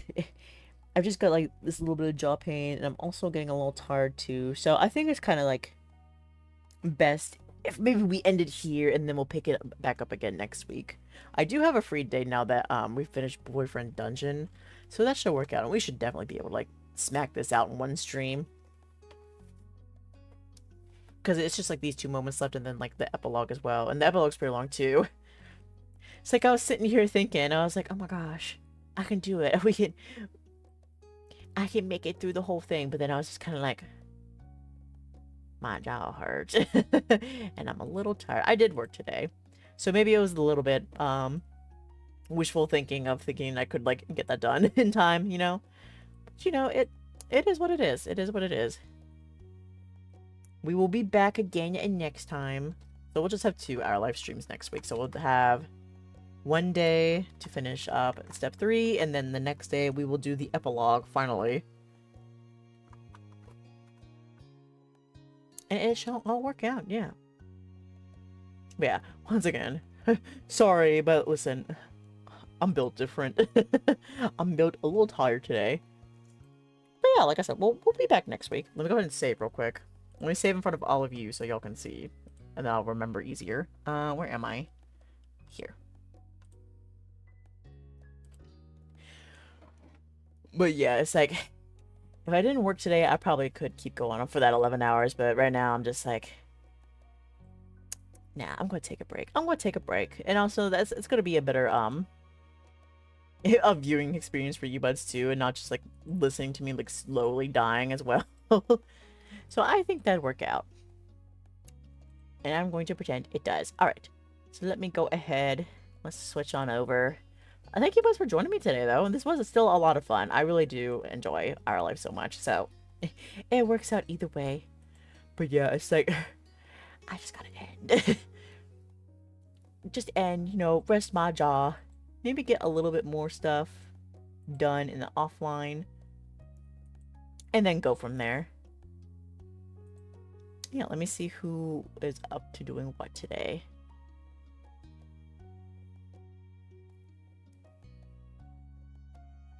Okay, I think I have picked. Let's go. Oh, the ad started. Oopsies. Oopsie daisies. The ad started. I'll just wait. Wait, snooze. I thought it was already starting. I thought it had 5 seconds left before it started, before it ended. No, it was starting. Good thing I caught that, or else I would have been stupid. But alright, we're gonna go ahead and raid our bud, Ash Axel. She is currently hanging out with... It's Emmy, right? Yes, Emmy Kasumi. And it looks like they've been doing this series where they have been doing a Godzilla tier list. And today was part 3, and I think it's the final part. And now it looks like they're like watching some clips from Godzilla as well. So, you know, if y'all like Godzilla, and if y'all like Ash and Emmy, let's go on ahead on over, you know? But yeah, we will pick back up with our life next time. I am sorry, I am weak today. But this flame, the slow burn still lives on. It's still strong. But yeah. So I will not be streaming tomorrow. I will be taking the day off, and I'll probably be taking Sunday off as well. I think I'm going to be, like, doing... I know it's not the biggest difference, but I'll probably be doing 4 streams a week for the time being. Just because of things I have to do in the background and stuff like that. But it's just going to be, like, for, like, a couple weeks. I think probably by the end of March, I'll be able to get back into more, like... what do you call it? Like... regular 5 streams a week. I know 4 streams is still like a good chunk. It's still a good chunk out of the week. But still, it's like, I feel weird not doing my usual 5, you know? Also, there's a raid message. You can use that, or you can use the emotes, whichever you prefer. So that's probably what it's going to be. So yeah, 2-hour live streams, and then we have Sandrock, and probably art the next week. Spoiler, that's the schedule. But y'all probably could have guessed that. At least the buds here that, like, have been around long enough to be able to predict what the schedule would be like. But yeah, once again, thank you buds so much for watching. I hope y'all enjoyed, and I hope to see you buds on Tuesday. Oh, so I'm taking 3 days off. Goddamn. Alright, till next time, buds.